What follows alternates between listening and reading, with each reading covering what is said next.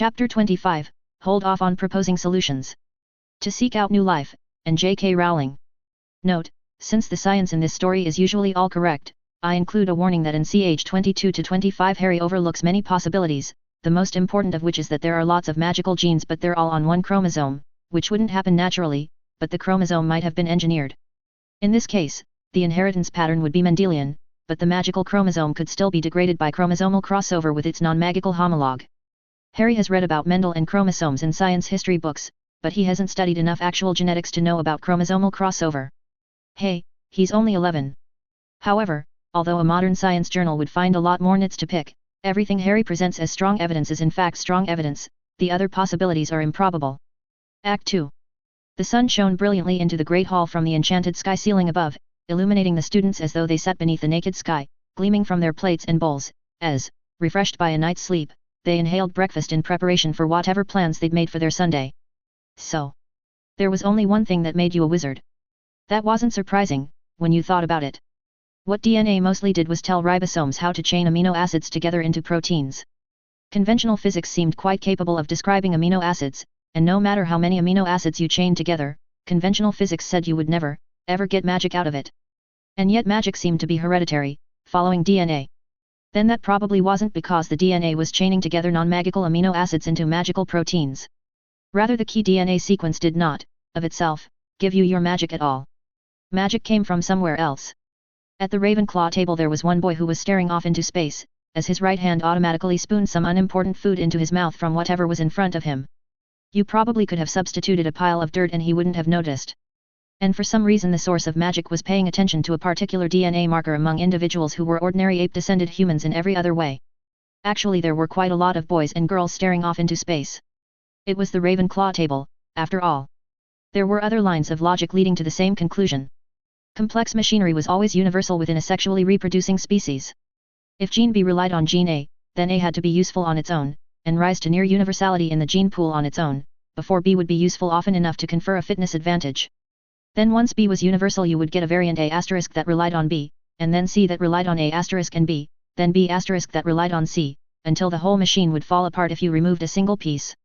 But it all had to happen incrementally. Evolution never looked ahead, evolution would never start promoting B in preparation for A becoming universal later. Evolution was the simple historical fact that, whichever organisms did in fact have the most children, their genes would in fact be more frequent in the next generation. So each piece of a complex machine had to become nearly universal before other pieces in the machine would evolve to depend on its presence. So complex, interdependent machinery, the powerful sophisticated protein machines that drove life, was always universal within a sexually reproducing species, except for a small handful of non-interdependent variants that were being selected on at any given time, as further complexity was slowly laid down. It was why all human beings had the same underlying brain design, the same emotions, the same facial expressions wired up to those emotions. Those adaptations were complex, so they had to be universal. If magic had been like that, a big complex adaptation with lots of necessary genes, then a wizard mating with a muggle would have resulted in a child with only half those parts and half the machine wouldn't do much. And so there would have been no muggleborns, ever. Even if all the pieces had individually gotten into the muggle gene pool, they'd never reassemble all in one place to form a wizard. There hadn't been some genetically isolated valley of humans that had stumbled onto an evolutionary pathway leading to sophisticated magical sections of the brain. That complex genetic machinery, if wizards interbred with muggles, would never have reassembled into muggleborns. So however your genes made you a wizard, it wasn't by containing the blueprints for complicated machinery. That was the other reason Harry had guessed the Mendelian pattern would be there. If magical genes weren't complicated, why would there be more than one? And yet magic itself seemed pretty complicated. A door-locking spell would prevent the door from opening and prevent you from transfiguring the hinges and resist finite incantatem in Alohomora. Many elements all pointing in the same direction, you could call that goal orientation, or in simpler language, purposefulness. There were only two known causes of purposeful complexity. Natural selection, which produced things like butterflies. And intelligent engineering, which produced things like cars. Magic didn't seem like something that had self-replicated into existence. Spells were purposefully complicated, but not, like a butterfly, complicated for the purpose of making copies of themselves. Spells were complicated for the purpose of serving their user, like a car. Some intelligent engineer, then, had created the source of magic, and told it to pay attention to a particular DNA marker. The obvious next thought was that this had something to do with Atlantis. Harry had asked Hermione about that earlier, on the train to Hogwarts, after hearing Draco say it, and so far as she knew, nothing more was known than the word itself. It might have been pure legend.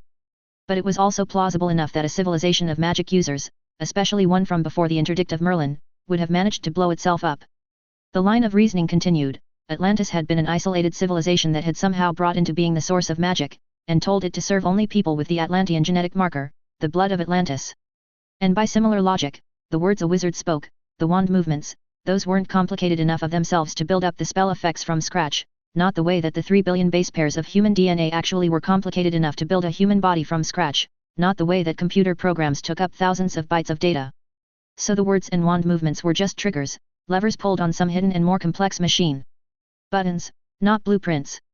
And just like a computer program wouldn't compile if you made a single spelling error, the source of magic wouldn't respond to you unless you cast your spells in exactly the right way. The chain of logic was inexorable.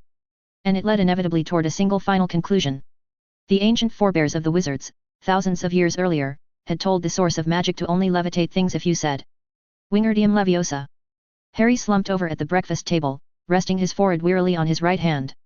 There was a story from the dawn days of artificial intelligence, back when they were just starting out and no one had yet realized the problem would be difficult, about a professor who had delegated one of his grad students to solve the problem of computer vision. Harry was beginning to understand how that grad student must have felt. This could take a while. Why did it take more effort to cast the Alohomora spell, if it was just like pressing a button? Who'd been silly enough to build in a spell for Avada Kedavra that could only be cast using hatred?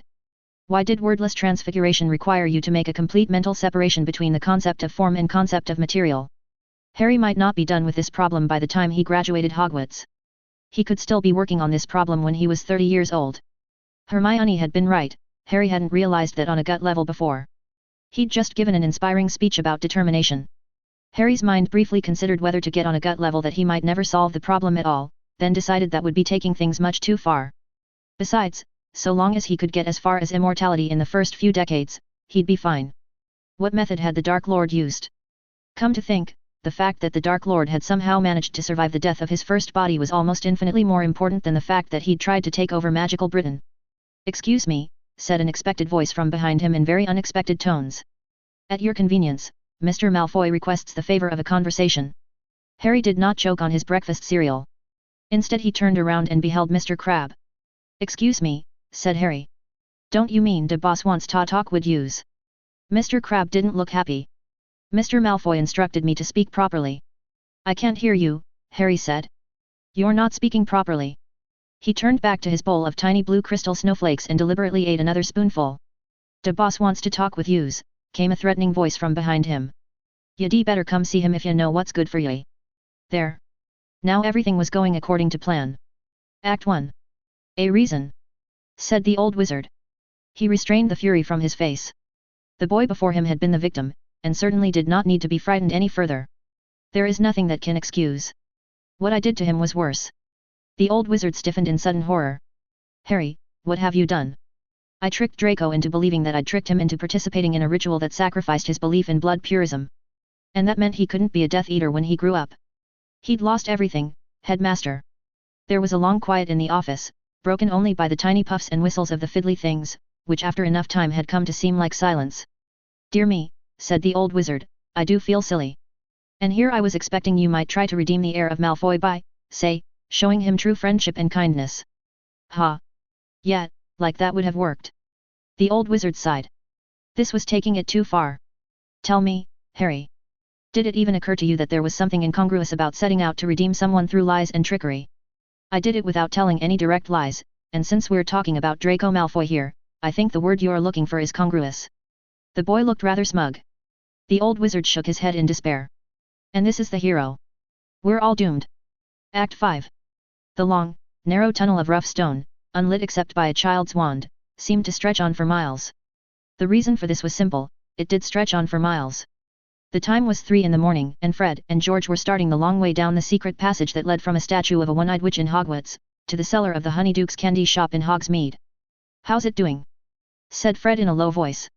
Not that there'd be anyone listening, but there was something odd about talking in a normal voice when you were going through a secret passage. "Still on the fritz," said George. "Both, or?" Intermittent one fixed itself again.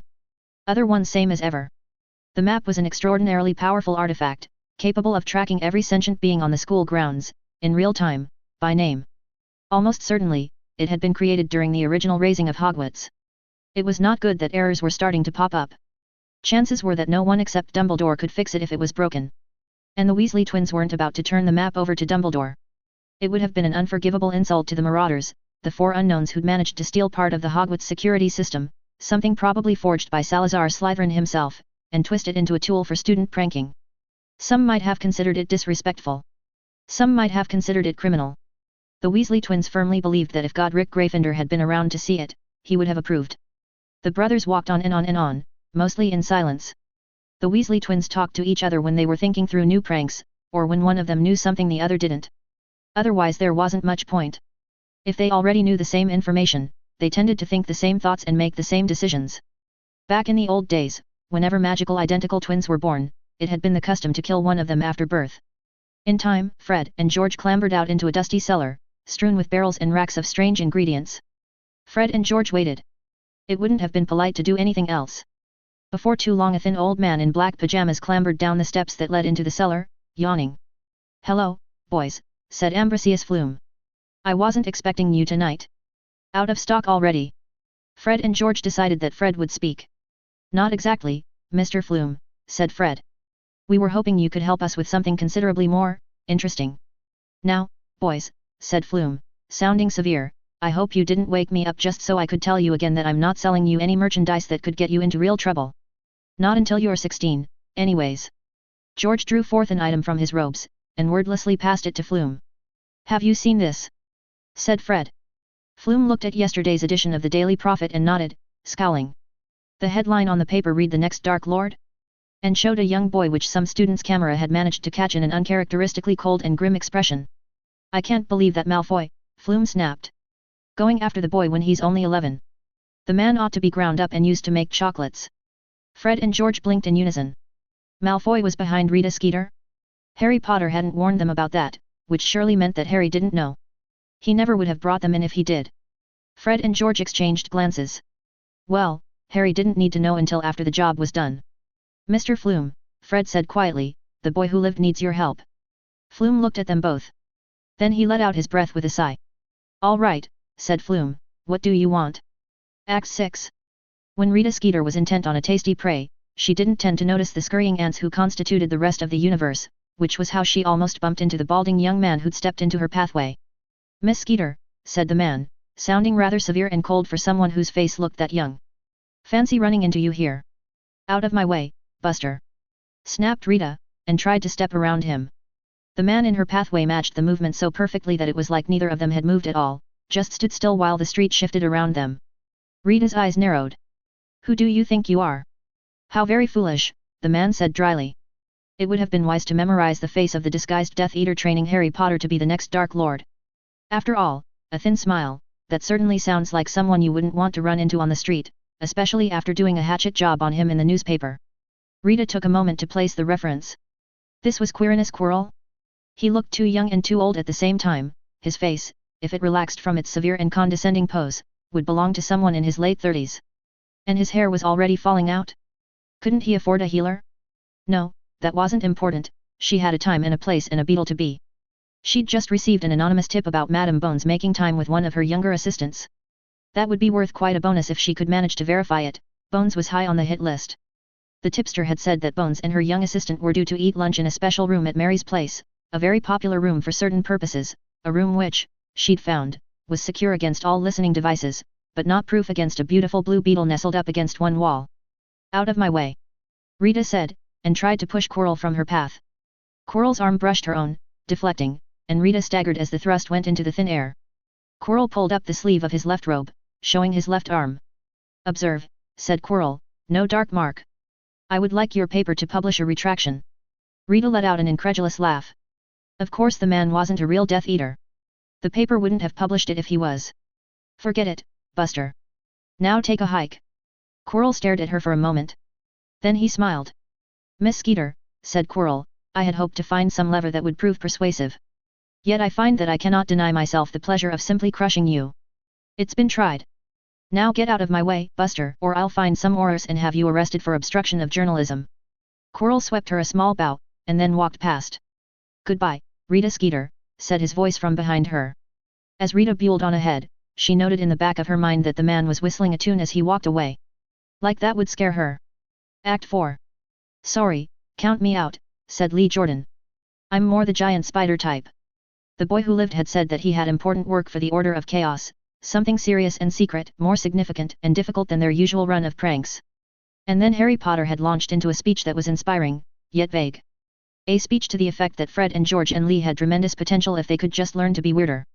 To make people's lives surreal, instead of just surprising them with the equivalents of buckets of water propped above doors. Fred and George had exchanged interested looks, they'd never thought of that one. Harry Potter had invoked a picture of the prank they'd pulled on Neville, which, Harry had mentioned with some remorse, the Sorting Hat had chewed him out on, but which must have made Neville doubt his own sanity. For Neville it would have felt like being suddenly transported into an alternate universe. The same way everyone else had felt when they'd seen Snape apologize. That was the true power of pranking. Are you with me? Harry Potter had cried, and Lee Jordan had answered no. Count us in, said Fred, or possibly George, for there was no doubt that Godric Gryffindor would have said yes. Lee Jordan gave a regretful grin, and stood up, and left the deserted and quieted corridor where the 4 members of the Order of Chaos had met and sat down in a conspiratorial circle. The 3 members of the Order of Chaos got down to business. It wasn't that sad. Fred and George would still work with Lee on giant spider pranks, same as ever. They'd only started calling it the Order of Chaos in order to recruit Harry Potter, after Ron had told them about Harry being weird and evil, and Fred and George had decided to save Harry by showing him true friendship and kindness. Thankfully this no longer seemed necessary, although they weren't quite sure about that. So, said one of the twins, what's this about? Rita Skeeter, said Harry. Do you know who she is? Fred and George nodded, frowning. She's been asking questions about me. That wasn't good news. Can you guess what I want you to do? Fred and George looked at each other, a bit puzzled. You want us to slip her some of our more interesting candies? No, said Harry. No, no, no. That's giant spider thinking. Come on, what would you do if you heard that Rita Skeeter was looking for rumors about you? That made it obvious. Grins slowly started on the faces of Fred and George. Start rumors about ourselves, they replied. Exactly, said Harry, grinning widely. But these can't be just any rumors. I want to teach people never to believe what the newspaper says about Harry Potter, any more than Muggles believe what the newspaper says about Elvis. At first I just thought about flooding Rita Skeeter with so many rumors that she wouldn't know what to believe, but then she'll just cherry-pick the ones that sound plausible and bad. So what I want you to do is create a fake story about me, and get Rita Skeeter to believe it somehow. But it has to be something that, afterward, everyone will know was fake. We want to fool Rita Skeeter and her editors, and afterward have the proof come out that it was false. And of course, given that those are the requirements, the story has to be as ridiculous as it can possibly be, and still get printed. Do you understand what I want you to do? Not exactly. Fred or George said slowly. You want us to invent the story? I want you to do all of it, Harry Potter said. I'm sort of busy right now, plus I want to be able to say truthfully that I had no idea what was coming. Surprise me. For a moment there was a very evil grin on the faces of Fred and George. Then they turned serious. But Harry, we don't really know how to do anything like that. So figure it out, Harry said. I have confidence in you. Not total confidence, but if you can't do it, tell me that, and I'll try someone else, or do it myself. If you have a really good idea, for both the ridiculous story, and how to convince Rita Skeeter and her editors to print it, then you can go ahead and do it. But don't go with something mediocre. If you can't come up with something awesome, just say so. Fred and George exchanged worried glances. I can't think of anything, said George. Neither can I, said Fred. Sorry. Harry stared at them. And then Harry began to explain how you went about thinking of things. It had been known to take longer than 2 seconds, said Harry. You never called any question impossible, said Harry, until you had taken an actual clock and thought about it for 5 minutes, by the motion of the minute hand. Not 5 minutes metaphorically, 5 minutes by a physical clock. And furthermore, Harry said, his voice emphatic and his right hand thumping hard on the floor, you did not start out immediately looking for solutions. Harry then launched into an explanation of a test done by someone named Norman Mayer, who was something called an organizational psychologist, and who'd asked 2 different sets of problem-solving groups to tackle a problem. The problem, Harry said, had involved 3 employees doing 3 jobs. The junior employee wanted to just do the easiest job. The senior employee wanted to rotate between jobs, to avoid boredom. An efficiency expert had recommended giving the junior person the easiest job and the senior person the hardest job, which would be 20% more productive.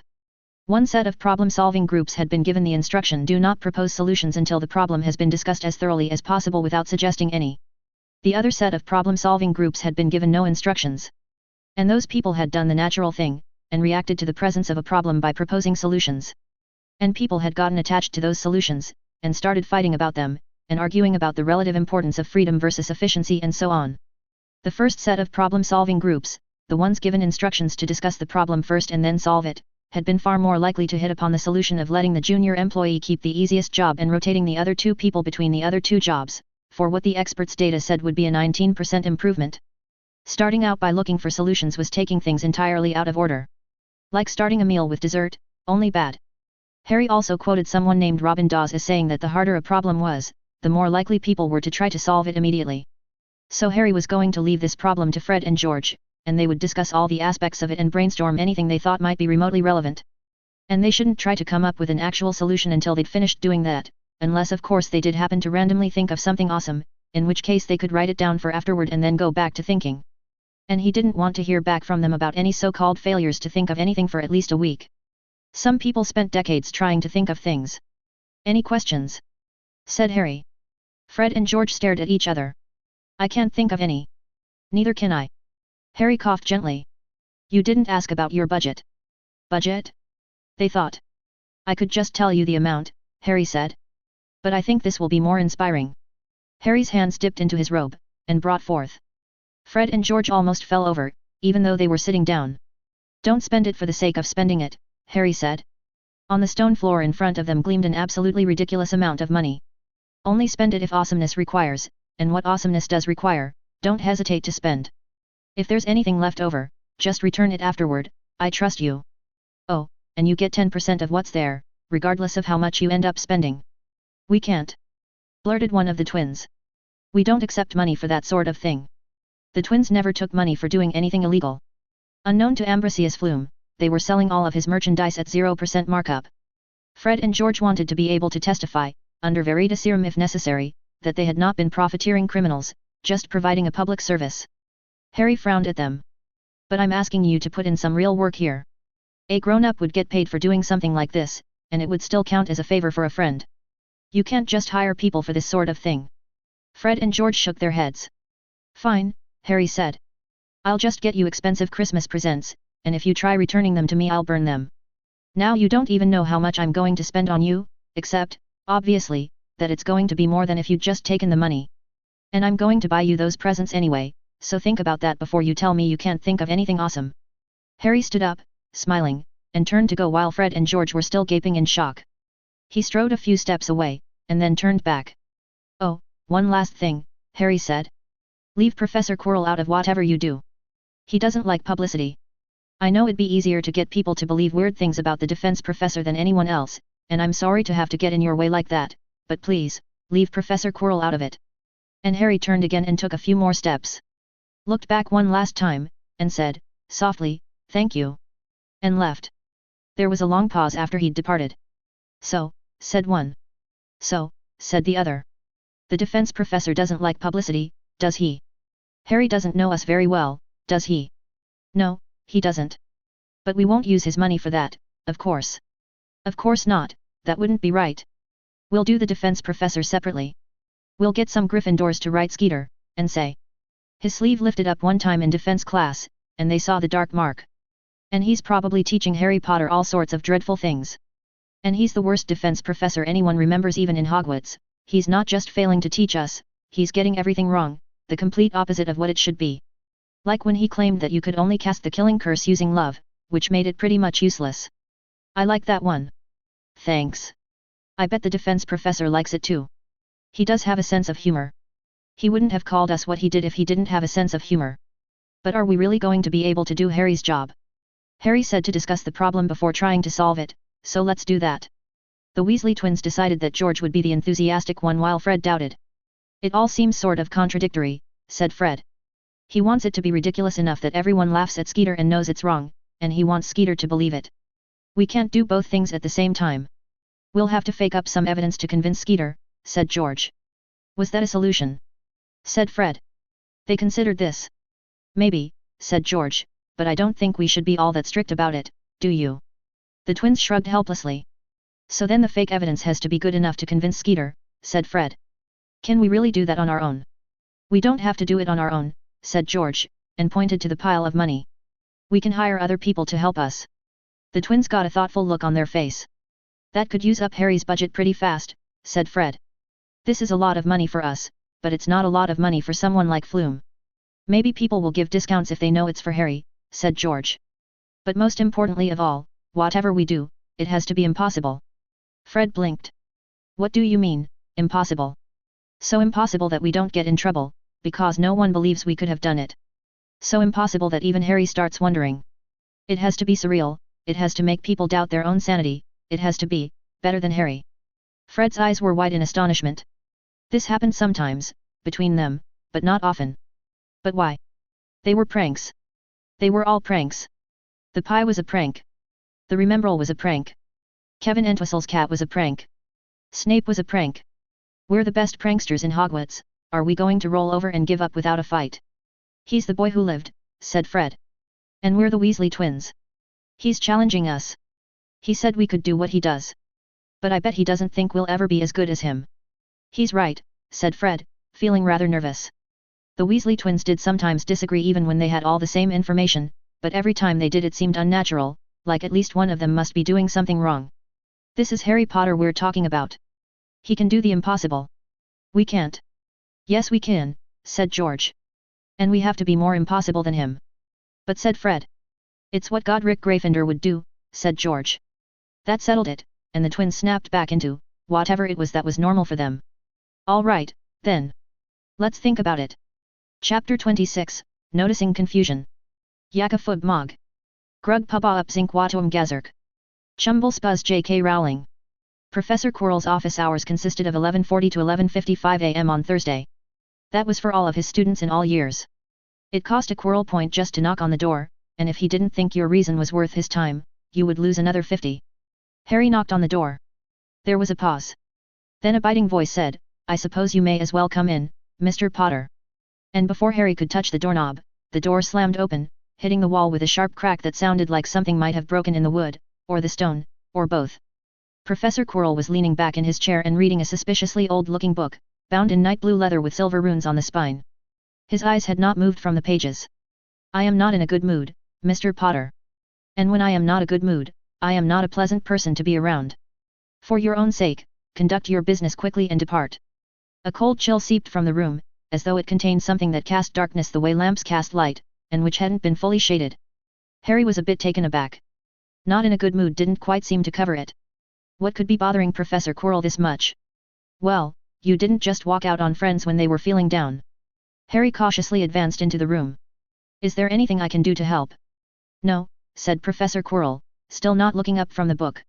I mean, if you've been dealing with idiots and want someone sane to talk to. There was a surprisingly long pause. Professor Quirrell slammed the book shut and it vanished with a small whispering sound. He looked up, then, and Harry flinched.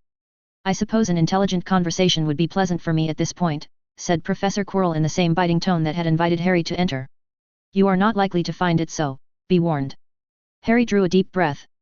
I promise I won't mind if you snap at me. What happened? The cold in the room seemed to deepen. A 6th-year Gryffindor cast a curse at one of my more promising students, a 6th-year Slytherin. Harry swallowed. What sort of curse? And the fury on Professor Quirrell's face was no longer contained. Why bother to ask an unimportant question like that, Mr. Potter? Our friend the 6th-year Gryffindor did not think it was important. Are you serious? Harry said before he could stop himself. No, I'm in a terrible mood today for no particular reason. Yes, I'm serious, you fool. He didn't know.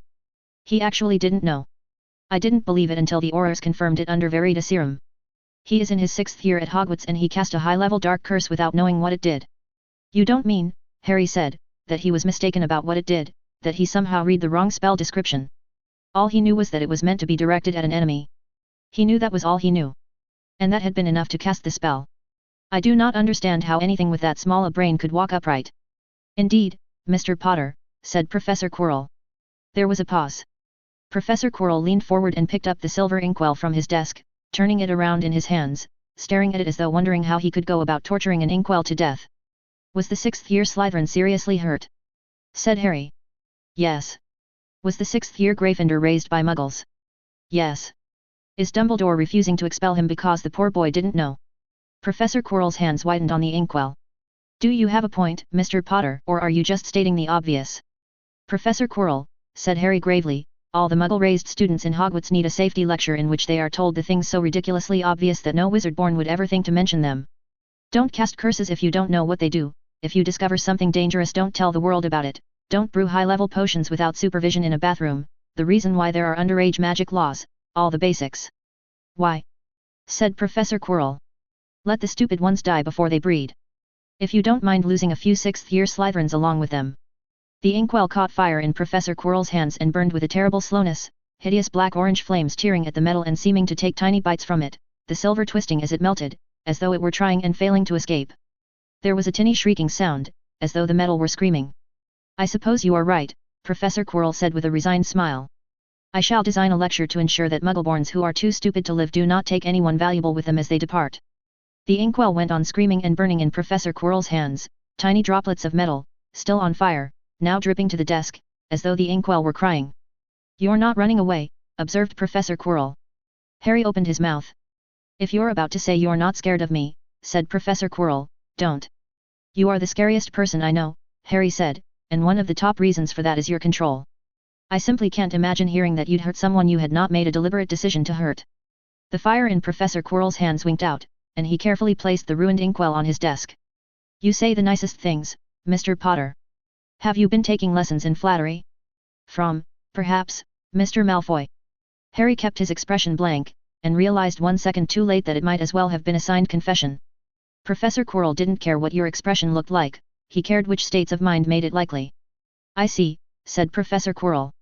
Mr. Malfoy is a useful friend to have, Mr. Potter, and there is much he can teach you, but I hope you have not made the mistake of trusting him with too many confidences. He knows nothing which I fear becoming known, said Harry.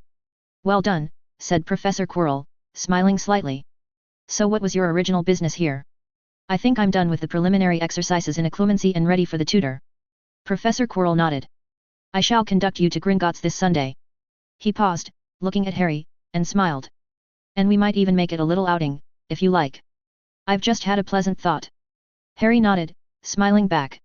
As Harry left the office, he heard Professor Quirrell humming a small tune. Harry was glad he'd been able to cheer him up. That Sunday there seemed to be a rather large number of people whispering in the hallways, at least when Harry Potter walked past them. And a lot of pointed fingers. And a great deal of female giggling. It had started at breakfast, when someone had asked Harry if he'd heard the news, and Harry had quickly interrupted and said that if the news was written by Rita Skeeter then he didn't want to hear about it, he wanted to read it in the paper himself. It had then developed that not many students at Hogwarts got copies of the Daily Prophet, and that the copies which had not already been bought up from their owners were being passed around in some sort of complicated order and nobody really knew who had one at the moment. So Harry had used a quieting charm and gone on to eat his breakfast, trusting to his seatmates to wave off the many questioners, and doing his best to ignore the incredulity, the laughter, the congratulatory smiles, the pitying looks, the fearful glances, and the dropped plates as new people came down for breakfast and heard. Harry was feeling rather curious, but it really wouldn't have done to spoil the artistry by hearing it second-hand. He'd done homework in the safety of his trunk for the next couple of hours, after telling his dorm mates to come get him if anyone found him an original newspaper. Harry was still ignorant at 10 a.m., when he'd left Hogwarts in a carriage with Professor Quirrell, who was in the front right, and currently slumped over in zombie mode. Harry was sitting diagonally across, as far away as the carriage allowed, in the back left. Even so, Harry had a constant feeling of doom as the carriage rattled over a small path through a section of non-forbidden forest. It made it a bit hard to read, especially since the material was difficult, and Harry suddenly wished he was reading one of his childhood science fiction books instead. We're outside the wards, Mr. Potter, said Professor Quirrell's voice from the front. Time to go. Professor Quirrell carefully disembarked from the carriage, bracing himself as he stepped down. Harry, on his own side, jumped off. Harry was wondering exactly how they'd get there when Professor Quirrell said catch. And threw a bronze nut at him, and Harry caught it without thinking. A giant intangible hook caught at Harry's abdomen and yanked him back, hard, only without any sense of acceleration, and an instant later Harry was standing in the middle of Diagon Alley. Excuse me, what? Said his brain. We just teleported, explained Harry. That didn't used to happen in the ancestral environment, Harry's brain complained, and disoriented him. Harry staggered as his feet adjusted to the brick of the street instead of the dirt of the forest corridor they had been traversing.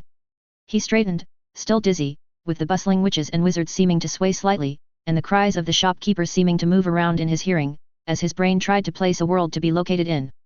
Moments later, there was a sort of sucking popping sound from a few paces behind Harry, and when Harry turned to look, Professor Quirrell was there. "Do you mind?" said Harry, at the same time as Professor Quirrell said, "I'm afraid I." Harry stopped. Professor Quirrell didn't need to go off and set something in motion, Mr. Potter. As it has been thoroughly explained to me that I am responsible for anything whatsoever that happens to you, I'll be leaving you with newsstand, Harry said. Pardon? Or anywhere I can buy a copy of the Daily Prophet. Put me there and I'll be happy. Shortly after, Harry had been delivered into a bookstore, accompanied by several quietly spoken, ambiguous threats. And the shopkeeper had gotten less ambiguous threats, judging by the way he had cringed, and how his eyes now kept darting between Harry and the entrance. If the bookstore burnt down, Harry was going to stick around in the middle of the fire until Professor Quirrell got back. Meanwhile, Harry took a quick glance around. The bookstore seemed rather small and shoddy, with only 4 rows of bookcases visible, and the nearest shelf Harry's eyes had jumped to seemed to deal with narrow, cheaply bound books with grim titles like The Massacre of Albania in the 15th century. First things first. Harry stepped over to the seller's counter. "Pardon me," said Harry, "1 copy of the Daily Prophet, please." "5 sickles," said the shopkeeper. "Sorry, kid, I've only got 3 left." 5 sickles dropped onto the counter. Harry had the feeling he could have bargained him down a couple of points, but at this point he didn't really care. The shopkeeper's eyes widened and he seemed to really notice Harry for the first time. "You? Me? Is it true? Are you really?" "Shut up. Sorry, I've been waiting all day to read this in the original newspaper instead of hearing about it second-hand, so please just hand it over, all right?" The shopkeeper stared at Harry for a moment, then wordlessly reached under the counter and passed over 1 folded copy of the Daily Prophet. The headline read: Harry Potter.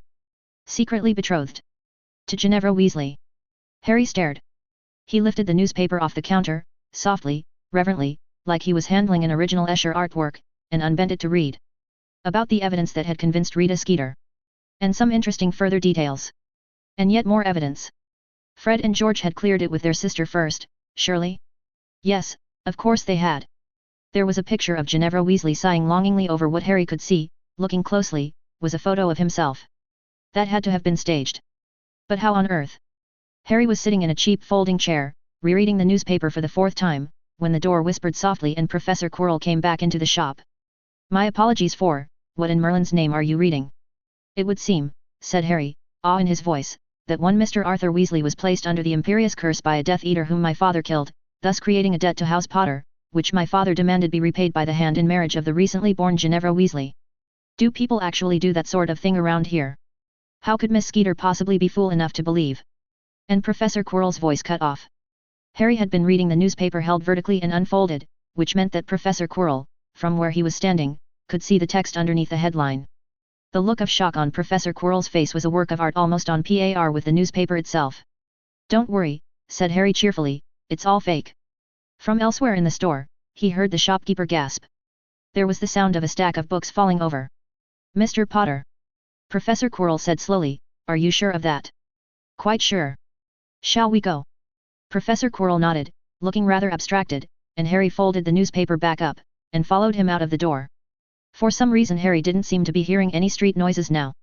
They walked in silence for 30 seconds before Professor Quirrell spoke. "Miss Skeeter viewed the original proceedings of the restricted Wisengamot session." "Yes." "The original proceedings of the Wisengamot." "Yes." "I would have trouble doing that." "Really?" said Harry. "Because if my suspicions are correct, this was done by a Hogwarts student." "That is beyond impossible," Professor Quirrell said flatly. "Mr. Potter, I regret to say that this young lady expects to marry you." "But that is improbable," said Harry. To quote Douglas Adams, "The impossible often has a kind of integrity which the merely improbable lacks." "I see your point," Professor Quirrell said slowly.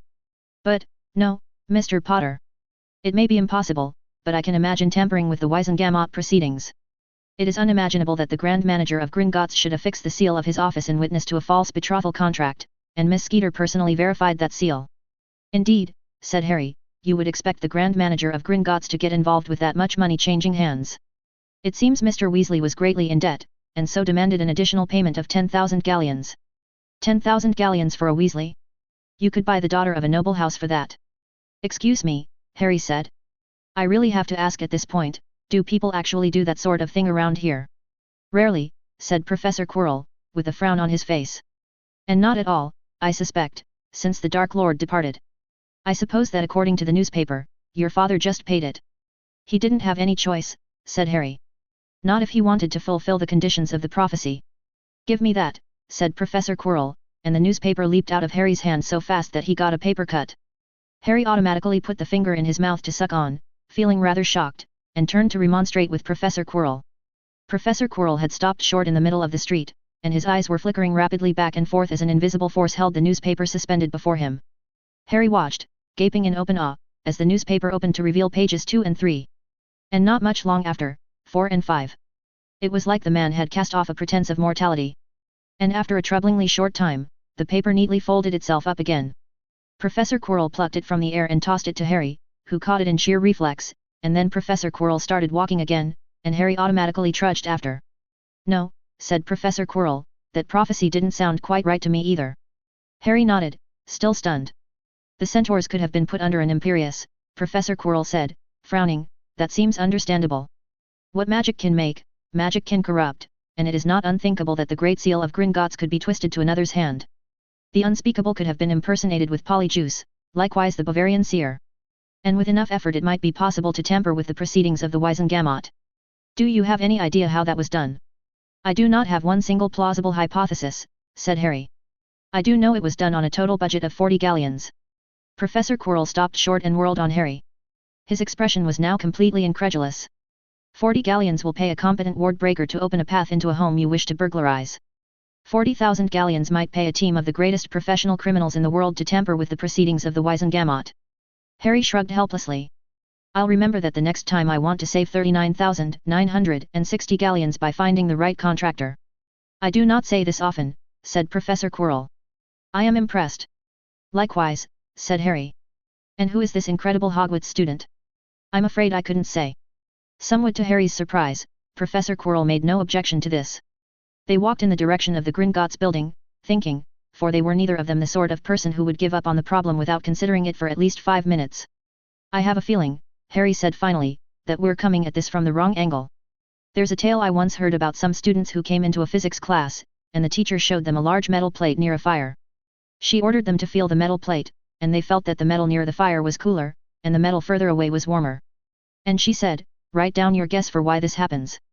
So some students wrote down because of how the metal conducts heat, and some students wrote down because of how the air moves, and no one said this just seems impossible, and the real answer was that before the students came into the room, the teacher turned the plate around. Interesting, said Professor Quirrell. That does sound similar. Is there a moral? That your strength as a rationalist is your ability to be more confused by fiction than by reality, said Harry. If you're equally good at explaining any outcome, you have zero knowledge. The students thought they could use words like because of heat conduction to explain anything, even a metal plate being cooler on the side near the fire. So they didn't notice how confused they were, and that meant they couldn't be more confused by falsehood than by truth. If you tell me that the centaurs were under the imperious curse, I still have the feeling of something being not quite right. I notice that I'm still confused even after hearing your explanation. Said Professor Quirrell. They walked on further. I don't suppose, said Harry, that it's possible to actually swap people into alternate universes. Like, this isn't our own Rita Skeeter, or they temporarily sent her somewhere else. If that was possible, Professor Quirrell said, his voice rather dry, would I still be here? And just as they were almost to the huge white front of the Gringotts building, Professor Quirrell said. Ah. Of course. I see it now. Let me guess, the Weasley twins. What? Said Harry, his voice going up another octave in pitch. How? I'm afraid I couldn't say. That is not fair. I think it is extremely fair, said Professor Quirrell, and they entered through the bronze doors. The time was just before noon, and Harry and Professor Quirrell were seated at the foot and head of a wide, long, flat table, in a sumptuously appointed private room with thoroughly cushioned couches and chairs along the walls, and soft curtains hanging everywhere. They were about to eat lunch in Mary's Place, which Professor Quirrell had said was known to him as one of the best restaurants in Diagon Alley, especially for, his voice had dropped meaningfully, certain purposes. It was the nicest restaurant that Harry had ever been in, and it was really eating away at Harry that Professor Quirrell was treating him to the meal. The first part of the mission, to find an occlumency instructor, had been a success. Professor Quirrell, smiling evilly, had told Griphook to recommend the best he knew, and not worry about the expense, since Dumbledore was paying it, and the goblin had smiled in return. There might have been a certain amount of smiling on Harry's part as well. The second part of the plan had been a complete failure. Harry was not allowed to take money out of his vault without Headmaster Dumbledore or some other school official present, and Professor Quirrell had not been given the vault key. Harry's Muggle parents could not authorize it because they were Muggles, and Muggles had around the same legal standing as children or kittens. They were cute, so if you tortured them in public you could get arrested, but they weren't people. Some reluctant provision had been made for recognizing the parents of Muggleborns as human in a limited sense, but Harry's adoptive parents did not fall into that legal category. It seemed that Harry was effectively an orphan in the eyes of the wizarding world. As such, the headmaster of Hogwarts, or his designees within the school system, were Harry's guardians until he graduated. Harry could breathe without Dumbledore's permission, but only so long as the headmaster did not specifically prohibit it. Harry had then asked if he could simply tell Griphook how to diversify his investments beyond stacks of gold coins sitting in his vault. Griphook had stared blankly and asked what diversify meant. Banks, it seemed, did not make investments. Banks stored your gold coins in secure vaults for an annual fee. The wizarding world did not have a concept of stock, or equity, or corporations. Businesses were run by families out of their personal vaults. Loans were made by rich people, not banks. Though Gringotts would witness the contract, for a fee, and enforce its collection, for a much larger fee. Good rich people let their friends borrow money and pay it back whenever. Bad rich people charged you interest. There was no secondary market in loans. Evil rich people charged you annual interest rates of at least 20%. Harry had stood up, turned away, and rested his head against the wall. Harry had asked if he needed the headmaster's permission before he could start a bank. Professor Quirrell had interrupted at this point, saying that it was time for lunch, and swiftly conducted a fuming Harry out of the bronze doors of Gringotts, through Diagon Alley, and to a fine restaurant called Mary's Place, where a room had been reserved for them. The owner had looked shocked at seeing Professor Quirrell accompanied by Harry Potter, but had conducted them to the room without complaint. And Professor Quirrell had quite deliberately announced that he would pay the bill, seeming to rather enjoy the look on Harry's face. "No," said Professor Quirrell to the waitress, "we will not require menus. I will have the daily special accompanied by a bottle of Chianti, and Mr. Potter will have the Diricol soup to start, followed by a plate of Rupo balls, and treacle pudding for dessert." The waitress, clad in robes that still looked severe and formal while being rather shorter than usual, bowed respectfully and departed, shutting the door behind her. Professor Quirrell waved a hand in the direction of the door, and a bolt slid shut. Note the bolt on the inside. This room, Mr. Potter, is known as Mary's room. It happens to be proof against all scrying, and I do mean all. Dumbledore himself could detect nothing of what happens here. Mary's room is used by two kinds of people. The first sort are engaged in illicit dalliances. And the second sort lead interesting lives. "Really?" said Harry. Professor Quirrell nodded. Harry's lips were parted in anticipation. It would be a waste to just sit here and eat lunch, then, without doing anything special. Professor Quirrell grinned, then took out his wand and flicked it in the direction of the door. "Of course," he said, "people who lead interesting lives take precautions more thorough than the dalliers. I have just sealed us in. Nothing will now pass in or out of this room, through the crack under the door, for example. And Professor Quirrell then spoke no fewer than 4 different charms, none of which Harry recognized. "Even that does not really suffice," said Professor Quirrell. "If we were doing anything of truly great import, it would be necessary to perform another 23 checks besides those. If, say, Rita Skeeter knew or guessed that we would come here, it is possible that she could be in this room wearing the true cloak of invisibility. Or she could be an animagus with a tiny form, perhaps. There are tests to rule out such rare possibilities, but to perform all of them would be arduous. Still, I wonder if I should do them anyway, just so as not to teach you bad habits." And Professor Quirrell tapped a finger on his cheek, looking abstracted. "It's fine," Harry said, "I understand, and I'll remember." Though he was a little disappointed that they weren't doing anything of truly great import. "Very well," Professor Quirrell said. He leaned back in his chair, smiling broadly. "You wrought quite well today, Mr. Potter. The basic notion was yours, I'm sure, even if you delegated the execution. I don't think we'll be hearing much more from Rita Skeeter after this. Lucius Malfoy will not be pleased with her failure. If she's smart, she'll flee the country the instant she realizes she's been fooled." A sinking sensation began to dawn in Harry's stomach. Lucius was behind Rita Skeeter. "Oh, you didn't realize that," said Professor Quirrell. Harry hadn't thought about what would happen to Rita Skeeter afterward. At all. Not in the slightest. But she would get fired from her job, of course she would be fired. She might have children going through Hogwarts for all Harry knew, and now it was worse, much worse. "Is Lucius going to have her killed?" Harry said in a barely audible voice. Somewhere in his head, the Sorting Hat was screaming at him. Professor Quirrell smiled dryly. If you have not dealt with journalists before, take it from me that the world gets a little brighter every time one dies. Harry jumped out of his chair with a convulsive movement. He had to find Rita Skeeter and warn her before it was too late. Sit down, Professor Quirrell said sharply. No, Lucius won't kill her. But Lucius makes life extremely unpleasant for those who serve him ill.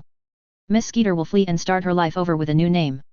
Sit down, Mr. Potter, there is nothing you can do at this point, and you have a lesson to learn. Harry sat down, slowly. There was a disappointed, annoyed look on Professor Quirrell's face that was doing more to stop him than the words.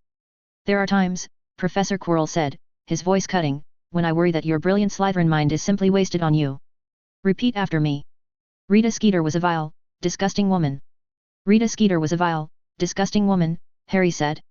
He wasn't comfortable saying it, but there didn't seem to be any other possible actions, none at all. Rita Skeeter tried to destroy my reputation, but I executed an ingenious plan and destroyed her reputation first. Rita Skeeter challenged me. She lost the game, and I won. Rita Skeeter was an obstacle to my future plans. I had no choice but to deal with her if I wanted those plans to succeed. Rita Skeeter was my enemy. I cannot possibly get anything done in life if I am not willing to defeat my enemies. I have defeated one of my enemies today. I am a good boy. I deserve a special reward. Ah, said Professor Quirrell, who had been grinning a benevolent smile for the last few lines, I see I have succeeded in catching your attention. That was true. And while Harry felt like he was being railroaded into something, no, that wasn't just a feeling, he had been railroaded. He couldn't deny that saying those things, and seeing Professor Quirrell's smile, did make him feel better. Professor Quirrell reached into his robes, the gesture slow and deliberately significant, and drew forth a book. It was different from any book Harry had ever seen, the edges and corners visibly misshapen, rough-hewn was the phrase that came to mind, like it had been hacked out of a book mine. What is it? Breathed Harry. A diary, said Professor Quirrell. Whose? That of a famous person. Professor Quirrell was smiling broadly. Okay. Professor Quirrell's expression became more serious. Mr. Potter, one of the requisites for becoming a powerful wizard is an excellent memory. The key to a puzzle is often something you read 20 years ago in an old scroll, or a peculiar ring you saw on the finger of a man you met only once. I mention this to explain how I managed to remember this item, and the placard attached to it, after meeting you a good deal later. You see, Mr. Potter, over the course of my life, I have viewed a number of private collections held by individuals who are, perhaps, not quite deserving of all that they have. You stole it? Harry said incredulously. That is correct, said Professor Quirrell. Very recently, in fact. I think you will appreciate this particular item much more than the vile little man who held it for no other purpose than impressing his equally vile friends with its rarity. Harry was simply gaping now. But if you feel that my actions were incorrect, Mr. Potter, I suppose you needn't accept your special present. Though of course I shan't go to the trouble of stealing it back. So which is it to be? Professor Quirrell tossed the book from one hand to another, causing Harry to reach out involuntarily with a look of dismay. Oh, said Professor Quirrell, don't worry about a little rough handling. You could toss this diary in a fireplace and it would emerge unscathed. In any case, I await your decision. Professor Quirrell casually threw the book up into the air and caught it again, grinning. No, said Gryffindor and Hufflepuff. Yes, said Ravenclaw. What part of the word book did you two not understand? The theft part, said Hufflepuff. Oh, come on, said Ravenclaw, you can't seriously ask us to say no and spend the rest of our life wondering what it was. It sounds like a net positive from a utilitarian standpoint, said Slytherin. Think of it as an economic transaction which generates gains from trade, only without the trade part. Plus, we didn't steal it and it won't help anyone to have Professor Quirrell keep it. He's trying to turn you dark. Shrieked Gryffindor, and Hufflepuff nodded firmly. Don't be a naive little boy, said Slytherin, he's trying to teach you Slytherin. Yeah, said Ravenclaw. Whoever owned the book originally was probably a Death Eater or something. It belongs with us. Harry's mouth opened, then halted that way, an agonized look on his face. Professor Quirrell seemed to be quite enjoying himself. He had balanced the book on its corner, on one finger, and was keeping it upright while humming a little tune. There came a knock at the door. The book vanished back into Professor Quirrell's robes, and he rose up from his chair. Professor Quirrell started to walk over to the door. And staggered, suddenly lurching into the wall. It's all right, said Professor Quirrell's voice, which suddenly sounded a lot weaker than usual. Sit down, Mr. Potter, it's just a dizzy spell. Sit down. Harry's fingers gripped the edge of his chair, uncertain as to what he should do, what he could do. Harry couldn't even get too close to Professor Quirrell, not unless he wanted to defy that sense of doom. Professor Quirrell straightened, then, his breathing seeming a bit heavy, and opened the door. The waitress came in, bearing a platter of food, and as she distributed the plates, Professor Quirrell walked slowly back to the table. But by the time the waitress had bowed her way out, Professor Quirrell was sitting upright and smiling again. Still, the brief episode of whatever it was had decided Harry. He couldn't say no, not after Professor Quirrell had gone to that much trouble. Yes, Harry said. Professor Quirrell held up a cautioning finger, then took out his wand again, locked the door again, and repeated 3 of the same charms from earlier. Then Professor Quirrell took the book back out of his robes and tossed it to Harry, who almost dropped it into his soup. Harry shot Professor Quirrell a look of helpless indignation. You weren't supposed to do that with books, enchanted or not. Harry opened the book with ingrained, instinctive care. The pages seemed too thick, with the texture unlike either Muggle paper or wizarding parchment. And the contents were blank. Am I supposed to be seeing? Look near the beginning, said Professor Quirrell, and Harry, again with that helpless, ingrained care, turned a block of pages back. The lettering was obviously handwritten, and very hard to read, but Harry thought the words might be Latin. What is this? Said Harry. That, said Professor Quirrell, is a record of the magical researches of a Muggleborn who never came to Hogwarts. He refused his letter, and conducted his own small investigations, which never did get very far without a wand. From the description on the placard, I expect that his name bears rather more significance to you than to me. That, Harry Potter, is the diary of Roger Bacon. Harry almost fainted. Nestled up against the wall, where Professor Quirrell had stumbled, glistened the crushed remains of a beautiful blue beetle. Chapter 27, Empathy. J.K. Rowling is 87% confident you will burst into flames. Roger Bacon lived in the 13th century and is credited as one of the earliest advocates of the scientific method. Giving a scientist his experimental diary is sort of like giving a writer the pen, not of Shakespeare, but of someone who helped invent writing. It wasn't every day you got to see Harry Potter beg. Please, whined Harry Potter. Fred and George shook their heads again, smiling. There was an agonized look on Harry Potter's face. But I told you how I did the one with Kevin Entwistle's cat and Hermione and the vanishing soda, and I can't tell you about the sorting hat or the Remembrall or Professor Snape. Fred and George shrugged and turned to leave. If you ever do figure it out, said the Weasley twins, be sure to let us know. You're evil. You're both evil. Fred and George firmly closed the door to the empty classroom behind them, and made sure to keep the grin on their faces for a while, just in case Harry Potter could see through doors. Then they turned a corner and their faces sagged. I don't suppose Harry's guesses gave you any ideas? They said to each other at the same time, and then their shoulders slumped further. Their last relevant memory was of Flume refusing to help them, though they couldn't remember what they'd asked him to do. But they must have looked elsewhere and found someone to help them do something illegal, or they wouldn't have agreed to be obliviated afterward.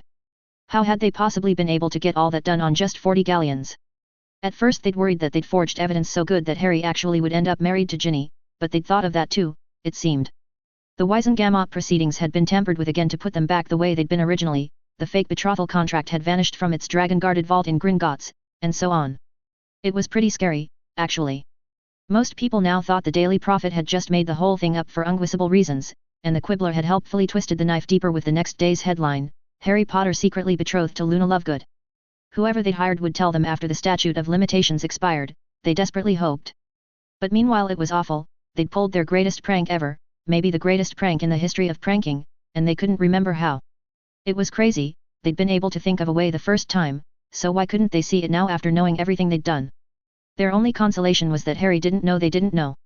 Not even Mum had questioned them about it, despite the obvious Weasley connection.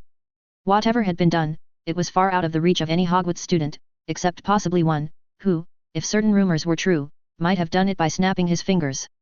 Harry had been questioned under Veritaserum, he'd told them, with Dumbledore present and giving the Aurors scary looks.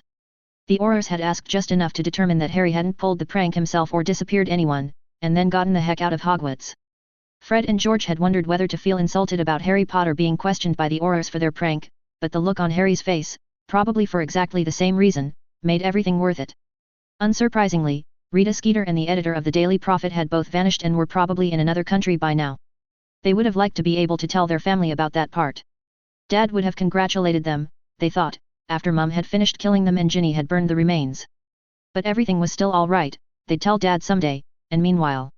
Meanwhile Dumbledore had happened to sneeze while passing them in the hallway, and a small package had accidentally dropped out of his pockets, and inside had been 2 matched Wardbreaker's monocles of incredible quality. The Weasley twins had tested their new monocles on the forbidden 3rd-floor corridor, making a quick trip to the magic mirror and back, and they hadn't been able to see all the detection webs clearly, but the monocles had shown a lot more than they'd seen the first time. Of course they would have to be very careful never to get caught with the monocles in their possession, or they would end up in the headmaster's office getting a stern lecture and maybe even threats of expulsion. It was good to know that not everyone who got sorted into Gryffindor grew up to be Professor McGonagall. Harry was in a white room, windowless, featureless, sitting before a desk, facing an expressionless man in formal robes of solid black. The room was screened against detection, and the man had performed exactly 27 spells before saying so much as "Hello, Mr. Potter." It was oddly appropriate that the man in black was about to try reading Harry's mind. "Prepare yourself," the man said tonelessly.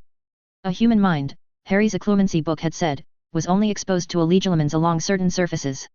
If you failed to defend your surfaces, the legilimens would go through and be able to access any part of you which their own mind was able to comprehend. Which tended not to be much. Human minds, it seemed, were hard for humans to understand on any level but the shallowest. Harry had wondered if knowing lots of cognitive science could make him an incredibly powerful legilimens, but repeated experience had finally driven into him the lesson that he needed to get a little less excited in his anticipations about this sort of thing. It wasn't as if any cognitive scientist understood humans well enough to make one. To learn the counter, occlumency, the first step was to imagine yourself to be a different person, pretending it as thoroughly as you could, immersing yourself entirely in that alternate persona. You wouldn't always have to do that, but in the beginning, it was how you learned where your surfaces were. The legilimens would try to read you, and you would feel it happening if you paid close enough attention, you would sense them trying to enter. And your job was to make sure that they always touched your imaginary persona and not the real one. When you were good enough at that, you could imagine being a very simple sort of person, pretend to be a rock, and make a habit of leaving the pretense in place where all your surfaces were. That was a standard occlumency barrier. Pretending to be a rock was hard to learn, but easy to do afterward, and the exposed surface of a mind was much shallower than its interior, so with enough practice you could keep it up as a background habit. Or if you were a perfect occlumens, you could race ahead of any probes, answering queries as fast as they were asked, so that the legilimens would enter through your surfaces and see a mind indistinguishable from whoever you were pretending to be. Even the best legilimens could be fooled that way. If a perfect occlumens claimed they were dropping their occlumency barriers, there was no way to know if they were lying. Worse, you might not know you were dealing with a perfect occlumens. They were rare, but the fact that they existed meant you couldn't trust legilimency on anyone. It was a sad commentary on how little human beings understood each other, how little any wizard comprehended the depths lying beneath the mind's surface, that you could fool the best human telepaths by pretending to be someone else. But then human beings only understood each other in the first place by pretending. You didn't make predictions about people by modeling the 100 trillion synapses in their brain as separate objects. Ask the best social manipulator on Earth to build you an artificial intelligence from scratch, and they'd just give you a dumb look. You predicted people by telling your brain to act like theirs. You put yourself in their place. If you wanted to know what an angry person would do, you activated your own brain's anger circuitry, and whatever that circuitry output, that was your prediction. What did the neural circuitry for anger actually look like inside? Who knew? The best social manipulator on Earth might not know what neurons were, and neither might the best legilimens. Anything a legilimens could understand, an occlumens could pretend to be. It was the same trick either way, probably implemented by the same neural circuitry in both cases, a single set of control circuits for reconfiguring your own brain to act as a model of someone else's. And so the race between telepathic offense and telepathic defense had been a decisive win for defense. Otherwise the entire magical world, maybe even the whole Earth, would have been a very different place. Harry took a deep breath, and concentrated. There was a slight smile on his face. For once, just once, Harry hadn't gotten shortchanged in the mysterious powers department. After almost a month of work, and more on a whim than any real hunch, Harry had decided to make himself coldly angry and then try the book's occlumency exercises again. At that point he'd mostly given up hope on that sort of thing, but it had still seemed worth a quick try. He'd run through all the book's hardest exercises in 2 hours, and the next day he'd gone and told Professor Quirrell he was ready. His dark side, it had turned out, was very, very good at pretending to be other people. Harry thought of his standard trigger, from the first time he'd gone over entirely to his dark side.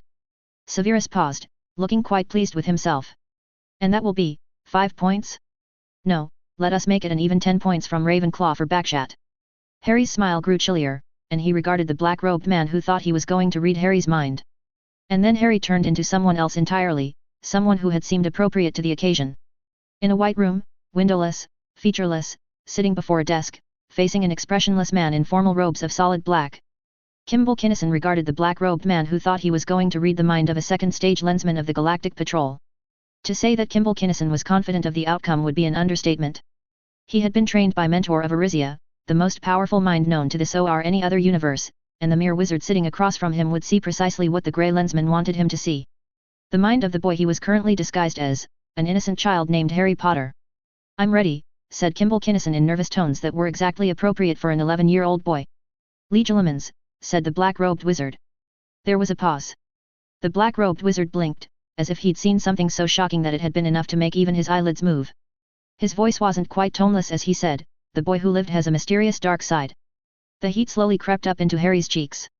"Well," the man said. His face had now settled back into perfect calm. "Excuse me. Mr. Potter, it is good to know your advantages, but that is not the same as being wildly overconfident in them. You may indeed be able to learn occlumency at 11 years of age. This astounds me. I had thought Mr. Dumbledore was pretending to be insane again. Your dissociative talent is so strong that I am surprised to find no other signs of childhood abuse, and you may become a perfect occlumens in time. But there is a considerable difference between that and expecting to put up a successful occlumency barrier on your first attempt. That is merely ridiculous. Did you feel anything as I read your mind?" Harry shook his head, now blushing furiously. "Then pay closer attention next time. The goal is not to create a perfect image on your first day of lessons. The goal is to learn where your surfaces are. Prepare yourself." Harry tried to pretend to be Kimble Kinnison again, tried to pay more attention, but his thoughts were a little scattered and he was suddenly aware of all the things he shouldn't be thinking about. Oh, this was going to suck. Harry gritted his teeth. At least the instructor would be obliviated afterward. Legilimens. There was a pause. In a white room, windowless, featureless, sitting before a desk, facing an expressionless man in formal robes of solid black. It was their 4th day, on a Sunday evening. When you paid this much, you got your sessions any darn time you wanted, never mind the concept of weekends. "Hello, Mr. Potter," the telepath said tonelessly, having cast the full suite of privacy spells. "Hello, Mr. Bester," Harry said wearily. "Let's just get the initial shock out of the way, shall we?" "You managed to surprise me," the man said, now sounding slightly interested. "Well then." He pointed his wand and stared into Harry's eyes. "Legilimens." There was a pause, and then the black-robed wizard jerked as if someone had touched him with a cattle prod. "The Dark Lord is alive." He choked. His eyes were suddenly wild. "Dumbledore turns himself invisible and sneaks into girls' dorm rooms." Harry sighed and looked down at his watch. "In about another 3 seconds. So," the man said. He hadn't quite recovered his tonelessness. "You genuinely believe you are going to discover the secret rules of magic and become all-powerful?" "That's right," Harry said evenly, still looking at his watch. "I'm that overconfident. I wonder. It seems the Sorting Hat thinks you'll be the next Dark Lord. And you know I'm trying pretty hard not to be, and you saw that we already had a long discussion about whether you were willing to teach me occlumency, and in the end you decided to do it, so can we just get this over with?" "All right," said the man exactly 6 seconds later, "same as last time. Prepare yourself." He paused, and then said, his voice rather wistful, "Though I do wish I could remember that trick with the gold and silver." Harry was finding himself very disturbed by how reproducible human thoughts were when you reset people back to the same initial conditions and exposed them to the same stimuli. It was dispelling illusions that a good reductionist wasn't supposed to have in the first place. Harry was in a rather bad mood as he stomped out of his herbology class the next Monday morning. Hermione was seething alongside him. The other children were still inside, a bit slow to assemble their things because they were gibbering excitedly to each other about Ravenclaw winning the year's second Quidditch match. It seemed that last night after dinner, a girl had flown around on a broomstick for 30 minutes and then caught some sort of giant mosquito.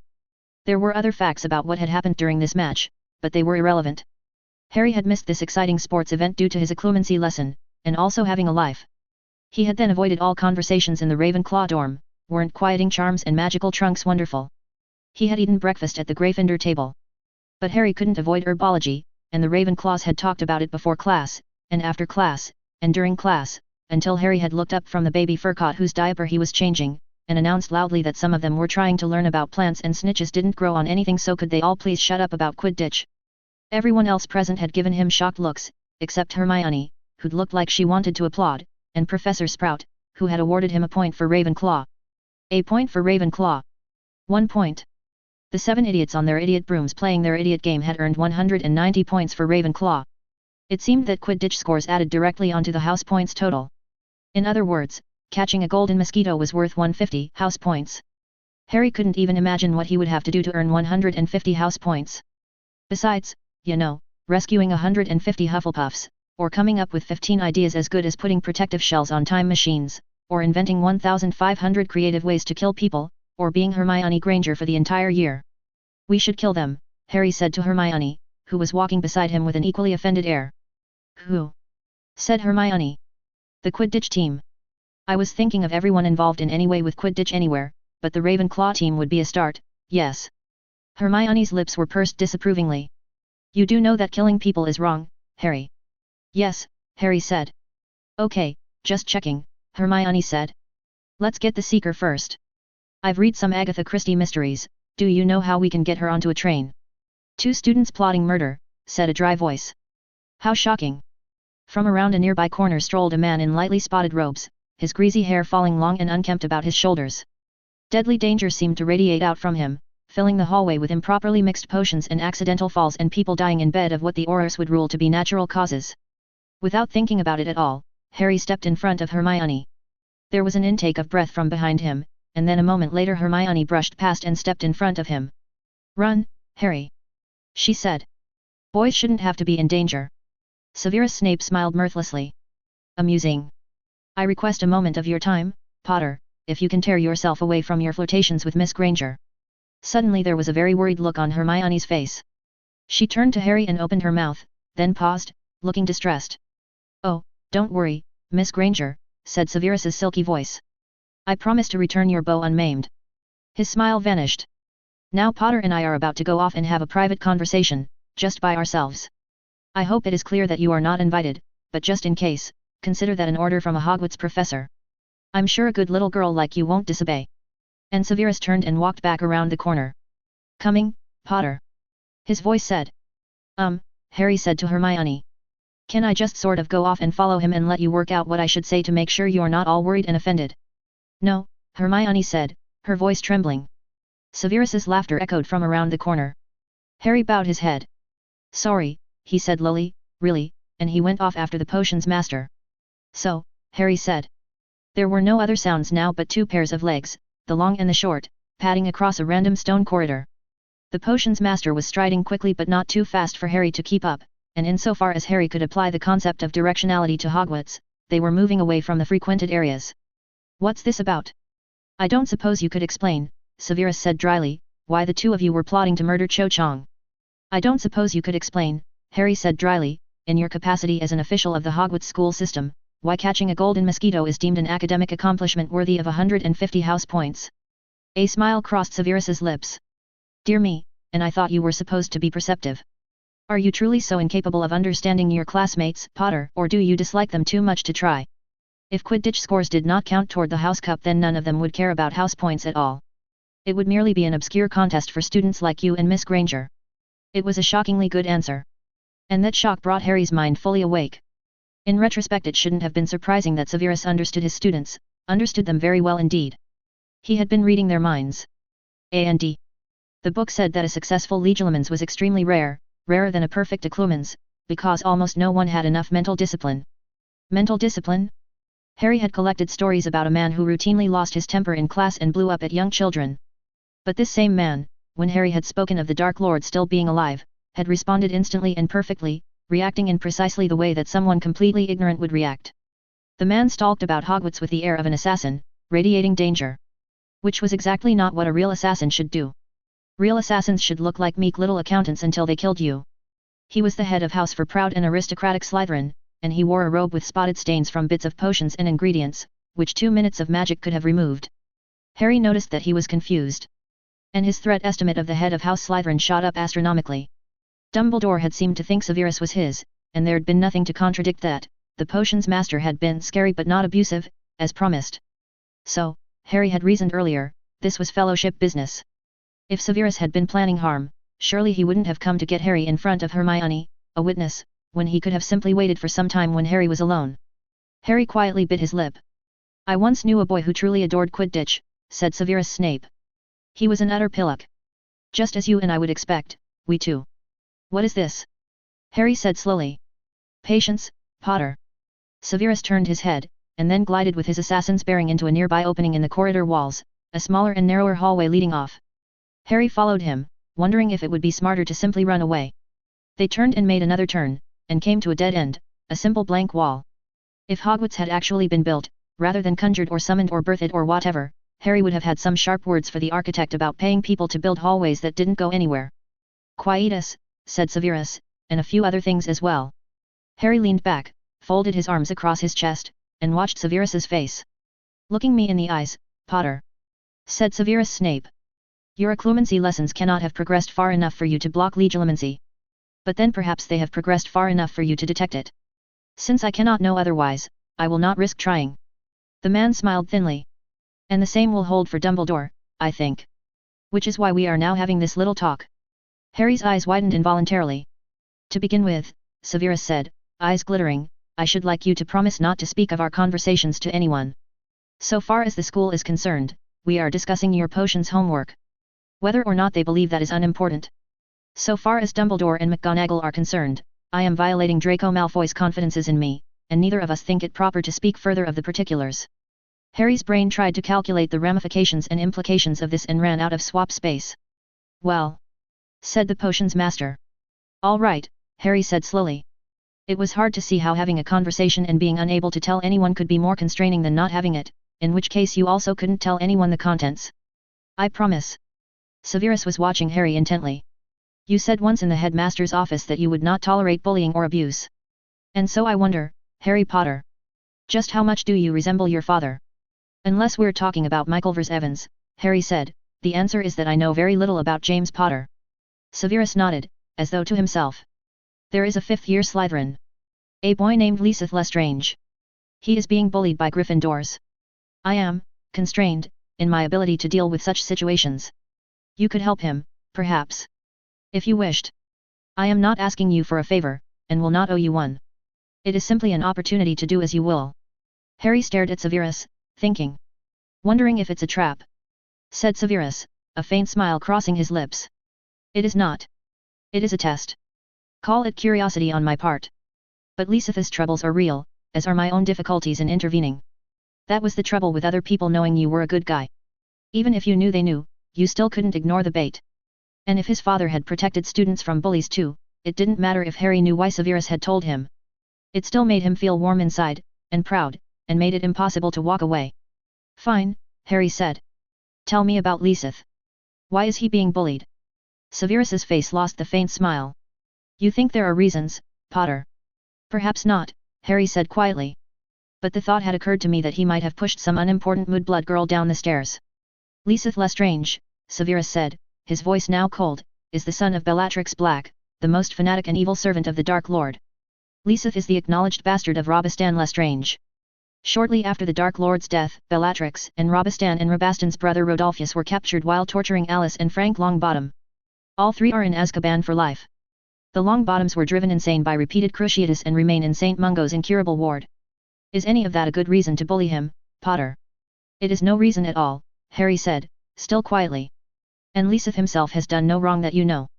The faint smile crossed Severus's lips again. He is no more a saint than anyone else. But he has pushed no mudblood girls down the stairs, not that I ever heard. Or saw in his mind, said Harry. Severus's expression was chill. I did not invade his privacy, Potter. I looked within the Gryffindors, rather. He is simply a convenient target for their little satisfactions. A cold wash of anger ran down Harry's spine, and he had to remind himself that Severus might not be a trustworthy source of information. And you think, Harry said, that an intervention by Harry Potter, the boy who lived, might prove effective? Indeed, said Severus Snape, and told Harry when and where the Gryffindors were planning their next little game. There is a main hallway running through the middle of Hogwarts's second floor on the north-south axis, and near the center of this hallway there is an opening into a short corridor which goes a dozen paces back before turning at a right angle, making an L shape, and then goes a dozen paces more before it ends at a bright, wide window, looking out from 3 stories above upon the light drizzle falling over the east grounds of Hogwarts. Standing by the window you can hear nothing of the main hallway, and no one in the hallway would hear what went on by the window. If you think there is anything odd about this, you haven't been in Hogwarts very long.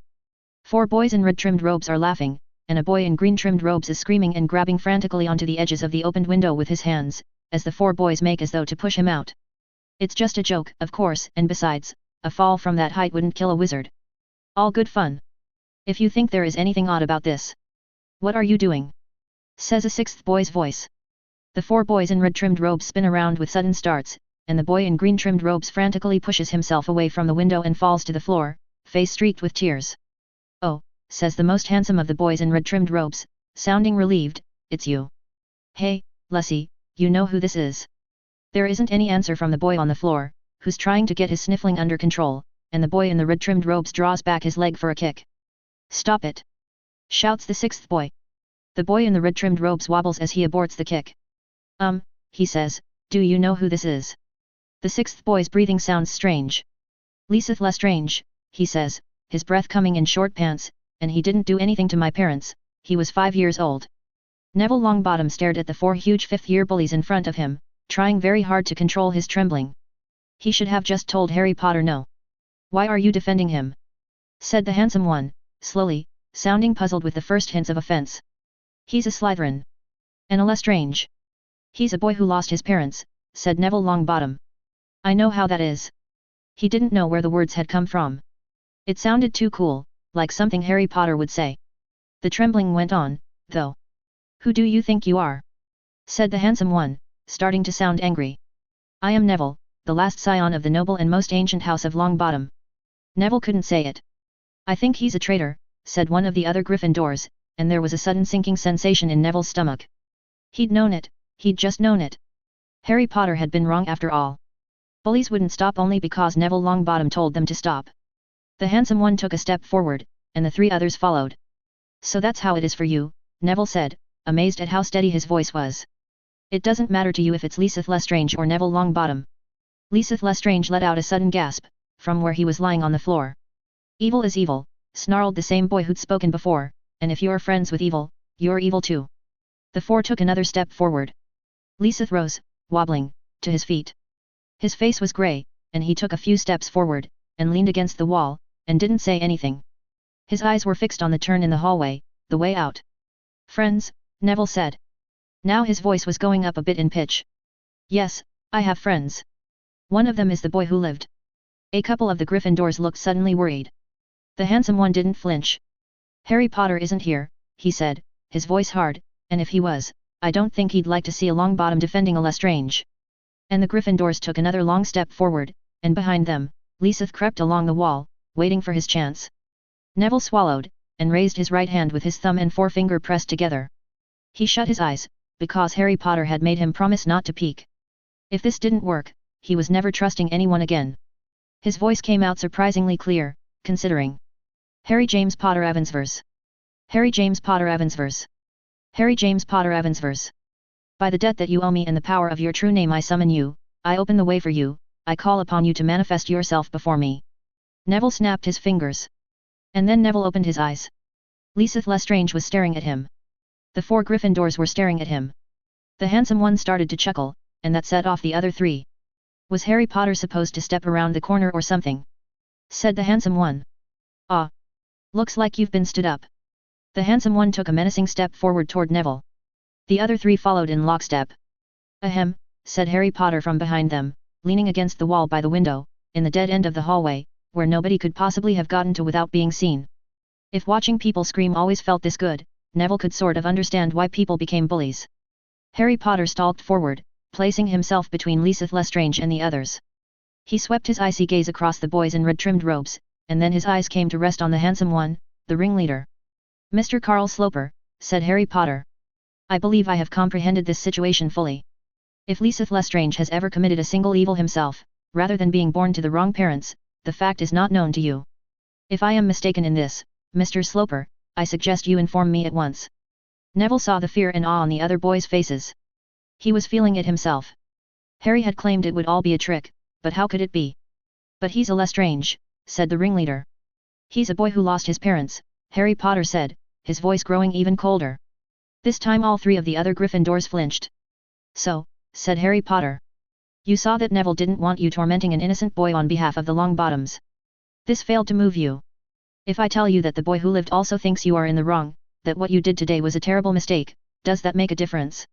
The ringleader took a step toward Harry. The others did not follow him. Carl, one of them said, swallowing. Maybe we should go. They say you're going to be the next Dark Lord, the ringleader said, staring at Harry.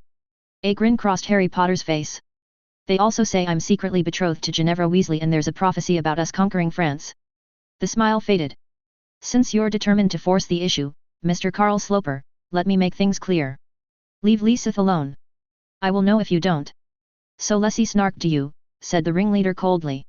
Sure, said Harry Potter dryly, and he also told me what you did today after you left Charms class, in a private secluded place where no one could see you, with a certain Hufflepuff girl wearing a white ribbon in her hair. The ringleader's jaw dropped in shock. Eep, said one of the other Gryffindors in a high-pitched voice, and spun on his heels and ran around the corner.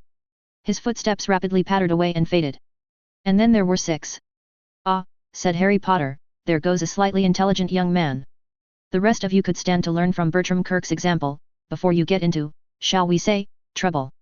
Are you threatening to snark on us? Said the handsome Gryffindor, his voice trying to be angry, and rather wavering. Bad things happen to snarkers. The other 2 Gryffindors started slowly moving back. Harry Potter started laughing. Oh, you did not just say that. Are you really trying to intimidate me? Me? Now honestly, do you think you're scarier than Peregrine Derek, Severus Snape, or for that matter you know who? Even the ringleader flinched at that. Harry Potter raised his hand, fingers poised, and all 3 of the Gryffindors leaped backward, and one of them blurted don't. See, said Harry Potter, this is where I snap my fingers and you become part of a hilariously amusing story that will be told with much nervous laughter at dinner tonight. But the thing is, people I trust keep telling me not to do that. Professor McGonagall told me I was taking the easy way out of everything and Professor Quirrell says I need to learn how to lose. So you remember that story where I let myself get beaten up by some older Slytherins? We could do that. You could bully me for a while and I could let you. Only you remember that part at the end where I tell my many friends inside this school not to do anything about it. This time we'll skip that part. So go ahead. Bully me. Harry Potter stepped forward, his arms opened wide in invitation. The 3 Gryffindors broke and ran, and Neville had to sidestep quickly to avoid getting run over. There was silence, as their footsteps faded, and then more silence after that. And then there were 3. Harry Potter drew a deep breath, then exhaled. "Whew," he said. "How are you doing, Neville?" Neville's voice came out in a high-pitched squeak. "Okay, that was really cool." A grin flashed across Harry Potter's face. "You were pretty cool too, you know." Neville knew that Harry Potter was just saying that, trying to make him feel good, and it still started a warm glow inside his chest. Harry turned toward Lysith Lestrange. "Are you okay, Lestrange?" said Neville before Harry could open his mouth. Now there was something you didn't expect to find yourself saying, ever. Lysith Lestrange turned slowly, and stared at Neville, his face tight, no longer crying, tears glistening as they dried. "You think you know how it is?" said Lysith, his voice high and shaking. "You think you know? My parents are in Azkaban, I try not to think about it and they always remind me, they think it's great that Mother is there in the cold and the dark with the Dementors sucking away her life. I wish I was like Harry Potter, at least his parents aren't hurting, my parents are always hurting, every second of every day. I wish I was like you, at least you can see your parents sometimes, at least you know they loved you, if Mother ever loved me the Dementors will have eaten that thought by now." Neville's eyes were wide with shock. He hadn't expected this. Lysith turned to Harry Potter, whose eyes were full of horror. Lysith flung himself on the floor in front of Harry Potter, touched his forehead to the ground, and whispered, "Help me, Lord." There was an awful silence. Neville couldn't think of a single thing to say, and from the naked shock on Harry's face, he couldn't think of anything either. "They say you can do anything, please, please my lord, get my parents out of Azkaban, I'll be your loyal servant forever, my life will be yours and my death as well, only please." "Lysith," Harry said, his voice breaking, "Lysith, I can't really do things like that, it's all just stupid tricks." "It's not," said Lysith, his voice high and desperate. "I saw it, the stories are true, you can." Harry swallowed. "Lysith, I set the whole thing up with Neville, we planned it all out in advance, ask him." They had, though Harry hadn't said how he was going to do any of it. When Lysith looked up from the floor his face was ghastly, and his voice came out in a shriek that hurt Neville's ears. "You son of a mudblood! You could get her out, you just won't. I got down on my knees and begged you and you still won't help. I should have known, you're the boy who lived, you think she belongs there." "I can't," Harry said, his voice as desperate as Lysith's. "It's not a question of what I want, I don't have the power." Lysith rose to his feet, and spat on the floor in front of Harry, and then turned and walked away. When he was around the corner the sound of his feet sped up, and as they faded Neville thought he heard a single sob. And then there were 2. Neville looked at Harry. Harry looked at Neville. "Wow," Neville said quietly. He didn't seem very grateful for being rescued. "He thought I could help him," Harry said, his voice hoarse. He had hope for the first time in years. Neville swallowed, and said it. I'm sorry. Wah, said Harry, sounding totally confused. I wasn't grateful when you helped me. Every single thing you said before was completely right, said the boy who lived. No, Neville said, it wasn't. They simultaneously gave brief sad smiles, each condescending to the other. I know this wasn't real, said Neville, I know I couldn't have done anything if you hadn't been here, but thanks for letting me pretend. Give me a break, said Harry. Harry had turned from Neville, and was staring out the window at the gloomy clouds. A completely ridiculous thought came to Neville. Are you feeling guilty because you can't get Lysith's parents out of Azkaban? No, said Harry. A few seconds went by. Yes, said Harry. You're silly, said Neville. I am aware of this, said Harry. Do you have to do literally anything anyone asks you? The boy who lived turned back and looked at Neville again. Do? No. Feel guilty about not doing? Yes. Neville was having trouble finding words.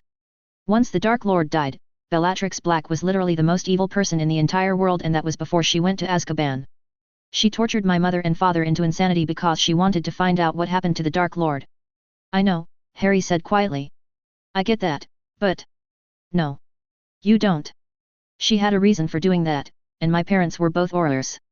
It's not even close to the worst thing she's ever done. Neville's voice was shaking. Even so, said the boy who lived, his eyes distant as they stared off into somewhere else, some other place that Neville couldn't imagine. There might be some incredibly clever solution that makes it possible to save everyone and let them all live happily ever after, and if only I was smart enough I would have thought of it by now. You have problems, said Neville. You think you ought to be what Lysith Lestrange thinks you are. Yeah, said the boy who lived, that pretty much nails it. Every time someone cries out in prayer and I can't answer, I feel guilty about not being God. Neville didn't quite understand that, but... That doesn't sound good. Harry sighed. I understand that I have a problem, and I know what I need to do to solve it, all right? I'm working on it. Harry watched Neville leave.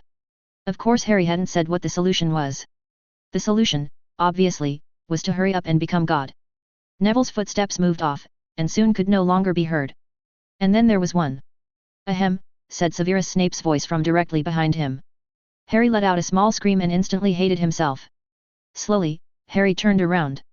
The tall greasy man in the spotted robes was leaning against the wall in the same position Harry had occupied. A fine invisibility cloak, Potter, drawled the potion's master.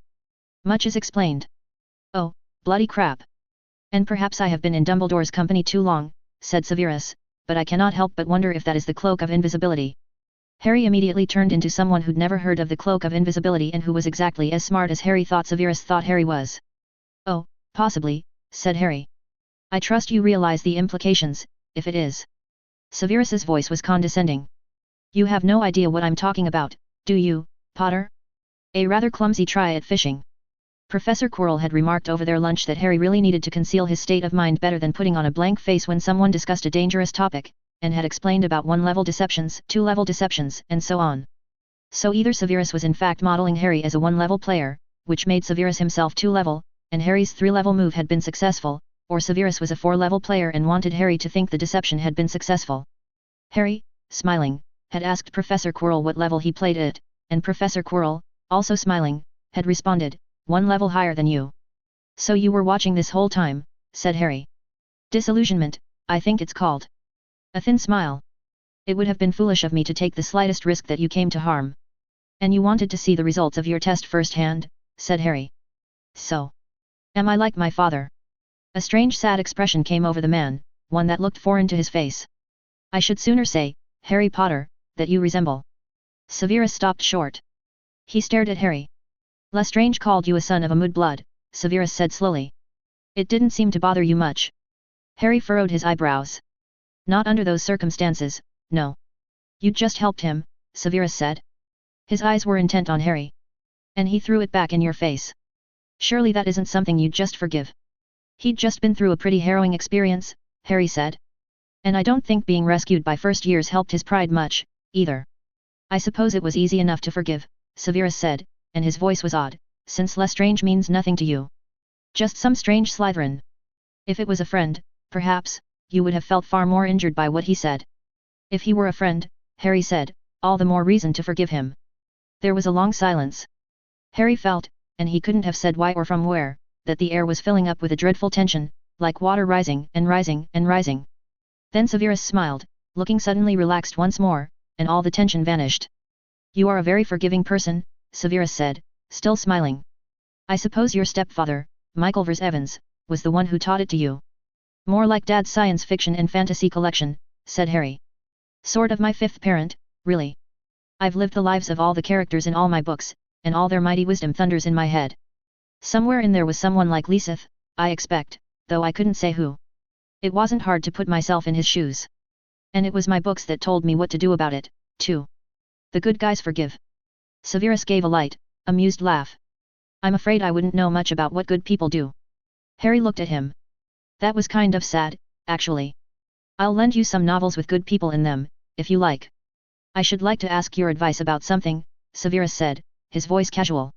I know of another fifth-year Slytherin who was being bullied by Gryffindors. He was wooing a beautiful Muggle-born girl, who came across him being bullied, and tried to rescue him. And he called her a mudblood, and that was the end for them. He apologized, many times, but she never forgave him. Have you any thoughts for what he could have said or done, to win from her the forgiveness you gave Lestrange? Harry said, based on only that information, I'm not sure he was the main one who had a problem. I'd have told him not to date someone that incapable of forgiveness. Suppose they'd gotten married, can you imagine life in that household? There was a pause. Oh, but she could forgive, Severus said with amusement in his voice. Why, afterward, she went off and became the girlfriend of the bully. Tell me, why would she forgive the bully, and not the bullied? Harry shrugged. At a wild guess, because the bully had hurt someone else very badly, and the bullied had hurt her just a little, and to her that just felt far more unforgivable somehow. Or, not to put too fine a point on it, was the bully handsome? Or for that matter, rich? There was another pause. Yes to both, said Severus. And there you have it, said Harry. Not that I've ever been through high school myself, but my books give me to understand that there's a certain kind of teenage girl who will be outraged by a single insult if the boy is plain or poor, yet who can somehow find room in her heart to forgive a rich and handsome boy his bullying. She was shallow, in other words. Tell whoever it was that she wasn't worthy of him and he needs to get over it and move on and next time date girls who are deep instead of pretty. Severus stared at Harry in silence, his eyes glittering. The smile had faded, and though Severus's face twitched, it did not return. Harry was starting to feel a bit nervous. Not that I've got any experience in the area myself, obviously, but I think that's what a wise advisor from my books would say. There was more silence and more glittering. It was probably a good time to change the subject. So, Harry said. Did I pass your test, whatever it was? I think, Severus said, that there should be no more conversations between us, Potter, and you would be exceedingly wise never to speak of this one. Harry blinked. Would you mind telling me what I did wrong? You offended me, said Severus. And I no longer trust your cunning. Harry stared at Severus, taken rather aback. But you have given me well-meant advice, said Severus Snape, and so I will give you true advice in return. His voice was almost perfectly steady. Like a string stretched almost perfectly horizontal, despite the massive weight hanging from its middle, by a million tons of tension pulling at either end. You almost died today, Potter. In the future, never share your wisdom with anyone unless you know exactly what you are both talking about. Harry's mind finally made the connection. You were that. Harry's mouth snapped shut as the almost died part sank in, 2 seconds too late. Yes, said Severus, I was. And the terrible tension flooded back into the room like water pressurized at the bottom of the ocean. Harry couldn't breathe. Lose. Now. I didn't know, Harry whispered. I'm S. No, said Severus. Just that one word. Harry stood there in silence, his mind frantically searching for options. Severus stood between him and the window, which was a real pity, because a fall from that height wouldn't kill a wizard. Your books betrayed you, Potter, said Severus, still in that voice stretched tight by a million tons of pull. They did not tell you the one thing you needed to know. You cannot learn from stories what it is like to lose the one you love. That is something you could never understand without feeling it yourself. My father, Harry whispered. It was his best guess, the one thing that might save him. My father tried to protect you from the bullies. A ghastly smile stretched across Severus's face, and the man moved toward Harry. And past him. Goodbye, Potter, said Severus, not looking back on his way out. We shall have little to say to each other from today on. And at the corner, the man stopped, and without turning, spoke one final time. Your father was the bully, said Severus Snape, and what your mother saw in him was something I never did understand until this day. He left. Harry turned and walked toward the window. His shaking hands went onto the ledge. Never give anyone wise advice unless you know exactly what you're both talking about. Got it? Harry stared out at the clouds and the light drizzle for a while. The window looked out on the east grounds, and it was afternoon, so if the sun was visible through the clouds at all, Harry couldn't see it. His hands had stopped shaking, but there was a tight feeling in Harry's chest, like it was being compressed by metal bands. So his father had been a bully. And his mother had been shallow. Maybe they'd grown up later. Good people like Professor McGonagall did seem to think the world of them, and it might not be only because they were heroic martyrs. Of course, that was scant consolation when you were 11 and about to turn into a teenager, and wondering what sort of teenager you might become. So very terrible. So very sad. Such an awful life Harry led. Learning that his genetic parents hadn't been perfect, why, he ought to spend a while moping about that, feeling sorry for himself. Maybe he could complain to Lysith Lestrange. Harry had read about Dementors. Cold and darkness surrounded them, and fear, they sucked away all your happy thoughts, and in that absence all your worst memories rose to the surface. He could imagine himself in Lysith's shoes, knowing that his parents were in Azkaban for life, that place from which no one had ever escaped. And Lysith would be imagining himself in his mother's place, in the cold and the darkness and the fear, alone with all of her worst memories, even in her dreams, every second of every day. For an instant Harry imagined his own mum and dad in Azkaban with the Dementors sucking out their life, draining away the happy memories of their love for him. Just for an instant, before his imagination blew a fuse and called an emergency shutdown and told him never to imagine that again.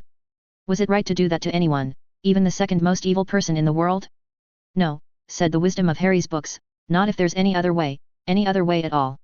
And unless the wizarding justice system was as perfect as their prisons, and that sounded rather improbable, all things considered, somewhere in Azkaban was a person who was entirely innocent, and probably more than one. There was a burning sensation in Harry's throat, and moisture gathering in his eyes, and he wanted to teleport all of Azkaban's prisoners to safety and call down fire from the sky and blast that terrible place down to bedrock. But he couldn't, because he wasn't God.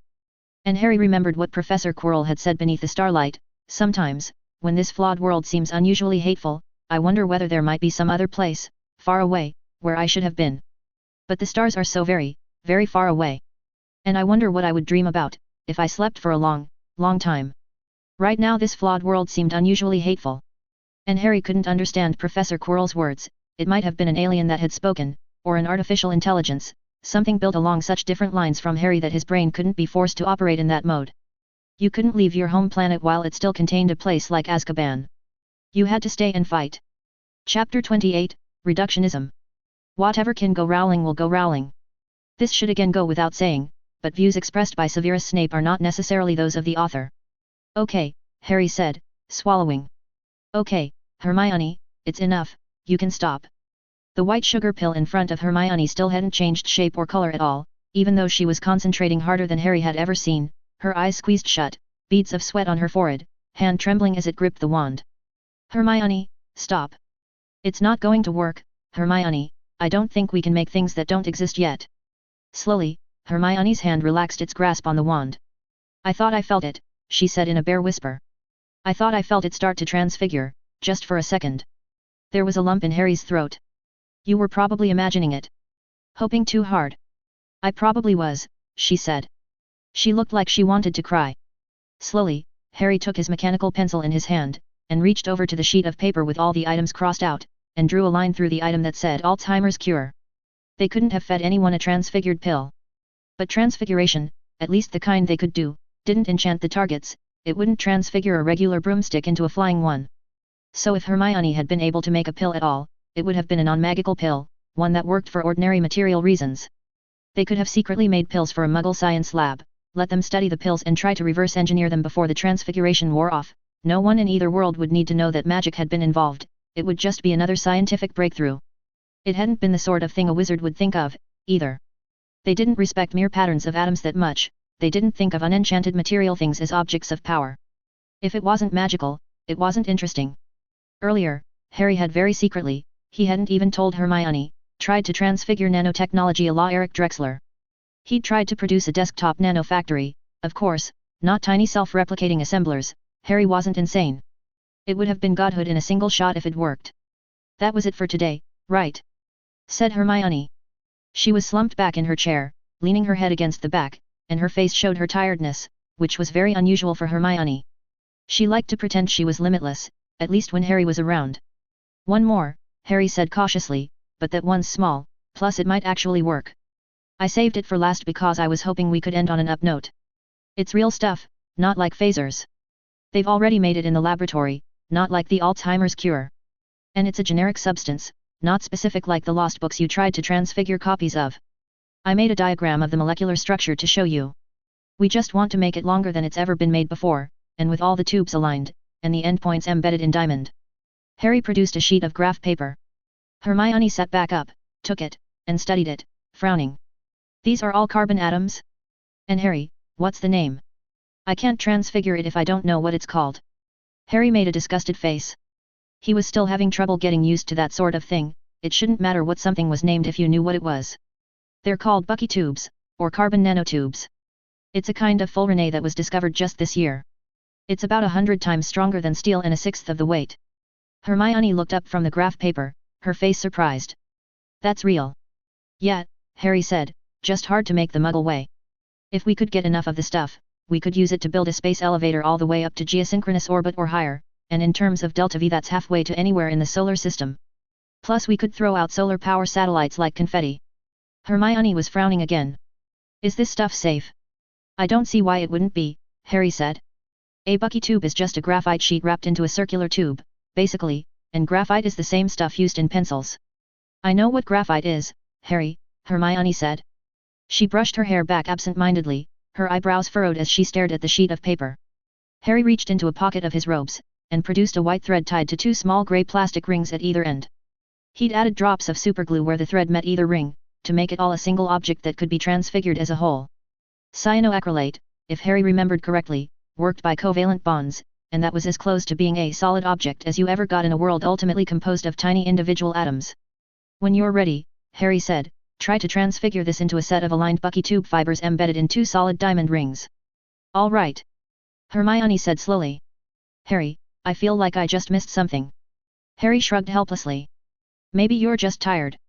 He knew better than to say it out loud, though. Hermione laid her wand against one plastic ring, and stared for a while. Two small circles of glittering diamond lay on the table, connected by a long black thread. It changed, said Hermione. She sounded like she was trying to be enthusiastic but had run out of energy. Now what? Harry felt a bit deflated by his research partner's lack of passion, but did his best not to show it. Maybe the same process would work in reverse to cheer her up. Now I test it to see if it holds weight. There was an A-frame Harry had rigged up to do an earlier experiment with diamond rods. You could make solid diamond objects easily, using transfiguration, they just wouldn't last. The earlier experiment had measured whether transfiguring a long diamond rod into a shorter diamond rod would allow it to lift a suspended heavy weight as it contracted, i.e., could you transfigure against tension, which you in fact could. Harry carefully looped one circle of glittering diamond over the thick metal hook at the top of the rig, then attached a thick metal hanger to the bottom ring, and then started attaching weights to the hanger. Harry had asked the Weasley twins to transfigure the apparatus for him, and the Weasley twins had given him an incredulous look, like they couldn't figure out what sort of prank he could possibly want that for, but they hadn't asked any questions. And their transfigurations, according to them, lasted for around 3 hours, so Harry and Hermione still had a while left. 100 kilograms, Harry said about a minute later. I don't think a steel thread this thin would hold that. It should go up much higher, but that's all the weight I've got. There was a further silence.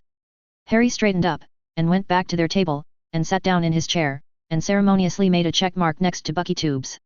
There, Harry said. That one worked. But it's not really useful, Harry, is it? Hermione said from where she was sitting with her head resting in her hands. I mean, even if we gave it to a scientist they couldn't learn how to make lots of Bucky tubes from studying ours. They might be able to learn something, Harry said. Hermione, look at it, that little tiny thread holding up all that weight, we just made something that no Muggle laboratory could make. But any other witch could make it, Hermione said. Her exhaustion was coming into her voice, now. Harry, I don't think this is working out. You mean our relationship? Harry said. Great. Let's break up. That got a slight grin out of her. I mean our research. Oh, Hermione, how could you? You're sweet when you're mean, she said. But Harry, this is nuts, I'm 12, you're 11, it's silly to think we're going to discover anything that no one's ever figured out before. Are you really saying we should give up on unraveling the secrets of magic after trying for less than 1 month? Harry said, trying to put a note of challenge into his voice. Honestly, he was feeling some of the same fatigue as Hermione. None of the good ideas ever worked. He'd made just one discovery worth mentioning, the Mendelian pattern, and he couldn't tell Hermione about it without breaking his promise to Draco. No, Hermione said. Her young face was looking very serious and adult. I'm saying right now we should be studying all the magic that wizards already know, so we can do this sort of thing after we graduate from Hogwarts. Harry said. Hermione, I hate to put it this way, but imagine we'd decided to hold off on research until later, and the first thing we tried after we graduated was transfiguring an Alzheimer's cure, and it worked. We'd feel. I don't think the word stupid would adequately describe how we'd feel. What if there's something else like that and it does work? That's not fair, Harry. Hermione said. Her voice was trembling like she was on the verge of breaking out crying. You can't put that on people. It's not our job to do that sort of thing, we're kids. For a moment Harry wondered what would happen if someone told Hermione she had to fight an immortal Dark Lord, if she would turn into one of the whiny self-pitying heroes that Harry could never stand reading about in his books. Anyway, Hermione said. Her voice shook. I don't want to keep doing this.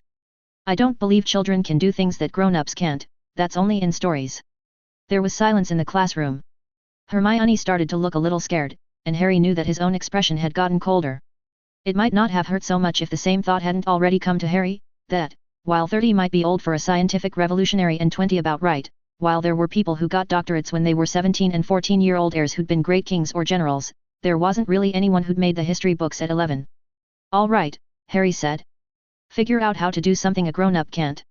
Is that your challenge? I didn't mean it like that, Hermione said, her voice coming out in a frightened whisper. With an effort, Harry wrenched his gaze away from Hermione. I'm not angry at you, Harry said. His voice was cold, despite his best efforts. I'm angry at, I don't know, everything. But I'm not willing to lose, Hermione. Losing isn't always the right thing to do. I'll figure out how to do something a grown wizard can't do, and then I'll get back to you. How's that? There was more silence.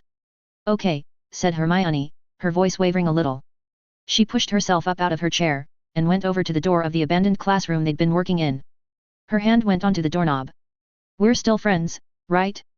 And if you can't figure out anything. Her voice halted.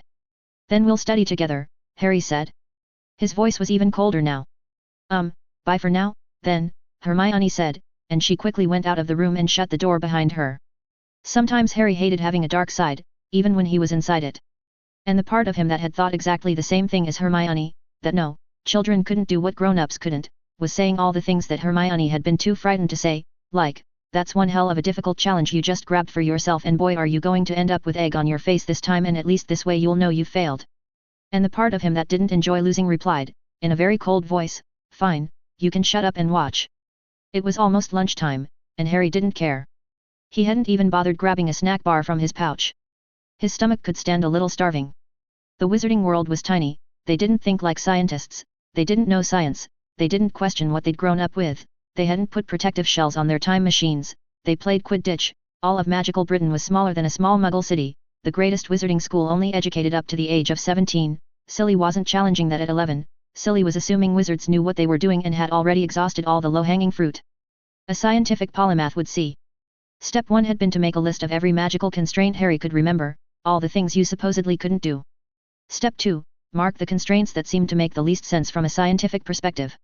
Step 3, prioritize constraints that a wizard would be unlikely to question if they didn't know science. Step 4, come up with avenues for attacking them. Hermione still felt a little shaky as she sat down next to Mandy at the Ravenclaw table.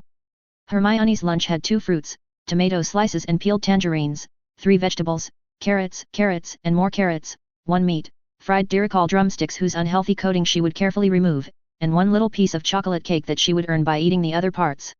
It hadn't been as bad as potions class, sometimes she still had nightmares about that. But this time she had made it happen and she'd felt like its target. Just for a moment, before the terrible cold darkness looked away and said it wasn't angry with her, because it hadn't wanted to scare her. And she still had that feeling like she'd missed something earlier, something really important. But they hadn't violated any of the rules of transfiguration, had they? They hadn't made any liquids, any gases, they hadn't taken orders from the defense professor. The pill. That had been something to be eaten. Well, no, nobody would just eat a pill lying around, it hadn't worked actually, they could have just finite incantatomed it if it had, but she would still have to tell Harry about that and make sure they didn't mention it in front of Professor McGonagall, in case they were never allowed to study transfiguration again. Hermione was starting to get a really sick feeling in her stomach.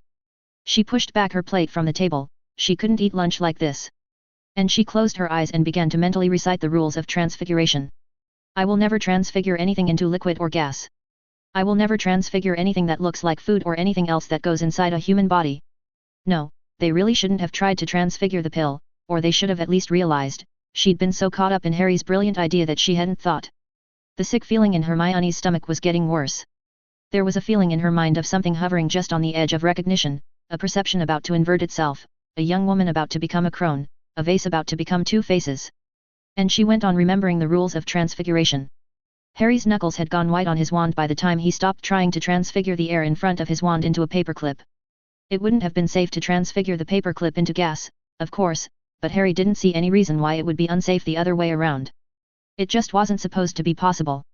But why not? Air was as real a substance as anything else. Well, maybe that limitation did make sense. Air was disorganized, all the molecules constantly changing their relation to each other. Maybe you couldn't impose a new form on substance unless the substance was staying still long enough for you to master it, even though the atoms in solids were also constantly vibrating all the time. The more Harry failed, the colder he felt, the clearer everything seemed to become. All right. Next on the list. You could only transfigure whole objects as wholes. You couldn't transfigure half a match into a needle, you had to transfigure the whole thing. Back when Harry had been trapped in that classroom by Draco, it had been the reason he couldn't just transfigure a thin cylindrical cross-section of the walls into sponge, and punch out a chunk of stone large enough for him to fit through the hole. He would have needed to impose a new form on the whole wall, and maybe a whole section of Hogwarts, just in order to change that little cross-section. And that was ridiculous. Things were made of atoms. Lots of little tiny dots. There was no contiguity, there was no solidity, just electromagnetic forces holding the little dots related to each other. Mandy Brocklehurst paused with her fork on her way to her mouth. Hey, she said to Solly, sitting across from the now empty space beside her, what got into Hermione? Harry wanted to kill his eraser. He'd been trying to change a single spot on the pink rectangle into steel, apart from the rest of the rubber, and the eraser wasn't cooperating. It had to be a conceptual limitation, not a real one. Had to be. Things were made of atoms, and every atom was a tiny separate thing. Atoms were held together by a quantum mist of shared electrons, for covalent bonds, or sometimes just magnetism at close ranges, for ionic bonds or van der Waals forces. If it came down to that, the protons and neutrons inside the nuclei were tiny separate things.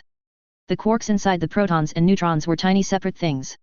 There simply wasn't anything in reality, the world out there, that corresponded to people's conceit of solid objects. It was all just little dots. And free transfiguration was all in the mind to begin with, wasn't it? No words, no gestures.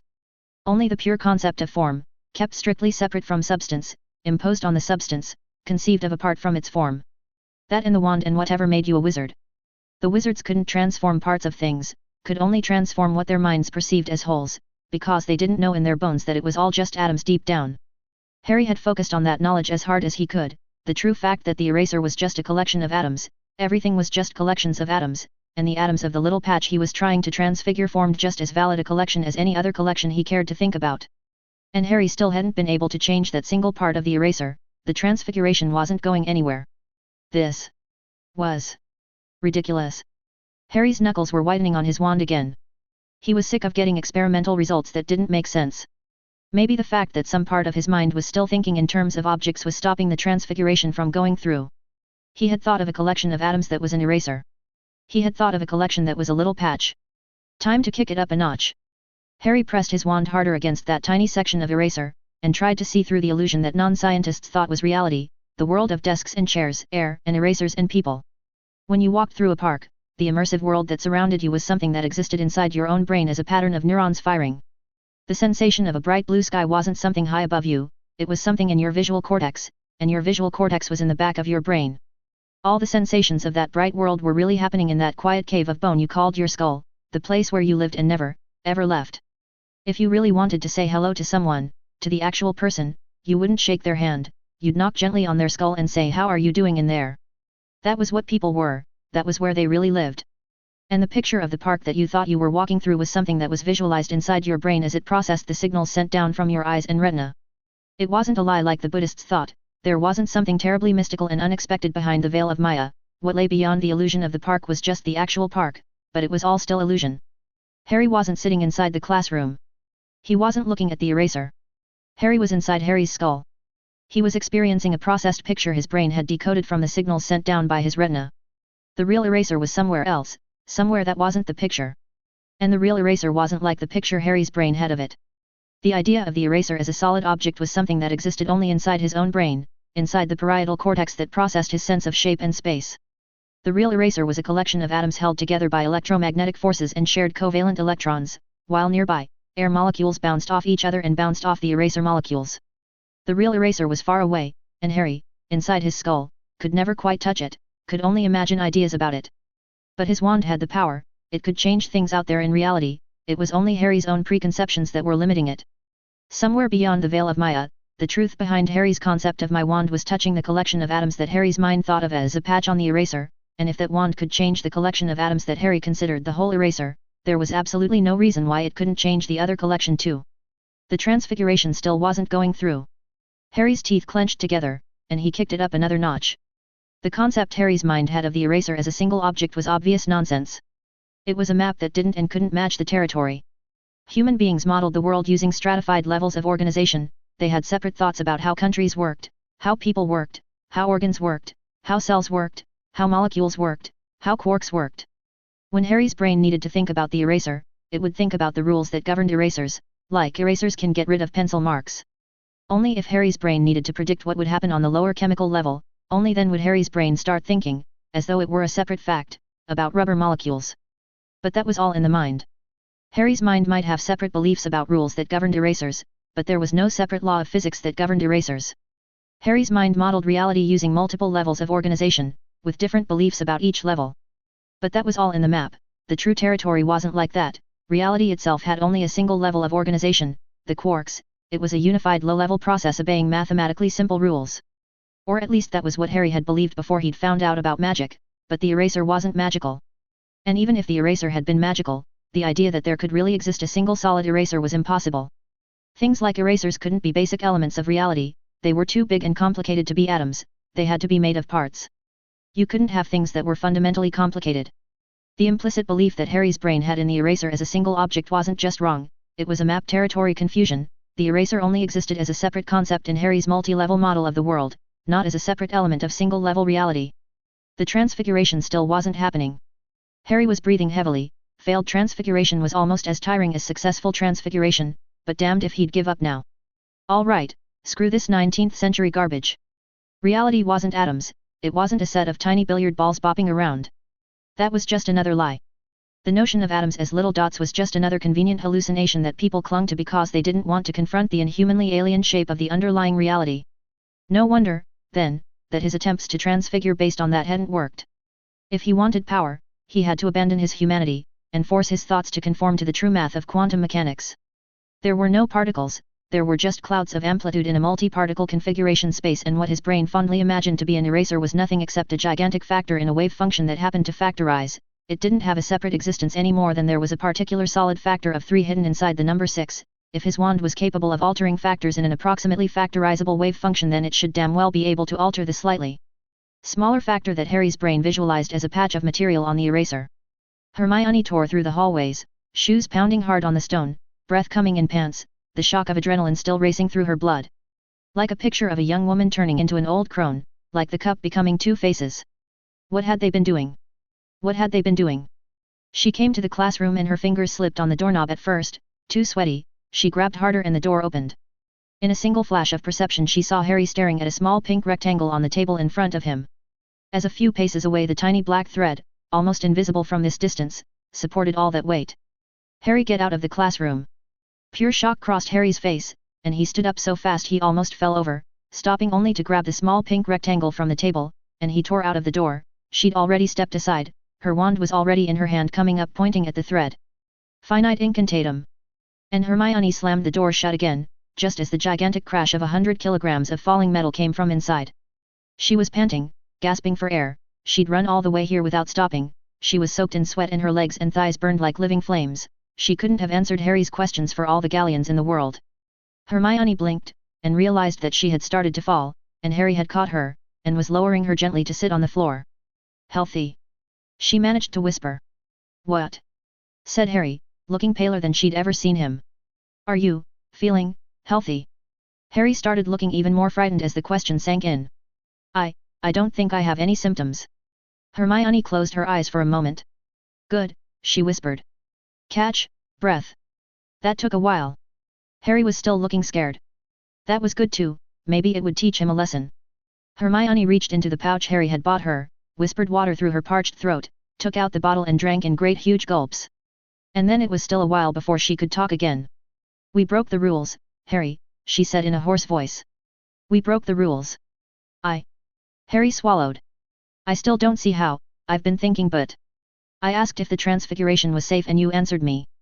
There was a pause. That's it. Harry said. She could have screamed. Harry, don't you get it? She said. It's made out of tiny fibers, what if it unraveled, who knows what could go wrong, we didn't ask Professor McGonagall. Don't you see what we were doing? We were experimenting with transfiguration. We were experimenting with transfiguration. There was another pause. Right. Harry said slowly.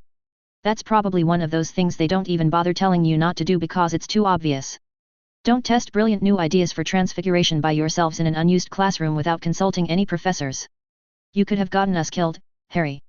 Hermione knew it wasn't fair, she'd made the mistake too, but she still felt angry at him, he always sounded so confident and that had dragged her unthinkingly along in his wake. We could have spoiled Professor McGonagall's perfect record. Yes, said Harry, let's not tell her about this, shall we? We have to stop, Hermione said. We have to stop this or we're going to get hurt. We're too young, Harry, we can't do this, not yet. A weak grin crossed Harry's face. You're sort of wrong about that. And he held out a small pink rectangle, a rubber eraser with a bright metal patch on it. Hermione stared at it, puzzled. Quantum mechanics wasn't enough, Harry said. I had to go all the way down to timeless physics before it took. Had to see the wand as enforcing a relation between separate past and future realities, instead of changing anything over time, but I did it, Hermione, I saw past the illusion of objects, and I bet there's not a single other wizard in the world who could have. Even if some Muggleborn knew about timeless formulations of quantum mechanics, it would just be a weird belief about strange distant quantum stuff, they wouldn't see that it was reality, except that the world they knew was just a hallucination. I transfigured part of the eraser without changing the whole thing. Hermione raised her wand again, pointed it at the eraser. For a moment anger crossed Harry's face, but he didn't make any move to stop her. Finite incantatum, said Hermione. Check with Professor McGonagall before you try it again. Harry nodded, though his face was still a bit tight. And we still have to stop, said Hermione. Why? Said Harry. Don't you see what this means, Hermione? Wizards don't know everything. There's too few of them, even fewer who know any science, they haven't exhausted the low-hanging fruit. It's not safe, Hermione said. If we can find out new things it's even less safe. We're too young. We made one big mistake already, next time we could just die. Then Hermione flinched. Harry looked away from her, and started taking slow, deep breaths. Please don't try to do it alone, Harry, Hermione said, her voice trembling. Please. Please don't make me have to decide whether to tell Professor Flitwick. There was a long pause. So you want us to study, Harry said. She could tell he was trying to keep the anger out of his voice. Just study.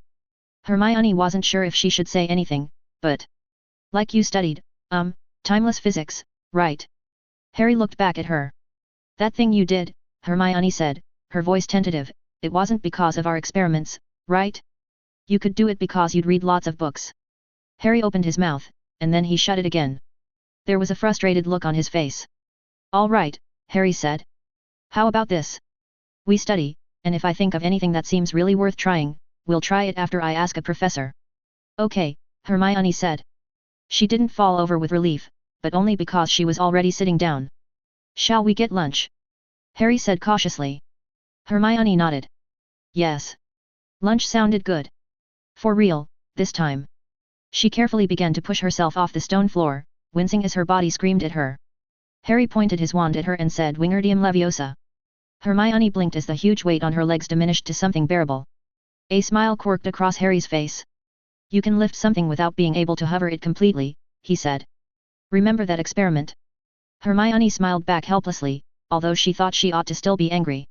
And she started walking back toward the Great Hall, feeling remarkably and wonderfully light on her feet, as Harry carefully kept his wand trained on her. He only managed to keep it up for 5 minutes, but it was the thought that counted. Minerva looked at Dumbledore. Dumbledore gazed back inquiringly at her. Did you understand any of that? The headmaster said, sounding bemused. It had been the most complete and utter gibberish that Minerva could ever remember hearing. She was feeling a bit embarrassed about having summoned the headmaster to hear it, but she'd been given explicit instructions. I'm afraid not, Professor McGonagall said primly. So, Dumbledore said. The Silverbeard swung away from her, the old wizard's twinkling gaze looked elsewhere once more. You suspect you might be able to do something that other wizards can't do, something we think is impossible. The three of them stood within the headmaster's private transfiguration workroom, where the shining phoenix of Dumbledore's patroness had told her to bring Harry, moments after her own patroness had reached him. Light shone down through the skylights and illuminated the great seven-pointed alchemical diagram drawn in the center of the circular room, showing it to be a little dusty, which saddened Minerva. Transfiguration research was one of Dumbledore's great enjoyments, and she'd known how pressed for time he'd been lately, but not that he was this pressed. And now Harry Potter was going to waste even more of the headmaster's time. But she certainly couldn't blame Harry for that. He'd done the proper thing in coming to her to say that he'd had an idea for doing something in transfiguration that was currently believed to be impossible, and she herself had done exactly what she'd been told to do. She'd ordered Harry to be quiet and not discuss anything with her until she had consulted the headmaster and they'd finished moving to a secure location. If Harry had started out by saying what specifically he thought he could do, she wouldn't have bothered. Look, I know it's hard to explain, Harry said, sounding a little embarrassed. What it adds up to is that what you believe conflicts with what scientists believe, in a case where I genuinely expect scientists to know more than wizards. Minerva would have sighed out loud, if Dumbledore hadn't seemed to be taking the whole thing very seriously. Harry's idea stemmed from simple ignorance, nothing more. If you changed half of a metal ball into glass, the whole ball had a different form. To change the part was to change the whole, and that meant removing the whole form and replacing it with a different one. What would it even mean to transfigure only half of a metal ball? That the metal ball as a whole had the same form as before, but half that ball now had a different form? Mr. Potter, said Professor McGonagall, what you want to do isn't just impossible, it's illogical. If you change half of something, you did change the whole. Indeed, said Dumbledore. But Harry is the hero, so he may be able to do things that are logically impossible. Minerva would have rolled her eyes, if she hadn't gone numb a long time ago. Supposing it was possible, said Dumbledore, can you think of any reason why the results would differ in any way from ordinary transfiguration? Minerva frowned. The fact that the concept was literally unimaginable was presenting her with some difficulty, but she tried to take it at face value. A transfiguration imposed on only half of a metal ball. Strange things happening at the interface, said Minerva. But that should be no different than transfiguring the object as a whole, into a form with two different parts. Dumbledore nodded. That is my own thought as well. And Harry, if your theory is correct, it implies that what you want to do is exactly like any other transfiguration, only applied to a part of the subject rather than the whole? No changes at all. Yes, Harry said firmly. That's the whole point. Dumbledore looked at her again. Minerva, can you think of any reason whatsoever why that would be dangerous? No, said Minerva, after she had finished searching through her memory. Likewise myself, said the headmaster. All right, then, since this ought to be exactly analogous to ordinary transfiguration in all respects, and since we cannot think of any reason whatsoever why it would be dangerous, I think that the second degree of caution will suffice. Minerva was surprised, but she didn't object. Dumbledore was by far her senior in transfiguration, and he had tried literally thousands of new transfigurations without ever choosing a degree of caution that was too low. He had used transfiguration in combat and he was still alive. If the headmaster thought the second degree was enough, it was enough. That Harry was certainly going to fail was, of course, completely irrelevant. The two of them started setting up the wards and detection webs. The most important web was the one that checked to make sure no transfigured material had entered the air. Harry would be enclosed in a separate shell of force with its own air supply just to be certain, only his wand allowed to leave the shield, and the interface tight. They were inside Hogwarts so they couldn't automatically apparate out any material that showed signs of spontaneous combustion, but they could launch it out a skylight almost as fast, the windows all folded outward for exactly that reason. Harry himself would go out a different skylight at the first sign of trouble. Harry watched them working, his face looking a little frightened. Don't worry, said Professor McGonagall in the middle of her running description, this almost certainly won't be necessary, Mr. Potter. If we expected anything to go wrong you would not be allowed to try. It's just ordinary precautions for any transfiguration no one has ever tried before. Harry swallowed and nodded. And a few minutes later, Harry was strapped into the safety chair and resting his wand against a metal ball, one that, based on his current test scores, should have been too large for him to transfigure in less than 30 minutes. And a few minutes after that, Minerva was leaning against the wall, feeling faint. There was a small patch of glass on the ball where Harry's wand had rested. Harry didn't say I told you so, but the smug look on his sweating face said it for him. Dumbledore was casting analytic charms on the ball, looking more and more intrigued by the moment. 30 years had melted off his face. Fascinating, said Dumbledore. It's exactly as he claimed. He simply transfigured a part of the subject without transfiguring the whole. You say it's really just a conceptual limitation, Harry? Yes, Harry said, but a deep one. Just knowing it had to be a conceptual limitation wasn't enough. I had to suppress the part of my mind that was making the error and think instead about the underlying reality that scientists figured out. Truly fascinating, Dumbledore said. I take it that for any other wizard to do the same would require months of study if they could do it at all? And may I ask you to partially transfigure some other subjects? Probably yes, and of course, Harry said. Half an hour later, Minerva was feeling equally bewildered, but considerably reassured about the safety issues. It was the same, aside from being logically impossible. I believe that's enough, Headmaster, Minerva said finally. I suspect partial transfiguration is more tiring than the ordinary sort. Getting less so with practice, said the exhausted and pale boy, voice unsteady, but yet, you've got that right. The process of extracting Harry from the wards took another minute, and then Minerva escorted him to a much more comfortable chair, and Dumbledore produced an ice cream soda. Congratulations, Mr. Potter, said Professor McGonagall, and meant it. She would have bet almost anything against that working. Congratulations indeed, said Dumbledore. Even I did not make any original discoveries in transfiguration before the age of 14. Not since the day of Dorothea Senjak has any genius flowered so early. Thanks, Harry said, sounding a little surprised. Nonetheless, Dumbledore said thoughtfully, I think it would be most wise to keep this happy event a secret, at least for now. Harry, did you discuss your idea with any other person before you spoke to Professor McGonagall? There was silence. Harry said. I don't want to turn anyone over to the Inquisition, but I did tell one other student. The word almost exploded from Professor McGonagall's lips. What? You discussed a completely novel form of transfiguration with a student before consulting a recognized authority? Do you have any idea how irresponsible that was? I'm sorry, said Harry. I didn't realize. The boy looked appropriately frightened, and Minerva felt something inside her relax. At least Harry understood how foolish he'd been. You must swear Miss Granger to secrecy, Dumbledore said gravely. And do not tell anyone else unless there is an extremely good reason for it, and they too have sworn. Ah, why? Harry said. Minerva was wondering the same thing. Once again the headmaster was thinking too far ahead for her to keep up. Because you can do something that no one else will believe you can do, Dumbledore said. Something completely unexpected. It may prove to be your critical advantage, Harry, and we must preserve it. Please, trust me in this. Professor McGonagall nodded, her firm face showing nothing of her inner confusion. Please do, Mr. Potter, she said. All right. Harry said slowly. Once we have finished examining your materials, Dumbledore added, you may practice partial transfiguration, on glass to steel and steel to glass only, with Miss Granger to act as your spotter. Naturally, if either of you suspect any symptom of any form of transfiguration sickness, inform a professor at once. Just before Harry left the workroom, with his hand on the door handle, the boy turned back and said, as long as we're here, have either of you noticed anything different about Professor Snape? Different? Said the headmaster. Minerva didn't let her wry smile show on her face. Of course the boy was apprehensive about the evil potions master, since he had no way of knowing why Severus was to be trusted. It would have been odd to say the least, explaining to Harry that Severus was still in love with his mother. I mean, has his behavior changed recently in any way? Said Harry. Not that I have seen. The headmaster said slowly. Why do you ask?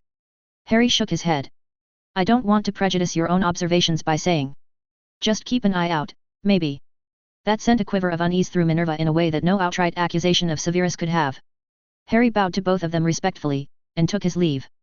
Albus, Minerva said after the boy had gone, how did you know to take Harry seriously? I would have thought his idea merely impossible. The old wizard's face turned grave. The same reason it must be kept secret, Minerva. The same reason I told you to come to me, if Harry made any such claim. Because it is a power that Voldemort knows not. The words took a few seconds to sink in. And then the cold shiver went down her spine, as it always did when she remembered. It had started out as an ordinary job interview, Sybil Trelawney applying for the position of Professor of Divination. The one with the power to vanquish the Dark Lord approaches. Born to those who have thrice defied him. Born as the 7th month dies. And the Dark Lord will mark him as his equal. But he will have power the Dark Lord knows not. And either must destroy all but a remnant of the other. For those two different spirits cannot exist in the same world. Those dreadful words, spoken in that terrible booming voice, didn't seem to fit something like partial transfiguration. Perhaps not, then, Dumbledore said after Minerva tried to explain. I confess I had been hoping for something that would help in finding Voldemort's Horcrux, wherever he may have hidden it. But... The old wizard shrugged. Prophecies are tricky things, Minerva, and it is best to take no chances. The smallest thing may prove decisive if it remains unexpected. And what do you suppose he meant about Severus? Said Minerva. There I have no idea, sighed Dumbledore. Unless Harry is making a move against Severus, and thought that an open question might be taken seriously where a direct allegation would be dismissed. And if that was indeed what happened, Harry correctly reasoned that I would not trust that it was so. Let us simply keep watch, without prejudice, as he asks. Aftermath, 1. Hermione. Harry said in a very small voice. I think I owe you a really big apology. Aftermath, 2. Alyssa Cornfoot's eyes were slightly glazed as she gazed upon the potions master giving her class a stern lecture, holding up a tiny bronze bean and saying something about screaming puddles of human flesh. Ever since the start of this year she'd been having trouble listening in potions. She kept staring at their awful, mean, greasy professor and fantasizing about special detentions. There was probably something really wrong with her but she just couldn't seem to stop doing it. Ow! Alyssa said then. Snape had just flicked the bronze bean unerringly at Alyssa's forehead. Miss Cornfoot, said the potions master, his voice cutting, this is a delicate potion and if you cannot pay attention you will hurt your classmates, not just yourself. See me after class. The last 4 words didn't help her any, but she tried harder, and managed to get through the day without melting anyone. After class, Alyssa approached the desk. Part of her wanted to stand there meekly with her face abashed and her hands clasped penitently behind her back, just in case, but some quiet instinct told her this might be a bad idea. So instead she just stood there with her face neutral, in a posture that was very proper for a young lady, and said, Professor. Miss Cornfoot, Snape said without looking up from the sheets he was grading, I do not return your affections, I begin to find your stares disturbing, and you will restrain your eyes henceforth. Is that quite clear? Yes, said Alyssa in a strangled squeak, and Snape dismissed her, and she fled the classroom with her cheeks flaming like molten lava. Chapter 29, Egocentric Bias. Unfortunately, no one can be told who J.K. Rowling is. You have to see her for yourself. Science disclaimers. Luasha points out that the theory of empathy in ch 27, you use your own brain to simulate others, isn't quite a known scientific fact. The evidence so far points in that direction, but we haven't analyzed the brain circuitry and proven it. Similarly, timeless formulations of quantum mechanics, alluded to in ch 28, are so elegant that I'd be shocked to find the final theory had time in it, but they're not established yet either.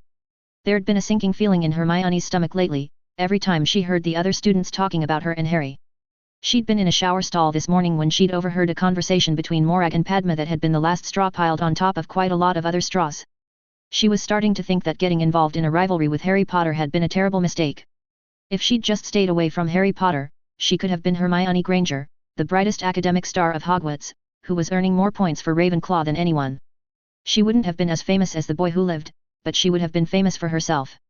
Instead the boy who lived had an academic rival, and her name happened to be Hermione Granger. And worse, she had gone on a date with him. The idea of getting into a romance with Harry had seemed like an appealing idea at first. She'd read books like that, and if there was anyone in Hogwarts who was a candidate for the heroine's love interest it was obviously Harry Potter. Bright, funny, famous, sometimes scary. So she'd forced Harry into going on a date with her. And now she was his love interest. Or worse, one of the options on his dinner menu. She'd been in a shower stall that morning and just about to turn on the water, when she'd heard giggles coming from outside. And she'd heard Morag talking about how that Muggleborn girl probably wouldn't fight hard enough to win against Ginevra Weasley, and Padma speculating that Harry Potter might decide he wanted both. It was like they didn't understand that girls had options on their dinner menu and boys fought over them. But that wasn't even the part that hurt, really. It was that when she scored 98 on one of Professor McGonagall's tests, the news wasn't that Hermione Granger had scored the highest in the class, the news was that Harry Potter's rival had scored 7 more points than him. If you got too close to the boy who lived, you became part of his story. You didn't get your own. And the thought had come to Hermione that she should just walk away, but that would have been too sad.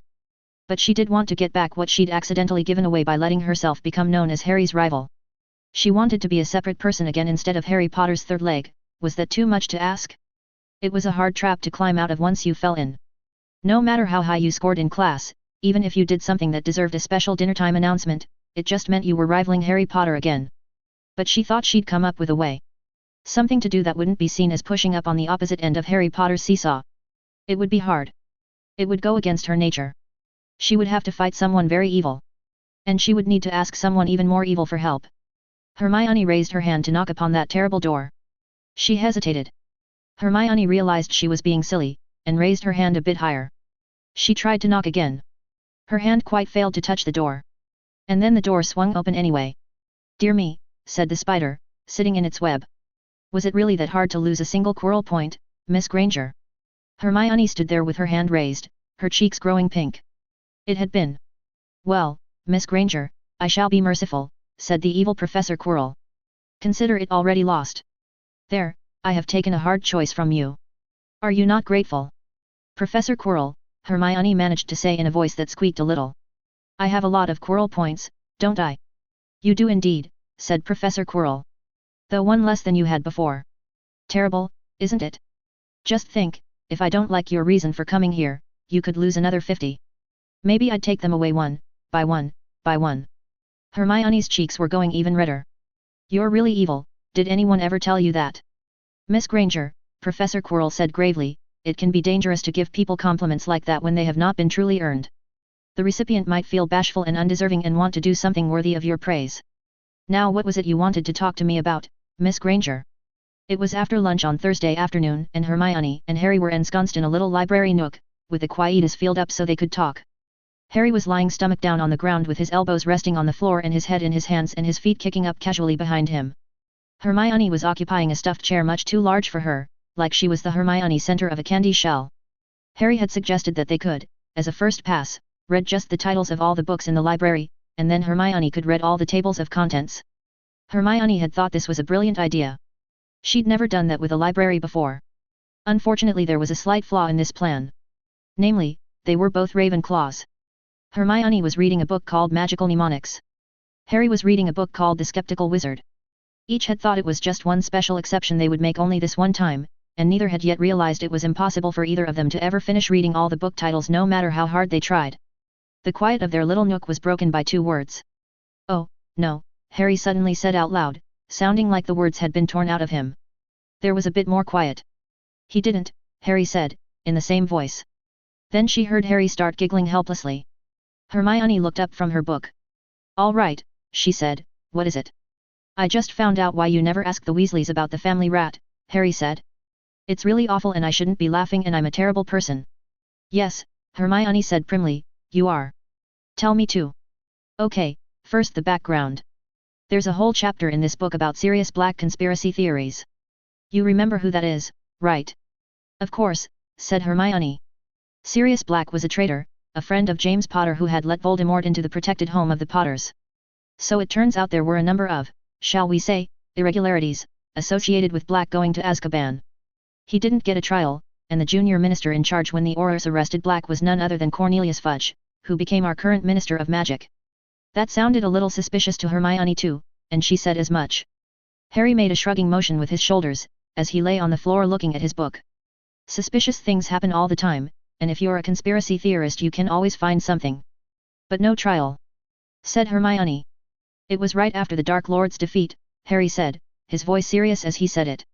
"Things were incredibly chaotic, and when the Aurors tracked down Black he was standing there laughing in a street ankle-deep in blood, with 20 eyewitnesses to recount how he'd killed a friend of my father's named Peter Pettigrew plus 12 bystanders. I'm not saying I approve of Black not getting a trial. But these are wizards we're talking about here, so it's not really any more suspicious than, I don't know, the sort of thing people point to when they want to argue over who shot John F. Kennedy. So anyway, Sirius Black is the wizarding Lee Harvey Oswald. There's all sorts of conspiracy theories about who really betrayed my parents instead of him, and one of the favorites is Peter Pettigrew, and this is where it starts getting complicated." Hermione listened, fascinated. "But how do you go from there to the Weasley's pet rat?" "Hold on," said Harry, "I'm getting there. Now, after Pettigrew's death it came out that he'd been a spy for the Light, not a double agent, just someone who snuck around and found things out. He'd been good at that since he was a teenager, even in Hogwarts he had a reputation for finding out all sorts of secrets. So the conspiracy theory is that Pettigrew became an unregistered animagus while he was still in Hogwarts, an animagus of something small that could scurry around and listen to conversations.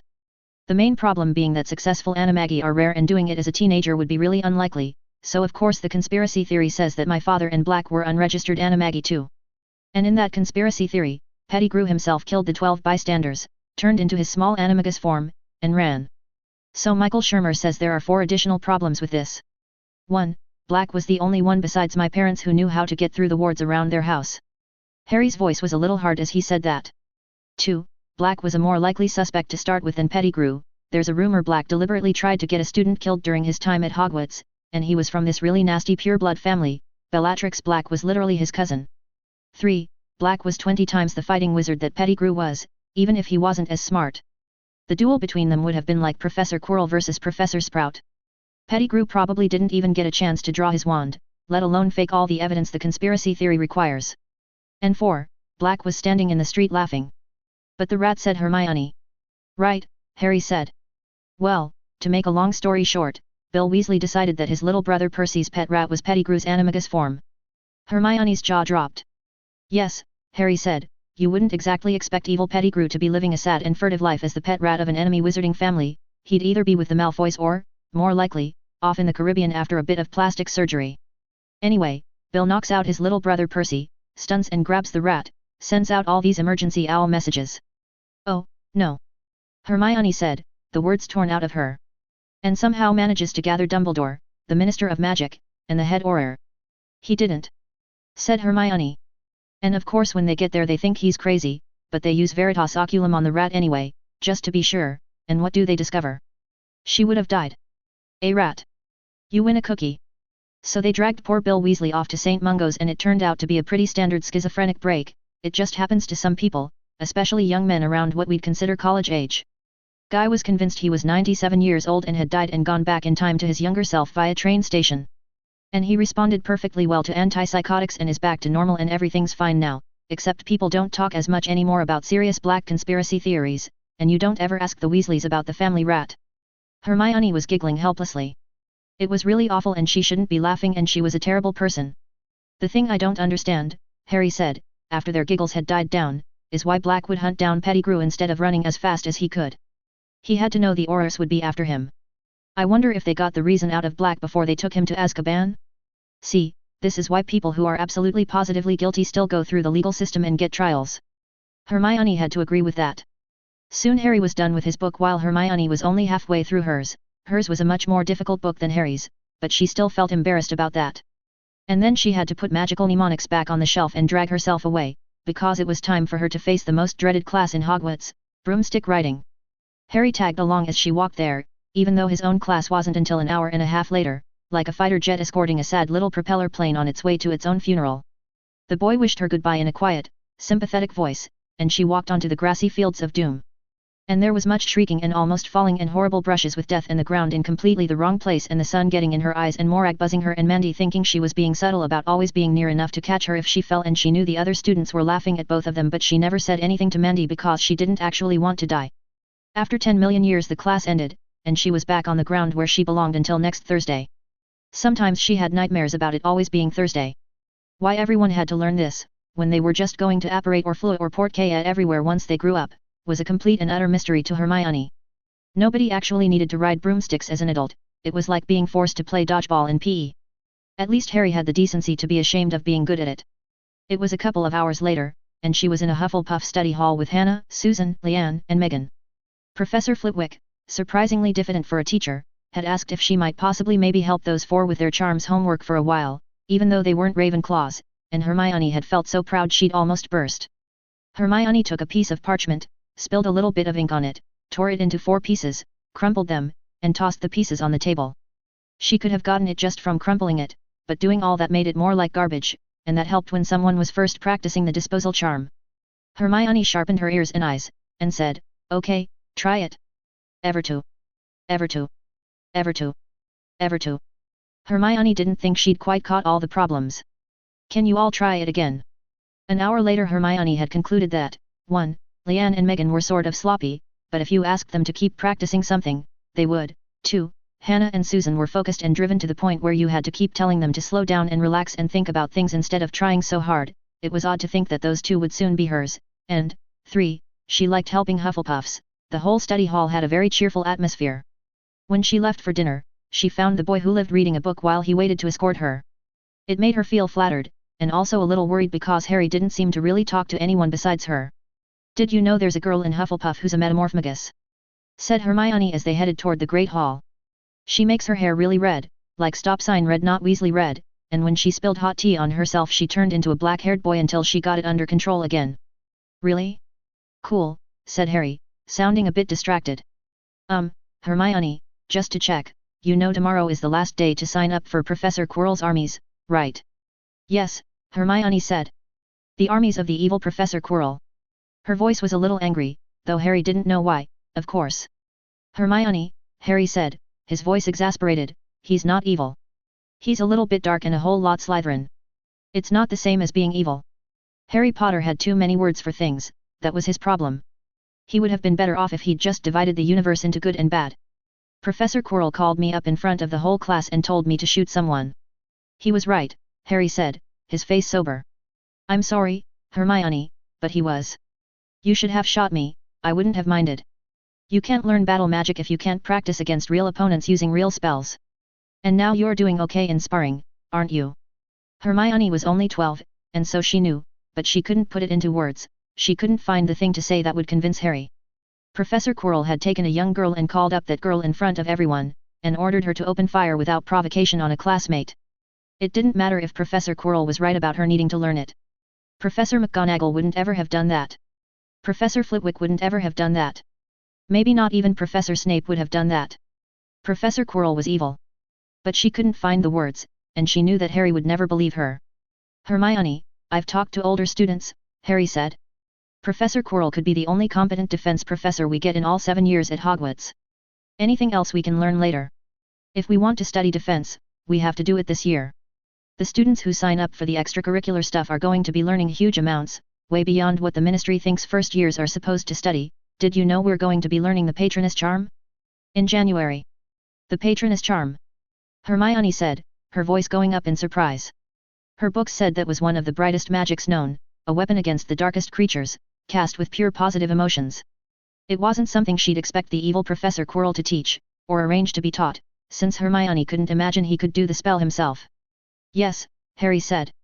Students don't usually learn the Patronus Charm until their 5th years or even later. But Professor Quirrell says the ministry schedules were made up by talking flobberworms, and the ability to cast the Patronus Charm depends on emotions more than magical strength. Professor Quirrell says that he thinks most students do way less than they can, and this year he's going to prove it. There was the usual tone of odd worship that Harry's voice had when he talked about Professor Quirrell, and Hermione gritted her teeth and kept walking. I already signed up, actually, Hermione said, her voice a little quiet. I did it this morning. For everything, just like you said. In for a penny, in for a pound was the usual expression. Besides, she didn't want to lose, and if she wanted to win she had to learn. So you will be in the armies, then. Harry's voice was suddenly enthusiastic. That's awesome, Hermione. I've already gotten my list of soldiers, but I'm sure Professor Quirrell will let me add one more, or trade. I'm not joining your army. Hermione's voice was sharp. She knew it was a reasonable assumption but it still annoyed her. Harry blinked. Not Draco Malfoy's, surely. So you want to be in the Third Army? Even though we don't know who the general is yet. Harry sounded surprised and a little wounded, and she couldn't blame him, though of course she did blame him, since in fact it was all his fault. But why not mine? Think about it, Hermione snapped, and maybe you'll work it out. And she sped up her stride and left Harry gaping behind her. Professor Quirrell, Draco said in his most formal voice, I must protest your appointment of Hermione Granger as the third general. Oh. Said Professor Quirrell, leaning back in his chair in a casual and relaxed manner. Protest away, Mr. Malfoy. Granger is unfit for the position, said Draco. Professor Quirrell tapped a finger on his cheek thoughtfully. Why yes she is. Do you have any further protests? Professor Quirrell, said Harry Potter beside him, with all due respect to Miss Granger's many outstanding academic talents and the Quirrell points she has justly earned in your classes, her personality is not suited to military command. Draco had been relieved when Harry had agreed to accompany him to Professor Quirrell's office. It wasn't just that Harry was a gigantic blatant teacher's pet where Professor Quirrell was concerned. Draco had also started to worry that Harry actually was friends with Granger. It had been a while now and he still hadn't made his move, but this was more like it. I agree with Mr. Potter, said Draco. Appointing her as a general turns it into a farce. Harshly put, said Harry, but I cannot bring myself to disagree with Mr. Malfoy. To be blunt, Professor Quirrell, Hermione Granger has around as much intent to kill as a bowl of wet grapes. That, said Professor Quirrell mildly, is not a thing I would fail to notice myself. You are telling me nothing I do not already know. It was Draco's turn to say something, but the conversation had suddenly hiccuped. That answer had not been in the possibilities he and Harry had brainstormed before coming here. What did you say after the teacher said that he knew everything you knew and he was still going to commit an obvious mistake? The silence stretched. Is this some sort of plot? Harry said slowly. Must everything I do be some sort of plot? Said Professor Quirrell. Can't I ever create chaos just for the sake of chaos? Draco almost choked. Not in your battle magic class, Harry said with calm certainty. Other places, maybe, but not there. Professor Quirrell slowly raised his eyebrows. Harry gazed steadily back at him. Draco shivered. Well then, Professor Quirrell said. Neither of you seem to have considered a very simple question. Who could I appoint instead of Miss Granger? Blaise Zabinai, Draco said without hesitation. Any other suggestions? Said Professor Quirrell, sounding quite amused. Anthony Goldstein and Ernie Macmillan, came the thought, before Draco's common sense kicked in and ruled out Mudbloods and Hufflepuffs no matter how aggressively they dueled. So instead Draco just said, what's wrong with Zabinai? I see. Harry said slowly. I don't, said Draco. Why not Zabinai? Professor Quirrell looked at Draco. Because, Mr. Malfoy, no matter how hard he tries, he'll never be able to keep up with you or Mr. Potter. The shock of it staggered Draco. You can't believe Granger is going to. He's gambling on her, Harry said quietly. It's not guaranteed. The odds aren't even good.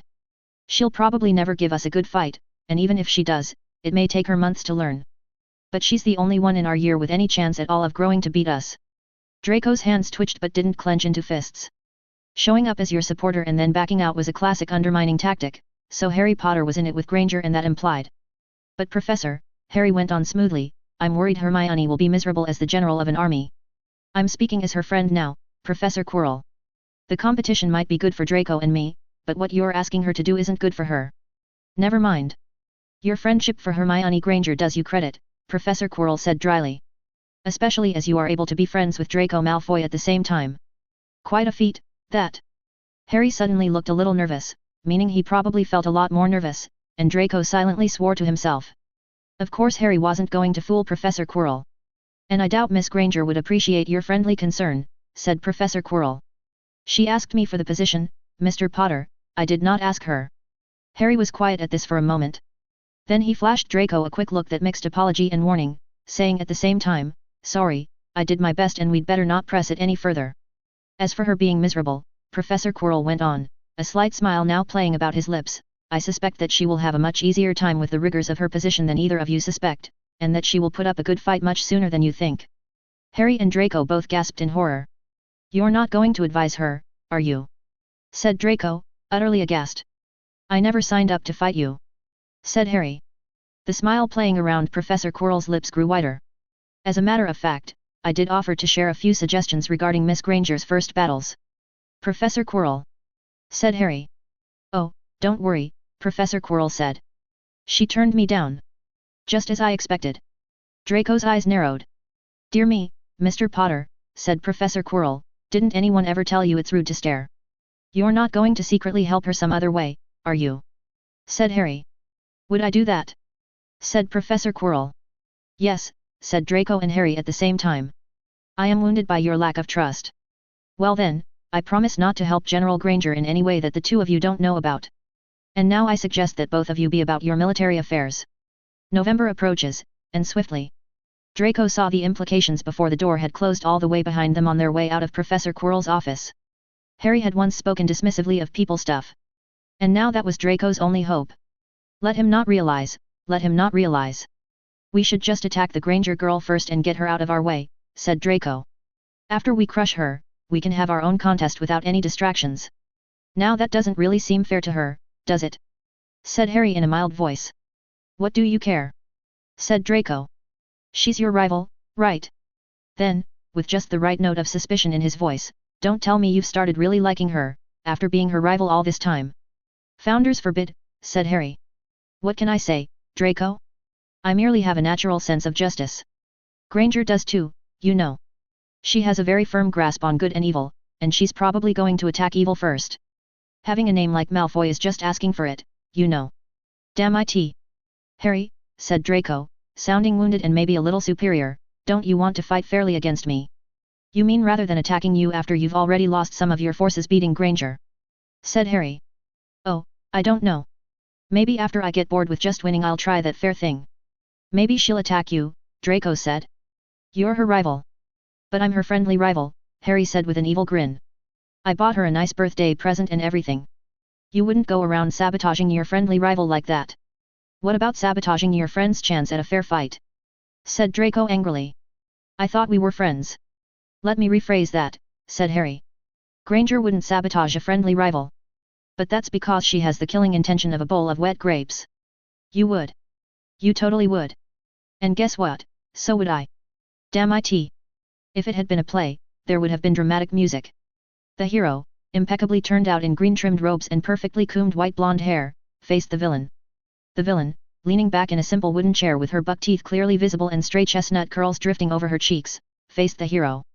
It was Wednesday, October 30th, and the first battle was coming up on Sunday. Draco was standing in General Granger's office, a room the size of a small classroom. Why each general's office was so large, Draco wasn't quite sure. A chair and a desk would have worked for him.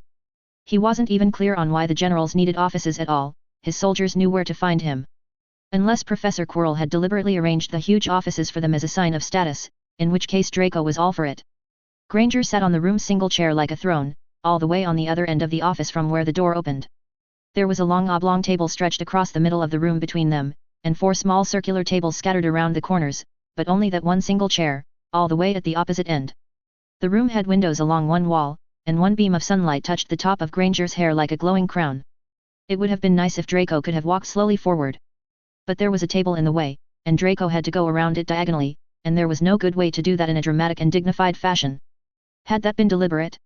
If it had been his father, it surely would have been, but this was Granger, so surely not. There was nowhere for him to sit, and Granger hadn't stood up, either. Draco kept the outrage entirely off his face. Well, Mr. Draco Malfoy, Granger said once he stood before her, you requested an audience with me and I have been so gracious as to grant it. What was your plea? Come with me to visit Malfoy Manor, my father, and I would like to show you some interesting spells. Your rival, Potter, came to me with an offer, said Draco, putting a serious look on his face. He doesn't mind losing to me, but would be humiliated if you won. So he wants to join with me and wipe you out immediately, not just in our first battle, all of them. If I won't do that, Potter wants me to hold back or harass you, while he launches an all-out attack on you as his first move. I see, Granger said, looking surprised. And you're offering to help me against him. Of course, said Draco smoothly. I didn't think what he wanted to do to you was fair.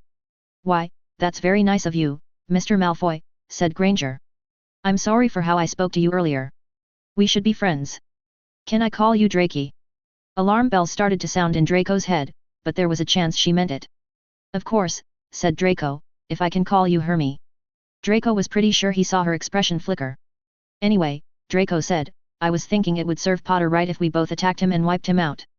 But that wouldn't be fair to Mr. Potter, would it? Said Granger. I think it'd be very fair, Draco said. He was planning to do it to you first. Granger was giving him a stern look that could possibly have intimidated him if he'd been a Hufflepuff instead of a Malfoy. You think I'm pretty stupid, don't you, Mr. Malfoy? Draco smiled charmingly. No, Miss Granger, but I thought I'd at least check. So, what do you want? Are you offering to bribe me? Said Granger. Sure, said Draco. Can I just slip you a galleon and have you beat on Potter instead of me for the rest of the year? Nope, said Granger, but you can offer me 10 galleons and have me attack both of you equally, instead of just you. 10 galleons is a lot of money, Draco said cautiously. I didn't know the Malfoys were poor, said Granger. Draco stared at Granger. He was starting to get a strange feeling about this. That particular reply didn't seem like it should have come from this particular girl. Well, said Draco, you don't get to be rich by wasting money, you know. I don't know if you know what a dentist is, Mr. Malfoy, but my parents are dentists and anything less than 10 galleons isn't worth my time at all. 3 galleons, Draco said, more as a probe than anything else. Nope, said Granger. If you want an equal fight at all, I don't believe that a Malfoy wants an equal fight less than he wants 10 galleons. Draco was starting to get a very strange feeling about this. No, said Draco. No, said Granger. This is a limited time offer, Mr. Malfoy. Are you sure you want to risk a whole year of being miserably crushed by the boy who lived? That would be pretty embarrassing for the House of Malfoy, wouldn't it? It was a very persuasive argument, one that was hard to refuse, but you didn't get to be rich by spending money when your heart told you it was a setup. No, said Draco. See you on Sunday, said Granger. Draco turned and walked out of the office without another word. That had been not right. Hermione, Harry said patiently, we're supposed to be plotting against each other. You could even betray me and it wouldn't mean anything outside the battlefield. Hermione shook her head. It wouldn't be nice, Harry. Harry sighed. I don't think you're getting into the spirit of this at all. It wouldn't be nice. She'd actually said that. Hermione didn't know whether to be insulted at what Harry thought of her, or worried about whether she really did sound like that much of a goody two-shoes usually. It was probably time to change the subject. Anyway, are you doing anything special for tomorrow? Said Hermione. It's... Her voice cut off abruptly as she realized. Yes, Hermione, Harry said a little tightly, what day is it? Interlude. There was a time when October 31st had been called Halloween in magical Britain. Now it was Harry Potter Day. Harry had turned down all the offers, even the one from Minister Fudge which might have been good for future political favors and which he really should have gritted his teeth and taken. But to Harry, October 31st would always be the Dark Lord killed my parents' day. There should have been a quiet, dignified memorial service somewhere, and if there was one, he hadn't been invited. Hogwarts got the day off to celebrate. Even the Slytherins didn't dare wear black outside their own dorm. There were special events and special foods and the teachers looked the other way if anyone ran through the hallways. It was the 10th anniversary, after all. Harry spent the day in his trunk so as not to spoil it for anyone else, eating snack bars in place of meals, reading some of his sadder science fiction books, no fantasy, and writing a letter to Mum and Dad that was much longer than the ones he usually sent. Chapter 30, Working in Groups, PT1. J.K. Rowling. If a man tries to bother you, you can think blue, count 2, and look for a red shoe. The day was Sunday, November 3rd, and soon the three great powers of their school year, Harry Potter, Draco Malfoy, and Hermione Granger, would begin their struggle for supreme dominance. Harry was slightly annoyed by the way the boy who lived had been demoted from supreme dominance to one of three equal rivals just by entering the contest, but he expected to get it back soon. The battleground was a section of non-forbidden forest, dense with trees, because Professor Quirrell thought that being able to see all the enemy forces was too boring even for your very first battle. All the students who were not actually in a first-year army were camped out nearby and watching on screens that Professor Quirrell had set up. Except for 3 Gryffindors in their 4th year, who were currently sick and confined to healers' beds by Madame Pomfrey. Aside from that, everyone was there. The students were dressed, not in their ordinary school robes, but in Muggle camouflage uniforms that Professor Quirrell had obtained somewhere and supplied in sufficient quantity and variety to fit everyone. It wasn't that students would have worried about stains and rips, that was what charms were for. But as Professor Quirrell had explained to the surprised Wizardborns, nice dignified clothing was not efficient for hiding in forests or dodging around trees. And on each uniform's breast, a patch bearing the name and insignia of your army. A small patch. If you wanted your soldiers to wear, say, colored ribbons so that they could identify each other at a distance, and risk the enemy getting their hands on the ribbons, that was all up to you. Harry had tried to get the name Dragon Army. Draco had pitched a fit and said that would confuse everyone completely. Professor Quirrell had ruled that Draco could lay prior claim to the name, if he wished. So now Harry was fighting Dragon Army. This probably wasn't a good sign. For their insignia, instead of the 2 obvious dragon's head breathing fire, Draco had elected to simply go with the fire. Elegant, understated, deadly, this is what's left after we've passed. Very Malfoy. Harry, after considering alternate choices such as the 501st Provisional Battalion and Harry's minions O'Doom, had decided that his army would be known by the simple and dignified appellation of the Chaos Legion. Their insignia was a hand poised with fingers ready to snap. It was universally agreed that this wasn't a good sign. Harry had earnestly advised Hermione that the young boys serving under her were probably nervous about her being a girl with a reputation for being nice, and that she should pick something scary that would reassure them of her toughness and make them proud to be part of her army, like the Blood Commandos or something. Hermione had named her army the Sunshine Regiment. Their insignia was a smiley face. And in 10 minutes, they would be at war. Harry stood in the bright forest clearing that was their assigned starting location, an area of open space with old and rotting tree stumps that had been cleared away for some unknown purpose, ground coated with a small scattering of blown leaves and the dried grey remnants of grass that had failed the test of summer's heat, and the sun shining down brilliantly from above. Around him were the 23 soldiers that Professor Quirrell had assigned to him. Nearly all of Gryffindor had signed up, of course, and more than half of Slytherin, and less than half of Hufflepuff, and a handful of Ravenclaw. In Harry's army there were 12 Gryffindors and 6 Slytherins and 4 Hufflepuffs and 1 Ravenclaw besides himself, not that there was any way to tell that by looking at the uniforms. No red, no green, no yellow, no blue. Just Muggle camouflage patterns, and a patch on the breast with the device of a hand poised to snap its fingers.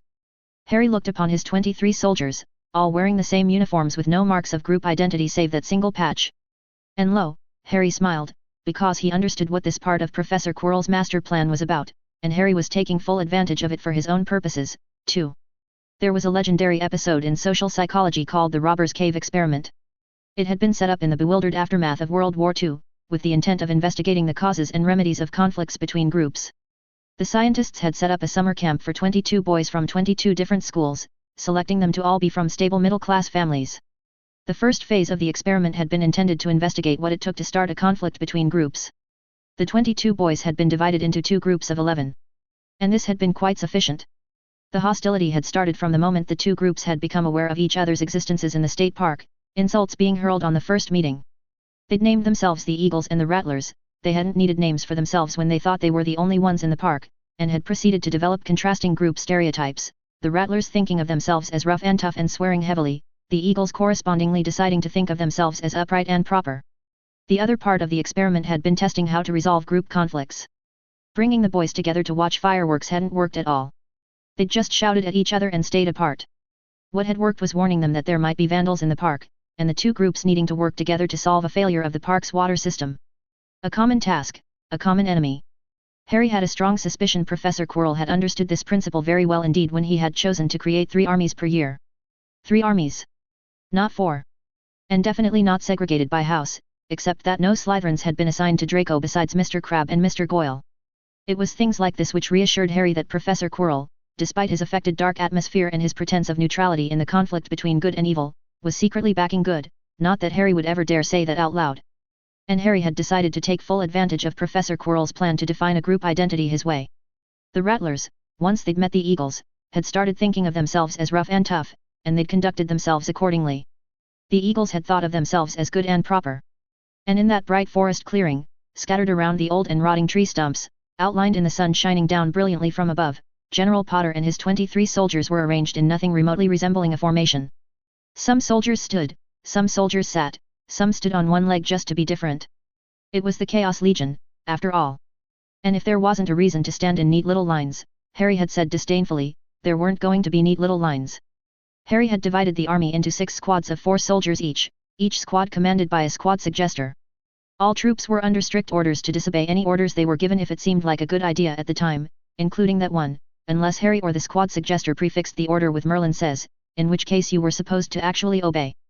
The Chaos Legion's chief attack was to split up and run in from multiple directions, randomly changing vectors and firing the approved sleep spell as rapidly as you could rebuild the magical strength. And if you saw a chance to distract or confuse the enemy, you took it. Fast. Creative. Unpredictable. Non-homogeneous. Don't just obey orders, think about whether what you're doing right now makes sense. Harry wasn't quite as sure as he'd pretended that this was the optimum of military efficiency, but he'd been given a golden opportunity to change how some students thought about themselves, and that was how he intended to use it. 5 minutes to wartime, according to Harry's watch. General Potter walked, not marched, over to where his air force was waiting tensely, broomsticks already clutched firmly in their hands. All wings report in, said General Potter. They'd rehearsed this during their one training session on Saturday. Red leader standing by, said Seamus Finnegan, who had no idea what it meant. Red 5 standing by, said Dean Thomas, who'd waited his entire life to say it. Green leader standing by, Theodore Knott said rather stiffly. Green 41 standing by, Tracy Davis said. I want you in the air the instant we hear the bell, said General Potter. Do not engage, repeat, do not engage. Evade if under fire. Of course you did not aim sleep spells at broomsticks, you fired a spell that gave a temporary red glow to whatever it hit. If you hit the broomstick or the rider, they were out of the war. Red leader and Red 5, fly toward Malfoy's army as fast as you can, stay as high as you can while still seeing them, return the instant you know for sure what they're doing. Green leader, do the same for Granger's army. Green 41, fly above us and watch for any approaching broomsticks or soldiers, you and only you are authorized to fire. And remember, I didn't say Merlin says for any of that, but we do really need the information. For chaos. For chaos. The 4 echoed with varying degrees of enthusiasm. Harry expected Hermione to launch an immediate attack on Draco, in which case he'd move his troops into position and start supporting her, but only after she'd taken severe losses and caused some damage. He would frame it as a heroic rescue, if possible. It wouldn't do to have Sunshine thinking that Chaos wasn't their friend, after all. But just in case she didn't, well, that was why the Chaos Legion was staying put until Green Leader reported back. Draco's moves would be in his own self-interest. He would predictably ready his army to defend against Hermione. He might or might not realize that Harry had been lying about waiting to attack until after that battle finished. Harry had still put 2 broomsticks on Dragon Army, just in case they were doing something, and just in case Draco or Mr. Goyle or Mr. Crab was good enough to shoot a broomstick out of the sky. But General Granger was the unpredictable one, and Harry couldn't move until he knew how she was moving. In the heart of the forest, with shadow patterns dancing on the ground as leafy canopies swayed high above, General Malfoy stood where the trees were relatively sparser, and looked out on his troops with calm satisfaction. 6 units of 3 troops each, the aerial unit of 4, to which Gregory was assigned, and the command unit, which was himself and Vincent. They'd only drilled for a short time on the previous Saturday, but Draco was confident that he'd managed to explain the basics. Stay with your mates, watch their back and trust them to watch yours. Move as a single body. Obey orders and show no fear. Aim, fire, move, aim again, fire again. The 6 units were formed up in a defensive perimeter around Draco, watchfully gazing outward into the forest. Back to back they stood, wands gripped low until they needed to strike. They already looked remarkably like the aura units whose training Draco had watched during his father's inspections. Chaos and Sunshine weren't going to know what hit them. Attention, said General Malfoy. The 6 units unfolded and spun toward Draco, the faces of his broomstick riders turned from where they stood with broomsticks already in hand. Draco had decided to wait on demanding salutes until after they won their first battle, when Gryffindors and Hufflepuffs would be more willing to salute a Malfoy. But his soldiers were already standing straight enough, especially the Gryffindors, that Draco wondered if he'd even needed to delay. Gregory had quietly listened, and reported back that Draco's volunteering to stand by Harry Potter in defense class, that time when Professor Quirrell had taught Harry how to lose, had marked Draco as an acceptable commander. At least if you happen to be assigned to his army. Not all Slytherins are alike, there are Slytherins, and then there are Slytherins was what the Gryffindors in Draco's army were quoting to their housemates. Draco was frankly astounded at how incredibly easy that had been. Draco had protested at first about not being assigned any Slytherins, and Professor Quirrell had told him that if he wanted to be the first Malfoy to gain complete political control of the country, he needed to learn how to govern the other 3/4 of the population. It was things like this which reassured Draco that Professor Quirrell had a great deal more sympathy for the good guys than Professor Quirrell was letting on.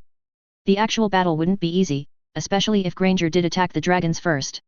Draco had agonized over whether to commit all his forces against Granger immediately in a preemptive strike, but had worried that, 1. Harry had been misleading him completely about what Granger was likely to do, and, 2. Harry had been misleading him about waiting until after Granger's attack to join the battle. Though Dragon Army had a secret weapon, 3 of them in fact, which might be enough to win even if they were attacked by both armies at once. It was almost time, and that meant it was time for the pre-battle speech that Draco had composed and memorized. The battle is about to begin, Draco said. His voice was calm and precise. Remember everything that I and Mr. Crabbe and Mr. Goyle showed you. An army wins because it is disciplined and deadly. General Potter and the Chaos Legion will not be disciplined. Granger and the Sunshine Regiment will not be deadly. We are disciplined, we are deadly, we are dragons. The battle is about to begin, and we are about to win it. Extempore speech given by General Potter to the Chaos Legion, immediately before their first battle, on November 3, 1991, at 2:56 p.m. My troops, I'm not going to lie to you, our situation today is very grim. Dragon Army has never lost a single battle. And Hermione Granger has a very good memory. The truth is, most of you are probably going to die. And the survivors will envy the dead. But we have to win this. We have to win this so that someday, our children can enjoy the taste of chocolate again. Everything is at stake here. Literally everything. If we lose, the whole universe just blinks out like a light bulb. And now I realize that most of you don't know what a light bulb is. Well, take it from me, it's bad. But if we have to go down, let's go down fighting, like heroes, so that as the darkness closes in, we can think to ourselves, at least we had fun. Are you afraid to die? I know I am. I can feel those cold shivers of fear like someone is pumping ice cream into my shirt. But I know that history is watching us. It was watching us when we changed into our uniforms. It was probably taking pictures. And history, my troops, is written by the victors. If we win this, we can write our own history. A history in which Hogwarts was founded by 4 renegade house elves. We can make everyone study that history, even though it isn't true, and if they don't answer the right way on our tests, they'll fail the class. Isn't that worth dying for? No, don't answer that. Some things are better left unknown. None of us know why we're here. None of us know why we're fighting. We just woke up in these uniforms in this mysterious forest, knowing only that there was no way to get our names and memories back except victory. The students in those other armies out there, they're just like us. They don't want to die. They're fighting to protect each other, the only friends they have left. They're fighting because they know they have families who will miss them, even if they can't remember now. They may even be fighting to save the world. But we have a better reason to fight than they do. We fight because we like it. We fight to amuse eldritch monstrosities from beyond space and time. We fight because we're chaos. Soon the final battle will begin, so let me say now, because I won't get a chance later, that it was an honor to be your commander, however briefly. Thank you all. And remember, your goal isn't just to cut down the enemy, it's to make them afraid. A great booming gong echoed over the forest. And the Sunshine Regiment began to march. The tension rose and rose, as Harry and the 19 other soldiers who remained waited for the aerial warriors to report back. It shouldn't take long, broomsticks were fast and the distances in the forest were not great. 2 broomsticks approached, at speed, from the direction of Draco's camp, and all the soldiers tensed. They weren't executing the maneuvers that were today's code for a friendly broomstick. Scatter and fire! Roared General Potter, and then suited action to words, scurrying off at top speed toward the forest cover, and then as soon as Harry was among the trees, he spun back, raised his wand, tried to seek out the broomstick in the sky. Clear! Shouted a voice. They're heading back. Harry gave a mental shrug. There'd been no way to prevent Draco from obtaining that information, and he'd only learned that they'd been standing still. And the Chaotix slowly emerged from the forest. Broomstick approaching from Granger's direction. Yelled another voice. I think it's Green Leader, he did the dip and roll. Moments later Theodore Knott dived out of the sky and pulled up in the midst of the soldiers. Granger has divided her forces in 2. Yelled Knott as he hovered on his broomstick. There was sweat staining his uniform, and all the reserve was gone from his voice. She's attacking both armies. 2 brooms covering each force, they pursued me halfway here. Divided her army, what on earth? A large force concentrating fire on a small force could deplete that force rapidly without taking much damage in return. If 20 soldiers faced 10 soldiers, 20 sleep spells would be aimed at the 10 soldiers with only 10 sleep spells going the other way, so unless every one of those first sleep spells hit its target, the smaller force would lose more people than they could manage to take down with them. Defeated in detail was the military term for what happened when you divided your forces like that. What could Hermione possibly be thinking? Then Harry realized. She's being fair. It was going to be a long year in defense class. All right, Harry said loudly, so the army could hear. We'll wait until the Red Wing reports in, and then we'll go cloud up some sunshine. Draco listened to the flyer's reports with his face calm, all his shock concealed inside. What could Granger possibly be thinking? Then Draco realized. It's a feint. One of Sunshine's 2 forces would change direction, and both would converge on, who? Neville Longbottom marched through the forest toward the approaching Sunny force, occasionally glancing up at the sky for broomsticks. Beside him marched his squad comrades, Melvin Coote and Lavender Brown of Gryffindor, and Alan Flint of Slytherin. Alan Flint was their squad suggester, though Harry had first said to Neville, in private, that the position was his if he wanted it. Harry had said quite a lot of things to Neville in private, starting with Neville, if you want to become as awesome as the imaginary Neville who lives in your head but isn't allowed to do anything because you're scared, then you really should sign up for Professor Quirrell's armies. Neville was now sure the boy who lived could read minds. There was just no other way Harry Potter could have known. Neville had never talked about that with anyone, or given any sign, and other people weren't like that, not that Neville had ever noticed. And Harry's promise had come true, this did feel different from sparring in defense class. Neville had hoped that sparring would fix everything that was wrong with him, and, well, it hadn't. Even if he could fire a few spells at another student in class with Professor Quirrell watching to make sure nothing went wrong, even if he could dodge and fire back when it was allowed and everyone else was expecting it and they would stare at him funny if he didn't do it, none of that was the same as being able to stand up for himself. But being part of an army. Something strange was stirring inside Neville, as he marched through the forest alongside his comrades, upon their uniforms and insignia of fingers poised to snap. He was allowed to walk if he wanted to, but he just felt like marching. Beside him, Melvin and Lavender and Alan all seemed to feel like marching too. And Neville softly began to sing the Song of Chaos. The tune was what a Muggle would have identified as John Williams's Imperial March, also known as Darth Vader's theme, and the words Harry had added were easy to remember. Doom doom doom. Doom doom doom doom doom doom. Doom doom doom. Doom doom doom doom doom doom. Doom doom doom. Doom doom doom doom doom doom doom. Doom doom doom doom doom doom. Doom doom doom, doom doom doom. By the second line the others had joined in, and soon you could hear the same soft chant coming from nearby parts of the forest. And Neville marched alongside his fellow Chaos Legionnaires. Strange feelings stirring in his heart. Imagination becoming reality. As from his lips poured a fearful song of doom. Harry stared at the bodies scattered across the forest. Something inside him felt a bit queasy, and he had to remind himself hard that they were only sleeping. There were girls among the fallen, and that made it a lot worse somehow, and he would have to be careful never to mention that in front of Hermione or the Aurors would find his remains stuffed into a small teapot. Half of Sunshine Army hadn't put up much of a fight against all of Chaos. The 9 ground soldiers had run in screaming inarticulately with simple shields raised, circular screens to protect their faces and chests. But you couldn't fire and hold the shield at the same time, and Harry's soldiers had simply aimed for the legs. All but one of the Sunnies had fallen over as soon as the cries of Somnium filled the air. That last one had dropped her shield and managed to take out one of Harry's soldiers before being hit by the second wave of sleep spells. The sleep hex was safe for multiple hits. The 2 Sunny broomsticks had been much harder to take down and had accounted for 3 chaotics before being ordered by massed ground fire. Hermione wasn't among the fallen. Draco must have gotten her, and that was making Harry feel angry on some completely incomprehensible level. He wasn't sure if he was feeling protective toward Hermione, or cheated that he hadn't been the one to do it, or maybe both. "All right," Harry said, raising his voice. "Let's everyone be clear on one thing, that wasn't a real fight. That was General Granger making a mistake in her first battle. Today's actual fight is with Dragon Army, and it's not going to be anything like this. It's going to be a lot more fun. Let's move out." A broomstick fell out of the sky, approaching terrifyingly fast, and spun on its end and decelerated so hard you could almost hear the air screaming in protest, and came to a halt directly beside Draco. It wasn't dangerous showing off. Gregory Goyle simply was that good, and he didn't waste time.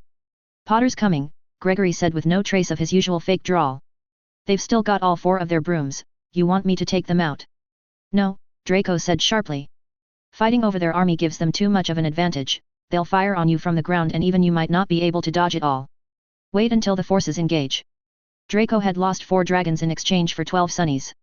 Apparently General Granger actually had been that incredibly stupid, though she hadn't been among the attackers, so Draco hadn't gotten a chance to taunt her or ask her what in Merlin's name she had been thinking. The true battle, they all knew, would be with Harry Potter. "Prepare yourselves!" roared Draco at his troops. "Stay together with your mates, act as a unit, fire as soon as the enemy is in range. Discipline against chaos. It shouldn't be much of a fight." The adrenaline was pumping and pumping into Neville's blood until he felt like he could hardly breathe. "We're closing in," said General Potter in a voice barely loud enough to carry to the whole army. "Time to spread out." Neville's comrades moved away from him. They would still support each other, but if you clustered together, the enemy would have a much easier time hitting you. Fire aimed at one of your comrades might miss and get you instead. You would be a lot harder to hit if you spread out and moved as fast as you could. The first thing General Potter had done, during their training session, was get them to fire on each other when both sides were running fast, or both stood still and took time to aim, or one was moving and one was standing still. The reverse charm to the sleep hex was simple, though you weren't allowed to use it during real battles. General Potter had carefully recorded everything that happened, done some figuring and ciphering, and then announced that it made more sense for them to focus, not on slowing down to aim carefully, but on moving fast so they wouldn't get hit. It still bothered Neville a little not to be marching side by side with his comrades, but the scary battle cries they'd learned were already thundering in his head, and that made up for a lot.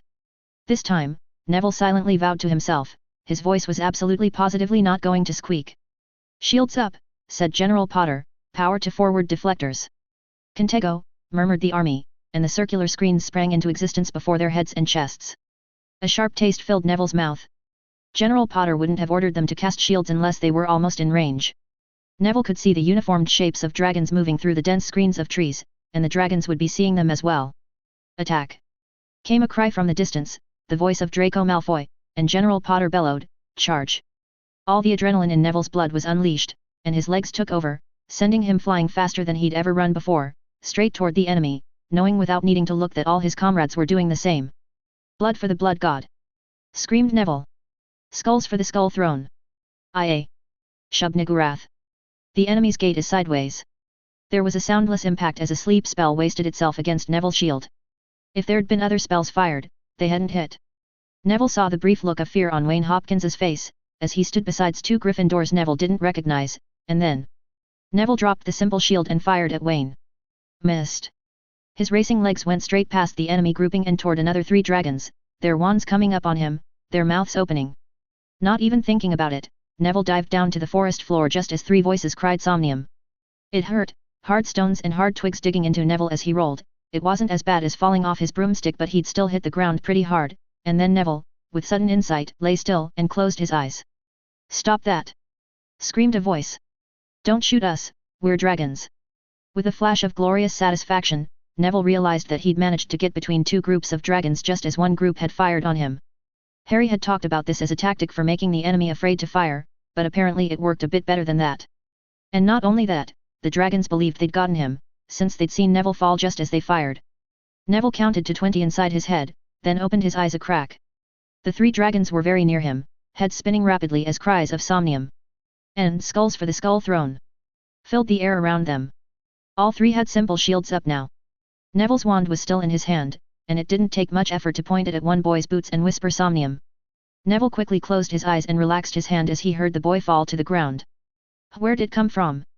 screamed Justin Finch-Fletchley's voice, and Neville heard rustles on the leafy forest floor, as of 2 dragons spinning around looking for an enemy. "Reform ranks!" bellowed Malfoy's voice. "To me, everyone, don't let them scatter you." Neville's ears heard the 2 dragons actually jump over his prone body as they ran off.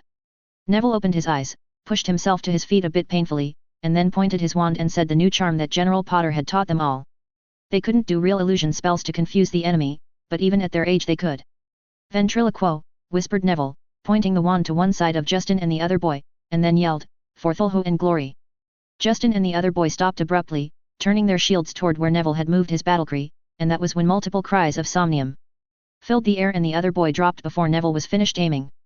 "The last one's mine!" yelled Neville, and then he started sprinting straight toward Justin, who'd been mean to him until the older Hufflepuff straightened him out. Neville was surrounded by his comrades and that meant special attack, chaotic leap.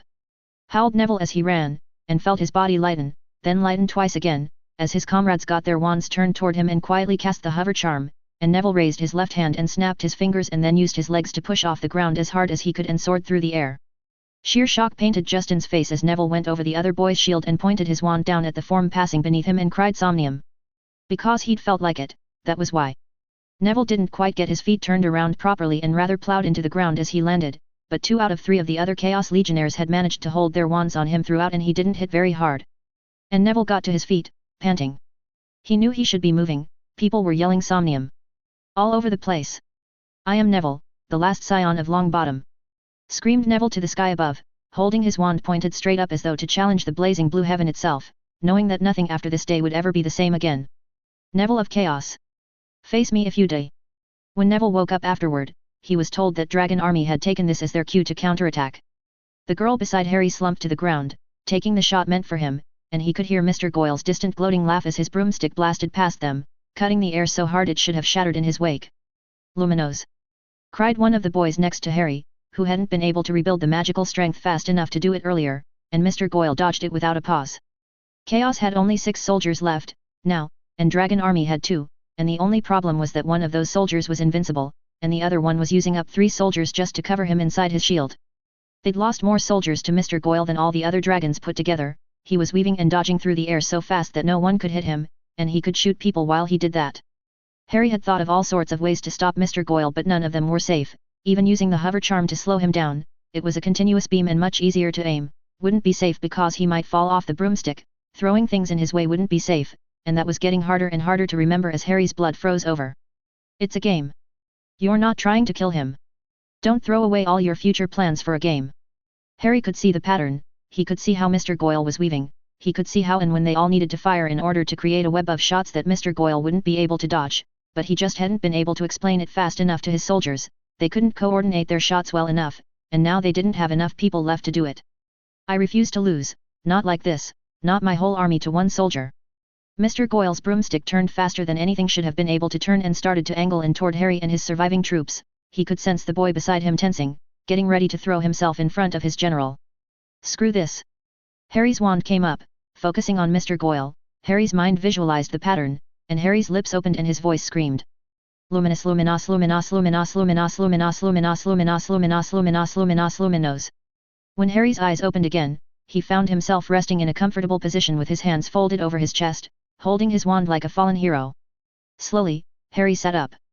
His magic was aching, a strange sensation but not an entirely unpleasant one, much like the burn and lethargy that followed hard physical exercise. "The general's awake!" cried a voice, and Harry blinked and focused in that direction. 4 of his soldiers held their wands on a shimmering prismatic hemisphere, and Harry realized that the battle wasn't over. Right, he hadn't been hit by a sleep hex, just exhausted himself, so when he woke up, he was still in the game. Harry suspected he was going to get a lecture from someone or other about not exhausting his magic to the point of unconsciousness over a children's game. But he hadn't hurt Mr. Goyle when he'd lost his temper, and that was the important thing. Then Harry's mind clicked on another implication. and he looked down at the steel ring on his left hand's pinky finger, and almost swore out loud when he saw that the tiny diamond was missing and there was a marshmallow lying on the ground near where he'd fallen. He'd sustained that transfiguration for 17 days, and would now need to start over. Could have been worse. He could have done this 14 days later, after Professor McGonagall had approved him to transfigure his father's rock. That was one very good lesson to learn the easy way. Note to self, always remove ring from finger before completely exhausting magic. Harry pushed himself up, making rather hard going of it. Using up your magic didn't exhaust your muscles, but dodging around trees certainly did. He staggered over to the iridescent hemisphere that contained Draco Malfoy, who was holding his wand aloft to sustain the shield, and smiling coldly at Harry. "Where's the fifth soldier?" said Harry.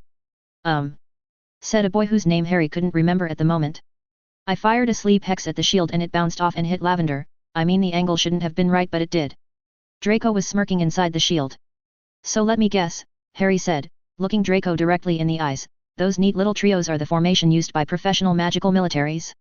Made up of trained soldiers who can easily hit moving targets if their own hands are steady, and who can combine their defensive powers so long as they stay together. Unlike your soldiers." The smirk had vanished from Draco's face, which was now hard and grim. "You know," Harry said lightly, knowing that none of the others would understand the real message passing between them, "it just goes to show that you should always question everything you see your role models doing, and ask why it's being done, and whether it makes sense in context for you to do it too. Don't forget to apply that advice to real life, by the way. And thanks for the slow-moving clustered targets." Because Draco had already gotten that lecture, and, Harry suspected, discounted it out of suspicion that Harry was trying to shift his loyalties further away from pure-blood tradition. Which of course Harry was. But this example would make an excellent excuse, next Saturday, to claim that questioning authority was a merely practical technique for real life. And Harry would also mention the experiments he'd run, first with individuals and then with groups, to check that his ideas about the importance of speed had actually been correct, by way of hammering home the point of Draco needing to keep an eye out at all times for chances to apply the methods in everyday practice. "You haven't won yet, General Potter," snarled Draco. "Maybe we'll run out of time, and Professor Quirrell will call it a draw." A fair and worrisome point. The war only ended when Professor Quirrell, in his personal judgment, decided one army had won by practical real-world standards. There was no formal victory condition, Professor Quirrell had explained, because then Harry would figure out how to game the rules. Harry had to admit this was a fair cop. And Harry couldn't blame Professor Quirrell for not calling an end, because it was plausible that the last soldier of Dragon Army could take out all 5 survivors of the Chaos Legion. "All right," Harry said. "Does anyone know anything about General Malfoy's shield spell?" It developed that Draco's shield was a version of the standard Protego which had several disadvantages, the most important of which was that the shield couldn't move with the caster. The upside, or from Harry's perspective, downside, was that it was easier to learn, easier to cast, and much easier to sustain for long times. They would need to hammer the shield with attack spells in order to bring it down. And Draco could apparently exert some control over the angle of reflection at which the spells would bounce off. The thought occurred to Harry that they could use Wingardium Leviosa to pile up heavy rocks on the shield until Draco couldn't sustain it against the pressure, but then the rocks might fall in afterward and hit Draco, and injuring the enemy general for real was not among today's goals. "So," said Harry. "Are there such things as specialized shield-piercing spells?" There were. Harry asked if any of his soldiers knew them. No one did. Draco was smirking again, inside his shield. Harry asked if there was any sort of attack spell that wouldn't bounce. Lightning bolts, it seemed, were usually absorbed by shields instead of bouncing off them. No one knew how to cast any sort of lightning-related spell. Draco sniggered. Harry sighed. He quite deliberately laid his wand on the ground. And Harry announced, with some weariness in his voice, that he would just go ahead and take down the shield himself, using some method that would remain mysterious, and everyone else was to fire on Draco as soon as his shield went down. The Chaos Legionnaires looked nervous. Draco looked calm, which was to say, controlled. A thin, folded blanket came out of Harry's pouch. Harry sat down next to the shimmering shield, and pulled the blanket over his head so no one could see what he did, except Draco, of course. From Harry's pouch came a car battery and a set of jumper cables. It wasn't like he'd been about to leave the Muggle world to start a new era of magical research, and not take along any way of generating electricity. Shortly after, the Chaos Legionnaires heard the sound of fingers snapping, followed by a crackling noise from beneath the blanket. The shield started glowing more brightly, and Harry's voice said, "Don't be distracted please, eyes on General Malfoy." The strain was showing on Draco's face, along with the fury and annoyance and frustration. Harry smiled up at him, and mouthed, "Tell you later." And that was when a spiral of green energy shot out of the forest and smashed into Draco's shield, which shrieked like pieces of sharp glass being rubbed together, and Draco staggered. In sudden, Frantic panic, Harry took the jumper cables off the battery and fed them into the pouch, then he fed the battery itself into the pouch, and then he tore off the blanket and grabbed his wand and stood up. All of his soldiers were still there and glancing around frantically. "Contego," Harry said, and his soldiers followed suit, but Harry didn't even know which direction the shield ought to be pointing in. Did anyone see where that came from? Shaken heads. "And General Malfoy, would you mind telling me if you got General Granger?" "Why yes," Draco said acidly, "I mind." "Oh, hell." Harry's mind began calculating, Draco inside the shield, Draco worn out now to some degree, Harry worn out too, Hermione in the woods who knew where, Harry and 4 other chaotics left. "You know, General Granger," Harry said out loud, "you really should have waited to attack until after I'd fought General Malfoy. You might have been able to get all the survivors." From somewhere came a girl's high-pitched laughter. Harry froze. That wasn't Hermione. And that was when the dreadful, eerie, cheerful chant began to rise, coming from all around them. "Don't be frightened, don't be sad. We'll only hurt you if you're bad. Granger cheated." Burst out Draco inside the shield. She woke up her soldiers. "Why doesn't Professor Quirrell?" "Let me guess," Harry said, the sickness already churning in his stomach. He really hated losing. "It was a very easy battle, right? They dropped like flies." "Yes," Draco said. "We got them all on the first shot." The look of horrified realization spread from Draco to the Chaos Legionnaires. "No," Harry said, "we didn't." Camouflaged forms were appearing from among the trees. "Allies," Harry said. "Allies," Draco said. "Good," said General Granger's voice, and a spiral of green energy blazed out of the woods and shattered Draco's shield to splinters. General Granger surveyed the battlefield with a definite feeling of satisfaction.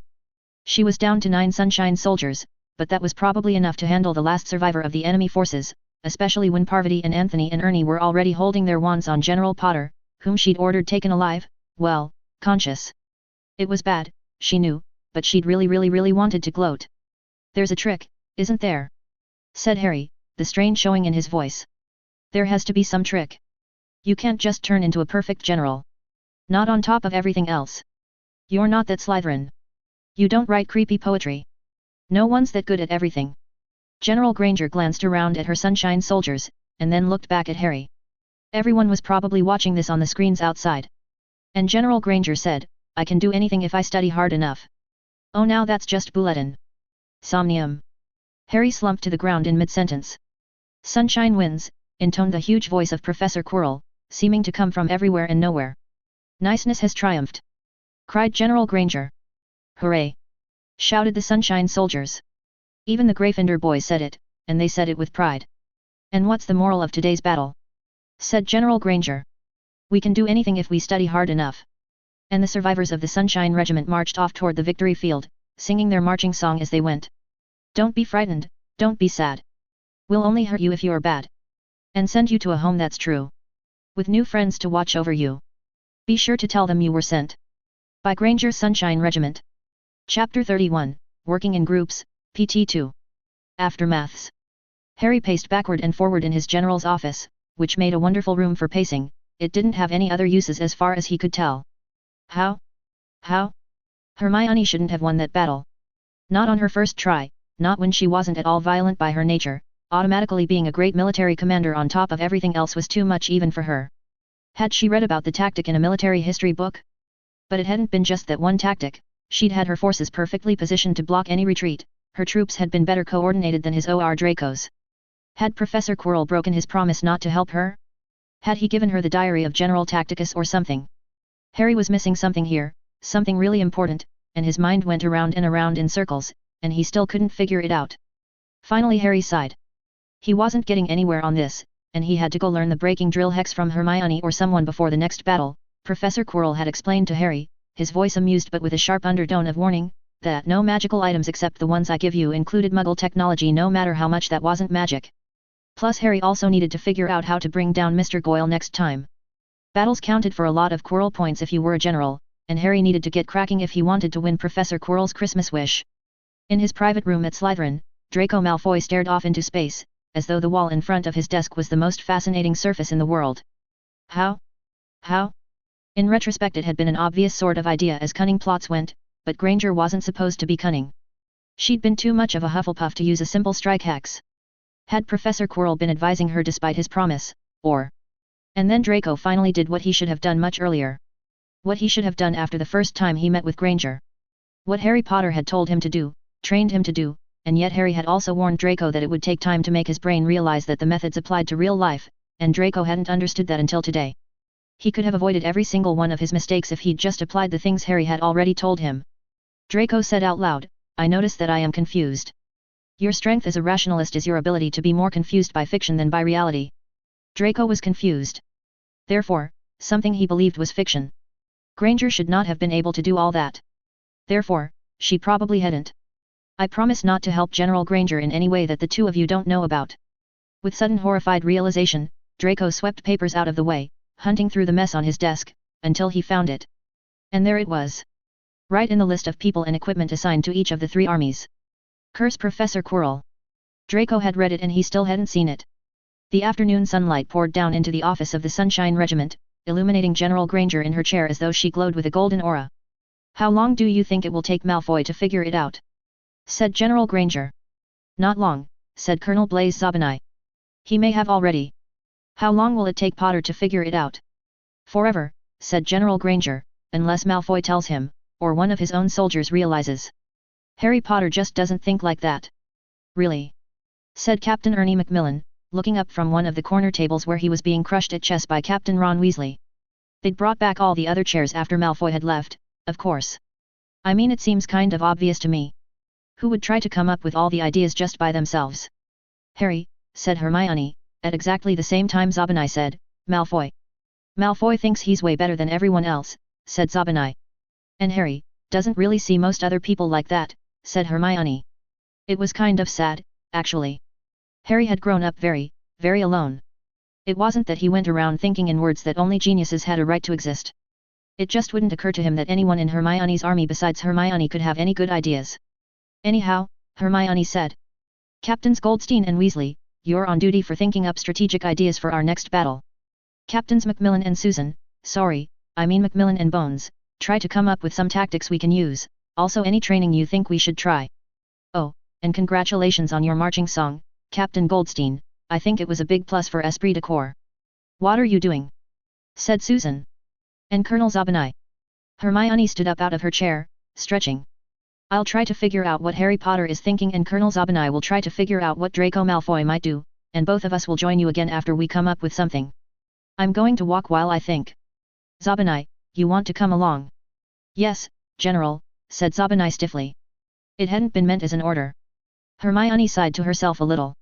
This was going to take some getting used to, and although Zabinai's first idea had certainly worked, she wasn't quite sure that Professor Quirrell's quote mixture of positive and negative incentives unquote would be enough to keep the Slytherin fully on her side until December when traitors would be allowed for the first time.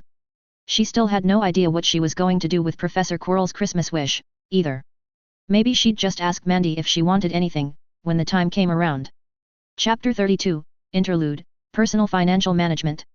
"But Headmaster," Harry argued, some of his desperation leaking into his voice, "leaving all of my assets in one undiversified vault full of gold coins, it's crazy, Headmaster.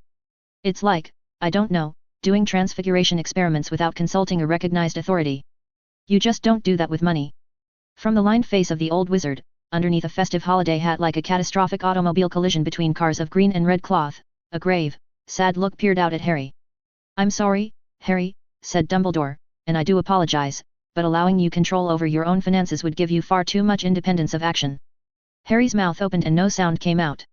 He was, literally, speechless. "I will permit you to withdraw 5 galleons for Christmas presents," said Dumbledore, "which is more than any boy your age should spend, but poses no threat, I think." "I can't believe you just said that." The words burst out of Harry's mouth. "You admit to being that manipulative?" "Manipulative?" said the old wizard, smiling slightly. "No, manipulative would be if I did not admit it, or if I had some deeper motive behind the obvious. This is quite straightforward, Harry. You are not yet ready to play the game, and it would be foolish to allow you thousands of galleons with which to upset the game board." The bright hustle and bustle of Diagon Alley had increased by 100-fold and redoubled as Christmas approached, with all the shops enshrouded in brilliant sorceries that flashed and sparkled as though the season's spirit was about to blaze out of control and turn the whole area into a cheerful holiday crater. The streets were so crowded with witches and wizards in festive and loud clothing that your eyes were assaulted almost as severely as your ears, and it was clear, from the bewildering variety of the shoppers, that Diagon Alley was considered an international attraction.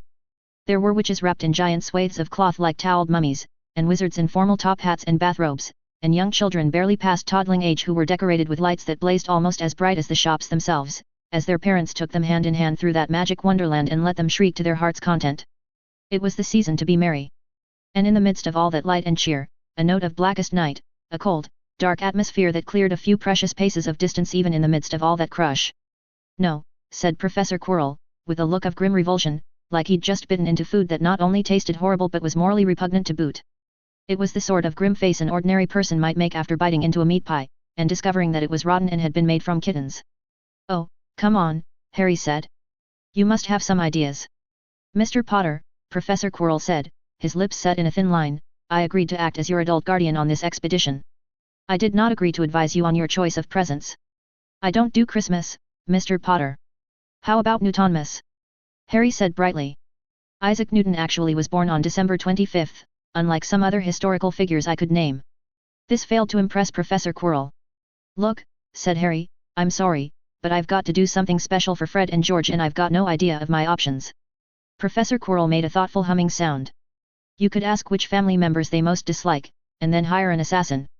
I know someone from a certain government in exile who is quite competent, and he would give you a discount on multiple Weasleys. This Christmas," Harry said, dropping his voice into a lower register, "give your friends the gift of death." That made Professor Quirrell smile. It went all the way to his eyes. "Well," said Harry, "at least you didn't suggest getting them a pet rat." Harry's mouth snapped shut, and he was regretting the words almost as soon as they were out of his mouth. "Pardon me," said Professor Quirrell. "Nothing," Harry said at once, "long dumb story." And telling it seemed wrong somehow, maybe because Harry was afraid Professor Quirrell would have laughed even if Bill Weasley hadn't been cured and everything put back to right. And where had Professor Quirrell been that he'd never heard the story? Harry had gotten the impression that everyone in magical Britain knew. "Look," said Harry, "I'm trying to solidify their loyalty to me, you know? Make the Weasley twins my minions? Like the old saying goes, a friend isn't someone you use once and then throw away, a friend is someone you use over and over again. Fred and George are two of the most useful friends I have in Hogwarts, Professor Quirrell, and I plan to use them over and over again. So if you'd help me be Slytherin here, and suggest something they might be very grateful for." Harry's voice trailed off invitingly.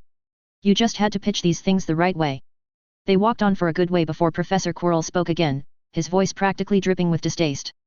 "The Weasley twins are using second-hand wands, Mr. Potter. They would be reminded of your generosity with every charm they cast." Harry clapped his hands together in involuntary excitement.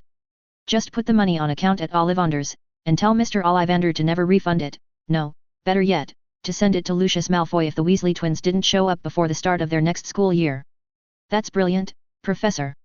Professor Quirrell did not look like he appreciated the compliment. "I suppose I can tolerate Christmas in that spirit, Mr. Potter, though only barely." Then he smiled slightly. "Of course that will cost you 14 galleons, and you only have 5. 5 galleons, Harry said, with a sniff of outrage. "Just who does the headmaster think he's dealing with, anyway?" "I think," said Professor Quirrell, "that it simply did not occur to him to fear the consequences if you turned your ingenuity to the task of obtaining funds. Though you were wise to lose, rather than making it an explicit threat. Out of curiosity, Mr. Potter, what would you have done if I hadn't turned away in boredom while you, in a fit of childish pique, counted out 5 galleons worth of nuts?" "Well, the easiest way would have been to borrow money from Draco Malfoy," said Harry. Professor Quirrell chuckled briefly. "Seriously, Mr. Potter?" "Duly noted. Probably I'd have done a few celebrity appearances. I wouldn't resort to anything economically disruptive just for spending money." Harry had checked, and he would be allowed to keep the time turner while he went home for the holidays, so that his sleep cycle didn't start to rotate. But then it was also possible that someone kept an eye out for magical day traders. The gold and silver trick would have taken work on the Muggle end, and seed funding, and the goblins might have gotten suspicious after the first cycle. And starting a real bank would be a lot of work. Harry hadn't quite worked out any money-making methods that were fast and certain and safe, so he'd been very glad when Professor Quirrell had turned out to be so easily fooled. "I do hope those 5 galleons will be enough to last, since you counted them so carefully," said Professor Quirrell. "I doubt the headmaster shall be so eager to entrust me with your vault key a second time, once he discovers I've been tricked." "I'm sure you did your best," Harry said with deep gratitude. "Do you need any assistance finding a safe place to store all those nuts, Mr. Potter?" "Well, sort of," said Harry. "Do you know of any good investment opportunities, Professor Quirrell?" And the two of them walked on, in their tiny sphere of silence and isolation, through the brilliant and bustling crowds, and if you looked carefully, you would see that where they went, leafy boughs faded, and flowers withered, and children's toys that played cheerful bells changed to lower and more ominous notes. Harry did notice, but he didn't say anything, just smiled a little to himself. Everyone had their own way of celebrating the holidays, and the Grinch was as much a part of Christmas as Santa. Chapter 33, Coordination Problems, PT1. I just recite to myself, over and over, until I can choose sleep. It all adds up to J.K. Rowling. The version of decision theory used in this chapter is not the academically dominant one. It's based on something called timeless decision theory that's under development by, among others, Gary Drescher, Wei Dai, Vladimir Nisov, and, well, coughs a few times, me. The terrifying part was how fast the whole thing had spiraled out of control. Albus, Minerva said, not even trying to keep the worry out of her voice as the two of them entered the Great Hall, something has to be done.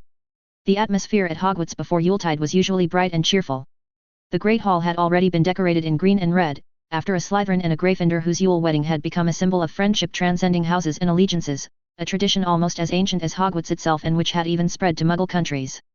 Now the students eating dinner were glancing nervously over their shoulders, or sending vicious glares at other tables, or at some tables arguing heatedly. You could have described the atmosphere as tense, perhaps, but the phrase coming to Minerva's mind was fifth degree of caution. Take a school, into 4 houses divided. Now into each year, add 3 armies at war. And the partisanship of Dragon and Sunshine and Chaos had spread beyond the first years, they had become the armies for those who had no armies. Students were wearing armbands with insignia of fire or smile or upraised hand, and hexing each other in the corridors. All 3 first-year generals had told them to stop, even Draco Malfoy had heard her out and then nodded grimly, but their supposed followers hadn't listened. Dumbledore gazed out at the tables with a distant look. In every city, the old wizard quoted softly, the population has been divided for a long time past into the blue and the green factions. And they fight against their opponents knowing not for what end they imperil themselves. So there grows up in them against their fellow men a hostility which has no cause, and at no time does it cease or disappear, for it gives place neither to the ties of marriage nor of relationship nor of friendship, and the case is the same even though those who differ with respect to these colors be brothers or any other kin. I, for my part, am unable to call this anything except a disease of the soul. I'm sorry, said Minerva, I don't. Procopius, said Dumbledore. They took their chariot racing very seriously, in the Roman Empire. Yes, Minerva, I agree that something must be done. Soon, Minerva said, her voice lowering even further. Albus, I think it must be done before Saturday. On Sunday, most students would leave Hogwarts to stay the holiday with their families. Saturday, then, was the final battle of the 3 first-year armies that would determine the awarding of Professor Quirrell's thrice-cursed Christmas wish. Dumbledore glanced over at her, studying her gravely. You fear that the explosion will come then, and someone will be hurt. Minerva nodded. And that Professor Quirrell will be blamed. Minerva nodded again, her face tight.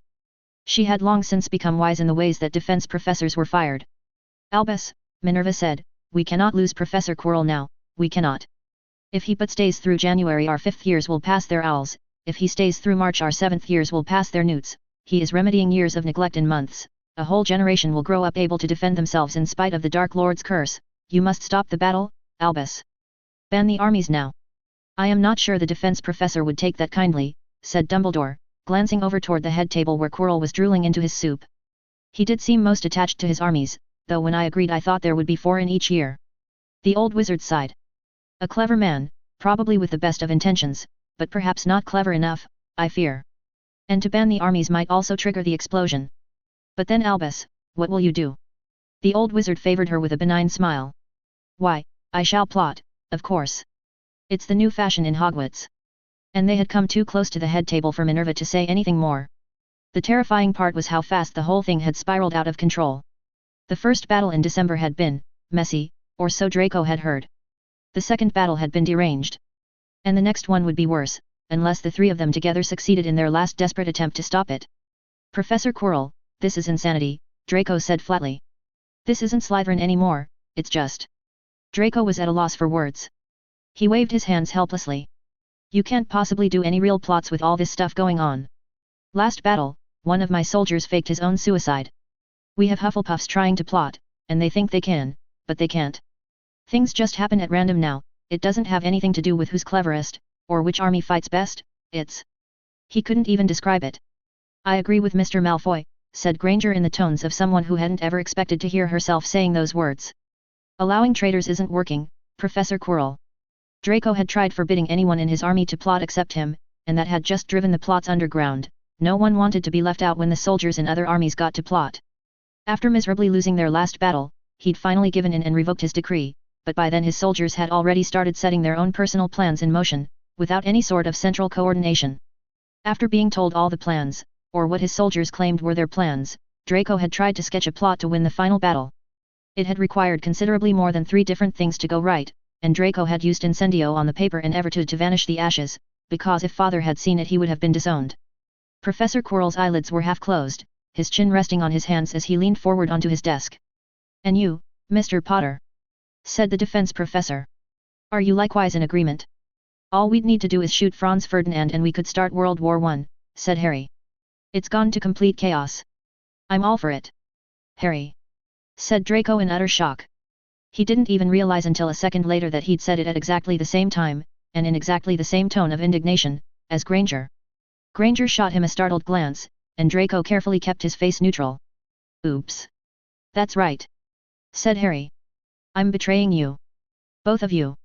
Again. Haha." Professor Quirrell was smiling thinly, though his eyes were still half closed. "And why is that, Mr. Potter?" "Because I think I can cope with the chaos better than Miss Granger or Mr. Malfoy," said the traitor. "Our war is a zero-sum game, and it doesn't matter whether it's easy or hard in an absolute sense, only who does better or worse." Harry Potter was learning far too fast. Professor Quirrell's eyes moved beneath their lids to regard Draco, and then Granger. "In truth, Mr. Malfoy, Miss Granger, I simply could not live with myself if I shut down the grand debacle before its climax. One of your soldiers has even become a quadruple agent." "Quadruple?" said Granger. "But there's only 3 sides in the war." "Yes," said Professor Quirrell, "you'd think that, wouldn't you? I am not sure that there has ever in history been a quadruple agent, or any army with such a high fraction of real and pretended traitors. We are exploring new realms, Miss Granger, and we cannot turn back now." Draco left the defense professor's office with his teeth gritting hard against each other, and Granger looking even more annoyed beside him. "I can't believe you did that, Harry," said Granger. "Sorry," Harry said, not sounding sorry at all, his lips curved up in a merry smile of evil. "Remember, Hermione, it is just a game, and why should generals like us be the only ones who get to plot? And besides, what are the 2 of you going to do about it? Team up against me?" Draco traded glances with Granger, knowing that his own face was as tight as hers. Harry had been relying, more and more openly and gloatingly, on Draco's refusal to make common cause with a mudblood girl, and Draco was beginning to get sick of having that used against him. If this kept up much longer he was going to ally with Granger just to crush Harry Potter, and see how much the son of a mudblood liked that. The terrifying part was how fast the whole thing had spiraled out of control. Hermione stared at the parchment Zabinai had given her, feeling utterly and completely helpless. There were names, and lines connecting the names to other names, and some of the lines were in different colors A and D. "Tell me," said General Granger, "is there anyone in my army who isn't a spy?" The 2 of them weren't in the office but in another, deserted classroom, and they were alone, because, Colonel Zabinai had said, it was now nearly certain that at least one of the captains was a traitor. Probably Captain Goldstein, but Zabinai didn't know for sure. Her question had put an ironic smile on the young Slytherin's face. Blaise Zabinai always seemed a little disdainful of her, but he didn't seem to actively dislike her, nothing like the derision he held for Draco Malfoy, or the resentment he had developed for Harry Potter. She had worried at first about Zabinai betraying her, but the boy seemed desperate to show that the other 2 generals were no better than him, and Hermione thought that while Zabinai would probably be happy to sell her out to anyone else, he'd never let Malfoy or Harry win. "Most of your soldiers are still loyal to you, I'm pretty sure," said Zabinai. "It's just that no one wants to be left out of the fun." The scornful look on the Slytherin's face made it clear what he thought of people who didn't take plotting seriously. "So they think they can be double agents and secretly work for our side while pretending to betray us. And that would also go for anyone in the other armies who says they want to be our spy," Hermione said carefully. The young Slytherin shrugged. "I think I did a good job of telling which ones really want to sell out Malfoy. I'm not sure anyone really wants to sell out Potter to you. But not as a sure bet for betraying Potter to Malfoy, and since I had Entwistle approach him supposedly on behalf of Malfoy and Entwistle really reports to us, that's almost as good." Hermione closed her eyes for a moment. "We're going to lose, aren't we?" "Look," Zabinai said patiently, "you're in the lead right now on Quirrell points. We just have to not lose this last battle completely and you'll have enough Quirrell points to win the Christmas wish." Professor Quirrell had announced that the final battle would operate on a formal scoring system, which he'd been asked to do to avoid recriminations afterward. Each time you shot someone, the general of your army got 2 Quirrell points. A gong would ring through the battle area. They didn't know yet where they would be fighting, though Hermione was hoping for the forest again, where Sunshine did well, and its pitch would tell which army had won the points. And if anyone was faking being hit, the gong would ring out anyway, and then a double gong would ring later, after no fixed time, to hail the retraction. And if you called the name of an army, cried for Sunshine, or for Chaos, or for Dragon, it switched your allegiance to that army.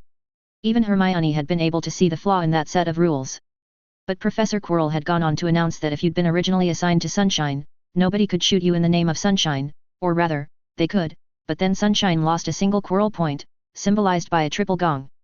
That prevented you from shooting your own soldiers for points, and discouraged suiciding before the enemy got you, but you could still shoot spies if you had to.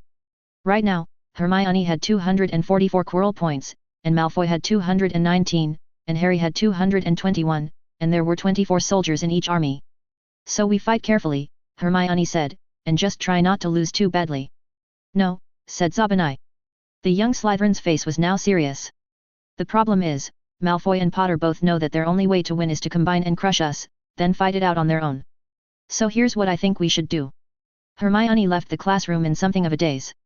Zabinai's plan hadn't been the obvious one, it had been strange and complicated and layered and the sort of thing she would have expected Harry to come up with, not Zabinai. It felt wrong just for her to be able to understand a plan like that. Young girls shouldn't be able to understand plans like that. The hat would have sorted her into Slytherin, if it seen that she could understand plans like that. The awesome thing was how fast he'd been able to escalate the chaos once he started doing it deliberately. Harry sat in his office, he'd been given the authority to order furniture from the house elves, so he'd ordered a throne, and curtains in a black and crimson pattern. Scarlet light like blood, mixed with shadow, poured over the floor. Something in Harry felt like he'd finally come home. Before him stood the 4 lieutenants of chaos, his most trusted minions, one of whom was a traitor. This was what life should be like. We are gathered, said Harry. Let chaos reign, chorused his 4 lieutenants. My hovercraft is full of eels, said Harry. I will not buy this record, it is scratched, chorused his 4 lieutenants. All Mimsy were the Borogroves. And the Momraths outgrabe. That concluded the formalities. How goes the confusion? Harry said in a dry whisper like Emperor Palpatine. It goes well, General Chaos, said Neville in the tone he always used for military matters, a tone so deep that the boy often had to stop and cough. The chaotic lieutenant was neatly dressed in his black school robes, trimmed in the yellow of Hufflepuff House, and his hair was parted and combed in the usual look for an earnest young boy. Harry had liked the incongruity better than any of the cloaks they'd tried. Our legionnaires have begun 5 new plots since yesterday evening. Harry smiled evilly. Do any of them have a chance of working? I don't think so, said Neville of Chaos. Here's the report. Excellent, said Harry, and laughed chillingly as he took the parchment from Neville's hand, trying his best to make it sound like he was choking on dust. That brought the total to 60. Let Draco try to handle that. Let him try. And as for Blaise Zabinai. Harry laughed again, and this time it didn't even take an effort to sound evil. He really needed to borrow someone's pet Niazel for his staff meetings, so he'd have a cat to stroke while he did this. Can the Legion stop making plots now? Said Finnegan of Chaos. I mean, don't we have enough already? No, Harry said flatly. We can never have enough plots. Professor Quirrell had put it perfectly. They were pushing the boundaries further, perhaps, than they had ever been pushed, and Harry wouldn't have been able to live with himself if he'd turned back now. There came a knock at the door. That will be the Dragon General, Harry said, smiling with evil prescience. He arrives precisely as I expected. Do show him in, and yourselves out. And the 4 lieutenants of Chaos shuffled out, casting dark looks at Draco as the enemy general entered into Harry's secret lair. If he wasn't allowed to do this when he was older, Harry was just going to stay 11 forever. The sun was dripping through the red curtains, sending rays of blood dancing across the floor from behind Harry Potter's grown-up-sized cushioned chair, which he had covered in gold and silver glitter and insisted on referring to as his throne. Draco was beginning to feel a lot more confident that he'd done the right thing in deciding to overthrow Harry Potter before he could take over the world. Draco couldn't even imagine what it would be like to live under his rule. Good evening, Dragon General, said Harry Potter in a chill whisper. You have arrived just as I expected. This was not surprising, considering that Draco and Harry had agreed on the meeting time in advance. And it also wasn't evening, but by now Draco knew better than to say anything. General Potter, Draco said with as much dignity as he could manage, you know that our 2 armies have to work together for either of us to win Professor Quirrell's wish, right? Yes, hissed Harry, like the boy thought he was a Parselmouth. We must cooperate to destroy Sunshine, and only then fight it out between us. But if one of us betrays the other earlier on, that one could gain an advantage in the later fight. And the Sunshine General, who knows all this, will try to trick each of us into thinking the other has betrayed them. And you and I, who know that, will be tempted to betray the other and pretend that it is Granger's trickery. And Granger knows that, as well. Draco nodded. That much was obvious. And both of us only want to win, and there's no one else who will punish either of us if we defect. Precisely, said Harry Potter, his face now turning serious. We are faced with a true prisoner's dilemma. The prisoner's dilemma, according to Harry's teachings, ran thus: 2 prisoners had been locked in separate cells. There was evidence against each prisoner, but only minor evidence, enough for a prison sentence of 2 years apiece. Each prisoner could opt to defect, betray the other, testify against them in court, and this would take 1 year off their own prison sentence, but add 2 years to the others. Or a prisoner could cooperate, staying silent.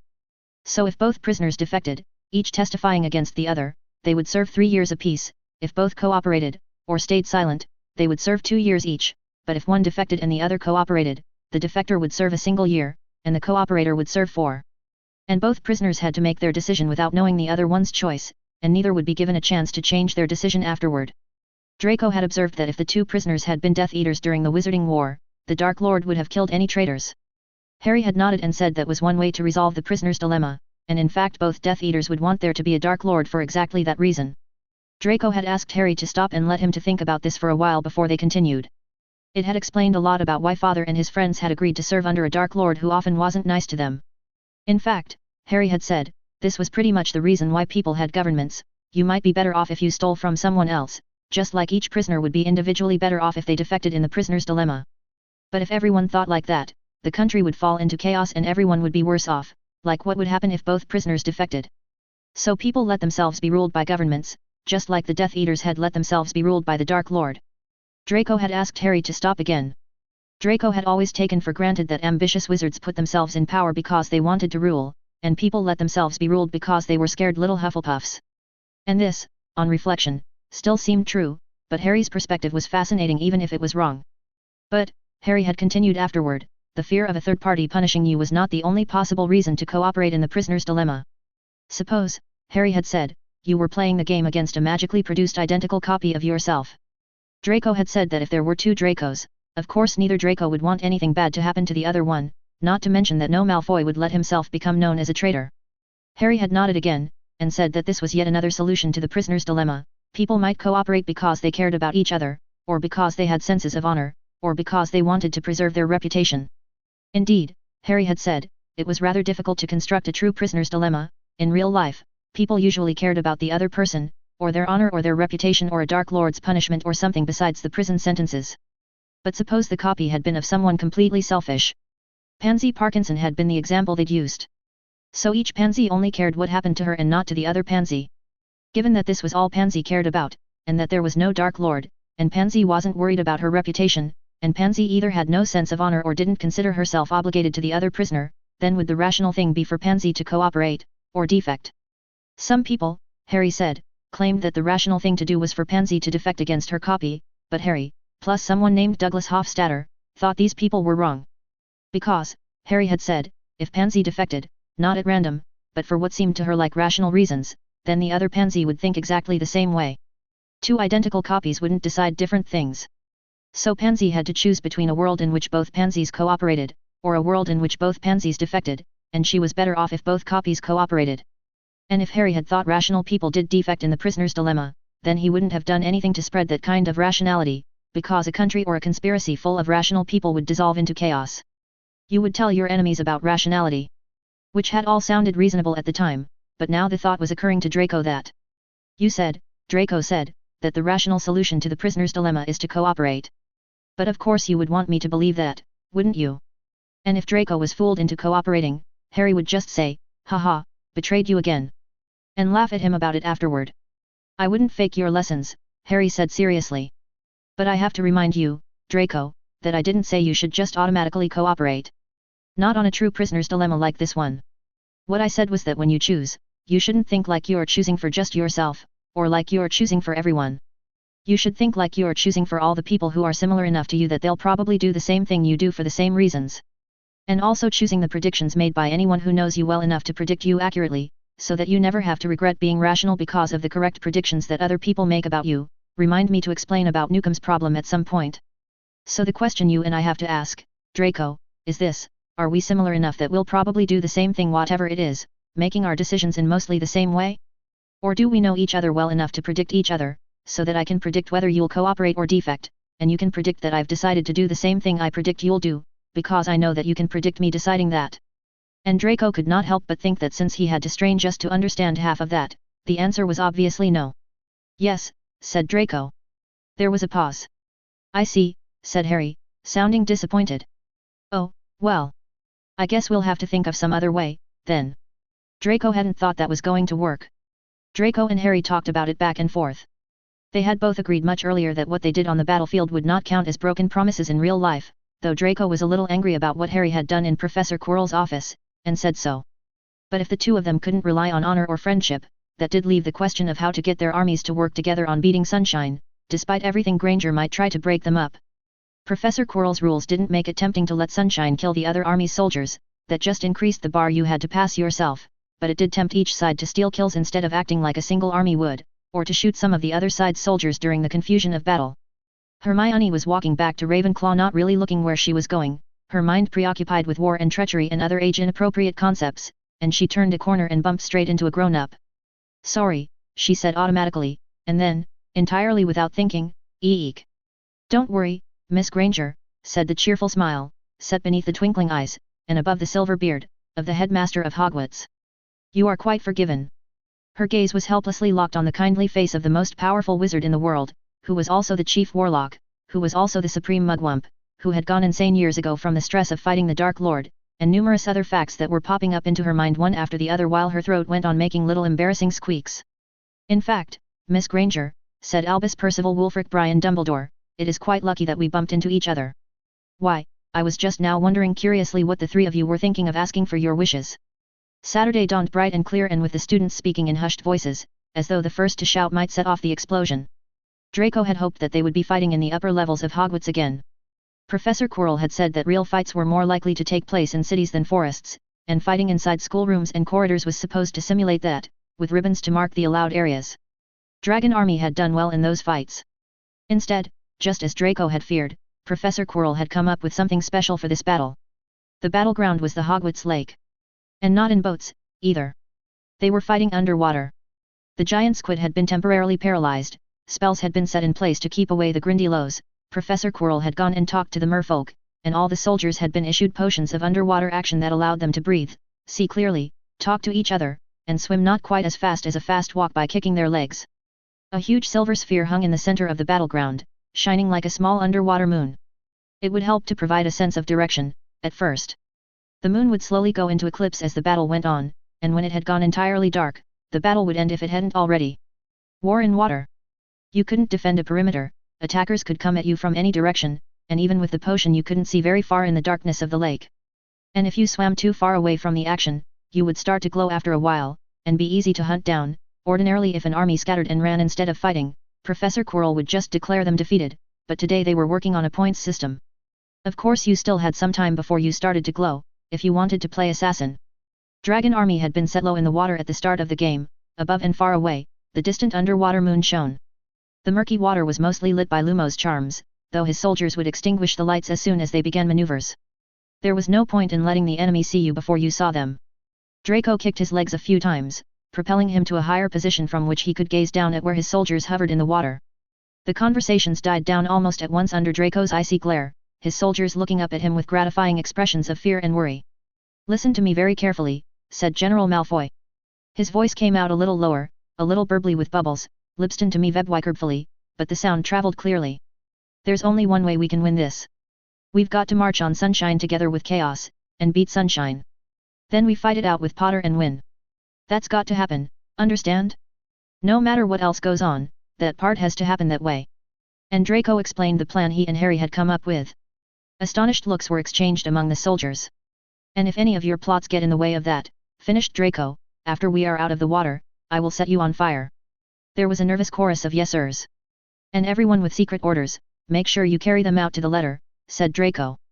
Around half his soldiers openly nodded, and Draco marked them for death after he rose to power.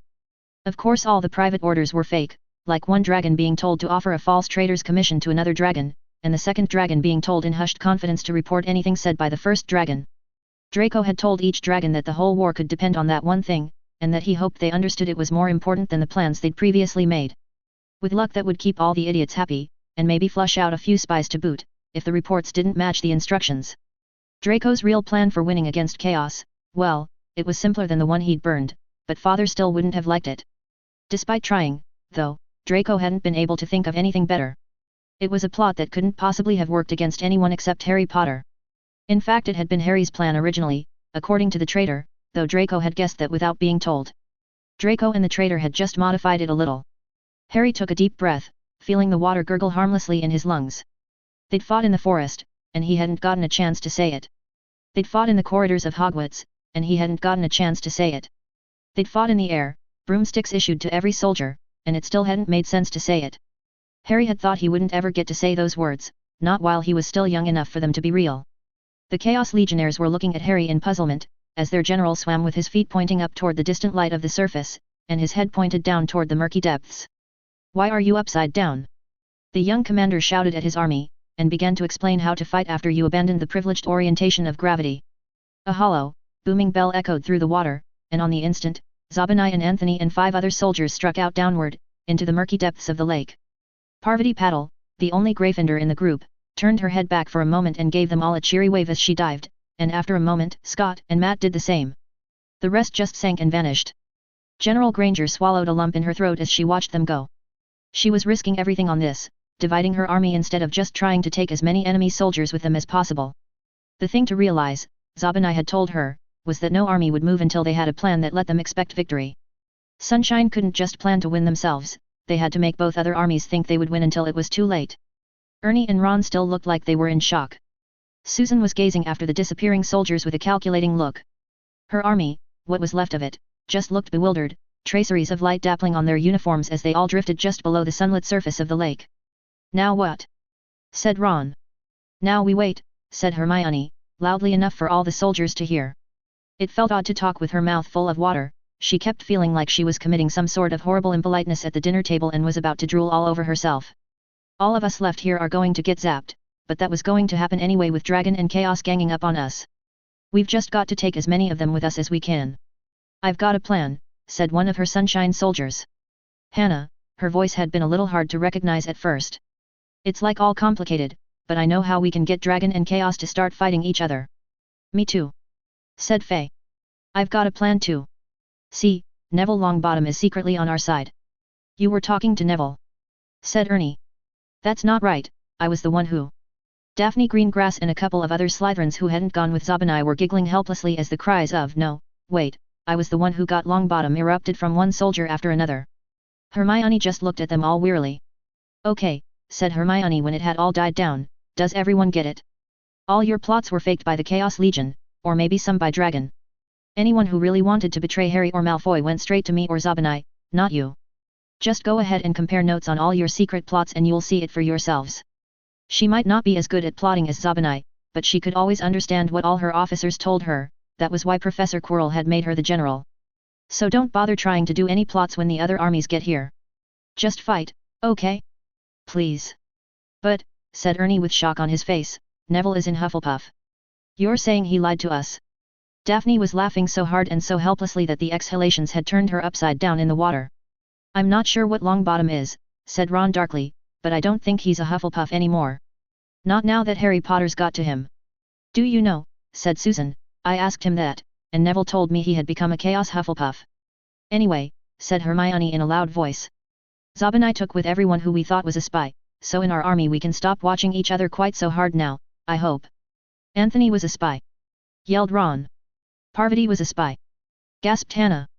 "Parvati was totally a spy," said Daphne. "She shopped at the spy shoe store and wore spy lipstick, and someday she's going to marry a nice spy husband and have a lot of little spies." And then a gong sound echoed through the water, indicating that Sunshine had just scored 2 points. This was shortly followed by the triple gong of Dragon losing a single point. Traitors weren't allowed to kill generals, not after the disaster of the first battle in December when all 3 generals had been shot in the first minute. But with any luck. "Ah," said Hermione. "It sounds like Mr. Crabbe is taking a little nap." Like 2 shoals of fish, the armies swam along. Neville Longbottom kicked his feet in slow, measured motions. Diving, always diving in whatever direction you happen to be moving. You wanted to show the enemy the smallest profile, present them with your head or your feet. So you were always diving, downward and head first, and the enemy was always down. Like every Chaos Legionnaire in the army, Neville's head was constantly rotating as he swam, looking up, down, around, to every side. Not just watching for Sunshine soldiers, but watching for any sign that a Chaos Legionnaire had drawn their wand and was about to betray them. Usually traitors waited until the confusion of battle to make their move, but that early gong had put them all on guard. The truth was, Neville was feeling sad about that.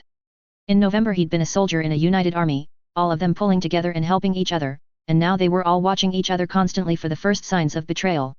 It might have been more fun for General Chaos, but it wasn't nearly as much fun for Neville. The direction formerly known as up was getting steadily brighter, as they came closer to the surface and sunshine. "Wands out," said General Chaos. Neville's squad drew their wands, pointing them straight ahead toward the enemy, as their heads scanned around more rapidly. If there were sunny traitors, the time was approaching for them to strike. The other shoal of fish, Dragon Army, was doing the same thing. "Now!" shouted the distant voice of the Dragon General. "Now!" shouted General Chaos. "For Sunshine!" shouted all the soldiers in both armies, and charged downward. "What?" said Minerva involuntarily as she watched the screens from next to the lake. A cry echoed in many other places. All of Hogwarts was watching this battle as they had watched the first. Professor Quirrell was laughing dryly. "I warned you, Headmaster. It is impossible to have rules without Mr. Potter exploiting them." For long precious seconds, as the 47 soldiers charged her own 17, Hermione's mind went blank. Why?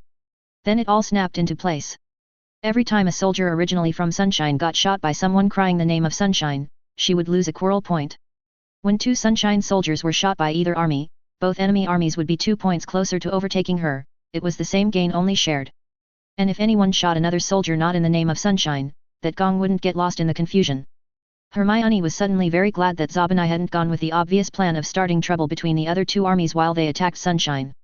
It was still disheartening, though, that sense of your chances closing down, of hope being taken away.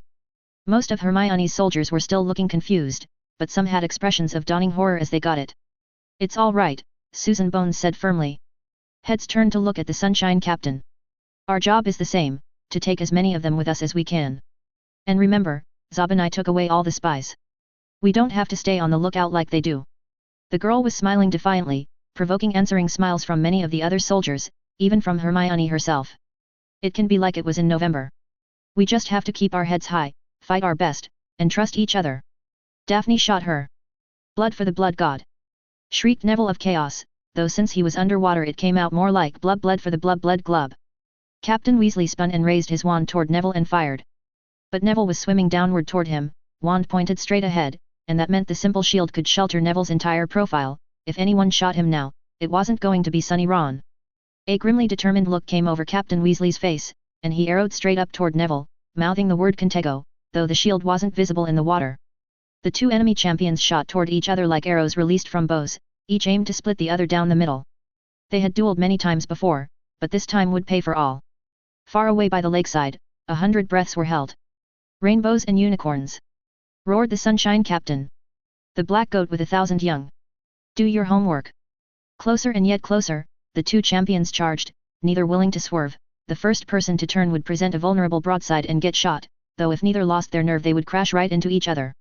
Falling straight down as the enemy rose straight up to meet him, hammer descending to meet anvil in a path neither was willing to leave. Special attack, chaotic twist. Neville saw the look of horror on Captain Weasley's face as the hover charm caught him. They'd tested it before the battle had started, and just as Harry had suspected, Wingardium Leviosa became a whole new sort of weapon once everyone was swimming underwater. "Curse you, Longbottom!" shrieked Ron Weasley, "can't you ever fight without your dumb special attacks?" And by that time the Sunshine Captain had been spun around sideways and Neville shot him in the leg. "I don't fight fair," said Neville to the sleeping form, "I fight like Harry Potter." Granger, 237/Malfoy, 217/Potter, 220. It still hurt every time he had to shoot Hermione. Harry could hardly stand to look at the expression of peace that had come over her sleeping face, arms now drifting aimlessly as the curves of sunlight moved over her camouflage uniform and the cloud of her chestnut hair. And if Harry had tried to duck out of being the one to shoot her, not only would Draco have known what it meant, Hermione would have been offended. "She's not dead," Harry said to his brain as his kicking feet pushed him away, "she's just resting." Idiot. Are you sure? Said his brain. What if she's an ex-Hermione? Could we go back and check? Harry glanced back briefly. See, she's fine, there are bubbles coming out of her mouth. Could have been her last breath escaping. Oh, be quiet. Why are you being so paranoid protective, anyway? First real friend we've ever had in our whole life? Hey, remember what happened to our pet rock? Would you shut up about that worthless lump of rubble? It wasn't even alive, let alone sentient. That is like the most pathetic childhood trauma ever. The two armies swiftly separated, becoming two shoals of fish once more. General Granger had gone down 17 points, and taken 3 chaotics and 2 dragons with her, and 1 chaotic and 2 dragons had been shot as traitors. So she'd lost net 7 points, Harry had lost 1, Draco had lost 2, that put Sunshine 20 points up on Dragon, and 17 points up on Chaos. Chaos could still win easily if they exterminated all 20 remaining dragons. The wild card, of course, being those 7 remaining Sunshine soldiers. If you could call them that. The two shoals swam uneasily next to each other, the soldiers in each army awaiting an order to call out their true allegiances, and attack. Everyone who got them, Harry said loudly, remember special orders 1 through 3. And don't forget it's Merlin says on 3. Do not acknowledge.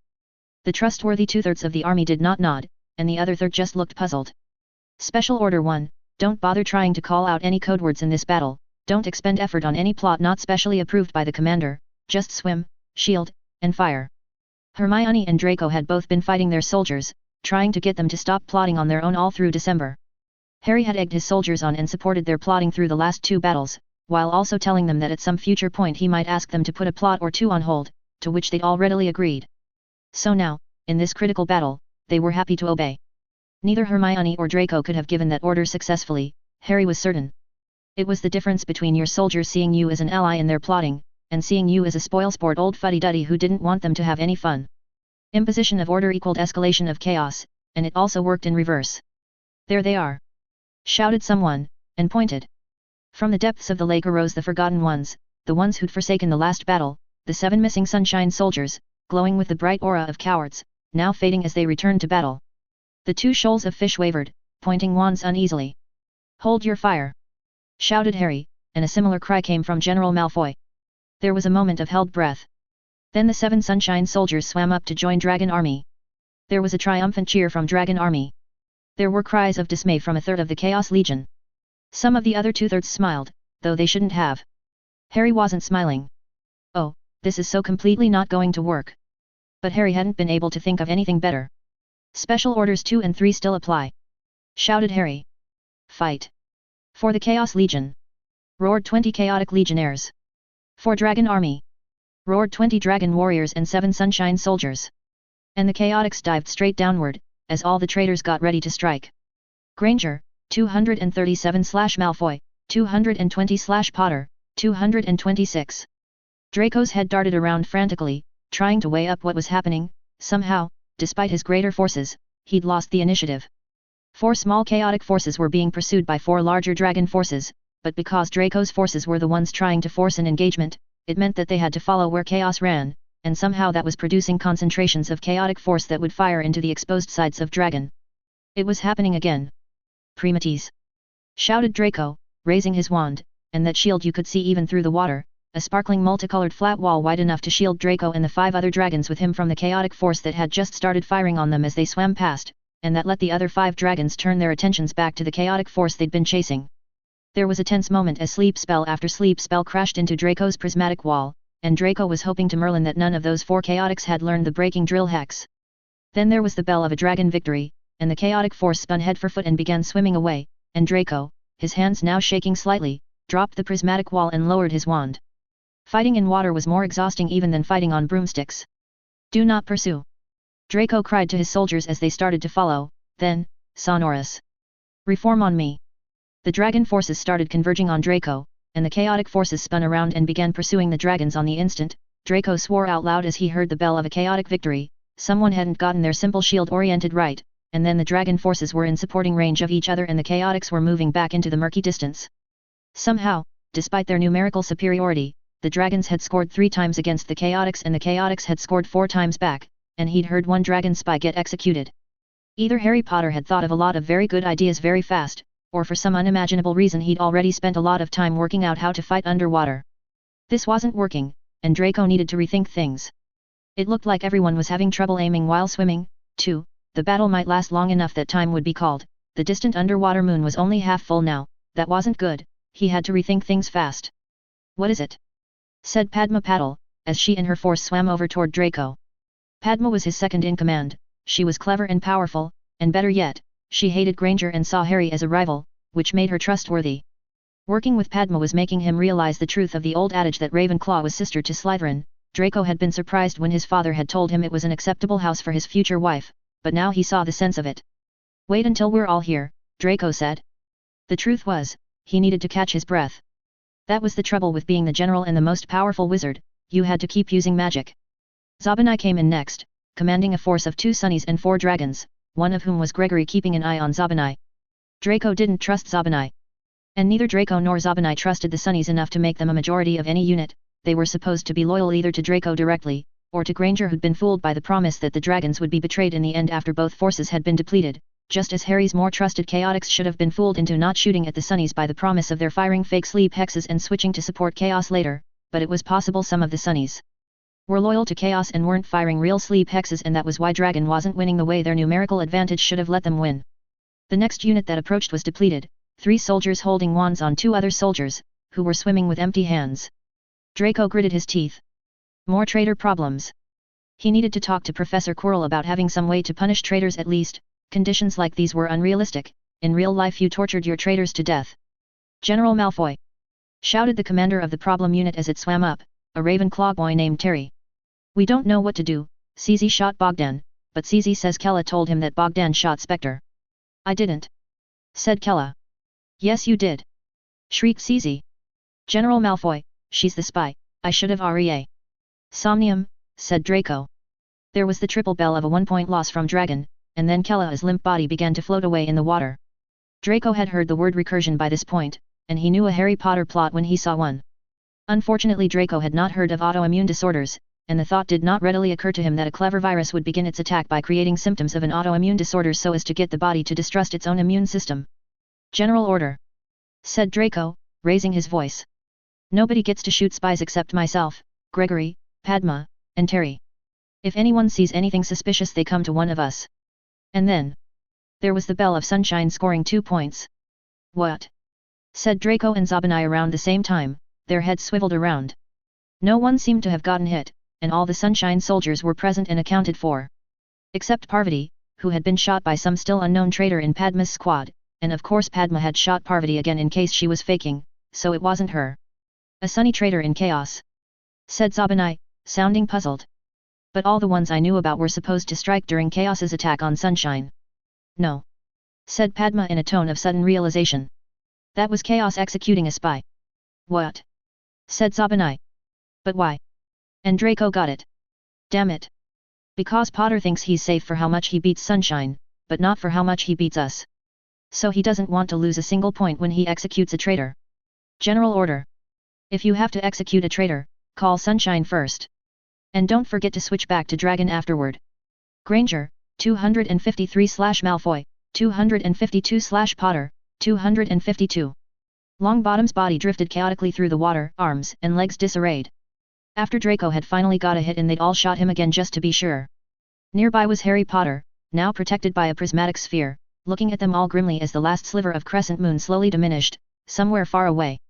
If Longbottom had managed to shoot one more soldier, Draco knew Harry was thinking, if the 2 chaotics had managed to hold out just a little longer, they might have won. After Draco had reformed his forces and struck out again, the ensuing battle and execution of spies in Sunshine's name had left Sunshine exactly 1 point ahead of Dragon and Chaos both. Once Harry had started doing it, Draco had been left with no choice but to follow suit. But now they had General Chaos outnumbered 3-1, the survivors of Dragon Army and the last remaining Sunny traitor, Draco and Padma and Zabanai. And Draco, who was no fool, had ordered Padma to take Zabanai's wand after Longbottom had shot Gregory and fallen in turn to Draco. The boy had given him an insulted look, told Draco that he owed him for this, and handed it over. That left Draco and Padma to take down General Chaos. "I don't suppose you'd like to surrender?" said Draco, smiling as evilly as any smile he'd ever directed at Harry Potter. "Sleep before surrender!" shouted General Chaos. "Just so you know," said Draco, "Zabanai doesn't actually have an older sister for you to rescue from Gryffindor bullies." But Zabanai does have a mother who doesn't approve of muggleborns like Granger, and I wrote her a few notes, and offered Zabanai a few favors, nothing involving my father, just things I can do in school. And by the way, Zabanai's mother doesn't approve of the boy who lived, either. Just in case you still thought Zabanai was really on your side. Harry's face grew even grimmer. Draco raised his wand, and began breathing rhythmically, building up strength for a breaking drill hex. Granger's prismatic sphere was almost as strong as Draco's now, and Harry's wasn't much weaker. Where did those two find time? Lagan, spoke Draco, putting everything he had into it, and the green spiral blazed out and Harry's shield shattered, and at almost the same moment. Somnium, said Padma. Granger, 253/Malfoy, 252/Potter, 254.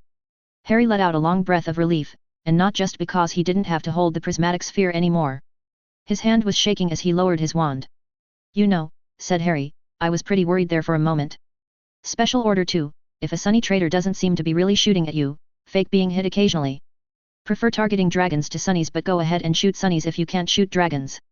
Special Order 3, Merlin says do not shoot at Blaze Zabanai or either Paddle Twin.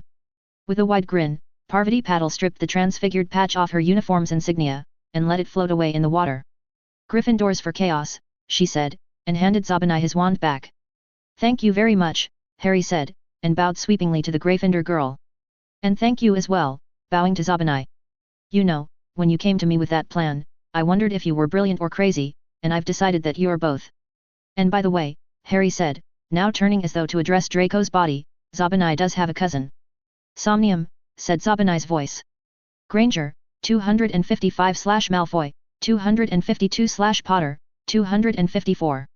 And Harry Potter's body floated away, his expression of shock and horror quickly relaxing into sleep. On second thought, Parvati said cheerfully, make that Gryffindors for sunshine. She started to laugh, more exhilarated than she'd ever been in her life. She'd finally gotten to assassinate and replace her twin sister and she'd wanted to do that since forever, and this had been perfect, it had all been perfect. And then her wand spun around in a lightning motion just as Zabanai's wand turned to point at her. Wait, said Zabanai. Do not shoot, do not resist. That's an order. What? Said Parvati. Sorry, said Zabanai, looking not quite sincerely apologetic, but I can't be totally sure you're for sunshine. So I order you to let me shoot you. Hold on, said Parvati. We're only ahead of chaos by 1 point. If you shoot me now, I'll shoot you in the name of dragon, obviously, said Zabanai, now sounding a little superior. Just because we tricked them into doing it, doesn't mean it won't work for us. Parvati stared at him, her eyes narrowing. General Malfoy said your mother doesn't like Hermione. I suppose, said Zabanai, still with that superior smirk. But some of us are more willing than Draco Malfoy to annoy a parent. And Harry Potter said you have a cousin. Nope, said Zabanai. Parvati stared at him, trying to think, but she wasn't really good at plotting. Zabanai said the plan was to secretly keep the scores of Chaos and Dragon as even as possible so they'd use Sunshine's name to execute their traitors instead of losing even a single point, and that had worked, but, she had the feeling she was missing something, she wasn't a Slytherin. Why don't I shoot you in the name of Dragon? Said Parvati. Because I outrank you, said Zabanai. Parvati had a bad feeling about this. She stared at him for a long moment. And then, Somni she started to say, and then realized she hadn't said for Dragon, and frantically cut herself off. Granger, 255/Malfoy, 254/Potter, 254. Hey, everyone, said Blaze Zabanai's face on the screens, looking quite amused, guess it's all down to me. All by the lakeside, people were holding their breath. Sunshine was ahead of Dragon and Chaos by exactly 1 point. Blaze Zabanai could shoot himself in the name of either Dragon or Chaos, or just leave things the way they were. A series of chimes indicated that the last minute of time was running out. And the Slytherin was smiling a strange, twisted smile, and casually toying with his wand, the dark wood barely visible in the dark water. You know, said Blaze Zabanai's voice, in the tones of someone who'd been rehearsing the words for a while, it's just a game, really. And games are supposed to be fun. So how about if I just do whatever I feel like? Chapter 34, Coordination Problems, PT2.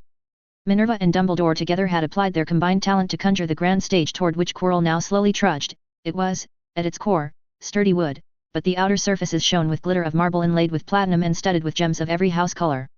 Neither she nor the headmaster was any founder of Hogwarts, but the conjuration only needed to last a few hours. Minerva ordinarily enjoyed the few occasions when she had the occasion to tire herself out on large transfigurations, she should have enjoyed the many small chances for artistry, and the illusion of opulence, but this time she had done the work with the dreadful feeling of digging her own grave. But Minerva was feeling a little better now. There'd been one brief moment when the explosion might have come, but Dumbledore had already been standing up and applauding warmly, and no one had proven foolish enough to riot in front of the headmaster. And the explosive mood had rapidly faded into a collective sentiment which might perhaps have been described by the phrase, "Give us a break."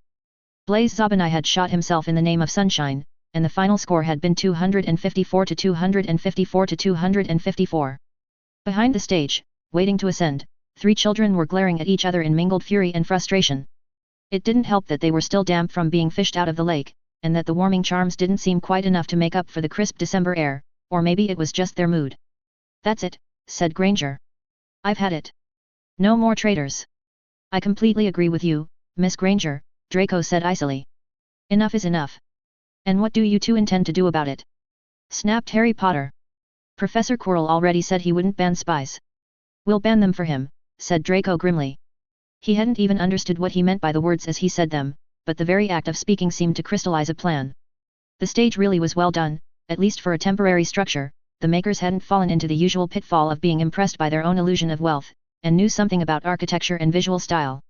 From where Draco stood, in the obvious place for him to stand, the watching students would see him haloed in the faint glitter of emeralds, and Granger, standing where Draco had subtly motioned her, would be haloed in Ravenclaw's sapphire. As for Harry Potter, Draco wasn't looking at him right now. Professor Quirrell had awakened, or whatever it was he did, and was leaning upon a platinum podium bare of all gems. With evident showmanship, the defense professor was carefully stacking and squaring those 3 envelopes containing the 3 parchments upon which the 3 generals had written their wishes, as all the students of Hogwarts watched, and waited. Finally Professor Quirrell looked up from the envelopes. "Well," said the defense professor. "This is inconvenient." A slight titter of laughter ran through the crowd, with a sharp undertone.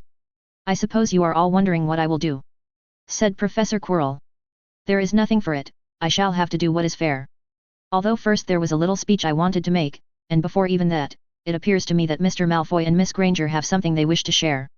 Draco blinked, and then he and Granger traded rapid glances. "May I?" "Yes, go ahead," and Draco raised his voice. "General Granger and I would both like to say," Draco said in his most formal voice, knowing it was being amplified and heard, "that we will no longer accept the help of any traitors. And if, in any battle, we find that Potter has accepted traitors from either of our armies, we will join forces to crush him." And Draco shot a glance filled at malice at the boy who lived. "Take that, General Chaos." "I agree completely with General Malfoy," said Granger standing beside him, her high voice clear and strong. "Neither of us will use traitors, and if General Potter does, we will wipe him off the battlefield." There was a susurration of surprise from the watching students. "Very good," said their defense professor, smiling. "It took the 2 of you long enough, but you are still to be congratulated on having thought of it before any other generals." It took a moment for this to soak in. "In the future, Mr. Malfoy, Miss Granger, before you come to my office with any request, consider whether there is a way for you to accomplish it without my help. I will not deduct Quirrell points on this occasion, but next time you may expect to lose the full 50. Professor Quirrell wore an amused grin. "And what do you have to say about that, Mr. Potter?" Harry Potter's gaze went to Granger, then to Draco. His face appeared calm, though Draco was sure controlled would have been the better term. Finally Harry Potter spoke, his voice level. "The Chaos Legion is still happy to accept traitors. See you on the battlefield." Draco knew the shock was showing on his own face. There were astonished murmurs from the watching students, and when Draco glanced at the front row he saw that even Harry's chaotix looked taken aback. Granger's face was angry, and getting angrier. "Mr. Potter," she said in a sharp tone like she thought she was a teacher, "are you trying to be obnoxious?" "Most certainly not," Harry Potter said calmly. "I won't make you do it every time. Beat me once, and I'll stay beaten. But threats aren't always enough, General of Sunshine. You did not ask me to join with you, but tried simply to impose your will, and sometimes you must actually defeat the enemy, to impose your will on him. You see, I am skeptical that Hermione Granger, the brightest academic star of Hogwarts, and Draco, son of Lucius, scion of the noble and most ancient house of Malfoy, can work together to beat their common foe, Harry Potter." An amused smile crossed Harry Potter's face. "Maybe I'll just do what Draco tried with Zabinai, and write a letter to Lucius Malfoy and see what he thinks about that." "Harry!" gasped Granger, looking absolutely aghast, and there were gasps from the audience as well. Draco controlled the anger flushing through him. That had been a stupid move on Harry's part, saying that in public. If Harry had simply done it, it might have worked. Draco hadn't even thought about that, but now if father did that it would look like he was playing into Harry's hands. If you think my father, Lord Malfoy, can be manipulated by you that easily, Draco said coldly, you have a surprise coming, Harry Potter. And Draco realized as the words finished leaving his mouth that he'd just backed his own father squarely into the corner, more or less without even meaning to. Father probably wasn't going to like this, not the tiniest bit, but now it would be impossible for him to say so. Draco would have to apologize for that, it had been an honest accident, but it was strange to think that he'd done it at all. Then go ahead and defeat the evil General Chaos, Harry said, still looking amused. I can't win against both your armies, not if you really work together. But I wonder if perhaps I could break you up before then. You won't, and we'll crush you, said Draco Malfoy. And beside him, Hermione Granger firmly nodded. Well, said Professor Quirrell after the astounded silence had stretched for a while. That was not how I expected that particular conversation to go. The defense professor had a rather intrigued expression on his face. Truthfully, Mr. Potter, I expected you to concede immediately and with a smile, then announce that you had long since worked out my intended lesson but had decided not to spoil it for others. Indeed, I planned my speech accordingly, Mr. Potter. Harry Potter just shrugged. Sorry about that, he said, and said nothing more. Oh, don't worry, said Professor Quirrell. This, too, will serve. And Professor Quirrell turned from the three children, and straightened at the podium to address the whole watching crowd. His customary air of detached amusement dropped away like a falling mask, and when he spoke again his voice was amplified louder than it had been. If not for Harry Potter, said Professor Quirrell, his voice as crisp and cold as December, you know who would have won. The silence was instant, and total. Make no mistake, said Professor Quirrell. The Dark Lord was winning. There were fewer and fewer Aurors who dared face him, the vigilantes who opposed him were being hunted down. One Dark Lord and perhaps 50 Death Eaters were winning against a country of thousands. That is beyond ridiculous. There are no grades low enough for me to mark that incompetence. There was a frown on the face of Headmaster Dumbledore, and on the faces of the audience, puzzlement and the utter silence went on. Do you understand now how it happened? You saw it today. I allowed traitors, and gave the generals no means to restrain them. You saw the result. Clever plots and clever betrayals, until the last soldier left on the battlefield shot himself. You cannot possibly doubt that all three of those armies could have been defeated by any outside foe that was unified within itself. Professor Quirrell leaned forward at the podium, his voice now filled with a grim intensity. His right hand stretched out, fingers open and spread. Division is weakness, said the defense professor. His hand closed into a tight fist. Unity is strength. The Dark Lord understood that well, whatever his other follies, and he used that understanding to create the one simple invention that made him the most terrible Dark Lord in history. Your parents faced one Dark Lord. And 50 Death Eaters who were perfectly unified, knowing that any breach of their loyalty would be punished by death, that any slack or incompetence would be punished by pain. None could escape the Dark Lord's grasp once they took his mark. And the Death Eaters agreed to take that terrible mark because they knew that once they took it, they would be united, facing a divided land. One Dark Lord and 50 Death Eaters would have defeated an entire country, by the power of the Dark Mark. Professor Quirrell's voice was bleak and hard. Your parents could have fought back in kind. They did not. There was a man named Yermy Wibble who called upon the nation to institute a draft, though he did not quite have vision enough to propose a Mark of Britain. Yermy Wibble knew what would happen to him, he hoped his death would inspire others. So the Dark Lord took his family for good measure. Their empty skins inspired nothing but fear, and no one dared to speak again. And your parents would have faced the consequences of their despicable cowardice, if not for being saved by a one-year-old boy. Professor Quirrell's face showed full contempt. A dramatist would have called that a dei ex machina, for they did nothing to earn their salvation. He who must not be named may not have deserved to win, but make no doubt of it, your parents deserved to lose. The voice of the defense professor rang forth like iron. And know this, your parents have learned nothing. The nation is still fragmented and weak. How few decades passed between Grindelwald and you-know-who. Do you think you will not see the next threat in your own lifetimes? Will you repeat then the follies of your parents, when you have seen the results so clearly laid out before you this day? For I can tell you what your parents will do, when the day of darkness comes. I can tell you what lesson they have learned. They have learned to hide like cowards and do nothing while they wait for Harry Potter to save them. There was a wondering look in the eyes of Headmaster Dumbledore, and other students gazed up at their defense professor with bewilderment and anger and awe. Professor Quirrell's eyes were as cold now as his voice. Mark this, and mark it well. He who must not be named wished to rule over this country, to hold it in his cruel grasp forever. But at least he wished to rule over a living country, and not a heap of ash. There have been Dark Lords who were mad, who wished only to make the world a vast funeral pyre. There have been wars in which one whole country marched against another. Your parents nearly lost against 50, who thought to take this country alive. How quickly would they have been crushed by a foe more numerous than they, a foe that cared for nothing but their destruction. This I foretell, when the next threat rises, Lucius Malfoy will claim that you must follow him or perish, that your only hope is to trust in his cruelty and strength. And though Lucius Malfoy himself will believe it, this will be a lie. For when the Dark Lord perished, Lucius Malfoy did not unite the Death Eaters, they were shattered in an instant, they fled like whipped dogs and betrayed each other. Lucius Malfoy is not strong enough to be a true lord, dark or otherwise. Draco Malfoy's fists were clenched white, there were tears in his eyes, and fury, and unbearable shame. No, said Professor Quirrell, I do not think it will be Lucius Malfoy who saves you. And lest you think that I speak on my own behalf, time will make clear soon enough that this is not so. I make you no recommendation, my students. But I say that if a whole country were to find a leader as strong as the Dark Lord, but honorable and pure, and take his mark, then they could crush any Dark Lord like an insect, and all the rest of our divided magical world could not threaten them. And if some still greater enemy rose against us in a war of extermination, then only a united magical world could survive. There were gasps, mostly from Muggleborns. The students in green-trimmed robes looked merely puzzled. Now it was Harry Potter whose fists were clenched tight and trembling, and Hermione Granger beside him was angry and dismayed. The headmaster rose from his seat, his face now stern, saying no word as yet, but the command was clear. I do not say what threat will come, said Professor Quirrell. But you will not live all your lives in peace, not if the past history of the world is any guide at all to its future. And if you do in the future as you have seen 3 armies do this day, if you cannot throw aside your petty bickering and take the mark of a single leader, then indeed you might wish that the Dark Lord had lived to rule over you, and regret the day that ever Harry Potter was born. Enough! Bellowed Albus Dumbledore. There was silence.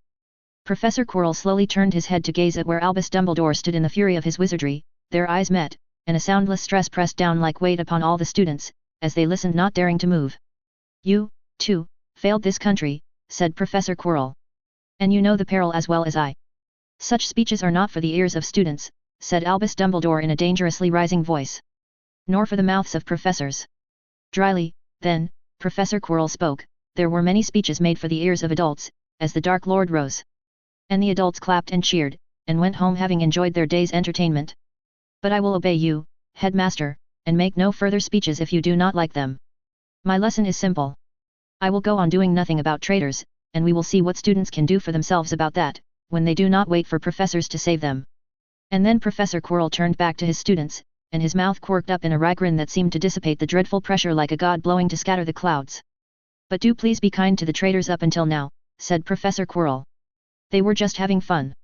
There was laughter, though it was nervous at first, and then it seemed to build, as Professor Quirrell stood there smiling wryly and some of the tension released itself. Draco's mind was still whirling through 1,000 questions in a daze of horror, as Professor Quirrell prepared to open the envelopes in which the 3 had inscribed their wishes. It had never before occurred to Draco that moon-traveling muggles were a greater threat than the slow decline of wizardry, or that Father had proven himself too weak to stop them. And even stranger, the obvious implication, Professor Quirrell believed that Harry could. The defense professor claimed to have made no recommendation, but he'd mentioned Harry Potter over and over in his speech. Others would already be thinking the same thing as Draco. It was ridiculous. The boy who had covered a stuffed chair in glitter and called it a throne. The boy who faced down Snape and won, whispered a traitorous voice, that boy could grow into a lord strong enough to rule, strong enough to save us all. Harry had been raised by muggles. He was practically a mudblood himself, he wouldn't fight against his adopted family. He knows their arts, their secrets, and their methods, he can take all of the muggles' science and use it against them, alongside our own power as wizards. But what if he refuses? What if he's too weak? Then, said that inner voice, it will have to be you, won't it, Draco Malfoy? And then there was a renewed hush from the crowd, as Professor Quirrell opened the first envelope. Mr. Malfoy, said Professor Quirrell, your wish is for Slytherin to win the House Cup. There was a puzzled pause from the watching audience. Yes, Professor, said Draco in a clear voice, knowing that it was once again being amplified. If you can't do that, then something else for Slytherin. I will not award house points unfairly, said Professor Quirrell. He tapped a cheek, looking thoughtful. Which makes your wish difficult enough to be interesting. Would you like to say anything about why, Mr. Malfoy? Draco turned from the defense professor, gazed out at the crowd from against that backdrop of platinum and emeralds. Not all of Slytherin had cheered for Dragon Army, there were anti-Malfoy factions who had expressed that dissatisfaction by supporting the boy who lived, or even Granger, and those factions would be encouraged greatly by what Zabinai had done. He needed to remind them that Slytherin meant Malfoy and Malfoy meant Slytherin. No, said Draco. They're Slytherins, they'll understand. There was some laughter from the audience, especially in Slytherin, even from some students who would have called themselves anti-Malfoy a moment earlier. Flattery was a lovely thing. Draco turned back to look at Professor Quirrell again, and was surprised to see an embarrassed look on Granger's face. "And for Miss Granger," said Professor Quirrell. There was the sound of a tearing envelope. "Your wish is for Ravenclaw to win the House Cup." There was considerable laughter from the audience, including a chuckle from Draco. He hadn't thought Granger played that game. "Well, said Granger, sounding like she was suddenly stumbling over a memorized speech, "I meant to say, that." She took a deep breath. "There were soldiers from every house in my army, and I don't mean to slight any of them. But houses should still count for something, too. It was sad when students in the same house were hexing each other just because they were in different armies. People should be able to rely on whoever's in their house. That's why Godric Gryffindor, and Salazar Slytherin, and Rowena Ravenclaw, and Helga Hufflepuff created the 4 houses of Hogwarts in the first place. I'm the General of Sunshine, but even before that, I'm Hermione Granger of Ravenclaw, and I'm proud to be part of a house that's 800 years old." "Well said, Miss Granger," said Dumbledore's booming voice. Harry Potter was frowning, and something tickled at the edge of Draco's recognition. "An interesting sentiment, Miss Granger," said Professor Quirrell. "But there are times when it is good for a Slytherin to have friends in Ravenclaw, or for a Gryffindor to have friends in Hufflepuff. Surely it would be best if you could rely both on your friends in your house, and also your friends in your army." Granger's eyes flicked briefly toward the watching students and teachers, and she said nothing. Professor Quirrell nodded as though to himself, and then turned back to the podium, and took up and tore open the last envelope. Beside Draco, Harry Potter visibly tensed up as the defense professor drew forth the parchment. "And Mr. Potter wishes for..." There was a pause as Professor Quirrell looked at the parchment. Then, without any change of expression on Professor Quirrell's face, the sheet of parchment burst into flames, and burned with a brief, intense fire that left only drifting black dust sprinkling down from his hand. "Please confine yourself to the possible, Mr. Potter," said Professor Quirrell, sounding very dry indeed. There was a long pause. Harry, standing beside Draco, looked rather shaken. What in Merlin's name did he ask for? "I do hope," said Professor Quirrell, "that you prepared another wish, if I could not grant that one." There was another pause. Harry drew a deep breath. "I didn't," he said, "but I already thought of another one." Harry Potter turned to look out at the audience, and his voice firmed as he spoke. "People fear traitors because of the damage the traitor does directly, the soldiers they shoot or the secrets they tell. But that's only part of the danger. What people do because they're afraid of traitors also costs them. I used that strategy today against Sunshine and Dragon. I didn't tell my traitors to cause as much direct damage as possible. I told them to act in the way that would create the most distrust and confusion, and make the generals do the most costly things to try and stop them from doing it again. When there are just a few traitors in a whole country opposing them, it stands to reason that what a few traitors do might be less damaging than what a whole country does to stop them, that the cure might be worse than the disease." "Mr. Potter," said the defense professor, his voice suddenly cutting, "the lesson of history is that you are simply wrong. Your parents' generation did too little to unify themselves, not too much. This whole country almost fell, Mr. Potter, though you were not there to see it. I suggest that you ask your dorm mates in Ravenclaw how many of them have lost family to the Dark Lord.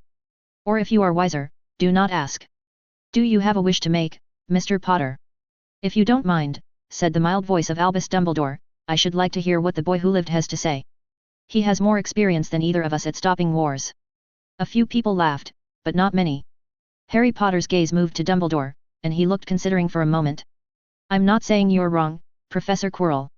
In the last war, people didn't act together, and a whole country almost fell to a few dozen attackers, and yes, that was pathetic.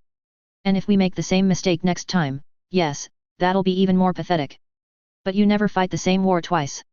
And the problem is, the enemy is also allowed to be smart. If you're divided you're vulnerable in one way, but when you try to unite, then you face other risks, and other costs, and the enemy will try to take advantage of those, too. You can't stop thinking at just one level of the game. Simplicity also has a great deal to commend it, Mr. Potter," said the dry voice of the defense professor. "I do hope that you have learned something this day about the dangers of strategies more complicated than uniting your people and attacking your enemy. And if all this does not tie into your wish somehow, I shall be quite annoyed." "Yes," said Harry Potter, "it was pretty difficult coming up with a wish to symbolize the costs of unity. But the problem of acting together isn't just for wars, it's something we have to solve all our lives, every day. If everyone is coordinating using the same rules, and the rules are stupid, then if one person decides to do things differently, they're breaking the rules. But if everyone decides to do things differently, they can It's exactly the same problem of everyone needing to act together. But for the first person who speaks out, it seems like they're going against the crowd. And if you thought that the only important thing was that people should always be unified, then you could never change the game, no matter how stupid the rules. So my own wish, to symbolize what happens when people unite in the wrong direction, is that in Hogwarts we should play Quidditch without the snitch. What? Screamed 100 voices in the crowd, as Draco's jaw dropped. The snitch ruins the whole game, said Harry Potter. Everything the other players do ends up being irrelevant. It would make overwhelmingly more sense to just buy a clock. It's one of those incredibly stupid things you don't notice just because you grew up with it, that people only do because everyone else is doing it. But by that point Harry Potter's voice could no longer be heard, because the riot had started. The riot ended around 15 seconds later, after a gigantic spout of fire blasted out of the highest tower of Hogwarts to the sound of 100 thunders. Draco hadn't known Dumbledore could do that. The students sat down again very carefully and quietly. Professor Quirrell was laughing, without pause. So be it, Mr. Potter. Your will be done. The defense professor paused deliberately. Of course, I only promised one cunning plot. And that is all that the three of you will get. Draco had been half expecting the words earlier, but now they still came as a shock. Draco exchanged rapid glances with Granger. They would have been the obvious allies but their wishes were directly opposed. You mean, said Harry, we have to all agree on a wish? Oh, that would be far too much to ask, said Professor Quirrell. The three of you have no common enemy, do you? And for one brief moment, so fast that Draco thought he might have imagined it, the defense professor's eyes flicked in the direction of Dumbledore. No, said Professor Quirrell, I mean that I shall grant 3 wishes using a single plot. There was a confused silence. You can't do that, Harry said flatly from beside Draco. Not even I can do that. 2 of those wishes are mutually incompatible. It's logically impossible. And then Harry cut himself off. You're a few years too young to tell me what I can't do, Mr. Potter, said Professor Quirrell, with a brief dry smile. Then the defense professor turned back to the watching students. Truthfully, I have no confidence in your ability to learn this day's lesson. Go home, and enjoy your time with your families, or what's left of them, while they still live. My own family is long since dead at the Dark Lord's hand. I shall see you all when classes resume. In the speechless silence that resulted, Professor Quirrell already turning to walk off the stage, Draco heard the defense professor's voice say, quietly and no longer amplified, but you, Mr. Potter, I would speak to now. Chapter 35, Coordination Problems, PT 3. They had gone to the defense professor's office, and Professor Quirrell had sealed the door before he leaned back in his chair and spoke. The defense professor's voice was very calm, and that unnerved Harry a good deal more than if Professor Quirrell had been shouting. I am trying, said Professor Quirrell quietly, to make allowances for the fact that you are young. That I myself, at the same age, was a quite extraordinary fool. You speak with adult style and meddle in adult games, and sometimes I forget that you are only a meddler. I hope, Mr. Potter, that your childish meddling has not just killed you, ruined your country, and lost the next war. It was very hard for Harry to control his breathing. Professor Quirrell, I said a good deal less than I wished to say, but I had to say something. Your proposals are extremely alarming to anyone who has the slightest familiarity with Muggle history over the last century. The Italian fascists, some very nasty people, got their name from the fasces, a bundle of rods bound together to symbolize the idea that unity is strength. So the nasty Italian fascists believed that unity is stronger than division, said Professor Quirrell. Sharpness was beginning to creep into his voice. Perhaps they also believed that the sky is blue, and advocated a policy of not dropping rocks on your head.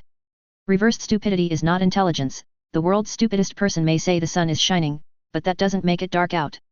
Fine, you're right, that was an ad hominem argument, it's not wrong because the fascists said it. But Professor Quirrell, you can't have everyone in a country take the mark of one dictator. It's a single point of failure. Look, I'll put it this way. Suppose the enemy just imperiouses whoever controls the mark. Powerful wizards are not so easy to imperious, said Professor Quirrell dryly. And if you cannot find a worthy leader, you are in any case doomed. But worthy leaders do exist, the question is whether the people shall follow them. Harry raked his hands through his hair in frustration.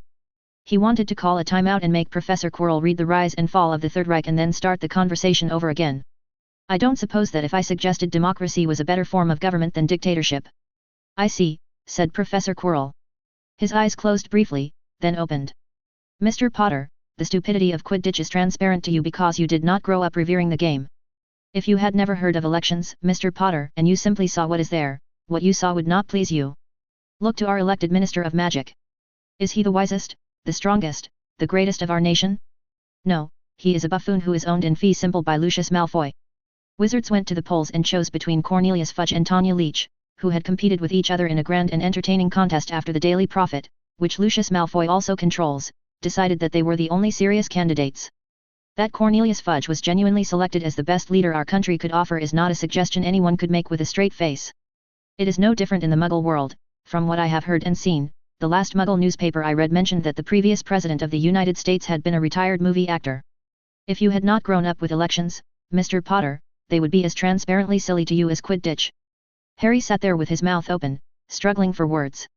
The point of elections isn't to produce the one best leader, it's to keep politicians scared enough of the voters that they don't go completely evil like dictators do. The last war, Mr. Potter, was fought between the Dark Lord and Dumbledore. And while Dumbledore was a flawed leader who was losing the war, it is ridiculous to suggest that any of the ministers of magic elected during that period could have taken Dumbledore's place. Strength flows from powerful wizards and their followers, not from elections and the fools they elect. That is the lesson of magical Britain's recent history, and I doubt that the next war will teach you a lesson any different. If you survive it, Mr. Potter, which you will not do unless you abandon the enthusiastic illusions of childhood. If you think there are no dangers in the course of action you advocate, said Harry, and despite everything his voice was growing sharp, then that, too, is childish enthusiasm. Harry stared grimly into Professor Quirrell's eyes, who stared back without blinking. Such dangers, said Professor Quirrell coldly, are to be discussed in offices like this one, not in speeches. The fools who elected Cornelius Fudge are not interested in complications and caution. Present them with anything more nuanced than a rousing cheer, and you will face your war alone. That, Mr. Potter, was your childish error, which Draco Malfoy would not have made even when he was 8 years old. It should have been obvious even to you that you should have stayed silent, and consulted with me first, not spoken your worries before the crowd. I am no friend of Albus Dumbledore, said Harry, a cold in his voice to match Professor Quirrell's.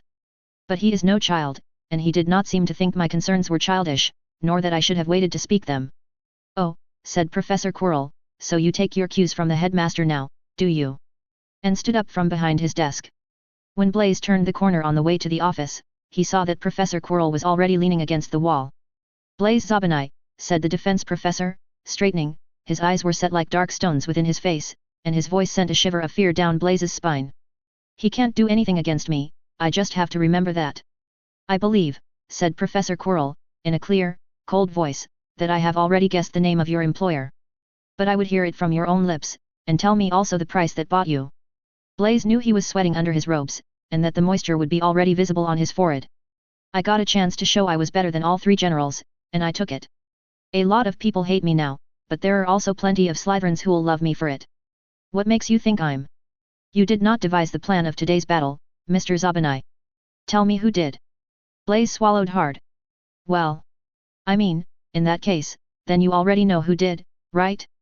The only one who's that crazy is Dumbledore. And he'll protect me if you try to do anything. Indeed. Tell me the price. The defense professor's eyes were still hard.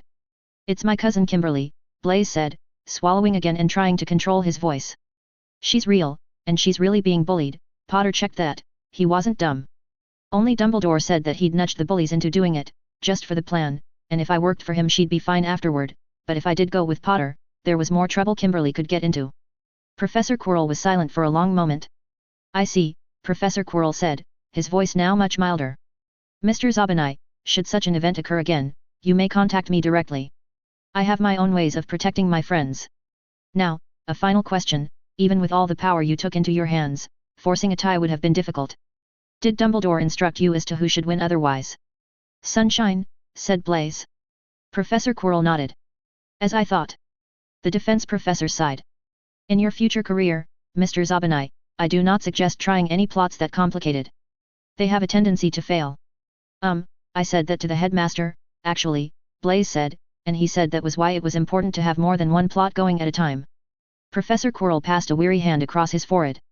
It's a wonder the Dark Lord didn't go mad from fighting him. You may go on to your meeting with the headmaster, Mr. Zabinai. I will say nothing of this, but if the headmaster should somehow discover that we have spoken, remember my standing offer to give you what protection I can. You are dismissed. Blaise didn't wait for any other word, just turned and fled. Professor Quirrell waited for a time, and then said, Go ahead, Mr. Potter. Harry tore the cloak of invisibility off his head and stuffed into his pouch. He was trembling with so much rage he could hardly speak. He what? He did what? You should have deduced it yourself, Mr. Potter, Professor Quirrell said mildly. You must learn to blur your vision until you can see the forest obscured by the trees. Anyone who heard the stories about you, and who did not know that you were the mysterious boy who lived, could easily deduce your ownership of an invisibility cloak. Step back from these events, blur away their details, and what do we observe? There was a great rivalry between students, and their competition ended in a perfect tie. That sort of thing only happens in stories, Mr. Potter, and there is one person in this school who thinks in stories. There was a strange and complicated plot, which you should have realized was uncharacteristic of the young Slytherin you faced. But there is a person in this school who deals in plots that elaborate, and his name is not Zabanai. And I did warn you that there was a quadruple agent. You knew that Zabanai was at least a triple agent, and you should have guessed a high chance that it was he. No, I will not declare the battle invalid. All three of you failed the test, and lost to your common enemy. Harry didn't care about tests at this point. Dumbledore blackmailed Zabanai by threatening his cousin? Just to make our battle end in a tie? Why? Professor Quirrell gave a mirthless laugh. Perhaps the headmaster thought the rivalry was good for his pet hero and wished to see it continue. For the greater good, you understand. Or perhaps he was simply mad. You see, Mr. Potter, everyone knows that Dumbledore's madness is a mask, that he is sane pretending to be insane. They pride themselves on that clever insight, and knowing the secret explanation, they stop looking. It does not occur to them that it is also possible to have a mask behind the mask, to be insane pretending to be sane pretending to be insane. And I am afraid, Mr. Potter, that I have urgent business elsewhere, and must depart, but I should strongly advise you not to take your cues from Albus Dumbledore when fighting a war. Until later, Mr. Potter. And the defense professor inclined his head with some irony, and then strode off in the same direction Zabanai had fled, while Harry was still standing in open-mouthed shock. Aftermath, Harry Potter. Harry trudged slowly toward the Ravenclaw dorm, eyes unseeing of walls, paintings, or other students. He went upstairs and down ramps without slowing, speeding, or noticing where he trod. It had taken him more than a minute after Professor Quirrell's departure to realize that his only source of information about Dumbledore being involved was, a. Blaise Zabanai, who he would have to be an absolute gaping idiot to trust again, and, b. Professor Quirrell, who could have easily faked a plot in Dumbledore's style, and who might also think that a little student rivalry was a fine thing, and who had, if you stepped back and blurred out the details, just proposed turning the country into a magical dictatorship.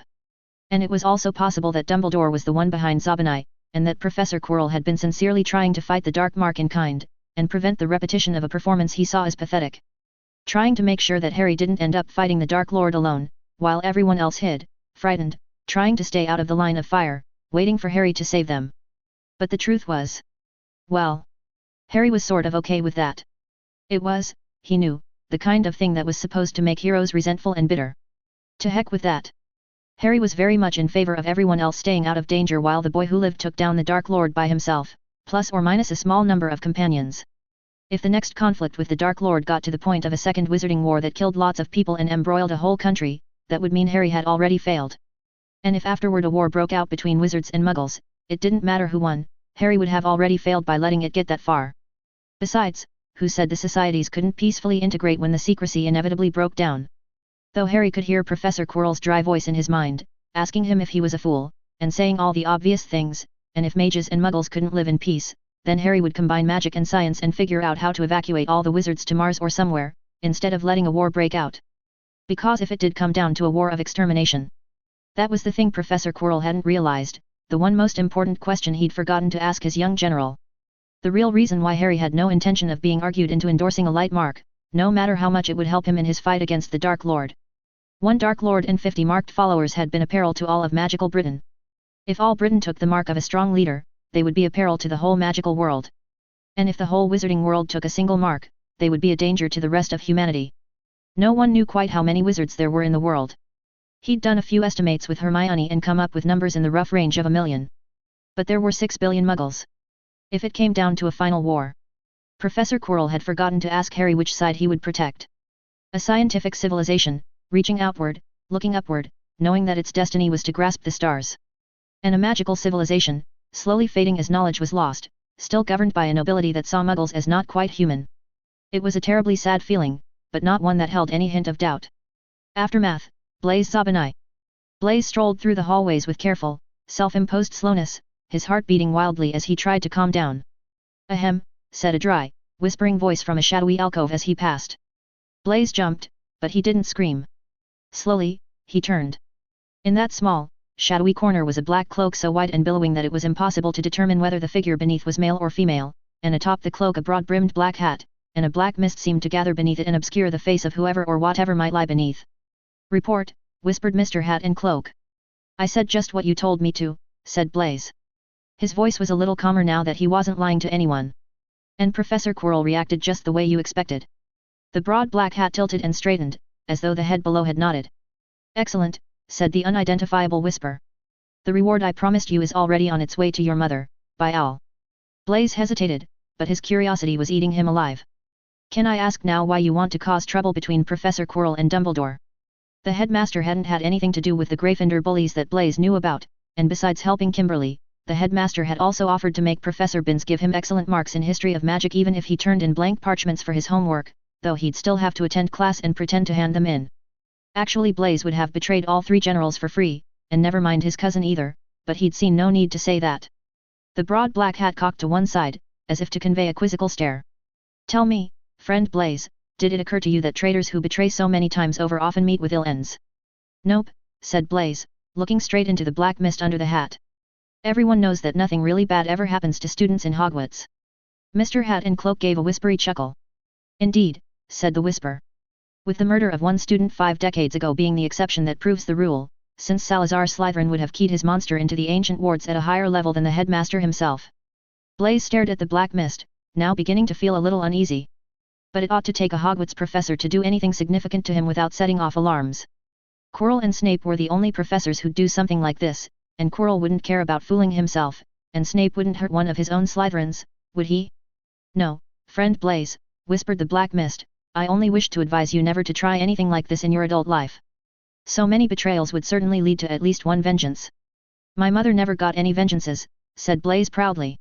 "Even though she married 7 husbands and every single one of them died mysteriously and left her lots of money." "Really?" said the whisper. "However did she persuade the 7th to marry her after he heard what happened to the first 6? "I asked Mum that," said Blaze, "and she said I couldn't know until I was old enough, and I asked her how old was old enough, and she said, older than her." Again the whispery chuckle. "Well then, friend Blaze, my congratulations on having followed in your mother's footsteps. Go, and if you say nothing of this, we will not meet again." Blaze backed uneasily away, feeling an odd reluctance to turn his back. The hat tilted. "Oh, come now, little Slytherin. If you were truly the equal of Harry Potter or Draco Malfoy, you would have already realized that my hinted threats were just to ensure your silence before Albus. Had I intended to harm, I would not have hinted. Had I said nothing, then you should have worried." Blaze straightened, feeling a little insulted, and nodded to Mr. Hat and Cloak, then turned decisively and strode off toward his meeting with the headmaster. He'd been hoping to the very end that someone else would show up and give him a chance to sell out Mr. Hat and Cloak. But then Mum hadn't betrayed 7 different husbands at the same time. When you looked at it that way, he was still doing better than her. And Blaze Zabinai went on walking toward the headmaster's office, smiling, content to be a quintuple agent. For a moment the boy stumbled, but then straightened, shaking off the odd feeling of disorientation. And Blaze Zabinai went on walking toward the headmaster's office, smiling, content to be a quadruple agent. Aftermath, Hermione Granger. The messenger didn't approach her until she was alone. Hermione was just leaving the girls' bathroom where she sometimes hid to think, and a bright shining cat leaped out of nowhere and said, "Miss Granger." She let out a little shriek before she realized the cat had spoken in Professor McGonagall's voice. Even so she hadn't been frightened, only startled. The cat was bright and brilliant and beautiful, glowing with a white-silver radiance like moon-colored sunlight, and she couldn't imagine being scared. "What are you?" said Hermione. "This is a message from Professor McGonagall," said the cat, still in the professor's voice.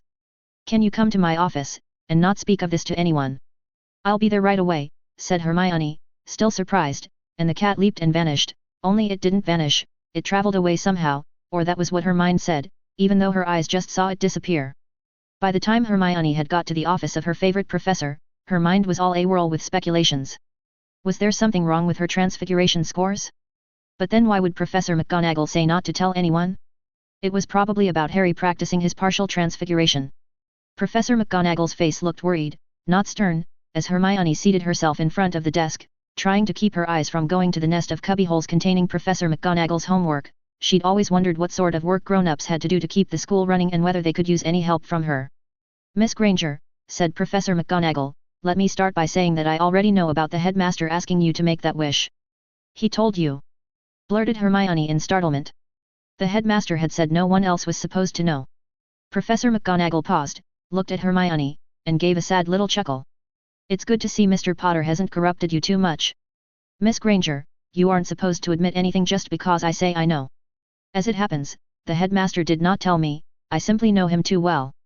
Hermione was blushing furiously now. It's fine, Miss Granger, said Professor McGonagall hastily. You're a Ravenclaw in your first year, nobody expects you to be a Slytherin. That really stung.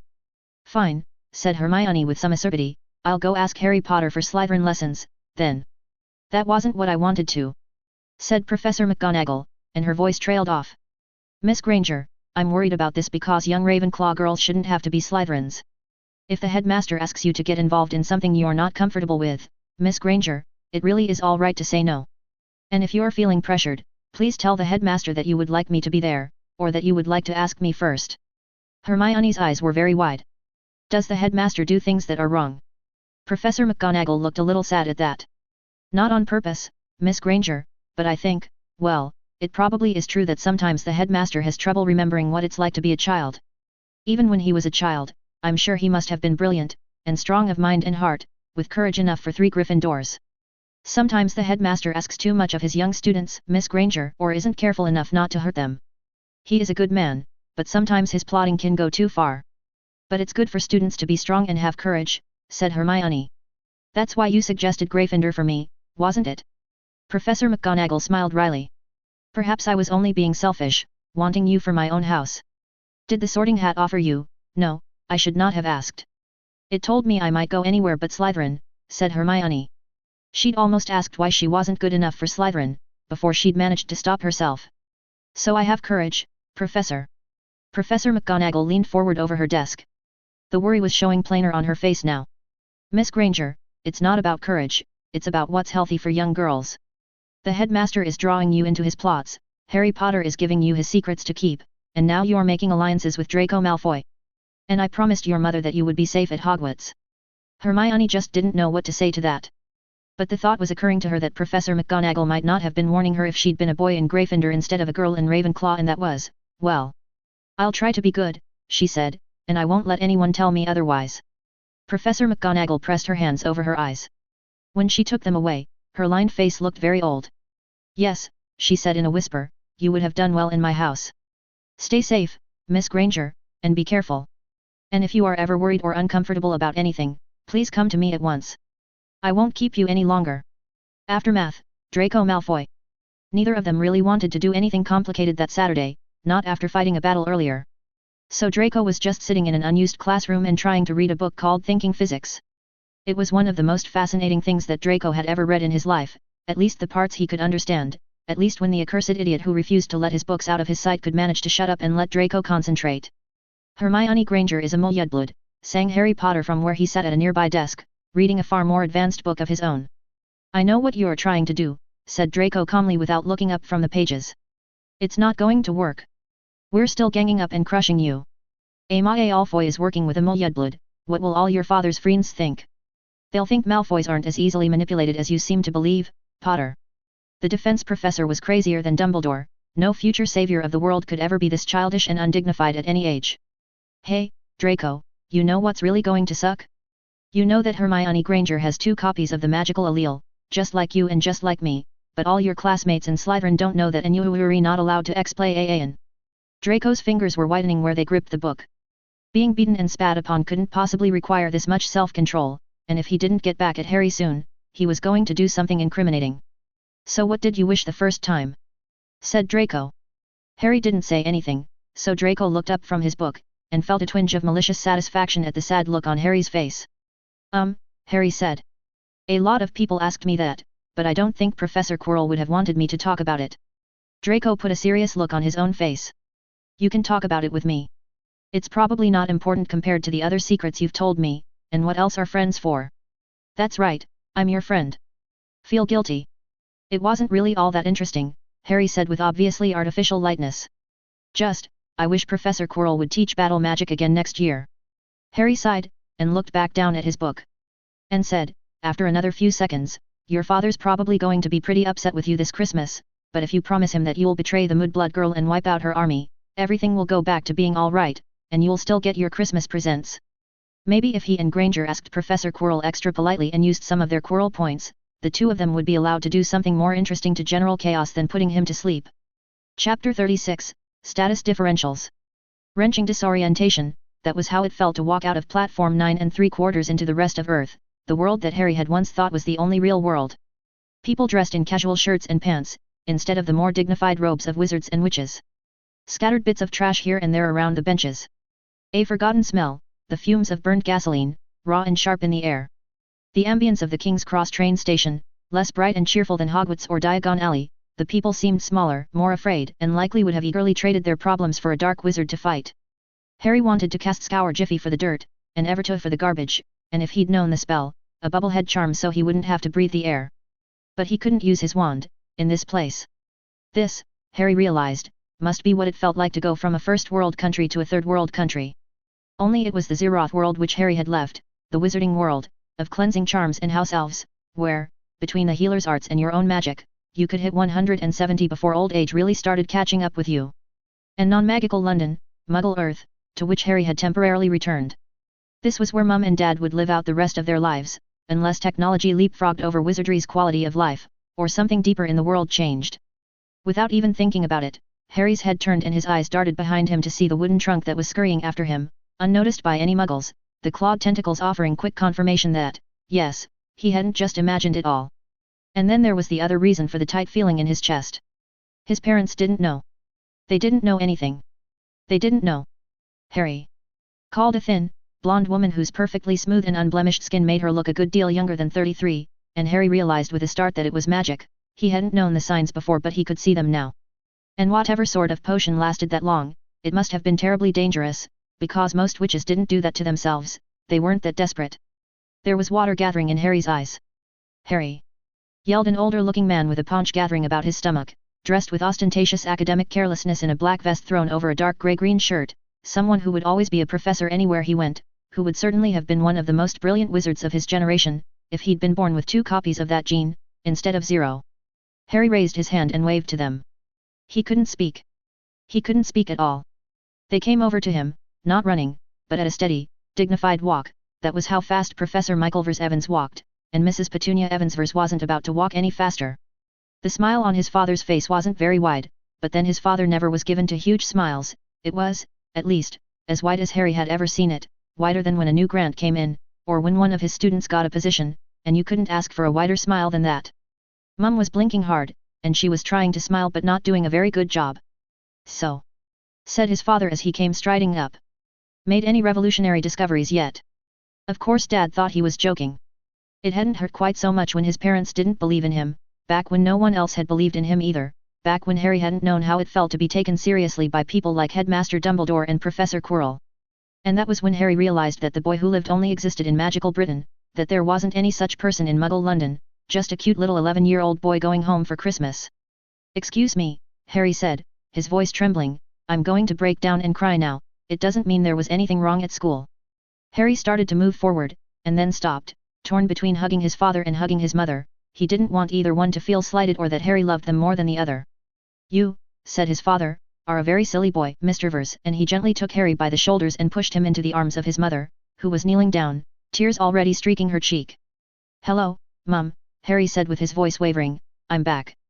And he hugged her, amid the noisy mechanical sounds and the smell of burned gasoline, and Harry started crying, because he knew that nothing could go back, least of all him.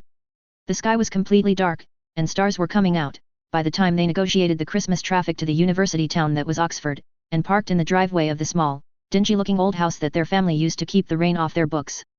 As they walked up the brief stretch of pavement leading to the front door, they passed a series of flower pots holding small, dim electric lights, dim since they had to recharge themselves off solar power during the day, and the lights lit up just as they passed. The hard part had been finding motion sensors that were waterproof and triggered at just the right distance. In Hogwarts there were real torches like that. And then the front door opened and Harry stepped into their living room, blinking hard. Every inch of wall space is covered by a bookcase. Each bookcase has 6 shelves, going almost to the ceiling. Some bookshelves are stacked to the brim with hardcover books, science, math, history, and everything else. Other shelves have 2 layers of paperback science fiction, with the back layer of books propped up on old tissue boxes or 2x4s, so that you can see the back layer of books above the books in front. And it still isn't enough.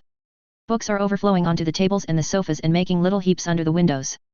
The Vers household was just as he'd left it, only with more books, which was also just how he'd left it.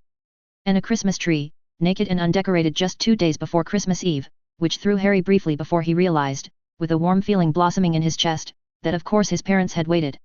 "We took the bed out of your room to make room for more bookcases," said his father. "You can sleep in your trunk, right?" "You can sleep in my trunk," said Harry. "That reminds me," said his father. "What did they end up doing about your sleep cycle?" "Magic," Harry said, making a beeline for the door that opened upon his bedroom, just in case Dad wasn't joking. "That's not an explanation," said Professor Vers Evans, just as Harry shouted, "You used up all the open space on my bookcases." Harry had spent the 23rd of December shopping for Muggle things that he couldn't just transfigure. His father had been busy and had said that Harry would need to walk or take the bus, which had suited Harry just fine. Some of the people at the hardware store had given Harry questioning looks, but he'd said with an innocent voice that his father was shopping nearby and was very busy and had sent him to get some things, holding up a list in carefully adult-looking half-illegible handwriting, and in the end, money was money. They had all decorated the Christmas tree together, and Harry had put a tiny dancing fairy on top, 2 sickles, 5 nuts at Gamble and Japes. Gringotts had readily exchanged galleons for paper money, but they didn't seem to have any simple way to turn larger quantities of gold into tax-free, unsuspicious Muggle money in a numbered Swiss bank account. This had rather spiked Harry's plan to turn most of the money he'd self-stolen into a sensible mix of 60% international index funds and 40% Berkshire Hathaway. For the moment, Harry had diversified his assets a little further by sneaking out late at night, invisible and time-turned, and burying 100 golden galleons in the backyard. He'd always wanted to do that anyway. Some of December 24th had been spent with the professor reading Harry's books and asking questions. Most of the experiments his father had suggested were impractical, at least for the moment. Of those remaining, Harry had done many of them already. "Yes, Dad, I checked what happened if Hermione was given a changed pronunciation and she didn't know whether it was changed. That was the very first experiment I did, Dad." The last question Harry's father had asked, looking up from magical drafts and potions with an expression of bewildered disgust, was whether it all made sense if you were a wizard, and Harry had answered no. Whereupon his father had declared that magic was unscientific. Harry was still a little shocked at the idea of pointing to a section of reality and calling it unscientific. Dad seemed to think that the conflict between his intuitions and the universe meant that the universe had a problem. Then again, there were lots of physicists who thought that quantum mechanics was weird, instead of quantum mechanics being normal and them being weird. Harry had shown his mother the healer's kit he'd bought to keep in their house, though most of the potions wouldn't work on Dad. Mum had stared at the kit in a way that made Harry ask whether Mum's sister had ever bought anything like that for Grandpa Edwin and Grandma Elaine. And when Mum still hadn't answered, Harry had said hastily that she must have just never thought of it. And then, finally, he'd fled the room.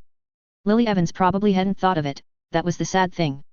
Harry knew that other people had a tendency to not think about painful subjects, in the same way they had a tendency not to deliberately rest their hands on red-hot stove burners, and Harry was starting to suspect that most Muggleborns rapidly acquired a tendency to not think about their family, who were all going to die before they reached their first century anyway. Not that Harry had any intention of letting that happen, of course. And then it was late in the day on December 24th and they were driving off for their Christmas Eve dinner. The house was huge, not by Hogwarts standards, but certainly by the standards of what you could get if your father was a distinguished professor trying to live in Oxford. 2 stories of brick gleaming in the setting sun, with windows on top of windows and one tall window that went up much further than glass should go, that was going to be one huge living room.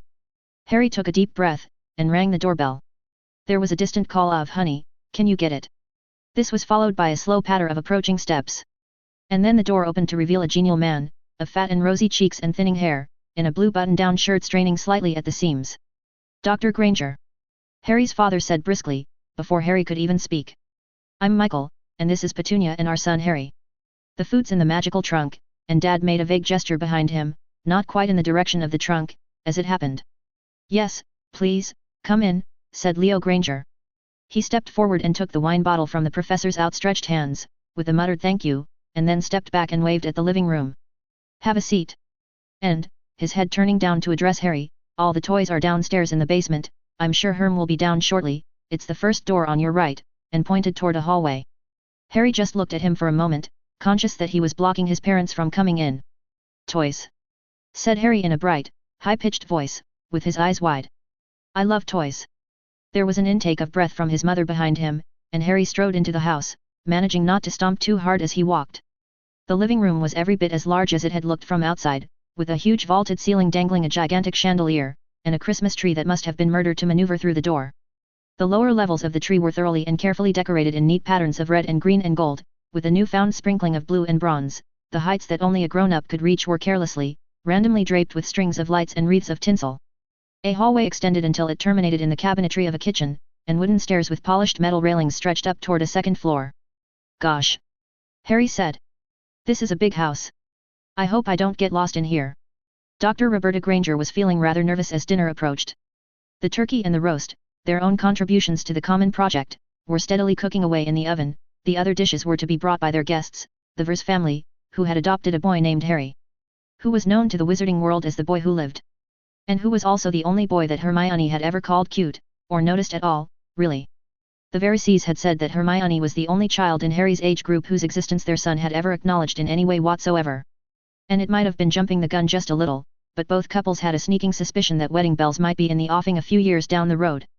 So while Christmas Day would be spent, as always, with her husband's family, they'd decided to spend Christmas Eve meeting their daughter's possible future in-laws. The doorbell rang while she was right in the middle of basting the turkey, and she raised her voice and shouted, "Honey, can you get it?" There was a brief groan of a chair and its occupant, and then there was the sound of her husband's heavy footsteps and the door swinging open. "Dr. Granger," said an older man's brisk voice. "I'm Michael, and this is Petunia and our son Harry. The food's in the magical trunk." "Yes, please, come in," said her husband, followed by a muttered thank you that indicated some sort of present had been accepted, "and have a seat." Then Leo's voice altered to a tone of artificial enthusiasm, and said, "And all the toys are downstairs in the basement. I'm sure Herm will be down shortly, it's the first door on your right." There was a brief pause. Then a young boy's bright voice said, "Toys? I love toys." There was the sound of footsteps entering the house, and then the same bright voice said, "Gosh! This is a big house. I hope I don't get lost in here." Roberta closed up the oven, smiling. She'd been a bit worried about the way Hermione's letters had described the boy who lived, though certainly her daughter hadn't said anything indicating that Harry Potter was dangerous, nothing like the dark hints written in the books Roberta had bought, supposedly for Hermione, during their trip to Diagon Alley. Her daughter hadn't said much at all, only that Harry talked like he came out of a book, and Hermione was studying harder than she ever had in her life just to stay ahead of him in class. But from the sound of it, Harry Potter was an ordinary 11-year-old boy. She got to the front door just as her daughter came clattering frantically down the stairs at a speed that didn't look safe at all. Hermione had claimed that witches were more resistant to falls, but Roberta wasn't quite sure she believed that. Roberta took in her first sight of Professor and Mrs. Vers, who were both looking rather nervous, just as the boy with the legendary scar on his forehead turned to her daughter and said, now in a lower voice, "Well met on this fairest of evenings, Miss Granger." His hand stretched back, as though offering his parents on a silver platter. "I present to you my father, Professor Michael Vers Evans, and my mother, Mrs. Petunia Evans Vers." And as Roberta's mouth was gaping open, the boy turned back to his parents and said, now in that bright voice again, "Mum, Dad, this is Hermione. She's really smart." "Harry!" hissed her daughter. "Stop that!" The boy swiveled again to regard Hermione. "I'm afraid, Miss Granger," the boy said gravely, "that you and I have been exiled to the labyrinthine recesses of the basement. Let us leave them to their adult conversations, which would no doubt soar far above our own childish intellects, and resume our ongoing discussion of the implications of Humean projectivism for transfiguration."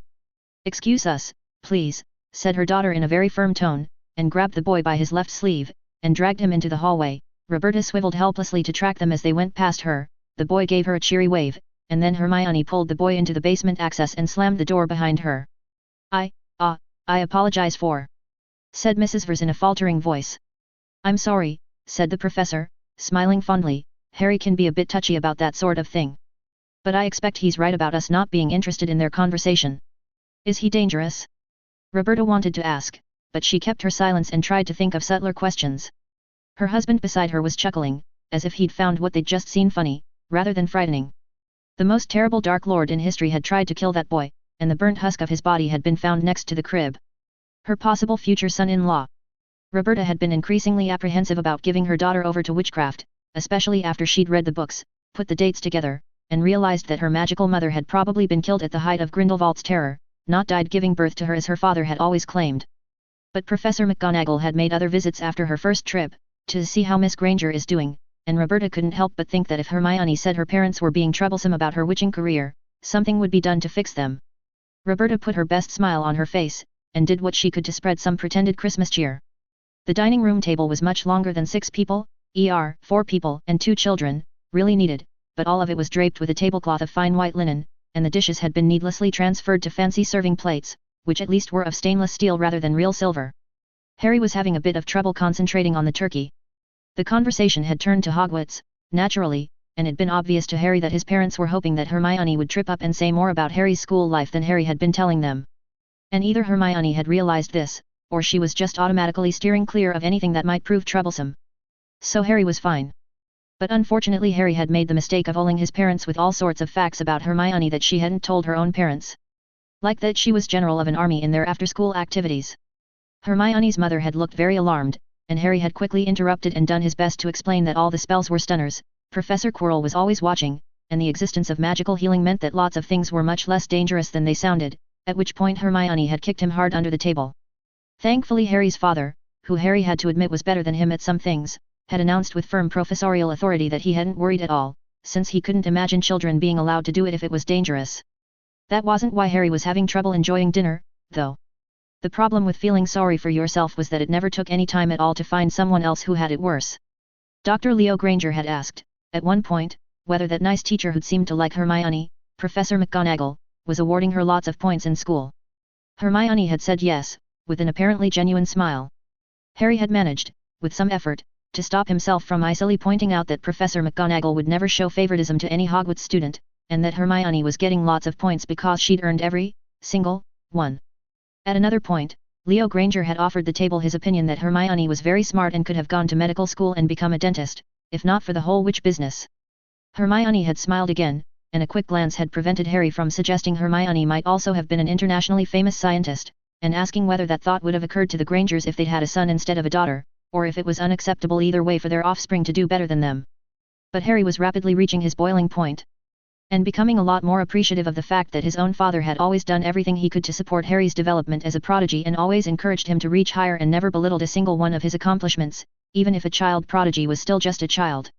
Was this the sort of household he could have ended up in, if Mum had married Vernon Dursley? Harry was doing what he could, though. And she's really beating you in all your classes except broomstick riding and transfiguration, said Professor Michaelvers Evans.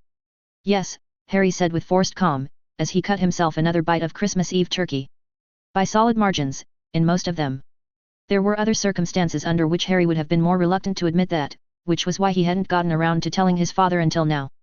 Hermione has always been quite good in school, said Dr. Leo Granger in a satisfied tone.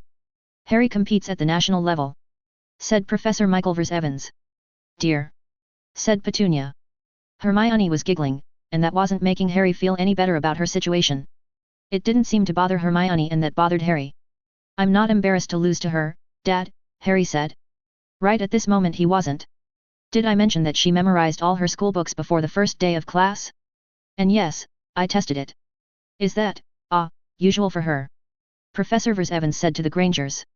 Oh, yes, Hermione's always memorizing things, said Dr. Roberta Granger with a cheerful smile.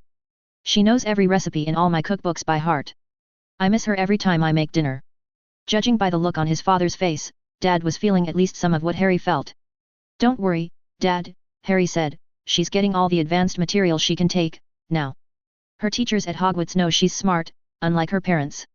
His voice had risen on the last three words, and even as all faces turned to stare at him and Hermione kicked him again, Harry knew that he'd blown it, but it was too much, just way too much. Of course we know she's smart, said Leo Granger, starting to look offended at the child who'd had the temerity to raise his voice at their dinner table.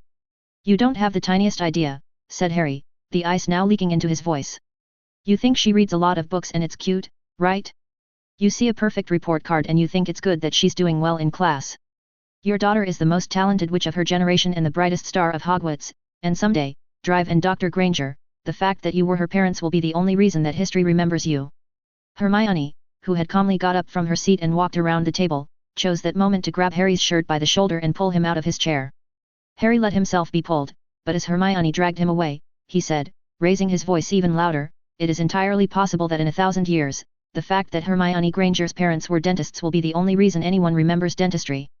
Roberta stared at where her daughter had just dragged the boy who lived out of the room with a patient look upon her young face. I'm terribly sorry, said Professor Vers with an amused smile. But please don't worry, Harry always talks like that. Aren't they just like a married couple already? The frightening thing was that they were.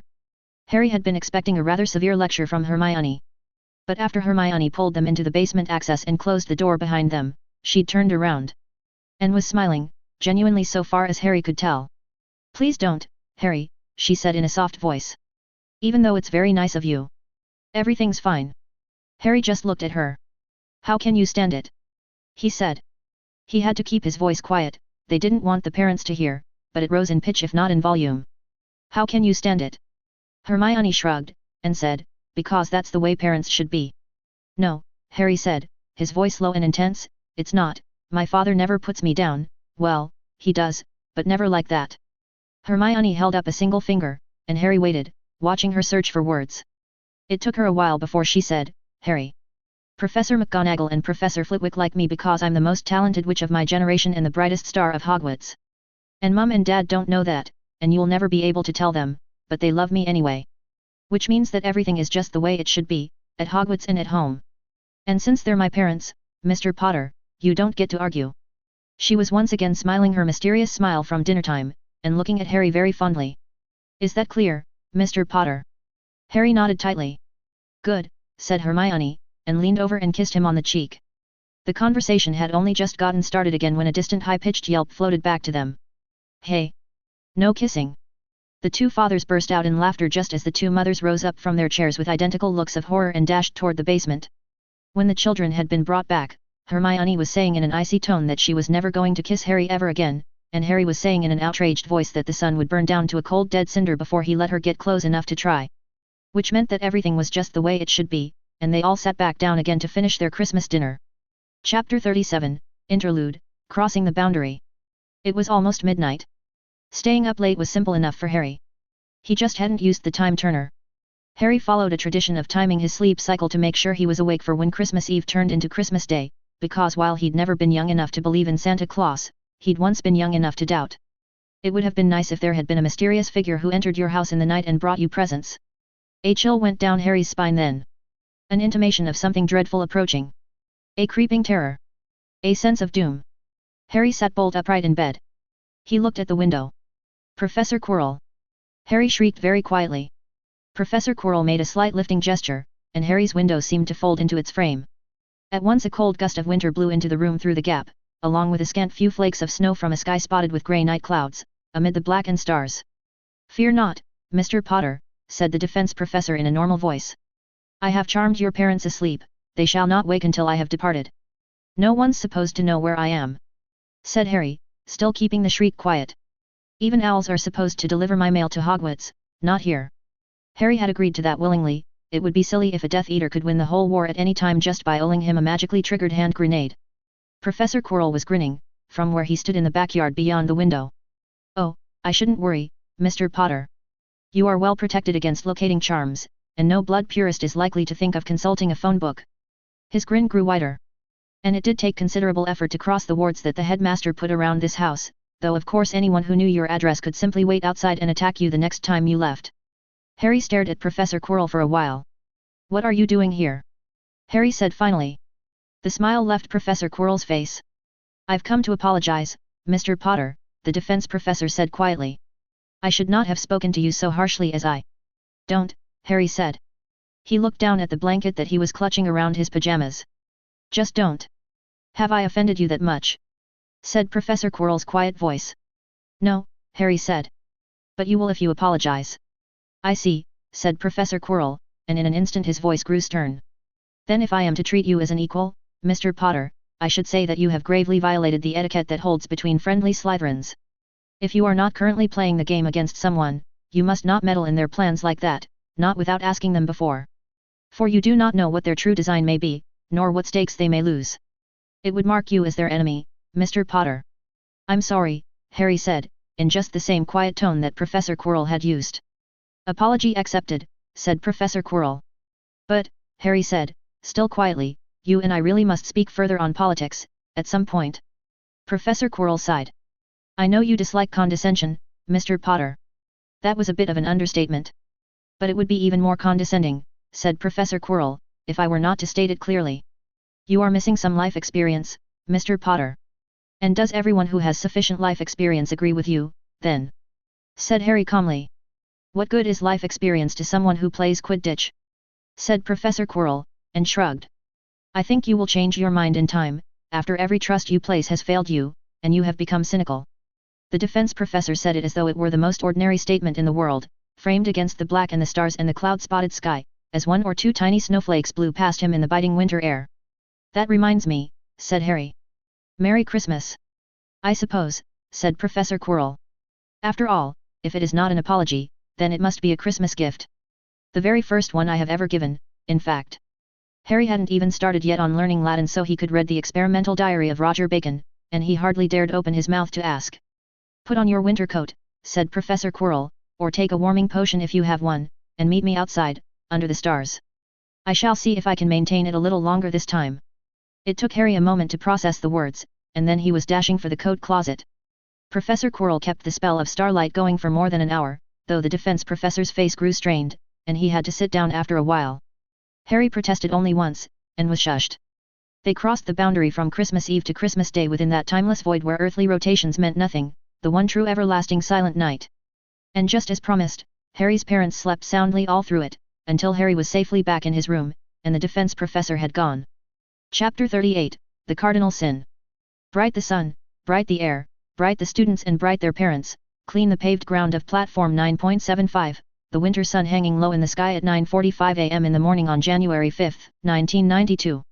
Some of the younger students wore scarves and mittens, but most simply wore their robes. They were wizards, after all. After Harry had moved away from the landing platform, he took off his scarf and coat, opened a compartment of his trunk, and stowed away his winter things. For a long moment, he stood there letting the January air bite at him, just to see what it was like. Harry took out his wizard's robes, shrugged them on. And finally, Harry drew his wand, and he couldn't help thinking of the parents he'd only just kissed goodbye, of the world whose problems he was leaving behind. With a strange feeling of guilt for the unavoidable, Harry said, "Thermos." The warmth flowed through him. And the boy who lived was back. Harry yawned and stretched, feeling more lethargic than anything else at the conclusion of his vacation. He didn't feel like reading his textbooks, or even any serious science fiction, this morning. What he needed was something completely frivolous to occupy his attention. Well, that wouldn't be hard to come by, if he was willing to part with 4 nuts. Besides, if the Daily Prophet was corrupt and the Quibbler was the only competing newspaper, there might be some suppressed real news in there. Harry trudged back over to the same newsstand from last time, wondering if the Quibbler could top the headline he'd seen before. The vendor started to smile as Harry approached, and then the man's face suddenly changed, as he caught sight of the scar. "Harry Potter!" gasped the vendor. "No, Mr. Durian," said Harry, eyes dipping briefly to the man's name tag, "just an amazing imitation." And then Harry's voice stopped in his throat, as he caught sight of the top fold of the Quibbler. "Sloshed seer spill secrets. Dark Lord to return." For just an instant, Harry tried to clamp down on his face, before realizing that not being shocked could be just as revealing, in a sense. "Excuse me," Harry said. His voice sounded a little alarmed, and he didn't even know whether that was too revealing, or just what his normal reaction would be if he didn't know anything. He'd spent too much time around Slytherins, he was forgetting how to keep secrets from ordinary people. 4 nuts hit the counter. "1 copy of the Quibbler, please." "Oh, no worries, Mr. Potter," said the vendor hastily, waving his hands. Never mind, just." A newspaper flew through the air and hit Harry's fingers, and he unfolded it. "Sloshed seer spill secrets. Dark Lord to return. Wed Draco Malfoy." "It's free," said the vendor, "for you, I mean." "No," Harry said, "I was going to buy one anyway." The vendor took the coins, and Harry read on. "Gosh," Harry said half a minute later, "you get a seer smashed on 6 slugs of scotch and she spills all sorts of secret stuff. I mean, who'd have thought that Sirius Black and Peter Pettigrew were secretly the same person?" "Not me," said the vendor. "They've even got a picture of the 2 of them together, so we know who it is that's secretly the same person." "Yup," said the vendor. "Pretty clever disguise, innit? And I'm secretly 65 years old." "You don't look half that," the vendor said amiably. "And I'm betrothed to Hermione Granger, and Bellatrix Black, and Luna Lovegood, and oh yes, Draco Malfoy too. Goin' ter be one interesting wedding," said the vendor. Harry looked up from the newspaper, and said in a pleasant voice, "You know, I heard at first that Luna Lovegood was insane, and I wondered if she really was, or if she was just making stuff up and giggling to herself the whole time. Then when I read my second Quibbler headline, I decided that she couldn't be insane. I mean, it can't be easy to make this stuff up, you couldn't do it by accident. And now do you know what I think? I think she must be mad after all. When ordinary people try to make stuff up, it doesn't come out like this. Something's got to go really wrong with the inside of your head before this is what comes out when you start making stuff up. The vendor stared at Harry. Seriously, said Harry. Who reads this stuff? You, said the vendor. Harry wandered off to read his newspaper. He didn't sit at the same nearby table he'd sat down at with Draco, the first time he'd prepared to board this train. That seemed like tempting history to repeat itself.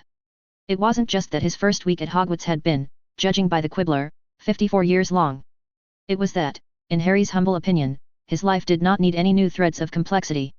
So Harry found a small iron chair somewhere else, distant from the main crowd and the occasional muffled cracks of parents operating in with their children, and sat down and read the Quibbler to see if it contained any suppressed news. And besides the obvious craziness, heaven help them all if any of that was real, there was a good deal of snide romantic gossip, but nothing that would really be all that important if it was true. Harry was just reading about the Ministry's proposed marriage law, to ban all marriages, when Harry Potter, said a silken voice that sent a shock of adrenaline jolting through Harry's blood. Harry looked up. Lucius Malfoy, Harry said, his voice weary. Next time he was going to do the smart thing, and wait outside in the Muggle part of King's Cross until 10:55 a.m. Lucius inclined his head courteously, sending his long white hair drifting over his shoulders. The man was still carrying that same cane, lacquered in black with a silver snake's head for its handle, and something about his grip silently said this is a weapon of deadly power, not I am feeble and leaning on this. His face was expressionless. Two men flanked him, their eyes continuously scanning, their wands already gripped low in their hands. The two of them moved like a single organism with 4 legs and 4 arms, the senior Crabbe and Goyle, and Harry thought he could guess which was which, but then it didn't really matter. They were merely Lucius's appendages, as certainly as if they'd been the 2 rightmost toes on his left foot. I apologize for disturbing you, Mr. Potter, said the smooth, silken voice. But you have answered none of my owls, and this, I thought, might be my only opportunity to meet you. I have received none of your owls, Harry said calmly. Dumbledore intercepted them, I presume. But I would not have answered them if I had, except through Draco. For me to deal with you directly, without Draco's knowledge, would trespass on our friendship. Please go away, please go away. The grey eyes glittered at him. Is that your pose, then? Said the senior Malfoy. Well, I shall play along a little. What was your purpose in maneuvering your good friend, my son, into a public alliance with that girl? Oh, Harry said lightly, that's obvious, right? Draco's working with Granger will make him realize that Muggleborns are human after all. BWA. Ha. Ha. A thin trace of a smile moved over Lucius's lips. Yes, that does sound like one of Dumbledore's plans. Which it is not. Indeed, said Harry. It is part of my game with Draco, and no work of Dumbledore's, and that is all I will say. Let us dispense with games, said the senior Malfoy, the grey eyes suddenly hardening. If my suspicions are true, you would hardly do Dumbledore's bidding in any case, Mr. Potter. There was a slight pause. So you know, Harry said, his voice cold. Tell me. At which point, exactly, did you realize? When I read your response to Professor Quirrell's little speech, said the white-haired man, and chuckled grimly. I was puzzled, at first, for it seemed not in your own interest, it took me days to understand whose interest was being served, and then it all finally became clear. And it is also obvious that you are weak, in some ways if not others. Very clever of you, said Harry, still cold. But perhaps you mistake my interests. Perhaps I do. A hint of steel came into the silken voice. Indeed, that is precisely what I fear. You are playing strange games with my son, to a purpose I cannot guess. That is not a friendly act, and you cannot but expect me to be concerned. Lucius was leaning upon his cane with both hands now, and both those hands white, and his bodyguards had suddenly tensed. Some instinct within Harry claimed that it would be a very bad idea to show his fear, to let Lucius see that he could be intimidated. They were in a public train station anyway. I find it interesting, Harry said, putting steel into his own voice, that you think I could benefit from doing Draco harm. But it is irrelevant, Lucius. He is my friend, and I do not betray my friends. What? Whispered Lucius. His face showed sheer shock. Then. Company, said one of the minions, and Harry thought, from the voice, that it must be the senior Crabbe. Lucius straightened and turned, then let out a hiss of disapproval. Neville was approaching, looking scared but determined, in tow behind a tall woman who didn't look scared at all. Madam Longbottom, Lucius said icily. Mr. Malfoy, returned the woman with equal ice.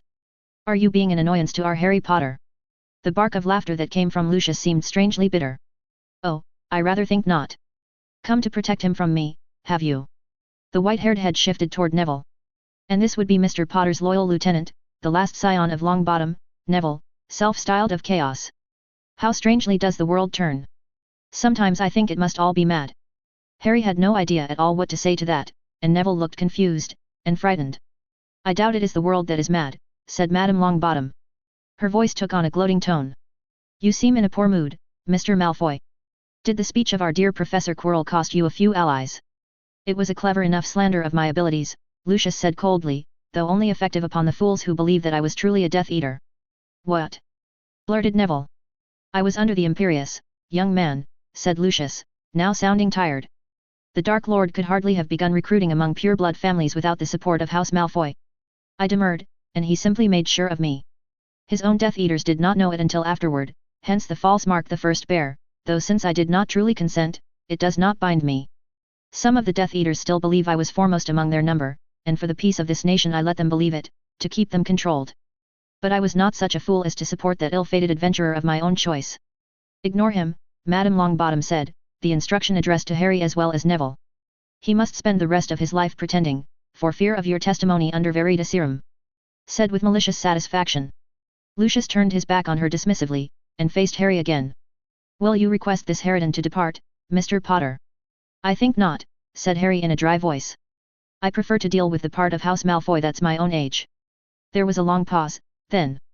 The grey eyes searched him. Of course. Said Lucius slowly. I do feel the fool now. This whole time you were just pretending to have no idea what we were talking about. Harry met the gaze, and said nothing. Lucius raised his cane a few centimeters and struck it hard on the ground. The world vanished in a pale haze, all sounds went quiet, there was nothing in the universe but Harry and Lucius Malfoy and the snake-headed cane. My son is my heart, said the senior Malfoy, the last worthwhile thing I have left in this world, and this I say to you in a spirit of friendship, if he were to come to harm, I would give my life over to vengeance. But so long as my son does not come to harm, I wish you the best of luck in your endeavors. And as you have asked nothing more of me, I will ask nothing more of you. Then the pale haze vanished, showing an outraged Madame Longbottom being blocked from moving forward by the senior crab. Her wand was in her hand, now. How dare you? She hissed. Lucius's dark robe swirled around him, and his white hair, as he turned to the senior Goyle. We returned to Malfoy Manor. There were 3 pops of apparition, and they were gone. A silence followed. Dear heavens, said Madame Longbottom. What was that about? Harry shrugged helplessly. Then he looked at Neville. There was sweat on Neville's forehead. Thank you very much, Neville, said Harry. Your help was greatly appreciated, Neville. And now, Neville, I think you should sit down. Yes, General, said Neville, and instead of coming over to one of the other chairs near Harry, he semi-collapsed into a sitting position on the pavement. You have wrought many changes in my grandson, said Madame Longbottom. I approve of some, but not others. Send me the list of which is which, said Harry. I'll see what I can do. Neville groaned, but said nothing. Madame Longbottom gave a chuckle. I shall, young man, thank you. Her voice lowered. Mr. Potter, the speech given by Professor Quirrell is something our nation has long needed to hear. I cannot say as much of your comment on it. I will take your opinion under advisement, Harry said mildly. I dearly hope that you do, said Madame Longbottom, and turned back to her grandson. Do I still need to? It's okay for you to go, Grandma, said Neville. I'll be fine on my own, this time. Now that I approve of, she said and popped and vanished like a soap bubble. The 2 boys sat quietly for a moment. Neville spoke first, his voice weary. You're going to try to fix all the changes she approves of, right? Not all of them, Harry said innocently. I just want to make sure I'm not corrupting you. Draco looked very worried. His head kept darting around, despite the fact that Draco had insisted on them going down into Harry's trunk, and using a true quieting charm and not just the sound-blurring barrier. What did you say to father? Blurted Draco, the moment the quieting charm went up and the sounds of platform 9 3/4 vanished. Look, can you tell me what he said to you, before he dropped you off? Said Harry. That I should tell him right away if you seemed to be threatening me, said Draco. That I should tell him right away if there was anything I was doing that could pose a threat to you. Father thinks you're dangerous, Harry, whatever you said to him today it scared him. It's not a good idea to scare father. Oh, hell. What did you talk about? Demanded Draco.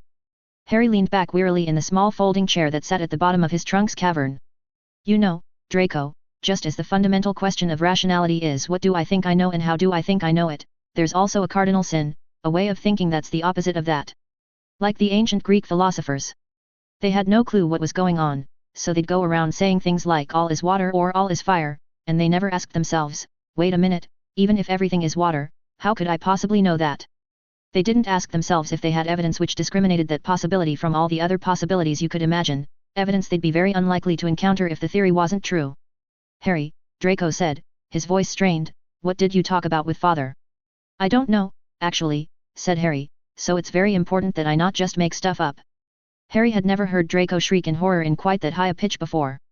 Chapter 39, Pretending to be Wise, PT1. Whistle. Tick. Bzzzt. Ding. Glorp. Pop. Splat. Chime. Toot. Puff. Tinkle. Bubble. Beep. Thud. Crackle. Whoosh. Hiss. Pft. Whir. Professor Flitwick had silently passed Harry a folded parchment during Charm's class that Monday, and the note had said that Harry was to visit the headmaster at his convenience and in such fashion that no one else would notice, especially not Draco Malfoy or Professor Quirrell. His one-time password for the gargoyle would be Squeamish Ossifrage. This had been accompanied by a remarkably artistic ink drawing of Professor Flitwick staring at him sternly, the eyes of which occasionally blinked, and at the bottom of the note, underlined 3 times, was the phrase "Don't get into trouble." And so Harry had finished up Transfiguration class, and studied with Hermione, and eaten dinner, and spoken with his lieutenants, and finally, when the clock struck 9, turned himself invisible and dropped back to 6 p.m. and wearily trudged off toward the gargoyle, the turning spiral stairs, the wooden door, the room full of little fiddly things, and the silver-bearded figure of the headmaster. This time, Dumbledore looked quite serious, the customary smile absent, and he was dressed in pajamas of a darker and more sober purple than usual. Thank you for coming, Harry, said the headmaster. The old wizard rose from his throne, began to slowly pace through the room and the strange devices. First, do you have with you the notes of yesterday's encounter with Lucius Malfoy? Notes? Blurted Harry. Surely you wrote it down, said the old wizard, and his voice trailed off. Harry felt rather embarrassed. Yes, if you'd just fumbled through a mysterious conversation full of significant hints you didn't understand, the bloody obvious thing to do would be to write it all down immediately afterward, before the memory faded, so you could try to figure it out later. All right, said the headmaster, from memory then. Harry sheepishly recited as best he could, and got almost halfway through before he realized that it wasn't smart to just go around telling the possibly crazy headmaster everything, at least not without thinking about it first, but then Lucius was definitely a bad guy and Dumbledore's opponent, so it probably was a good idea to tell him, and Harry had already started talking and it was too late to try and calculate things out now. Harry finished his recollections honestly. Dumbledore's face had grown more remote as Harry went on, and at the end there was a look of ancientness about him, a sternness in the air. Well, said Dumbledore. I suggest you take the best of care that the heir of Malfoy does not come to harm, then. And I will do the same. The headmaster was frowning, his fingers drumming soundlessly through the inky black surface of a plate inscribed with the word Lelial. And I think it would be most extremely wise for you to avoid all interaction with Lord Malfoy henceforth. Did you intercept owls from him to me? Said Harry. The headmaster gazed at Harry for a long moment, then reluctantly nodded. For some reason Harry wasn't feeling as outraged as he should have been. Maybe it was just that Harry was finding it very easy to sympathize with the headmaster's point of view right now. Even Harry could understand why Dumbledore wouldn't want him to interact with Lucius Malfoy, it didn't seem like an evil deed. Not like the headmaster blackmailing Zabinai, for which they had only Zabinai's word, and Zabinai was wildly untrustworthy. In fact, it was hard to see why Zabinai wouldn't just tell the story that got him the most sympathy from Professor Quirrell. How about if, instead of protesting, I say that I understand your point of view, said Harry, and you go on intercepting my owls, but you tell me who from. I have intercepted a great many owls to you, I am afraid, Dumbledore said soberly. You are a celebrity, Harry, and you would receive dozens of letters a day, some from far outside this country, did I not turn them back? That, Harry said, now starting to feel a bit of indignation, seems like going a little too far. Many of those letters, the old wizard said quietly, will be asking you for things you cannot give. I have not read them, of course, only turned them back to their senders undelivered. But I know, for I receive them too. And you are too young, Harry, to have your heart broken 6 times before breakfast each morning. Harry looked down at his shoes. He should insist on reading the letters and judging for himself, but, there was a small voice of common sense inside him, and it was screaming very loudly right now. Thank you, Harry muttered. The other reason I asked you here, said the old wizard, was that I wished to consult your unique genius. Transfiguration, said Harry, surprised and flattered. No, not that unique genius, said Dumbledore. Tell me, Harry, what evil could you accomplish if a Dementor were allowed onto the grounds of Hogwarts? It developed that Professor Quirrell had asked, or rather demanded, that his students test their skills against an actual Dementor after they learned the words and gestures to the Patronus charm. Professor Quirrell is unable to cast the Patronus charm himself, said Dumbledore, as he paced slowly through the devices. Which is never a good sign. But then, he volunteered that fact to me in the course of demanding that outside instructors be brought in to teach the Patronus charm to every student who wished to learn. He offered to pay the expense himself, if I would not. This impressed me greatly. But now he insists on bringing in a Dementor. Headmaster, Harry said quietly, Professor Quirrell believes very strongly in live fire tests under realistic combat conditions. Wanting to bring in an actual Dementor is completely in character for him. Now the headmaster was giving Harry a strange look. In character? Said the old wizard. I mean, said Harry, it's entirely consistent with the way Professor Quirrell usually acts. Harry trailed off. Why had he put it that way? The headmaster nodded. So you have the same sense I do, that it is an excuse. A very reasonable excuse, to be sure, more so than you may realize. Often, wizards seemingly unable to cast a Patronus charm will succeed in the presence of an actual Dementor, going from not a single flicker of light to a full corporeal Patronus. Why this should be, no one knows, but it is so. Harry frowned. Then I really don't see why you're suspicious. The headmaster spread his hands as though in helplessness. Harry, the defense professor has asked me to pass the darkest of all creatures through the gates of Hogwarts. I must be suspicious. The headmaster sighed. And yet the Dementor will be guarded, warded, in a mighty cage. I will be there myself to watch it at all times. I cannot think of what ill could be done. But perhaps I am merely unable to see it. And so I am asking you. Harry stared at the headmaster with his mouth open. He was so shocked he couldn't even feel flattered. Me? Said Harry. Yes, said Dumbledore, smiling slightly. I try my best to anticipate my foes, to encompass their wicked minds and predict their evil thoughts. But I would never have imagined sharpening a Hufflepuff's bones into weapons. Was Harry ever going to live that down? Headmaster, Harry said wearily, I know it doesn't sound good, but in all seriousness, I'm not evil, I'm just very creative. I did not say that you were evil, Dumbledore said seriously. There are those who say that to comprehend evil is to become evil, but they are merely pretending to be wise. Rather it is evil which does not know love, and dares not imagine love, and cannot ever understand love without ceasing to be evil. And I suspect that you can imagine your way into the minds of dark wizards better than I ever could, while still knowing love yourself. So, Harry. The headmaster's eyes were intent. If you stood in Professor Quirrell's shoes, what misdeeds could you accomplish after you tricked me into allowing a Dementor onto the grounds of Hogwarts? Hold on, said Harry, and in something of a daze trudged over to the chair in front of the headmaster's desk, and sat down. It was a large and comfortable chair this time, not a wooden stool, and Harry could feel himself enveloped as he sank into it. Dumbledore was asking him to outwit Professor Quirrell. Point 1. Harry was rather fonder of Professor Quirrell than of Dumbledore. Point 2. The hypothesis was that the defense professor was planning to do something evil, and in that subjunctive case, Harry ought to be helping the headmaster prevent it. Point 3. Headmaster, Harry said, if Professor Quirrell is up to something, I'm not sure I can outwit him. He's got a lot more experience than I do. The old wizard shook his head, somehow managing to appear very solemn despite his smile. You underestimate yourself. That was the first time anyone had ever said that to Harry. I remember, the old wizard continued, a young man in this very office, cold and controlled as he faced down the head of House Slytherin, blackmailing his own headmaster to protect his classmates. And I believe that young man is more cunning than Professor Quirrell, more cunning than Lucius Malfoy, that he will grow to be the equal of Voldemort himself. It is he who I wish to consult. Harry suppressed the chill that went through him at the name, frowned thoughtfully at the headmaster. How much does he know? The headmaster had seen Harry in the grip of his mysterious dark side, as deep as Harry had ever sunk into it. Harry still remembered what it had been like to watch, invisibly time-turned, as his past self faced down the older Slytherins, the boy with the scar on his forehead who didn't act like the others. Of course the headmaster would have noticed something odd about the boy in his office. And Dumbledore had concluded that his pet hero had cunning to match his destined foe, the Dark Lord.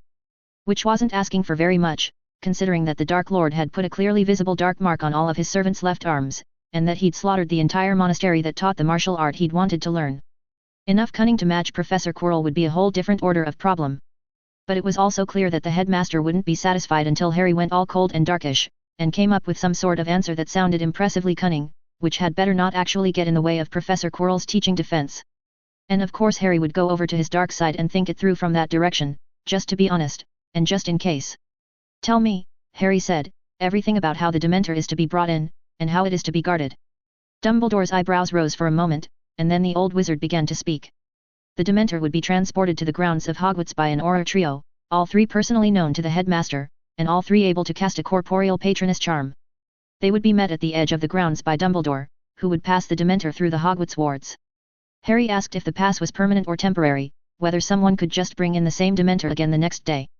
The pass was temporary, replied the headmaster with an approving nod, and the explanation went on. The Dementor would be in a cage of solid titanium bars, not transfigured but true forged. In time a Dementor's presence would corrode that metal to dust, but not in a single day. Students awaiting their turn would stay well back of the Dementor, behind two corporeal patronuses maintained by two of the three Aurors at any given time. Dumbledore would wait by the Dementor's cage with his patroness. A single student would approach the Dementor, and Dumbledore would dispel his patroness, and the student would attempt to cast their own patroness charm, and if they failed, Dumbledore would restore his patroness before the student could suffer any permanent damage. Past dueling champion Professor Flitwick would also be present while there were students near, just to add safety margin. "Why just you waiting by the Dementor?" said Harry. "I mean, shouldn't it be you plus an Auror?" The headmaster shook his head. "They could not withstand the repeated exposure to the Dementor, each time I dispel my patroness. And if Dumbledore's patroness did fail for some reason, while one of the students was still near the Dementor, the third Auror would cast another corporeal patroness and send it to shield the student."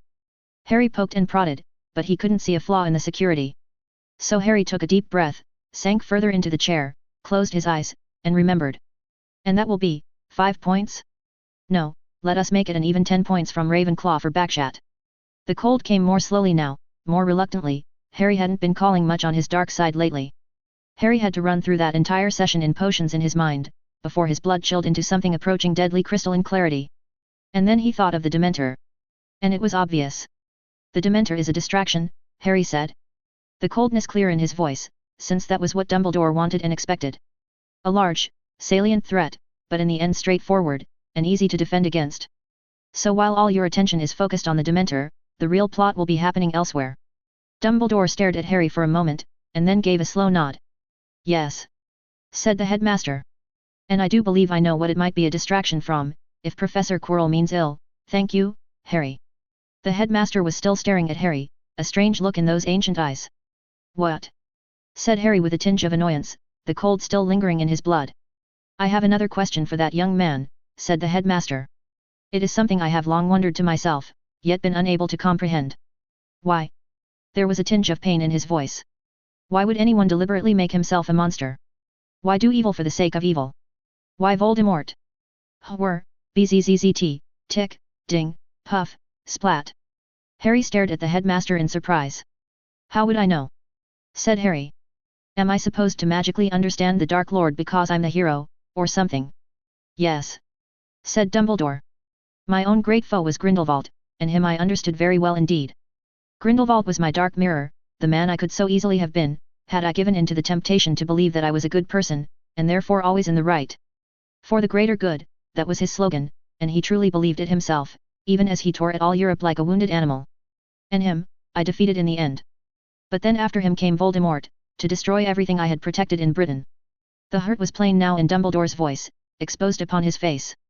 "He committed acts worse by far than Grindelwald's worst, horror for the sake of horror. I sacrificed everything only to hold him back, and I still don't understand why." "Why, Harry? Why did he do it?" "He was never my destined foe, but yours, so if you have any guesses at all, Harry, please tell me." "Why?" Harry stared down at his hands. The truth was that Harry hadn't read up on the Dark Lord yet, and right now he hadn't the tiniest clue. And somehow that didn't seem like an answer the headmaster wanted to hear. Too many dark rituals, maybe?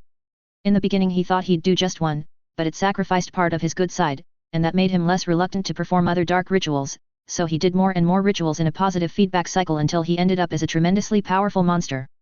"No." Now the headmaster's voice was agonized. "I can't believe that, Harry. There has to be something more to it than just that." "Why should there be?"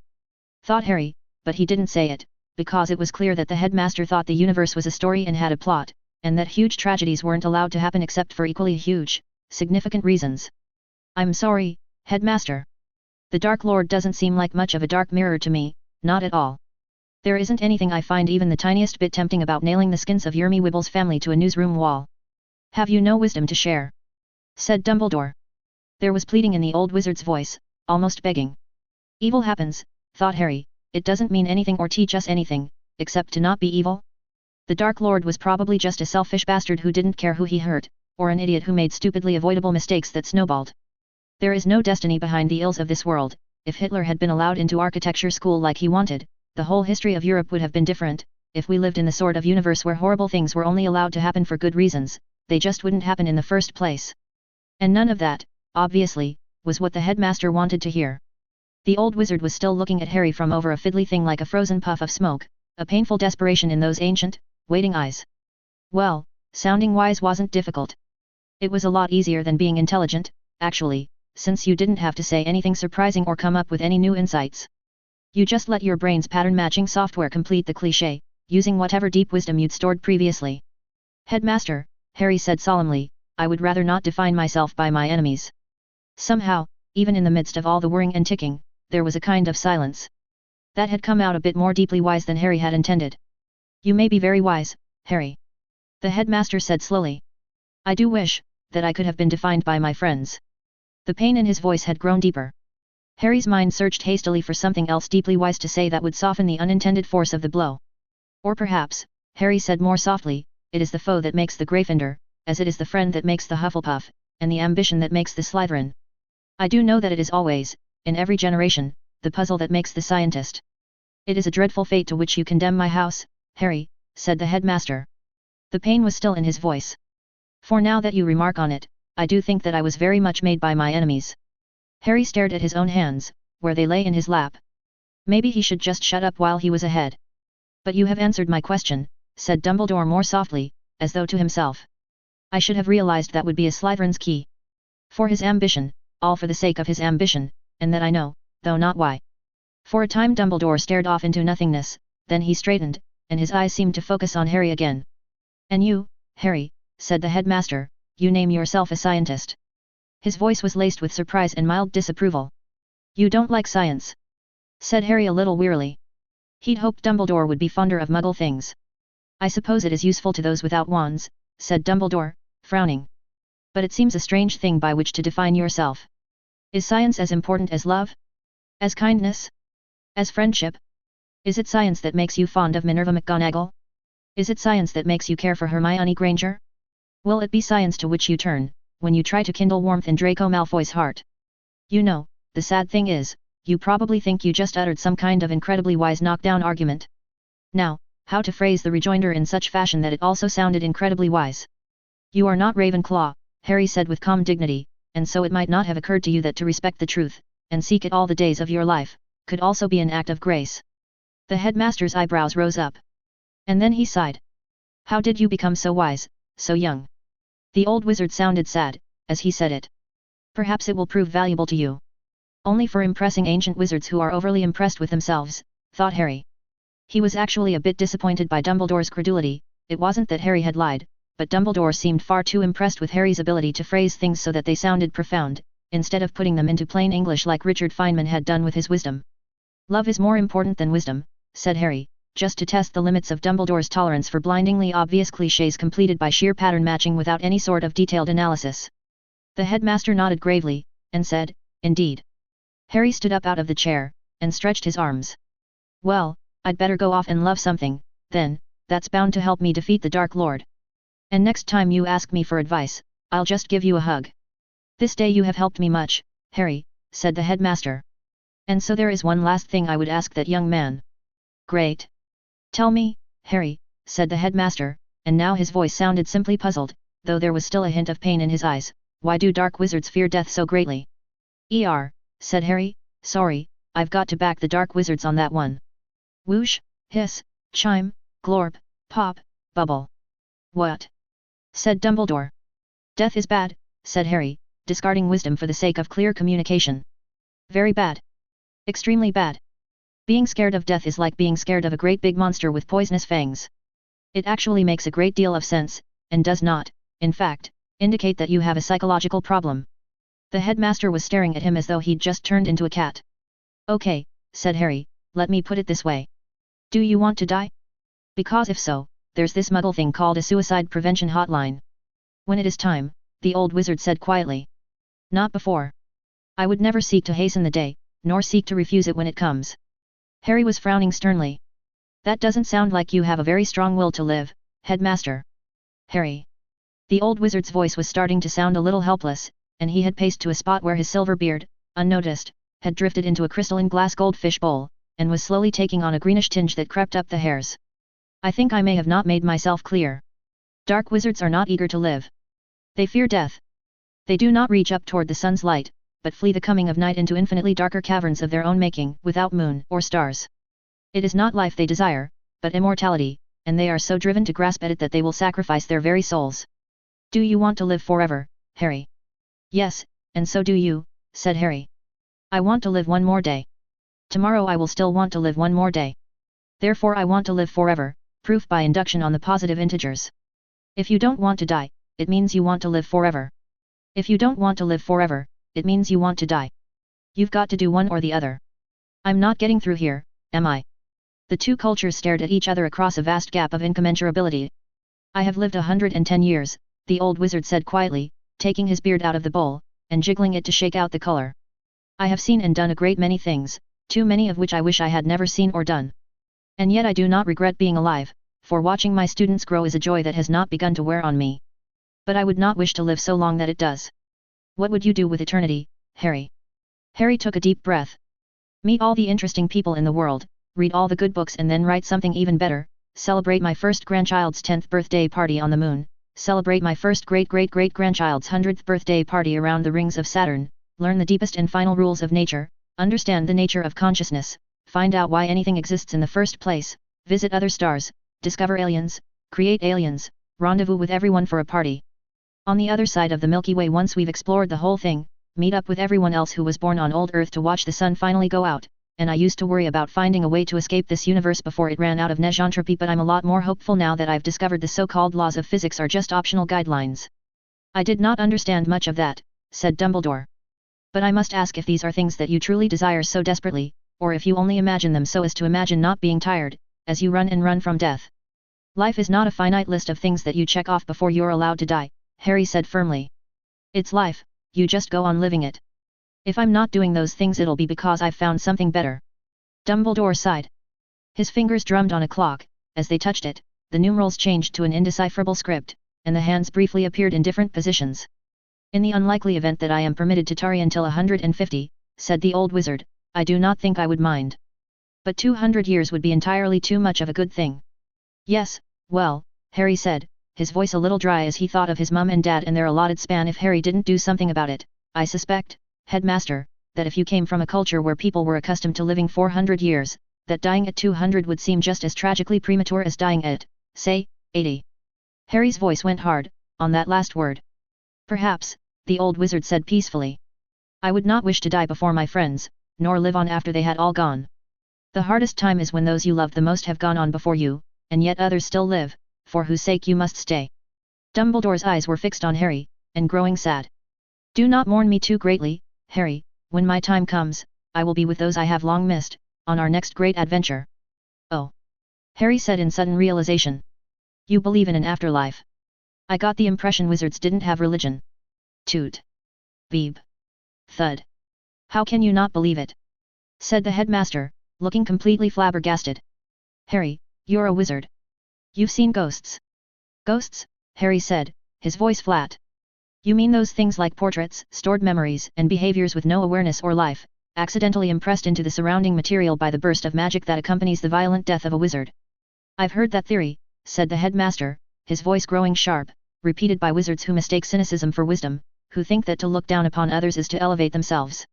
It is one of the silliest ideas I have heard in 110 years. Yes, ghosts do not learn or grow, because this is not where they belong. Souls are meant to move on, there is no life remaining for them here. And if not ghosts, then what of the veil? What of the resurrection stone? All right, Harry said, trying to keep his voice calm, I'll hear out your evidence, because that's what a scientist does. But first, headmaster, let me tell you a little story. Harry's voice was trembling. You know, when I got here, when I got off the train from King's Cross, I don't mean yesterday but back in September, when I got off the train then, headmaster, I'd never seen a ghost. I wasn't expecting ghosts. So when I saw them, headmaster, I did something really dumb. I jumped to conclusions. I thought there was an afterlife, I thought no one had ever really died, I thought that everyone the human species had ever lost was really fine after all. I thought that wizards could talk to people who'd passed on, that it just took the right spell to summon them, that wizards could do that. I thought I could meet my parents who died for me, and tell them that I'd heard about their sacrifice and that I'd begun to call them my mother and father. Harry, whispered Dumbledore. Water glittered in the old wizard's eyes. He took a step closer across the office. And then, spat Harry, the fury coming fully into his voice, the cold rage at the universe for being like that and at himself for being so stupid. I asked Hermione and she said that they were just after images, burned into the stone of the castle by the death of a wizard, like the silhouettes left on the walls of Hiroshima. And I should have known. I should have known without even having to ask. I shouldn't have believed it even for all of 30 seconds. Because if people had souls there wouldn't be any such thing as brain damage. If your soul could go on speaking after your whole brain was gone, how could damage to the left cerebral hemisphere take away your ability to talk? And Professor McGonagall, when she told me about how my parents had died, she didn't act like they'd just gone away on a long trip to another country, like they'd emigrated to Australia back in the days of sailing ships, which is the way people would act if they actually knew that death was just going somewhere else, if they had hard evidence for an afterlife. Instead of making stuff up to console themselves, it would change everything. It wouldn't matter that everyone had lost someone in the war, it would be a little sad but not horrible. And I'd already seen that people in the wizarding world didn't act like that. So I should have known better. And that was when I knew that my parents were really dead and gone forever and ever, that there wasn't anything left of them, that I'd never get a chance to meet them and the other children thought I was crying because I was scared of ghosts. The old wizard's face was horrified, he opened his mouth to speak. So tell me, headmaster. Tell me about the evidence. But don't you dare exaggerate a single tiny bit of it, because if you give me false hope again, and I find out later that you lied or stretched things just a little, I won't ever forgive you for it. What's the veil? Harry reached up and wiped at his cheeks, while the glass things of the office stopped vibrating from his last shriek. The veil, said the old wizard with only a slight tremble in his voice, is a great stone archway, kept in the Department of Mysteries, a gateway to the land of the dead. And how does anyone know that? Said Harry. Don't tell me what you believe, tell me what you've seen. The physical manifestation of the barrier between worlds was a great stone archway, old and tall and coming to a sharp point, with the tattered black veil like the surface of a pool of water, stretched between the stones, rippling, always, from the constant and one-way passage of the souls. If you stood by the veil you could hear the voices of the dead calling, always calling in whispers barely on the wrong side of comprehension, growing louder and more numerous if you stayed and tried to hear, as they tried to communicate, and if you listened too long, you would go to meet them, and in the moment you touched the veil you would be sucked through, and never be heard from again. That doesn't even sound like an interesting fraud, Harry said, his voice calmer now that there was nothing there to make him hope, or make him angry for having hopes dashed. Someone built a stone archway, made a little black rippling surface between it that vanished anything it touched, and enchanted it to whisper to people and hypnotize them. Harry. The headmaster said, starting to look rather worried. I can tell you the truth, but if you refuse to hear it. Also not interesting. What's the resurrection stone? I would not tell you, the headmaster said slowly, save that I fear what this disbelief may do to you, so listen, then, Harry, please listen. The resurrection stone was one of the 3 legendary Deathly Hallows, kin to Harry's cloak. The resurrection stone could call souls back from the dead, bring them back into the world of the living, though not as they were. Cadmus Peverell used the stone to call back his lost beloved from the dead, but her heart stayed with the dead, and not in the world of the living. And in time it drove him mad, and he killed himself to be truly with her once more. In all politeness, Harry raised his hand. Yes. The headmaster said reluctantly. The obvious test to see if the resurrection stone is really calling back the dead, or just projecting an image from the user's mind, is to ask a question whose answer you don't know, but the dead person would, and that can be definitely verified in this world. For example, call back. Then Harry paused, because this time he'd managed to think it through one step ahead of his tongue, fast enough to not say the first name and test that had sprung to mind. Your dead wife, and ask her where she left her lost earring, or something like that, Harry finished. Did anyone do any tests like that? The resurrection stone has been lost for centuries, Harry, the headmaster said quietly. Harry shrugged. Well, I'm a scientist, and I'm always willing to be convinced. If you really believe the resurrection stone calls back the dead, then you must believe a test like that will succeed, right? So do you know anything about where to find the resurrection stone? I got one Deathly Hallow already under highly mysterious circumstances, and, well, we both know how the rhythm of the world works on that sort of thing. Dumbledore stared at Harry. Harry gazed equably back at the headmaster. The old wizard passed a hand across his forehead and muttered, "This is madness." Somehow, Harry managed to stop himself from laughing. And Dumbledore told Harry to draw forth the cloak of invisibility from his pouch. At the headmaster's direction, Harry stared at the inside and back of the hood until he saw it, faintly drawn against the silvery mesh in faded scarlet like dried blood, the symbol of the Deathly Hallows, a triangle, with the circle drawn inside, and a line dividing them both. "Thank you," Harry said politely. "I shall be sure to keep an eye out for a stone so marked. Do you have any other evidence?" Dumbledore appeared to be fighting a struggle within himself. "Harry," the old wizard said, his voice rising, "this is a dangerous road you are walking. I am not sure I do the right thing by saying this, but I must wrench you from this way. Harry, how could Voldemort have survived the death of his body if he did not have a soul?" And that was when Harry realized that there was exactly one person who'd originally told Professor McGonagall that the Dark Lord was still alive in the first place, and it was the crazy headmaster of their madhouse of a school, who thought the world ran on clichés. "Good question," Harry said, after some internal debate about how to proceed. Maybe he found some way of duplicating the power of the Resurrection Stone, only he loaded it in advance with a complete copy of his brain state. Or something like that. Harry was suddenly far from sure that he was trying to come up with an explanation for something that had actually happened. "Actually, can you just go ahead and tell me everything you know about how the Dark Lord survived and what it might take to kill him? If he even still exists as more than Quibbler headlines." "You are not fooling me, Harry," said the old wizard, his face looked ancient now, and lined by more than years. "I know why you are truly asking that question. No, I do not read your mind, I do not have to, your hesitation gives you away. You seek the secret of the Dark Lord's immortality in order to use it for yourself. Wrong. I want the secret of the Dark Lord's immortality in order to use it for everyone." Tick, crackle, FZZZT. Albus Percival Wulfric Brian Dumbledore just stood there and stared at Harry with his mouth gaping open dumbly. Harry awarded himself a tally mark for Monday, since he'd managed to blow someone's mind completely before the day was over. "And in case it wasn't clear," said Harry, "by everyone I mean all muggles too, not just all wizards." "No," said the old wizard, shaking his head. His voice rose. "No, no, no. This is insanity." "Bwa haha," said Harry. The old wizard's face was tight with anger and worry. "Voldemort stole the book from which he gleaned his secret, it was not there when I went to look for it. But this much I know, and this much I will tell you, his immortality was born of a ritual terrible and dark, blacker than pitchest black. And it was Myrtle, poor sweet Myrtle, who died for it. His immortality took sacrifice, it took murder. Well, obviously I'm not going to popularize a method of immortality that requires killing people. That would defeat the entire point." There was a startled pause. Slowly the old wizard's face relaxed out of its anger, though the worry was still there.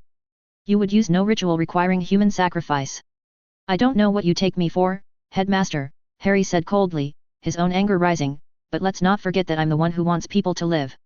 The one who wants to save everyone. You're the one who thinks death is awesome and everyone ought to die." "I am at a loss, Harry," said the old wizard.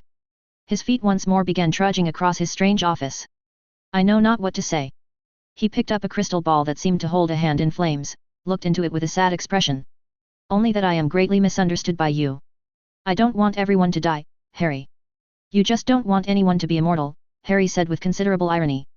It seemed that elementary logical tautologies like all x, die, x, equals not exist x, not die, x, were beyond the reasoning abilities of the world's most powerful wizard.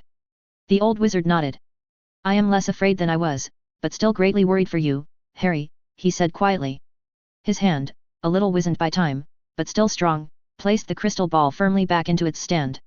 "For the fear of death is a bitter thing, an illness of the soul by which people are twisted and warped. Voldemort is not the only dark wizard to go down that bleak road, though I fear he has taken it further than any before him." "And you think you're not afraid of death?"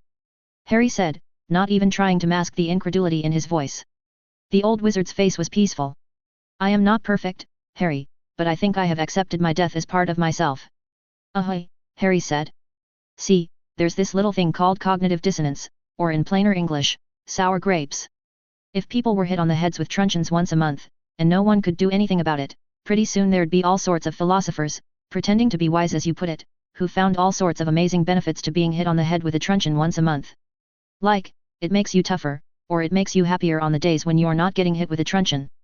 But if you went up to someone who wasn't getting hit, and you asked them if they wanted to start, in exchange for those amazing benefits, they'd say no. And if you didn't have to die, if you came from somewhere that no one had ever even heard of death, and I suggested to you that it would be an amazing wonderful great idea for people to get wrinkled and old and eventually cease to exist, why, you'd have me hauled right off to a lunatic asylum. So why would anyone possibly think any thought so silly as that death is a good thing? Because you're afraid of it, because you don't really want to die, and that thought hurts so much inside you that you have to rationalize it away, do something to numb the pain, so you won't have to think about it. No, Harry, the old wizard said.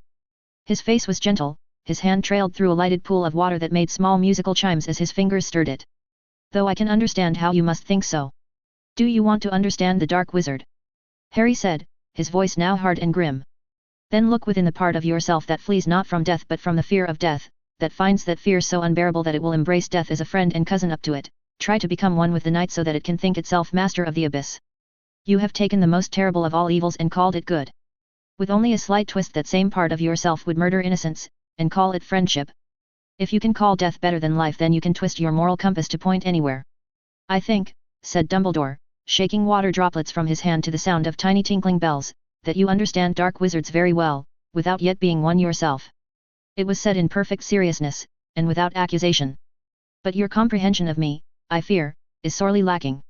The old wizard was smiling now, and there was a gentle laughter in his voice. Harry was trying not to go any colder than he already was, from somewhere there was pouring into his mind a blazing fury of resentment, at Dumbledore's condescension, and all the laughter that wise old fools had ever used in place of argument.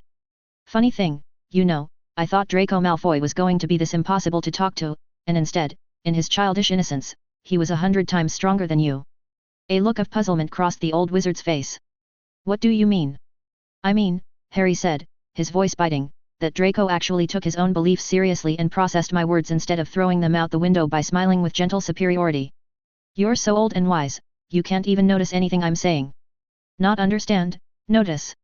I have listened to you, Harry, said Dumbledore, looking more solemn now, but to listen is not always to agree. Disagreements aside, what is it that you think I do not comprehend? That if you really believed in an afterlife, you'd go down to St. Mungo's and kill Neville's parents, Alice and Frank Longbottom, so they could go on to their next great adventure, instead of letting them linger here in their damaged state. Harry barely kept himself from saying it out loud. All right, Harry said coldly. I'll answer your original question, then. You asked why dark wizards are afraid of death. Pretend, headmaster, that you really believed in souls. Pretend that anyone could verify the existence of souls at any time, pretend that nobody cried at funerals because they knew their loved ones were still alive. Now can you imagine destroying a soul? Ripping it to shreds so that nothing remains to go on its next great adventure? Can you imagine what a terrible thing that would be, the worst crime that had ever been committed in the history of the universe, which you would do anything to prevent from happening even once? Because that's what death really is, the annihilation of a soul. The old wizard was staring at him, a sad look in his eyes. I suppose I do understand now, he said quietly. Oh, said Harry. Understand what? Voldemort, said the old wizard. I understand him now at last. Because to believe that the world is truly like that, you must believe there is no justice in it, that it is woven of darkness at its core. I asked you why he became a monster, and you could give no reason. And if I could ask him, I suppose, his answer would be, why not? They stood there gazing into each other's eyes, the old wizard in his robes, and the young boy with the lightning bolt scar on his forehead. Tell me, Harry, said the old wizard, will you become a monster? No, said the boy, an iron certainty in his voice. Why not? Said the old wizard. The young boy stood very straight, his chin raised high and proud, and said, there is no justice in the laws of nature, headmaster, no term for fairness in the equations of motion.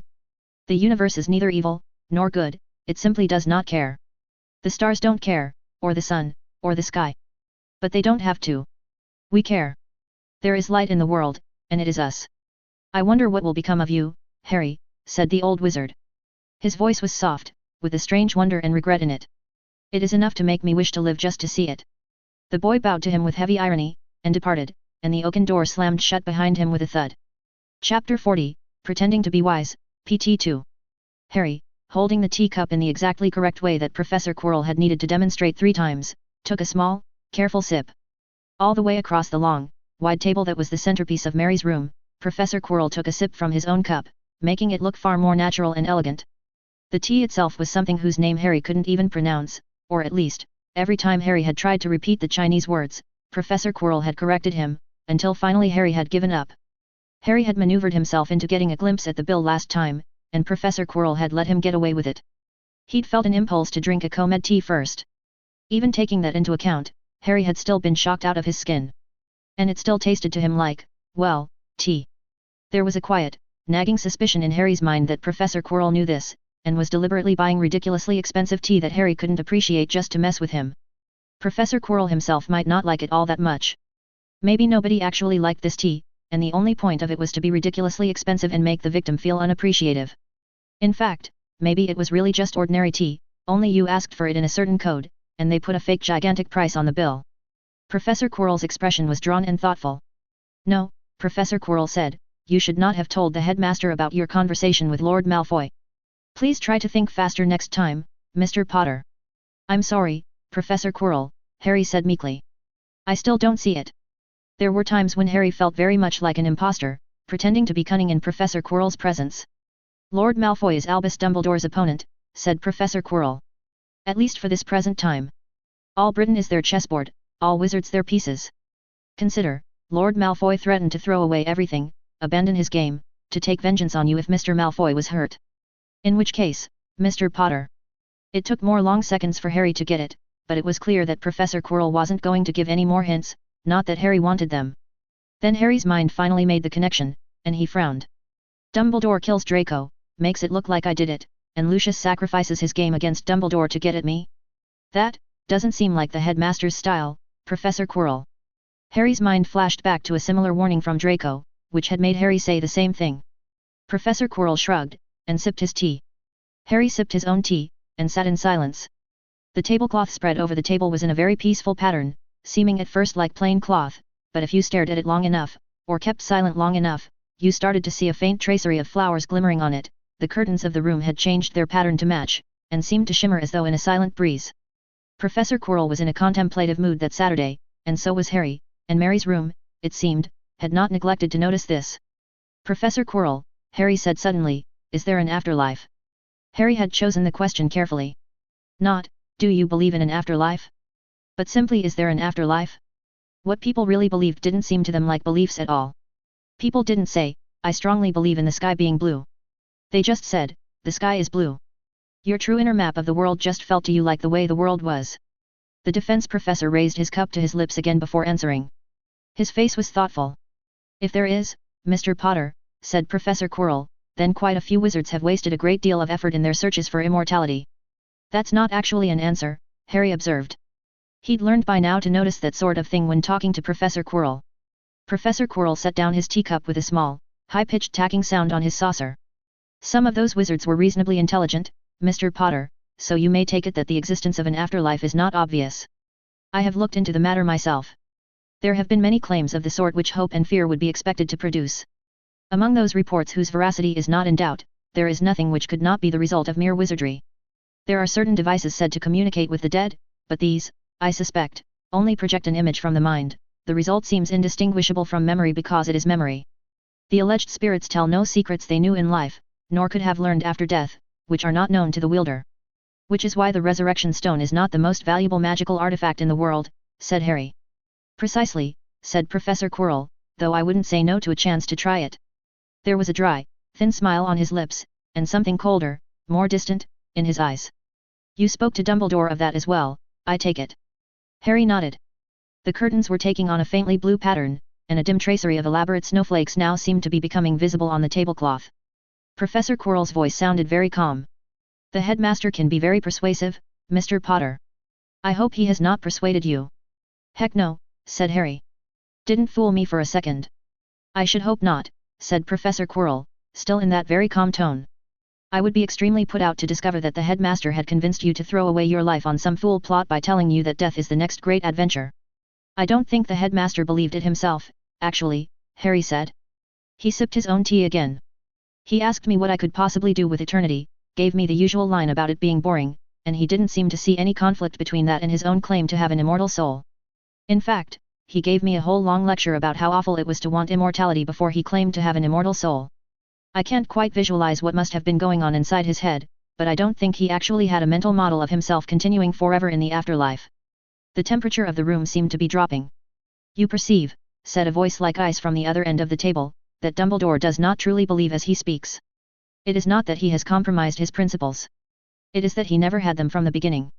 Are you becoming cynical yet, Mr. Potter? Harry had dropped his eyes to his teacup. A little, Harry said to his possibly ultra-high quality, perhaps ridiculously expensive Chinese tea. I'm certainly becoming a bit frustrated with whatever's going wrong in people's heads. Yes, said that icy voice. I find it frustrating as well. Is there any way to get people not to do that? Said Harry to his teacup. There is indeed a certain useful spell which solves the problem. Harry looked up hopefully at that, and saw a cold smile on the defense professor's face. Then Harry got it. I mean, besides Avada Kedavra. The defense professor laughed. Harry didn't. Anyway, Harry said hastily, I did think fast enough not to suggest the obvious idea about the resurrection stone in front of Dumbledore. Have you ever seen a stone with a line, inside a circle, inside a triangle? The deathly chill seemed to draw back, fold into itself, as the ordinary Professor Quirrell returned. Not that I can recall, Professor Quirrell said after a while, a thoughtful frown on his face. That is the resurrection stone. Harry set aside his teacup, then drew on his saucer the symbol he had seen on the inside of his cloak. And before Harry could take out his own wand to cast the hover charm, the saucer went floating obligingly across the table toward Professor Quirrell. Harry really wanted to learn that wandless stuff, but that, apparently, was far above his current curriculum.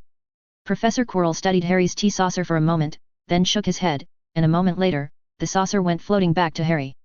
Harry put his teacup back on the saucer, noting absently as he did so that the symbol he'd drawn had vanished.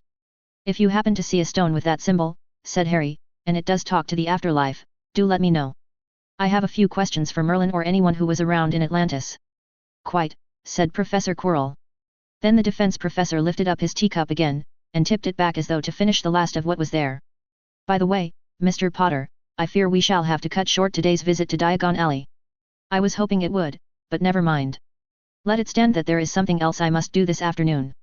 Harry nodded, and finished his own tea, then rose from his seat at the same time as Professor Quirrell.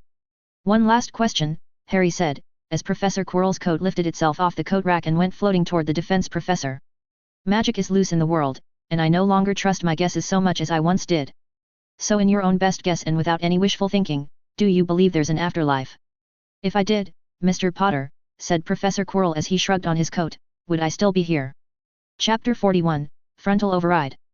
The biting January wind howled around the vast, blank stone walls that demarcated the material bounds of the castle Hogwarts, whispering and whistling in odd pitches as it blew past closed windows and stone turrets. The most recent snow had mostly blown away, but occasional patches of melted and refrozen ice still stuck to the stone face and blazed reflected sunlight. From a distance, it must have looked like Hogwarts was blinking hundreds of eyes. A sudden gust made Draco flinch, and try, impossibly, to press his body even closer to the stone, which felt like ice and smelled like ice. Some utterly pointless instinct seemed convinced that he was about to be blown off the outer wall of Hogwarts, and that the best way to prevent this was to jerk around in helpless reflex and possibly throw up. Draco was trying very hard not to think about the 6 stories worth of empty air underneath him, and focus, instead, on how he was going to kill Harry Potter. You know, Mr. Malfoy, said the young girl beside him in a conversational voice, if a seer had told me that someday I'd be hanging onto the side of a castle by my fingertips, trying not to look down or think about how loud Mum'd scream if she saw me, I would not have had any idea of how it'd happen, except that it'd be Harry Potter's fault. Earlier. The 2 allied generals stepped together over Longbottom's body, their boots hitting the floor in almost perfect synchrony. Only a single soldier now stood between them and Harry, a Slytherin boy named Samuel Clemens, whose hand was clenched wide around his wand, held upward to sustain his prismatic wall. The boy's breathing was coming rapidly, but his face showed the same cold determination that lit the eyes of his general, Harry Potter, who was standing behind the prismatic wall at the dead end of the corridor next to an open window, with his hands held mysteriously behind his back. The battle had been ridiculously difficult, for the enemy being outnumbered 2 to 1. It should have been easy. Dragon Army and the Sunshine Regiment had melded together easily in practice sessions, they'd fought each other long enough to know each other very well indeed. Morale was high, both armies knowing that this time they weren't just fighting to win for themselves, but fighting for a world free of traitors. Despite the surprised protests of both generals, the soldiers of the combined army had insisted on calling themselves Dramion Sungon Argument, and produced patches for their insignia of a smiling face wreathed in flames. But Harry's soldiers had all blackened their own insignia. It didn't look like paint, more like they'd burned that part of their uniforms, and they'd fought all through the upper levels of Hogwarts with a desperate fury. The cold rage that Draco sometimes saw in Harry had seemed to trickle down into his soldiers, and they'd fought like it hadn't been play. And Harry had emptied out his entire bag of tricks. There'd been tiny metal balls, Granger had identified them as ball bearings, on floors and staircases, rendering them impassable until cleared. Only Harry's army had already practiced coordinated hover charms and they could fly their own people right over the obstacles they'd made. You couldn't bring devices into the game from outside, but you could transfigure anything you wanted during the game, so long as it was safe. And that just wasn't fair when you were fighting a boy raised by scientists, who knew about things like ball bearings and skateboards and bungee cords. And so it had come to this. The survivors of the Allied forces had cornered the last remnants of Harry Potter's army in a dead-end corridor. Weasley and Vincent had rushed Longbottom at the same time, moving together like they'd practiced for weeks instead of hours, and somehow Longbottom had managed to hex them both before falling himself. And now it was Draco and Granger and Padma and Samuel and Harry, and by the looks of Samuel, his prismatic wall couldn't last much longer. Draco had already leveled his wand at Harry, waiting for the prismatic wall to fall of its own accord. There was no need to waste a breaking drill hex before then. Padma leveled her own wand at Samuel, Granger leveled hers at Harry. Harry was still hiding his hands behind his back, instead of aiming his wand, and looking at them with a face that could have been carved out of ice. It might be a bluff. It probably wasn't. There was a brief, tense silence. And then Harry spoke. "I'm the villain now," the young boy said coldly, "and if you think villains are this easy to finish off, you'd better think again. Beat me when I'm fighting seriously, and I'll stay beaten, but lose, and we'll be doing this all over again next time." The boy brought his hands forward, and Draco saw that Harry was wearing strange gloves, with a peculiar greyish material on the fingertips, and buckles that stabbed the gloves tightly to his wrists. Beside Draco, the Sunshine General gasped in horror, and Draco, without even asking why, fired a breaking drill hex. Samuel staggered, he let out a scream as he staggered, but he held the wall, and if Padma or Granger fired now, they would exhaust their own forces so badly that they might just lose. "Harry!" shouted Granger. "You can't be serious." Harry was already in motion. And as he swung out the open window, his cold voice said, "Follow if you dare." The icy wind howled around them. Draco's arms were already starting to feel tired. It had developed that, yesterday, Harry had carefully demonstrated to Granger exactly how to transfigure the gloves he was currently wearing, which used something called Gecko CD, and how to glue transfigured patches of the same material to the toes of their shoes, and Harry and Granger had, in innocent childish play, tried climbing around the walls and sealing a little. And that, also yesterday, Harry had supplied Granger with a grand total of exactly 2 doses of feather-falling potion to carry around in her pouch, just in case. Not that Padma would have followed them, anyway. She wasn't crazy. Draco carefully peeled loose his right hand, stretched it over as far as he could, and slapped it down on the stone again. Beside him, Granger did the same. They'd already swallowed the feather-falling potion.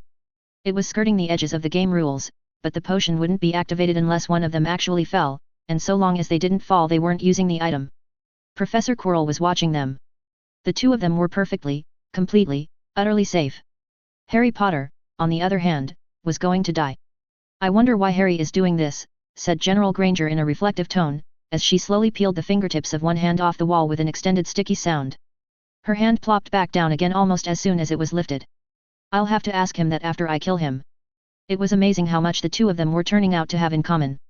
Draco didn't really feel like talking right now, but he managed to say, through gritted teeth, "Could be revenge. For the date." "Really?" said Granger. "After all this time?" "Stick. Plop." "How sweet of him," said Granger. "Stick. Plop. I guess I'll find some truly romantic way to thank him," said Granger. "Stick. Plop. What's he got against you?" said Granger. "Stick. Plop." The icy wind howled around them. One might have thought it would feel safer to have ground under your feet again. But if that ground was a slanted roof tiled with rough slats, which had rather a lot more ice on it than the stone walls, and you were running across it at a high rate of speed, then you would be sadly mistaken. "Luminous!" shouted Draco. "Luminous!" shouted Granger. "Luminous!" shouted Draco. "Luminous!" shouted Granger. The distant figure was dodging and scrambling as it ran, and not a single shot hit, but they were gaining. Until Granger slipped.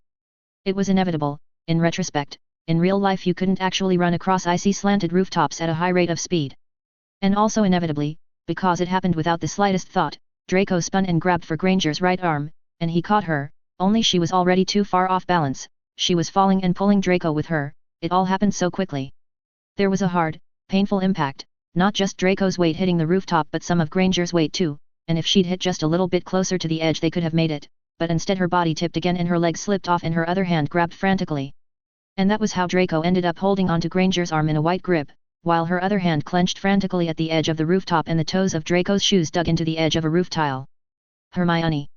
Harry's voice shrieked distantly. "Draco!" whispered Granger's voice, and Draco looked down. That might have been a mistake. There was a lot of air underneath her, nothing but air, they were on the edge of a rooftop that had jutted out from the main stone wall of Hogwarts. "He's going to come help me," whispered the girl, "but first he's going to luminose both of us, there's no way he wouldn't. You have to let me go." It should have been the easiest thing in the world. She was just a mudblood, just a mudblood, just a mudblood. She wouldn't even be hurt. Draco's brain wasn't listening to anything Draco was telling it right now. "Do it," Hermione Granger whispered, her eyes blazing without a single trace of fear. "Do it, Draco, do it, you can beat him yourself, we have to win, Draco." There was a sound of someone running and it was coming closer. "Oh, be rational." The voice in Draco's head sounded an awful lot like Harry Potter teaching lessons. "Are you going to let your brain run your life?" Aftermath 1. It was taking a bit of an effort for Daphne Greengrass to keep herself quiet, as Millicent Bulstrode retold the story in the Slytherin girls' common room, a cozy cool place in the dungeons running beneath the Hogwarts lake, with fish swimming past every window, and couches you could lie down in if you wanted. Mostly because, in Daphne's opinion, it was a perfectly good story already without all of Millicent's improvements. "And then what?" gasped Flora and Hestia Caro. General Granger looked up at him, Millicent said dramatically, and she said, "Draco. You've got to let go of me. Don't worry about me, Draco, I promise I'll be all right." "And what do you suppose Malfoy did then?" "He said never," shouted Charlotte Wyland, and held on even tighter. All the listening girls except Pansy Parkinson nodded. "Nope," said Millicent. "He dropped her. And then he jumped up and shot General Potter." The end. There was a stunned pause. "You can't do that," said Charlotte. "She's a mudblood," said Pansy, sounding confused. "Of course he let go." "Well, Malfoy shouldn't have grabbed her in the first place, then," said Charlotte. "But once he grabbed her, he had to hang on. Especially in the face of approaching certain doom." Tracy Davis, sitting next to Daphne, was nodding along in firm agreement. "I don't see why," said Pansy. "That's because you don't have the tiniest smidgen of romance in you," said Tracy. "Besides, you can't just go dropping girls. A boy who'd drop a girl like that, he'd drop anyone." "He'd drop you, Pansy." "What do you mean, drop me?" Pansy said. Daphne couldn't resist any more. "You know," Daphne said darkly, "you're eating breakfast one day at our table, and the next thing you know, Malfoy lets go of you, and you're falling off the top of Hogwarts." "That's what?" "Yeah," said Charlotte. "He's a witch dropper." "You know why Atlantis fell?"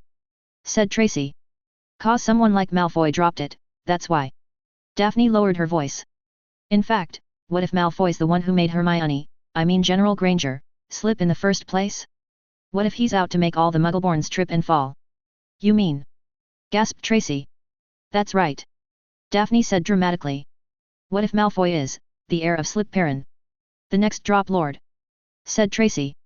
Which was far too good a line for anyone to keep to themselves, so by nightfall it was all over Hogwarts, and the next morning it was the Quibbler's headline. Aftermath 2. Hermione made sure she got to their usual classroom nice and early that evening, just so that she would be by herself, in a chair, peacefully reading a book, when Harry got there. If there was any way for a door to creak open apologetically, that was how the door was creaking open. Said Harry Potter's voice. Hermione kept reading. "I'm, kinda sorry, I didn't mean for you to actually fall off the roof or anything. It had been quite an entertaining experience, in fact.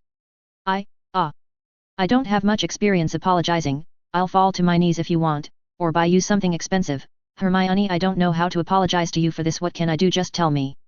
She kept reading the book in silence. It wasn't as if she had any idea how Harry could apologize, either. Right now she was just feeling a sort of odd curiosity as to what would happen if she kept reading her book for a while. Chapter 42, Courage. "Romantic," Hermione said. "They're both boys."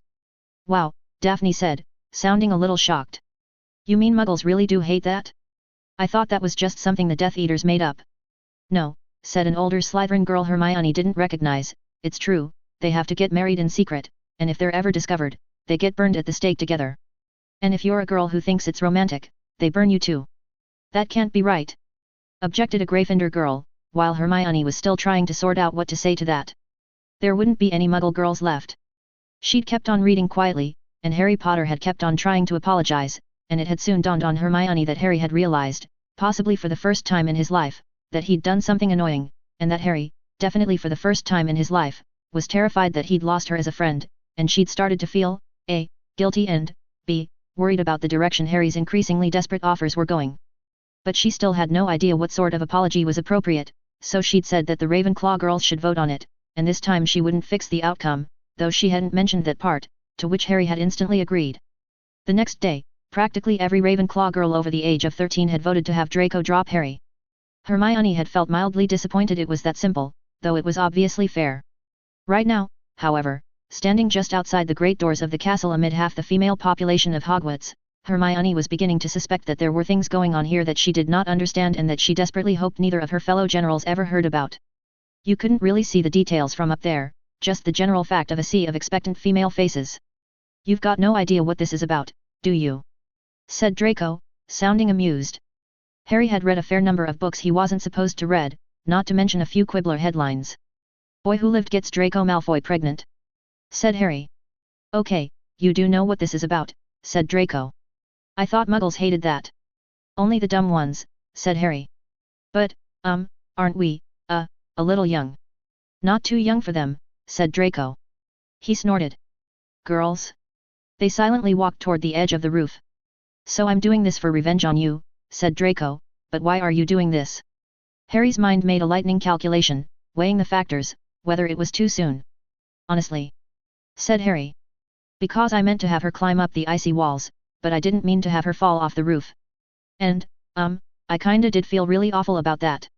I mean, I guess I actually did start seeing her as my friendly rival after a while. So this is a real apology to her, not a plot or anything. There was a pause. Then. Yeah, said Draco. I understand. Harry didn't smile. It might have been the most difficult non-smile of his life. Draco looked at the edge of the roof, and made a face. This is going to be a lot harder to do on purpose than by accident, isn't it? Harry's other hand held the roof in a reflexively terrified grip, his fingers white on the cold stone. You could know with your conscious mind that you'd drunk the feather-falling potion. Knowing it with your unconscious mind was another matter entirely. It was every bit as scary as Harry had thought it might have been for Hermione, which was justice. Draco, said Harry, controlling his voice wasn't easy, but the Ravenclaw girls had given them a script, you've got to let me go. Okay, said Draco, and let go of Harry's arm. Harry's other hand scrabbled at the edge, and then, without any decision being made, his fingers failed, and Harry fell. There was a brief moment when Harry's stomach tried to leap up into his throat, and his body tried desperately to orient itself in the absence of any possible way to do so. There was a brief moment when Harry could feel the feather-falling potion kicking in, starting to slow him, a sort of lurching, cushioning feeling. And then something pulled on Harry and he accelerated downward again faster than gravity. Harry's mouth had already opened and begun screaming while part of his brain tried to think of something creative he could do, part of his brain tried to calculate how much time he had left to be creative, and a tiny rump part of his brain noticed that he wasn't even going to finish the remaining time calculation before he hit the ground. Harry was desperately trying to control his hyperventilating, and it wasn't helping him to hear the shrieking of all the girls, now lying in heaps on the ground and each other. Good heavens, said the unfamiliar man, he of the old-looking clothes and faintly scarred face, who was holding Harry in his arms. Of all the ways I imagined we might meet again someday, I didn't expect it to be you falling out of the sky. Harry remembered the last thing he'd seen, the falling body, and managed to gasp, Professor Quirrell. He'll be all right after a few hours, said the unfamiliar man holding Harry. He's just exhausted. I wouldn't have thought it possible, he must have knocked down 200 students just to make sure he got whoever was jinxing you. Gently, the man set Harry upright on the ground, supporting him the while. Harry carefully balanced himself, and nodded to the man. He let go, and Harry promptly fell over. The man helped him rise again. Making sure, at all times, to stand between Harry and the girls now picking themselves up from the ground, his head constantly glancing in that direction. Harry, the man said quietly, and very seriously, do you have any idea which of these girls might have wanted to kill you? Not murder, said a strained voice. Just stupidity. This time it was the unfamiliar man who seemed to almost fall over, utter shock on his face. Professor Quirrell was already sitting up from where he'd fallen on the grass. Good heavens! Gasped the man. You shouldn't be. Mr. Lupin, your concerns are misplaced. No wizard, no matter how powerful, casts such a charm by strength alone. You must do it by being efficient. Professor Quirrell didn't stand up, though. Thank you, Harry whispered. And then, thank you, to the man standing beside him as well. What happened? Said the man. I should have foreseen it myself, Professor Quirrell said, his voice crisp with disapproval. Some number of girls tried to summon Mr. Potter to their own, particular arms. Individually, I suppose, they all thought they were being gentle. Oh. Consider it a lesson in preparedness, Mr. Potter, said Professor Quirrell. Had I not insisted that there be more than one adult witness to this little event, and that both of us have our wands out, Mr. Lupin would not have been available to slow your fall afterward, and you would have been gravely injured. Sir, said the man, Mr. Lupin, apparently. You should not say such things to the boy. Who is Harry started to say. The only other person who was available to watch, besides myself, said Professor Quirrell. I introduce you to Remus Lupin, who is here temporarily to instruct students in the patroness charm. Though I am told that the two of you have already met. Harry studied the man, puzzled. He should have remembered that faintly scarred face, that strange, gentle smile. Where did we meet? Said Harry. In Godric's Hollow, said the man. I changed a number of your nappies. Mr. Lupin's temporary office was a small stone room with a small wooden desk, and Harry couldn't see anything of what Mr. Lupin was sitting on, suggesting that it was a small stool just like the one in front of his desk. Harry guessed that Mr. Lupin wouldn't be at Hogwarts for long, or use this office much, and so he'd told the house elves not to waste the effort. It said something about a person that he tried not to bother house elves. Specifically, it said that he'd been sorted into Hufflepuff, since, to the best of Harry's knowledge, Hermione was the only non-Hufflepuff who worried about bothering house elves. Harry himself thought her qualms rather silly. Whoever had created house elves in the first place had been unspeakably evil, obviously, but that didn't mean Hermione was doing the right thing now by denying sentient beings the drudgery they had been shaped to enjoy.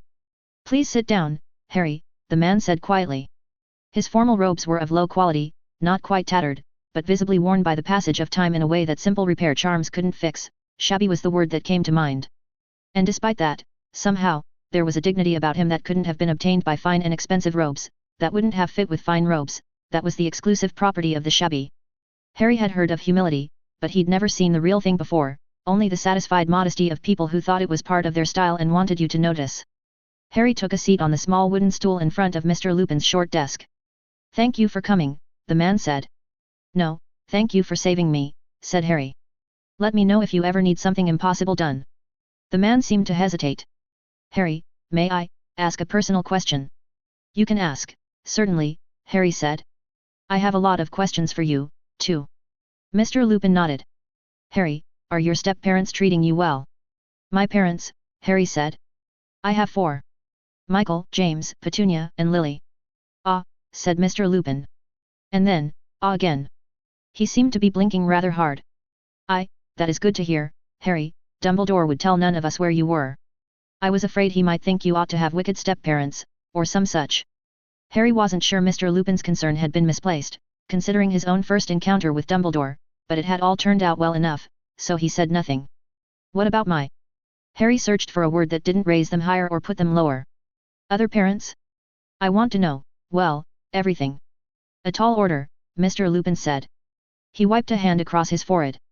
Well, let us begin at the beginning. When you were born, James was so happy that he couldn't touch his wand without it glowing gold, for a whole week. And even after that, whenever he held you, or saw Lily holding you, or just thought of you, it would happen again. Every now and then Harry would look at his watch, and find that another 30 minutes had passed. He felt slightly bad about making Remus miss dinner, especially since Harry himself would just drop back to 7 p.m. later, but that wasn't enough to stop either of them. Finally Harry screwed up enough courage to ask the critical question, while Remus was in the middle of an extended discourse on the wonders of James's Quidditch that Harry couldn't find the heart to squash more directly. And that was when, Remus said, his eyes shining brightly, James pulled off a triple reverse Mulhoney dive with extra backspin. The whole crowd went wild, even some of the Hufflepuffs were cheering. I guess you had to be there, Harry thought, not that being there would have helped in any way, and said, Mr. Lupin. Something about Harry's voice must have reached the man, because he stopped in mid-sentence. Was my father a bully? Said Harry. Remus looked at Harry for a long moment. For a little while, Remus said. He grew out of it soon enough. Where did you hear that?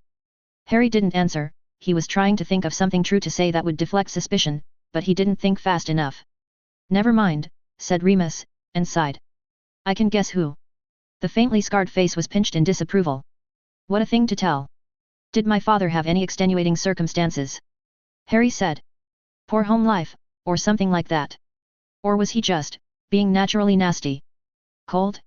Remus's hand swept his hair back, the first nervous gesture Harry had seen from him. Harry, Remus said, you can't judge your father by what he did as a young boy. I'm a young boy, Harry said, and I judge myself. Remus blinked twice at that.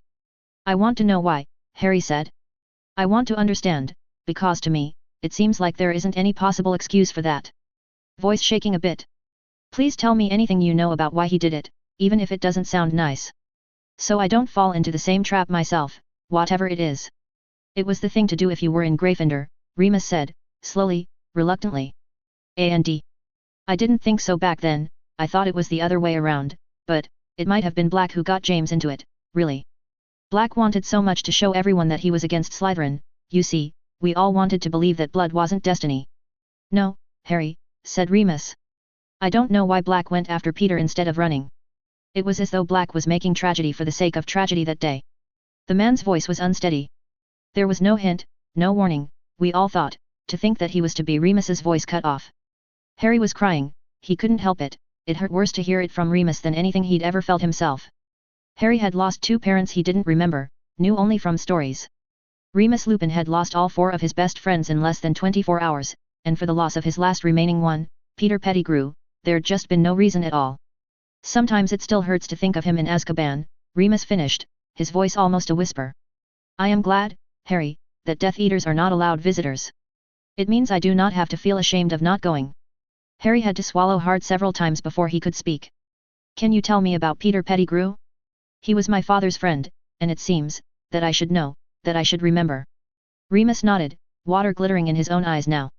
I think, Harry, that if Peter had known it would end that way. The man's voice choked up.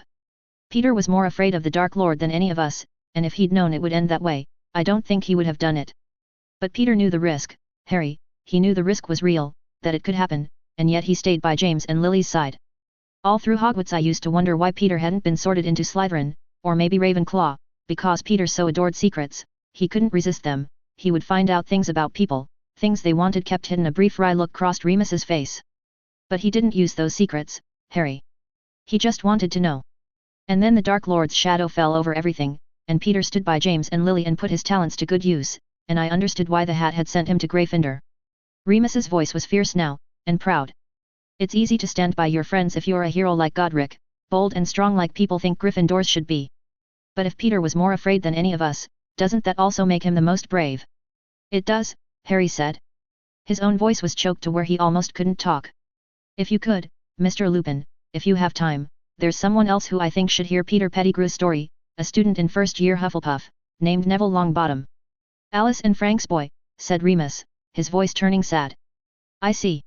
It is not a happy story, Harry, but I can tell it again, if you think it will help him. Harry nodded. A brief silence fell. Did Black have any unfinished business with Peter Pettigrew? Harry said.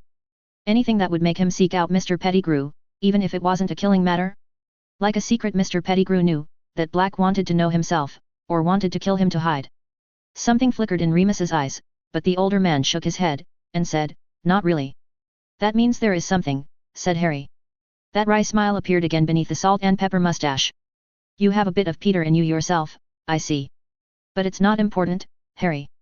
I'm a Ravenclaw, I'm not supposed to resist the temptation of secrets. And, Harry said more seriously, if it was worth Black getting caught, I can't help but think it might matter. Remus looked quite uncomfortable. I suppose I could tell you when you're older, but really, Harry, it's not important. Just something from our school days. Harry couldn't have put his finger on exactly what tipped him off. It might have been something about the exact tone of nervousness in Remus's voice, or the way the man had said when you're older, that sparked the sudden leap of Harry's intuition.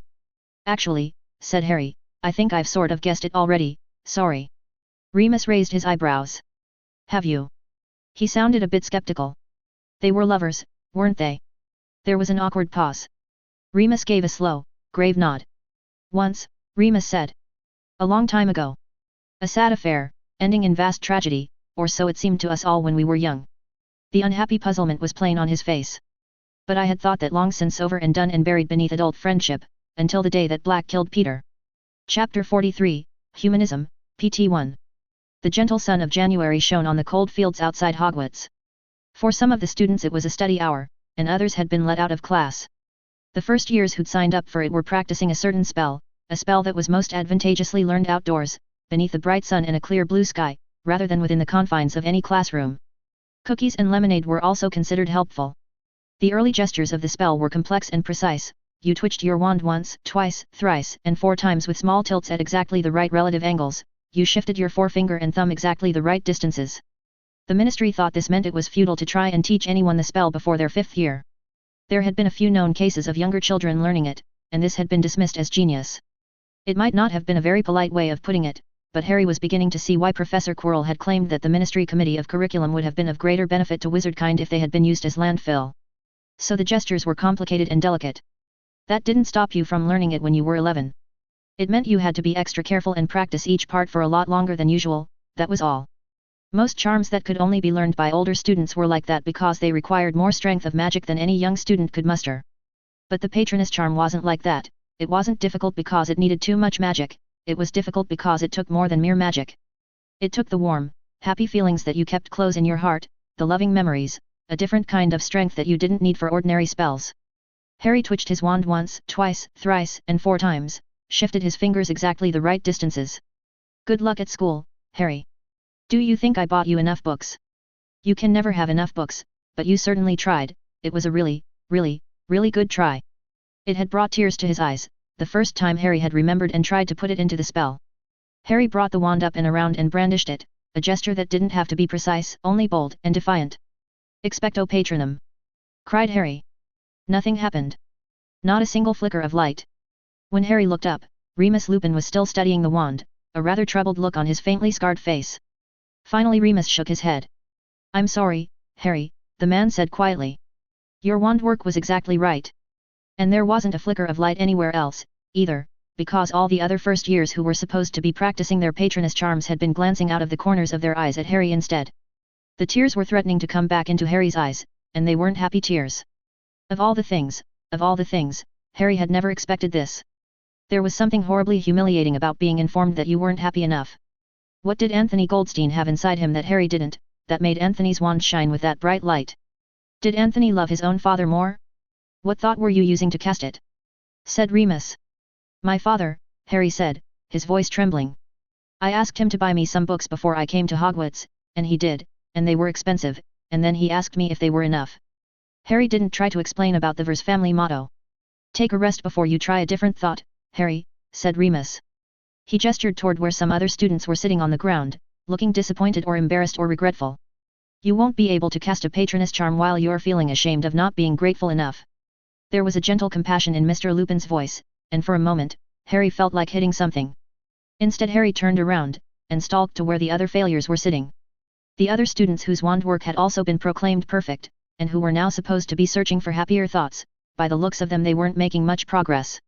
There were many robes there trimmed in dark blue, and a handful of red, and one lone Hufflepuff girl who was still crying. The Slytherins hadn't even bothered showing up, except for Daphne Greengrass and Tracy Davis, who were still trying to get the gestures. Harry plopped down on the cold dead grass of winter, next to the student whose failure had surprised him the most. So you couldn't do it either, Hermione said. She'd fled the field at first, but she'd come back after that, and you had to look closely at her reddened eyes to see that she'd been crying. Harry said, I'd probably feel a lot worse about that if you hadn't failed. You're the nicest person I know, that I've ever met, Hermione, and if you also can't do it, it means I might still be good. I should have gone to Gryffindor, Hermione whispered. She blinked hard a few times, but she didn't wipe her eyes. The boy and the girl walked forward together, definitely not holding hands, but each drawing a kind of strength from the other's presence, something that let them ignore the whispers of their year mates, as they walked through the hallway approaching the great doors of Hogwarts. Harry hadn't been able to cast the Patroness charm no matter what Happy thought he tried. People hadn't seemed surprised by that, which made it even worse. Hermione hadn't been able to do it either. People had been very surprised by that, and Harry had seen her starting to get the same sidelong looks as him. The other Ravenclaws who'd failed weren't getting those looks. But Hermione was the Sunshine General, and her fans were treating it like she'd failed them, somehow, like she'd betrayed a promise she'd never made. The two of them had gone to the library to research the Patroness charm, which was Hermione's way of dealing with distress, as it was sometimes also Harry's. Study, learn, try to understand why. The books had confirmed what the headmaster had told Harry. Often, wizards who couldn't cast the Patroness charm in practice would be able to do so in the presence of a real Dementor, going from flat failure all the way to a full corporeal Patroness. It defied all logic. The Dementor's aura of fear ought to make it harder to wield a happy thought, but that was the way it was. So the two of them were both going to give it one last try. There was no way either of them wouldn't give it one last try. It was the day the Dementor came to Hogwarts. Earlier, Harry had untransfigured his father's rock from where it usually rested on his pinky ring in the form of a tiny diamond, and placed the huge grey stone back into his pouch. Just in case Harry's magic failed entirely, when he confronted the darkest of all creatures. Harry had already started to feel pessimistic, and he wasn't even in front of a Dementor yet. "I bet you can do it and I can't," Harry said in a whisper. "I bet that's what happens." "It felt wrong to me," Hermione said, her voice even quieter than his. "I tried it this morning and I realized. When I was doing the brandish at the end, even before I said the words, it felt wrong." Harry didn't say anything. He'd felt the same thing, right from the start, though it had taken another 5 attempts using 5 other happy thoughts before he'd been able to acknowledge it to himself. Every time he tried to brandish his wand, it had felt hollow, the spell he was trying to learn didn't fit him. "It doesn't mean we're going to be dark wizards," said Harry. "Lots of people who can't cast the Patronus charm aren't dark wizards. Godric Gryffindor wasn't a dark wizard. Godric had defeated dark lords, fought to protect commoners from noble houses and muggles from wizards. He'd had many fine friends and true, and lost no more than half of them in one good cause or another. He'd listened to the screams of the wounded, in the armies he'd raised to defend the innocent, young wizards of courage had rallied to his calls, and he'd buried them afterward. Until finally, when his wizardry had only just begun to fail him in his old age, he'd brought together the 3 other most powerful wizards of his era to raise Hogwarts from the bare ground, the one great accomplishment to Godric's name that wasn't about war, any kind of war, no matter how just. It was Salazar, and not Godric, who taught the first Hogwarts class in battle magic. Godric had taught the first Hogwarts class in herbology, the magics of green growing life. To his last day he'd never been able to cast the Patronus charm. Godric Gryffindor had been a good man, not a happy one. Harry didn't believe in angst, he couldn't stand reading about whiny heroes, he knew a billion other people in the world would have given anything to trade places with him, and on his deathbed, Godric had told Helga, for Salazar had abandoned him, and Rowena passed before, that he didn't regret any of it, and he was not warning his students not to follow in his footsteps. No one was ever to say he'd told anyone not to follow in his footsteps. If it had been the right thing for him to do, then he wouldn't tell anyone else to choose wrongly, not even the youngest student in Hogwarts. And yet for those who did follow in his footsteps, he hoped they would remember that Gryffindor had told his house that it was all right for them to be happier than him. That red and gold would be bright warm colors, from now on. And Helga had promised him, weeping, that when she was headmistress she would make sure of it. Whereupon Godric had died, and left no ghost behind him, and Harry had shoved the book back to Hermione and walked away a little, so she wouldn't see him crying. You wouldn't think that a book with an innocent title like The Patronus Charm, Wizards Who Could and Couldn't would be the saddest book Harry had ever read. Harry didn't want that. To be in that book. Harry didn't want that. The rest of the school just seemed to think that no Patronus meant bad person, plain and simple. Somehow the fact that Godric Gryffindor also hadn't been able to cast the Patronus charm seemed not to get repeated. Maybe people didn't talk about it to respect his last wish, Fred and George probably didn't know and Harry certainly wasn't about to tell them. Or maybe the other failures didn't mention it because it was less shameful, the smaller loss of pride and status, to be thought dark rather than unhappy. Harry saw that Hermione, beside him, was blinking hard, and he wondered if she was thinking of Rowena Ravenclaw, who'd also loved books. "Okay," Harry whispered. "Happier thoughts. If you do go to a full corporeal patroness, what do you think your animal will be?" "An otter," Hermione said at once. "An otter?" Harry whispered incredulously. "Yes, an otter," said Hermione. "What about yours?" "Peregrine falcon," Harry said without hesitation. "It can dive faster than 300 kilometers per hour, it's the fastest living creature there is." The peregrine falcon had been Harry's favorite animal since forever. Harry was determined to become an animagus someday, just to get that as his form, and fly by the strength of his own wings, and see the land below with sharper eyes. "But why an otter?" Hermione smiled, but didn't say anything. And the vast doors of Hogwarts swung open. They walked for a time, the children, over a pathway that led toward the unforbidden forest, and continued through the forest itself. The sun was lowering to near the horizon, the shadows long, the sunlight filtered through the bare branches of the winter trees, for it was January, and the first year's the last to learn, that day. Then the path swerved and took a new direction, and they all saw it in the distance, the clearing in the forest, and the sere winter grounds, yellowing dried grass whitened by a few small remnants of snow. The human figures still small at that range. The 2 spots of dim white light from the Aurors Patronuses, and the brighter spot of silver light from the headmasters, next to something. Harry squinted. Something. It must have been purely Harry's imagination, because there shouldn't have been any way for a Dementor to reach past 3 corporeal Patronuses, but he thought he could feel a touch of emptiness brushing at his mind, brushing straight at the soft inner center of himself without any respect for occlumency barriers. Seamus Finnegan was ashen and trembling as he rejoined the students milling about on the withered and snow-spotted grass. Seamus's patroness charm had been successful, but there was still that interval between when the headmaster dispelled his own patroness and when you were supposed to cast your own, when you faced the Dementor's fear unshielded. Up to 20 seconds of exposure at 5 paces was certainly safe, even for an 11-year-old wizard with weak resistance and a still maturing brain. There was a lot of variance in how hard the Dementor's power hit people, which was another thing not quite understood, but 20 seconds was definitely safe. 40 seconds of Dementor exposure at 5 paces might possibly have been enough to cause permanent damage, though only to the most sensitive subjects. It was harsh training even by the standards of Hogwarts, where the way you learned to fly on a hippogriff was by being tossed on one and told to get going. Harry was no fan of overprotectiveness, and if you looked at the difference in maturity between a 4th year in Hogwarts and a 14-year-old Muggle, it was clear that Muggles were smothering their children, but even Harry had started to wonder if this was pushing it. Not every hurt could be healed afterward. But if you couldn't cast the spell under those conditions, it meant you couldn't rely on using the patroness charm to defend yourself. Overconfidence was even more dangerous to wizards than to Muggles. Dementors could drain your magic and your physical vitality, not just your happy thoughts, which meant you might not be able to apparate away if you waited too long, or if you didn't recognize the approaching fear until the Dementor was within range for its attack. During his reading, Harry had discovered with considerable horror that some books claimed the Dementor's kiss would eat your soul and that this was the reason for the permanent mindless coma into which it put the victims. And that wizards who believed this had deliberately used the Dementor's kiss to execute criminals. It was a certainty that some called criminals were innocent, and even if they weren't, destroying their souls? If Harry had believed in souls, he would have drawn a blank. He just couldn't think of an appropriate response to that. The headmaster was taking security seriously, and so were the 3 Aurors standing guard. Their leader was an Asianish-looking man, solemn without being grim, Auror Komodo, whose wand never left his hand. His patroness, an orangutan of solid moonlight, paced back and forth between the Dementor and the first years awaiting their turn. Beside the orangutan moved the bright white panther of Auror Butneru, a man with a piercing gaze, long black hair in a ponytail, and a long braided goatee. Those 2 Aurors, and their 2 Patronuses, were all watching the Dementor. On the opposite side of the students was the resting Auror Goryunov, tall and thin and pale and unshaven, sitting back on a chair he'd conjured without word or wand, and maintaining an absent-minded poker face as he scanned the entire scene. Professor Quirrell had shown up not long after the first years began their attempts, and his eyes never strayed far from Harry. The tiny Professor Flitwick, who had been a champion duelist, was fiddling absently with his wand, and his eyes, peering out from within the huge puffy beard that served as his face, stayed focused on Professor Quirrell. And it must have been Harry's imagination, but Professor Quirrell seemed to wince slightly each time the headmaster's patroness winked out to test the next student. Maybe Professor Quirrell was imagining the same placebo effect as Harry, that backwash of emptiness caressing at his mind. Anthony Goldstein, called the voice of the headmaster.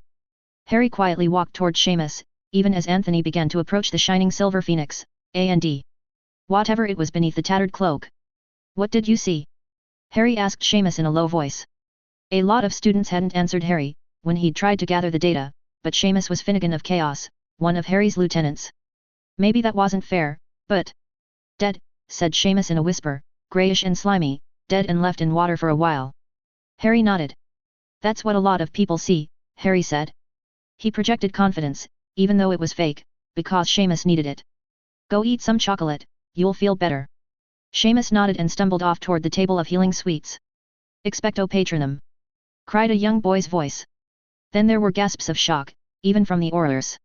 Harry spun around to look. There was a brilliant silver bird standing between Anthony Goldstein and the cage. The bird reared its head and let out a cry, and the cry was also silver, as bright and hard and beautiful as metal. And something in the back of Harry's mind said, if that's a peregrine falcon, I'm going to strangle him in his sleep. Shut up, Harry said to the thought, do you want us to be a dark wizard? What's the point? You're going to end up as one eventually. That wasn't something Harry would usually have thought. It's a placebo effect, Harry told himself again. The Dementor can't actually get to me through 3 corporeal Patronuses, I'm just imagining what I think it's like. When I actually face the Dementor, it'll feel completely different, and then I'll know I was just being silly before.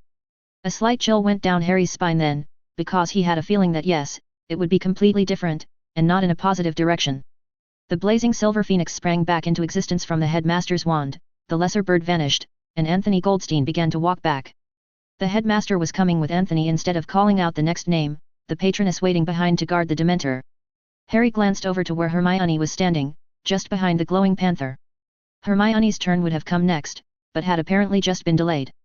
She looked stressed. Earlier, she'd politely asked Harry to please stop trying to distress her. Dumbledore was smiling slightly as he escorted Anthony back toward the others, smiling only slightly, because the headmaster looked very, very tired. Unbelievable, said Dumbledore in a voice that sounded much weaker than his accustomed boom. A corporeal patroness, in his first year. And an astounding number of successes among the other young students. Quirinus, I must acknowledge that you have proved your point. Professor Quirrell inclined his head. A simple enough guess, I should think. A Dementor attacks through fear, and children are less afraid. Less afraid? Said Oragoryanov from where he was sitting. So I said as well, said Dumbledore. And Professor Quirrell pointed out that adults had more courage, not less to fear, which thought, I confess, had never occurred to me before. That was not my precise phrasing, Professor Quirrell said dryly, but it will do. And the rest of our agreement, headmaster? As you say, Dumbledore said reluctantly. I admit I was not expecting to lose that wager, Quirinus, but you have proven your wisdom. All the students were looking at them, puzzled, except Hermione, who was staring in the direction of the cage and the tall decaying robes, and Harry, who was watching everyone, since he was imagining himself feeling paranoid. Professor Quirrell said, in tones that did not invite further comments, I am allowed to teach the killing curse to students who wish to learn it. Which will render them considerably safer from dark wizards and other pests, and it is foolish to think they will otherwise know no deadly magics. Professor Quirrell paused, his eyes narrowing. Headmaster, I respectfully observe that you are not looking well. I suggest leaving the remainder of the day's task to Professor Flitwick. Dumbledore shook his head. We are almost done for the day, Quirinus. I will last. Hermione had approached Anthony. Captain Goldstein, she said, and her voice trembled only a little, can you give me any advice? Don't be afraid, Anthony said firmly. Don't think about anything it tries to make you think about. You're not just holding up the wand in front of you as a shield against the fear, you're brandishing your wand to drive the fear away, that's how you make a happy thought into something solid. Anthony shrugged helplessly. I mean, I heard all that before, but... Other students were starting to congregate around Anthony, with their own questions. Miss Granger. The headmaster said. His voice might have been gentle, or just weakened. Hermione straightened her shoulders, and followed him. What did you see under the cloak? Harry said to Anthony. Anthony looked at Harry, surprised, and then answered, a very tall man who was dead, I mean, sort of dead-shaped and dead-colored, it hurt to see him and I knew that was the Dementor trying to get at me. Harry looked back out at where Hermione was confronting the cage and the cloak. Hermione raised her wand into position for the first gestures. The headmaster's phoenix winked out of existence. And Hermione gave a tiny, pathetic shriek, flinched. Took a step back, Harry could see her wand moving, and then she brandished it and said Expecto Patronum. Nothing happened. Hermione turned and ran.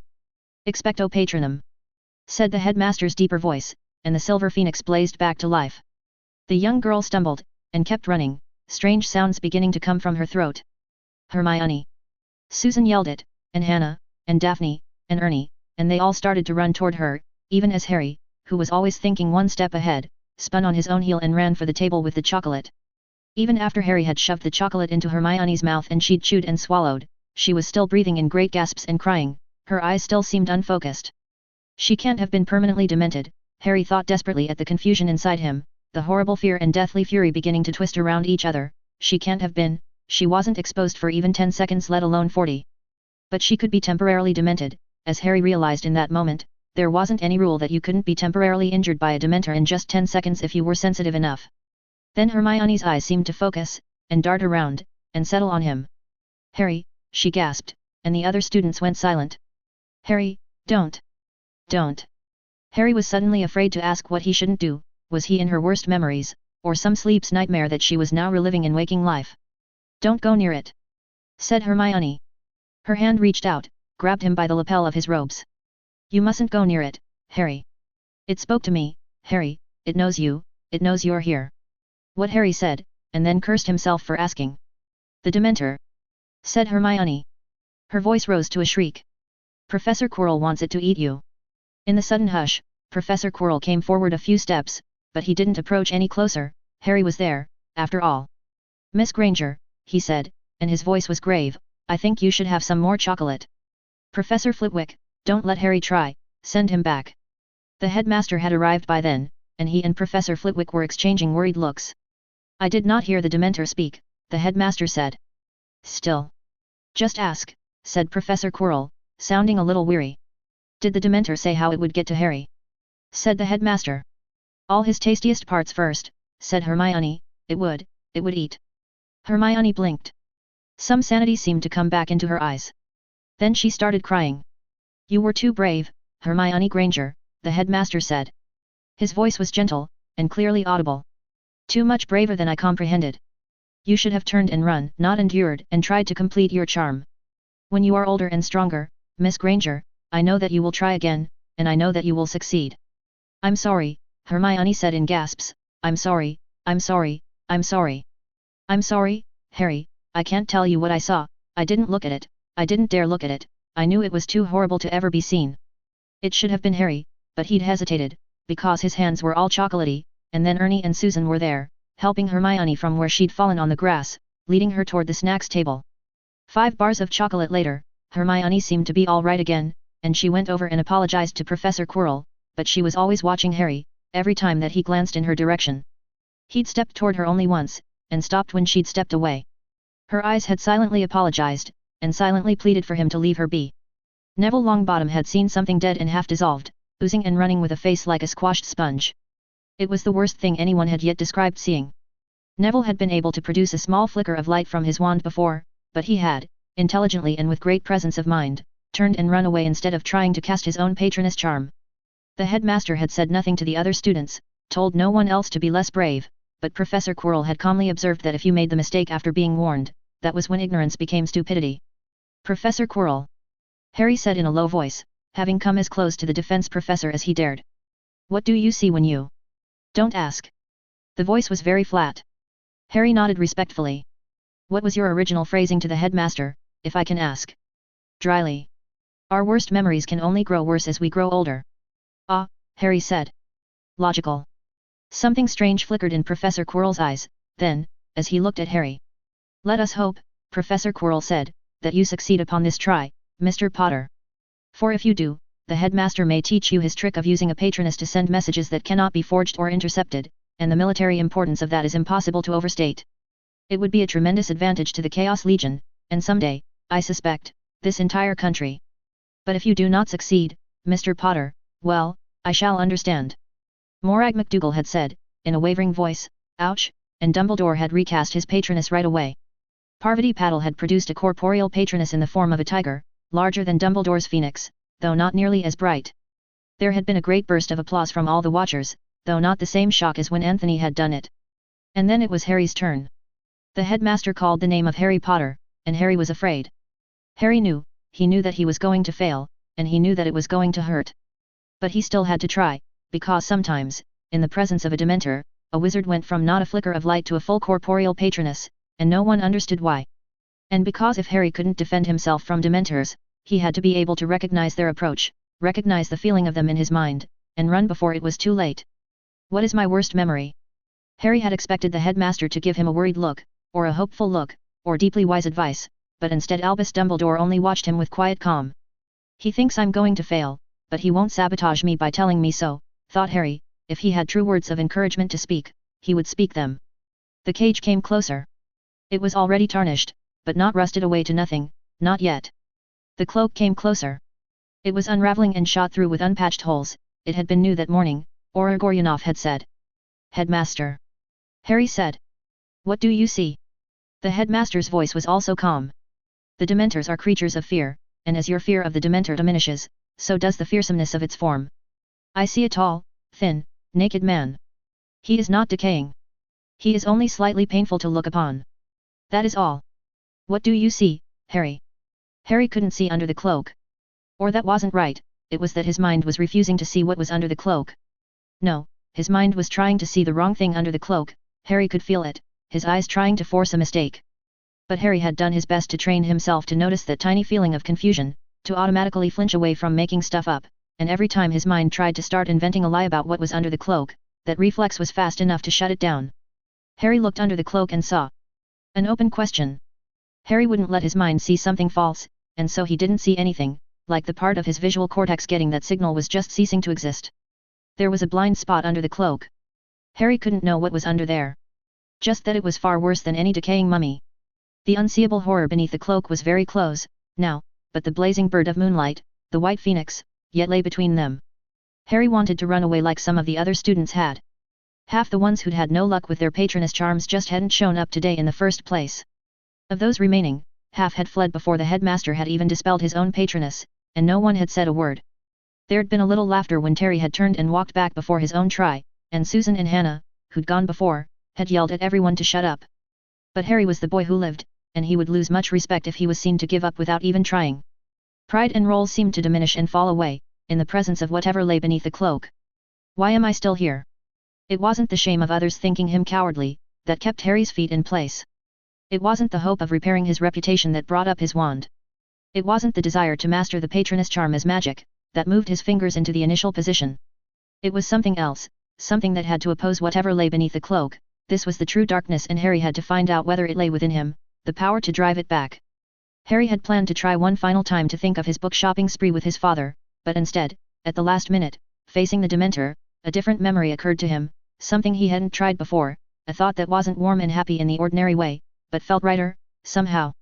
And Harry remembered the stars, remembered them burning terribly bright and unwavering in the silent night. He let that image fill him, fill all of him like an occlumency barrier across his entire mind, became once again the bodiless awareness of the void. The bright silver shining phoenix vanished. And the Dementor smashed into his mind like the fist of God. Fear/cold/darkness. There was an instant when the two forces clashed head-on, when the peaceful starlit memory held its own against the fear, even as Harry's fingers began the wand motions, practiced until they had become automatic. They weren't warm and happy, those blazing points of light in perfect blackness, but it was an image the Dementor could not easily pierce. For the silent burning stars were vast and unafraid, and to shine in the cold and darkness was their natural state. But there was a flaw, a crack, a fault line in the immovable object trying to resist that irresistible force. Harry felt a twinge of anger at the Dementor for trying to feed on him, and it was like slipping on wet ice. Harry's mind began to slide sideways, into bitterness, black fury, deathly hatred. Harry's wand came up in the final brandish. It felt wrong. Expecto patronum, his voice spoke, the words hollow and pointless. And Harry fell into his dark side, fell down into his dark side, further and faster and deeper than ever before, down down down as the slide accelerated, as the Dementor latched onto the exposed and vulnerable parts and fed on them, eating away the light. A fading reflex scrabbled for warmth, but even as an image of Hermione came to him, or an image of Mum and Dad, the Dementor twisted it, showed him Hermione lying dead on the ground, the corpses of his mother and father, and then even that was sucked away. Into the vacuum rose the memory, the worst memory, something forgotten so long ago that the neural patterns shouldn't have still existed. Lily, take Harry and go. It's him. Shouted a man's voice. Go. Run. I'll hold him off. And Harry couldn't help but think, in the empty depths of his dark side, how ridiculously overconfident James Potter had been. Hold off Lord Voldemort? With what? Then the other voice spoke, high-pitched like the hiss of a tea kettle, and it was like dry ice laid on Harry's every nerve, like a brand of metal cooled to liquid helium temperatures and laid on every part of him. And the voice said, Avada Kedavra. The wand flew from the boy's nerveless fingers as his body began to convulse and fall, the headmaster's eyes widening in alarm as he began his own patroness charm. Not Harry, please not Harry! Screamed the woman's voice. Whatever was left of Harry listened with all the light drained out of him, in the dead void of his heart, and wondered if she thought that Lord Voldemort would stop because she asked politely. Step aside, woman! Said the shrill voice of burning cold. For you I am not come, only the boy. Not Harry. Please, have mercy, have mercy. Lily Potter, Harry thought, seemed not to understand what type of people became Dark Lords in the first place, and if this was the best strategy she could conceive to save her child's life, that was her final failure as a mother. I give you this rare chance to flee, said the shrill voice. But I will not trouble myself to subdue you, and your death here will not save your child. Step aside, foolish woman, if you have any sense in you at all. Not Harry, please no, take me, kill me instead. The empty thing that was Harry wondered if Lily Potter seriously imagined that Lord Voldemort would say yes, kill her, and then depart leaving her son unharmed. Very well, said the voice of death, now sounding coldly amused, I accept the bargain. Yourself to die, and the child to live. Now drop your wand so that I can murder you. There was a hideous silence. Lord Voldemort began to laugh, horrible contemptuous laughter. And then, at last, Lily Potter's voice shrieked in desperate hate, Avada Kedavra. The lethal voice finished first, the curse rapid and precise. Avada Kedavra. A blinding flare of green marked the end of Lily Potter. And the boy in the crib saw it, the eyes, those two crimson eyes, seeming to glow bright red, to blaze like miniature suns, filling Harry's whole vision as they locked to his own. The other children saw Harry Potter fall, they heard Harry Potter scream, a thin high-pitched scream that seemed to pierce their ears like knives. There was a brilliant silver flash as the headmaster bellowed expecto patronum. And the blazing phoenix returned to being. But Harry Potter's horrible scream went on and on and on, even as the headmaster scooped up the boy in his arms and bore him away from the Dementor, even as Neville Longbottom and Professor Flitwick both went for the chocolate at the same time and...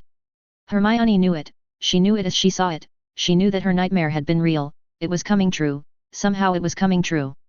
Get him chocolate! Demanded the voice of Professor Quirrell, pointlessly, because Professor Flitwick's tiny form was already cannonballing toward where the headmaster was racing toward the students. Hermione was moving forward herself, though she didn't know what else she meant to do. Cast Patronuses! Shouted the headmaster, as he brought Harry behind the Aurors. Everyone who can! Get them between Harry and the Dementor. It's still feeding on him. There was a moment of frozen horror. Expecto Patronum! Shouted Professor Flitwick and Auror Goryunov, and then Anthony Goldstein, but he failed the first time, and then Parvati Patil, who succeeded, and then Anthony tried again and his silver bird spread its wings and screamed at the Dementor, and Dean Thomas roared the words like they had been written in letters of fire and his wand gave birth to a towering white bear. There were 8 blazing Patronuses all in a line between Harry and the Dementor, and Harry went on screaming and screaming as the headmaster laid him on the dried grass. Hermione couldn't cast a Patronus charm, so she ran toward where Harry lay. In her mind, something tried to guess how long it had been already. Was it 20 seconds? More? There was a dreadful agony and bewilderment on the face of Albus Dumbledore.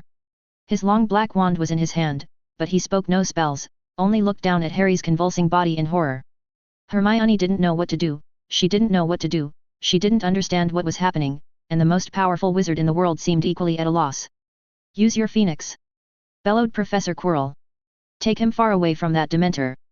Without a single word the headmaster scooped up Harry in his arms and vanished in a crack of fire along with the suddenly appearing fox, and the headmaster's Patronus winked out, where it had guarded the Dementor. Horror and confusion and sudden babble.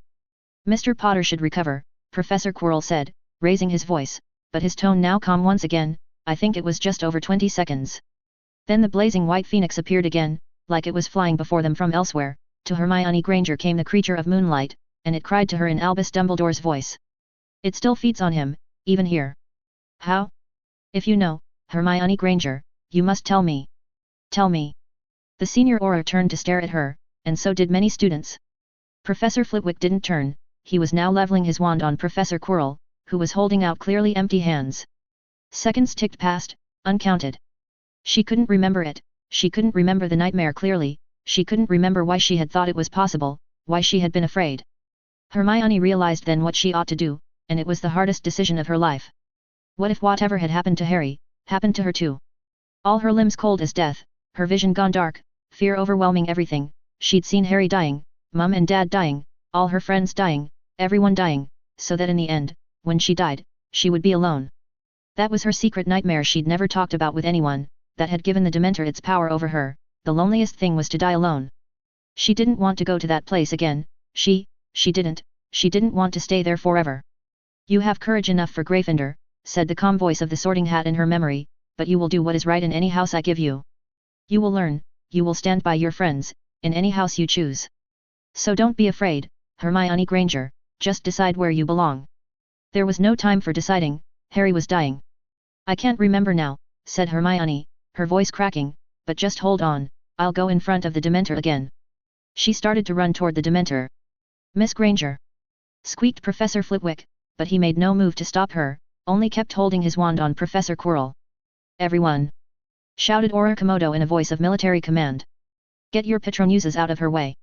Flitwick! Roared Professor Quirrell. Summon Potter's wand. Even as Hermione understood, Professor Flitwick was already crying Oxio, and she saw the stick of wood zooming up from where it had lain almost touching the Dementor's cage. The eyes opened, dead and vacant. Harry!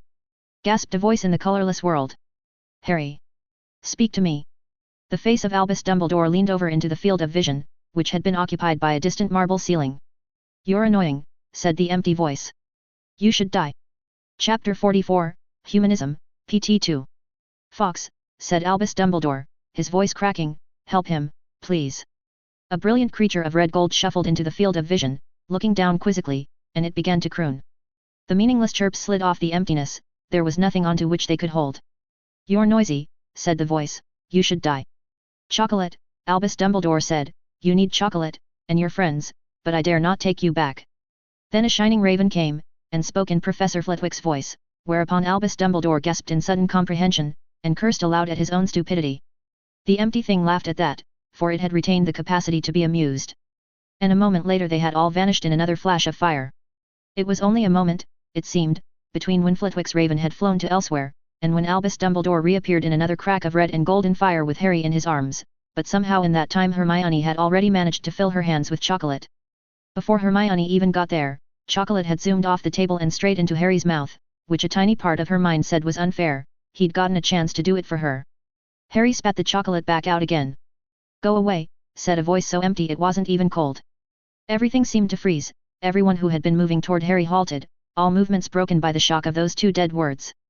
"Then, no," said Albus Dumbledore, "I will not," and time resumed again, even as another piece of chocolate zoomed off the table and into Harry's mouth.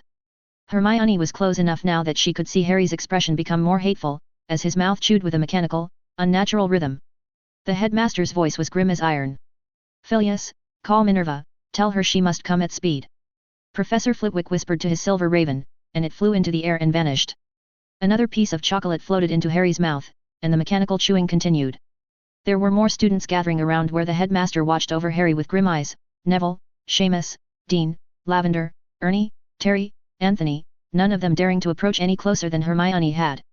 "What can we do?" said Dean in a trembling voice. "Back off and give him more space," said the dry voice of Professor Quirrell. "No," interrupted the headmaster. "Let him be surrounded by his friends." Harry swallowed his chocolate, and said in that empty voice, "They're stupid. They should DMF." As another piece of chocolate entered his mouth. Hermione saw the looks of shock that crossed their faces. "He doesn't mean it, does he?" Seamus said it like he was begging. "You don't understand," Hermione said, her voice breaking, "that's not Harry," and she shut up before she said anything more, but she had to say that much. She saw from the look on his face that Neville understood, and she also saw that the others didn't. If Harry had really never thought anything like that, then being exposed to a Dementor for less than a minute wouldn't have made him say it. That's what they were probably thinking. Less than a minute of Dementor exposure couldn't create a whole new evil person inside you out of nothing. But if that person was already there. Does the headmaster know?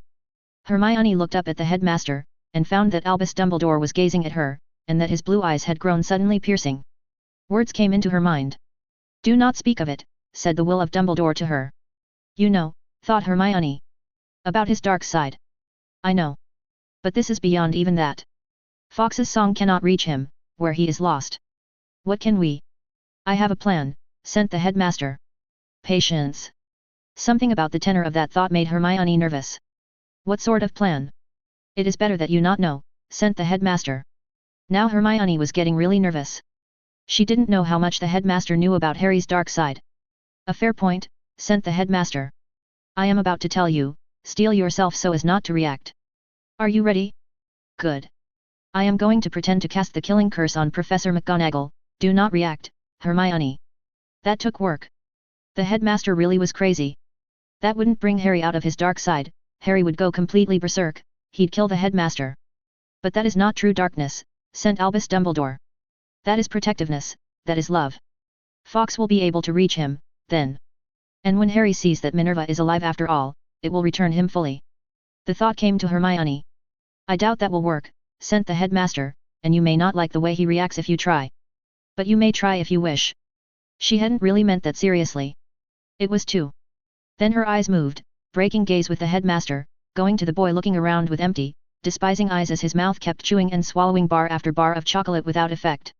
Her heart wrenched, and suddenly a lot of things didn't seem to matter, only that there was a chance. There was a compulsion to chew and swallow chocolate. The response to compulsion was killing. People had gathered around and stared. That was annoying. The response to annoyance was killing. Other people were chattering in the background. That was insolent. The response to insolence was to inflict pain, but since none of them were useful, killing them would be simpler. Killing all those people would be difficult. But many of them didn't trust Quirrell, who was strong. Finding exactly the right trigger could cause them all to kill each other. Then a person leaned over into the field of vision and did something completely strange, something that belonged to a foreign mode of thought, for which there was only a single response stored anywhere. She heard the gasps around her, and they didn't matter. She maintained the kiss on those chocolate-smeared lips as the tears welled in her eyes. And Harry's arms came up and pushed her away, and his lips yelled, "I told you, no kissing." "I think he'll be all right now," the headmaster said, looking at where Harry was crying in great wretched sobs as Fawkes crooned over him. Excellently done, Miss Granger. Do you know, not even I would have expected that to actually work. The Phoenix's song wasn't meant for her, Hermione knew, but she could still be soothed by it, which she needed, because her life was officially over. Chapter 45, Humanism, PT3.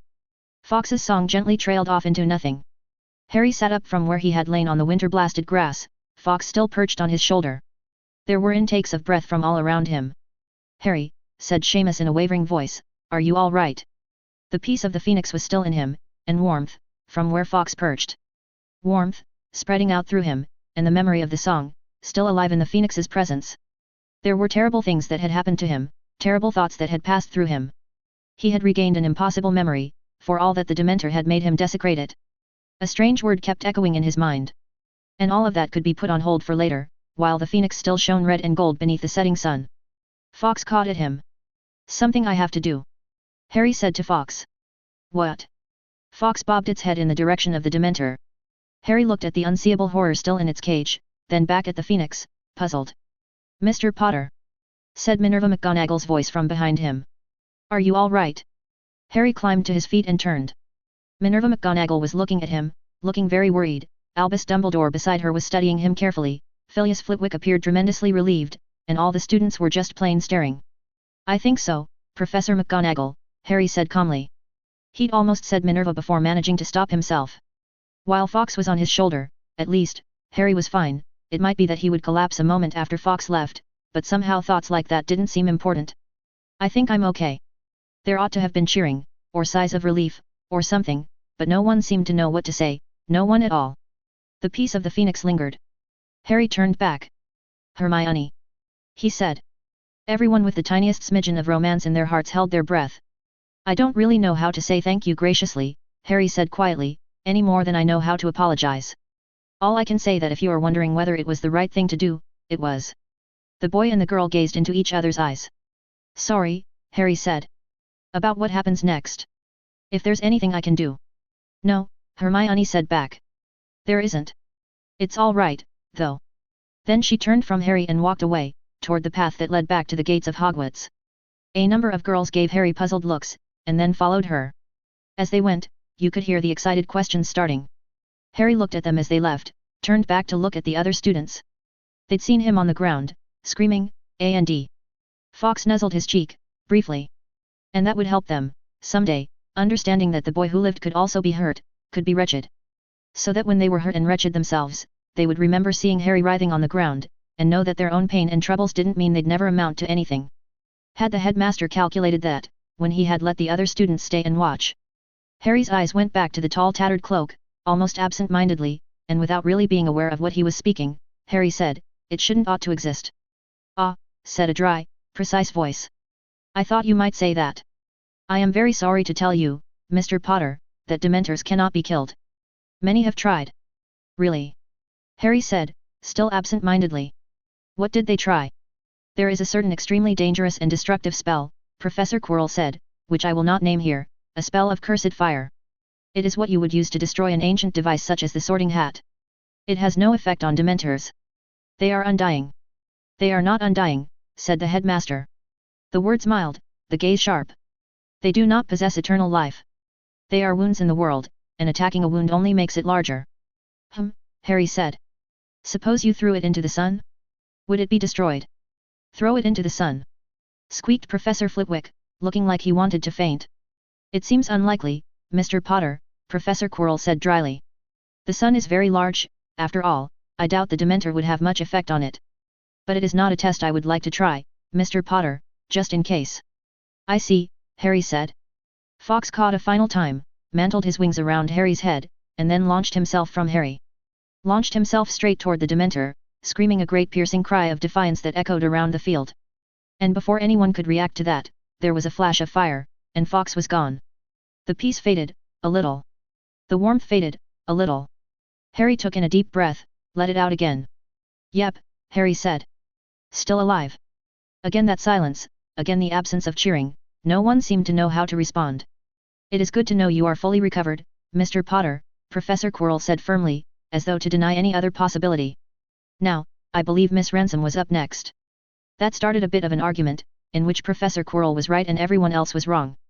The defense professor pointed out that, despite the understandable emotions of all concerned, the chance of a similar mishap occurring to any other student verged on the infinitesimal, the more so as they now knew to avoid mischances with wands. And meanwhile, there were other students who needed to take their own best chance at casting a corporeal patroness charm, or else learn the feeling of a Dementor so they could flee, and discover their own degree of vulnerability. In the end it turned out that Dean Thomas and Ron Weasley of Gryffindor were the only ones left who were still willing to go anywhere near the Dementor, which simplified the argument. Harry glanced in the Dementor's direction. The word echoed in his mind again. All right, Harry thought to himself, if the Dementor is a riddle, what is the answer? And just like that, it was obvious. Harry looked at the tarnished, slightly corroded cage.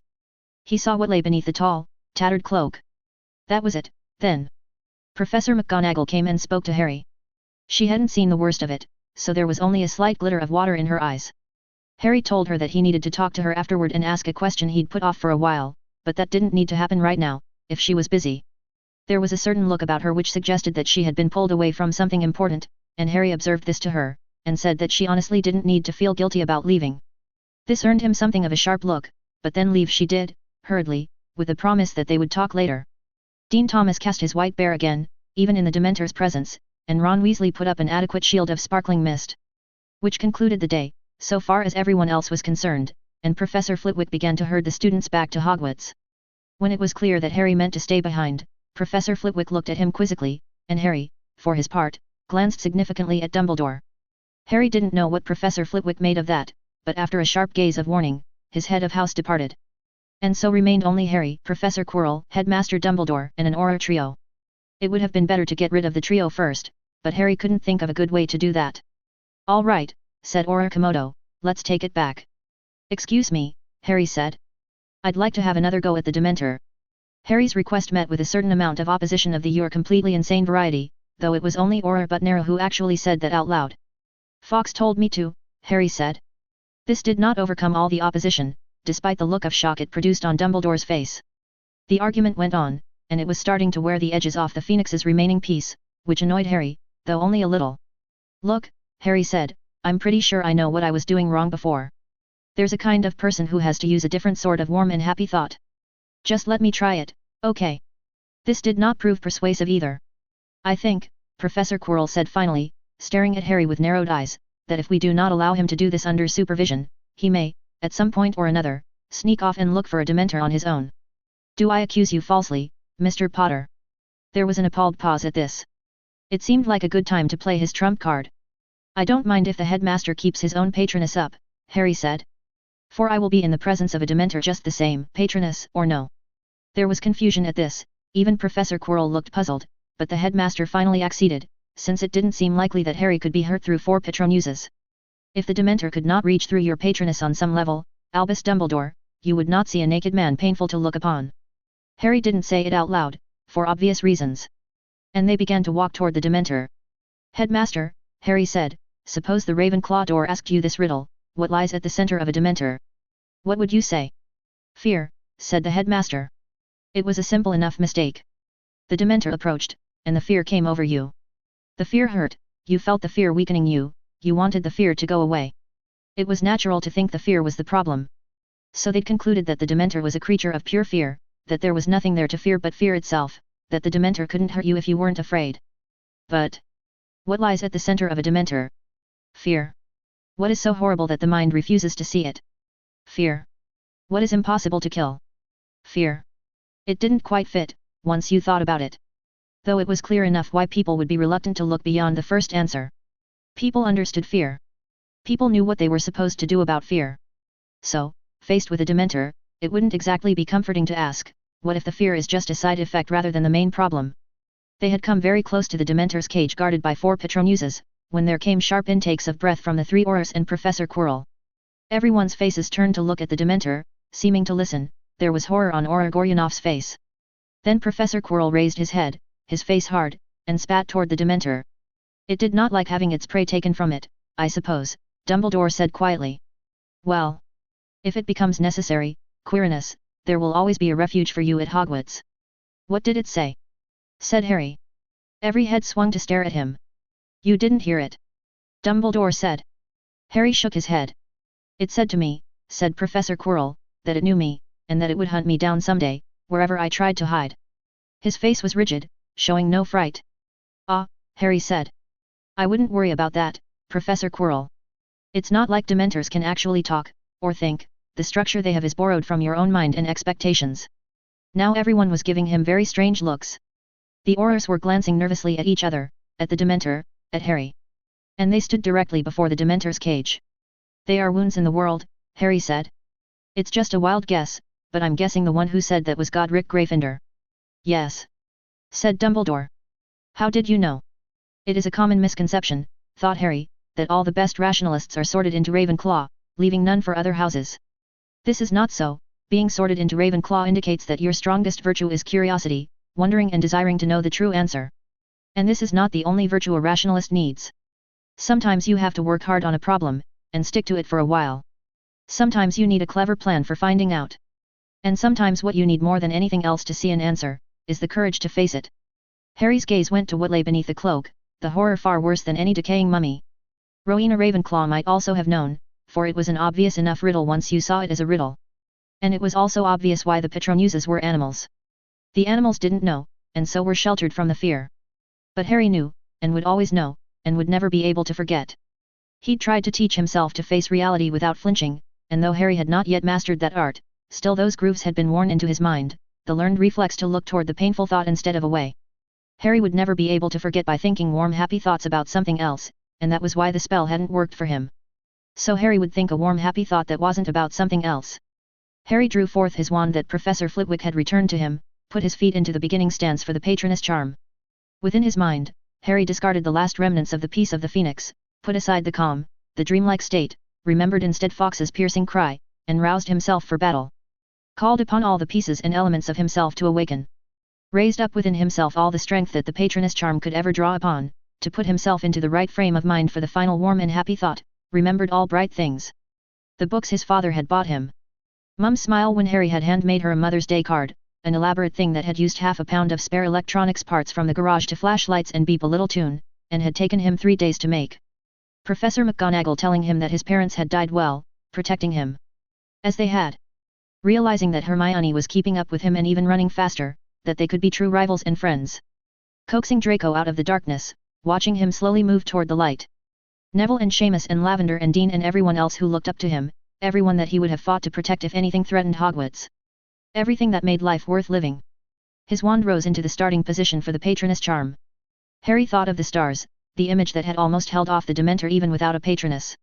Only this time, Harry added the missing ingredient. He'd never truly seen it, but he'd seen the pictures and the video.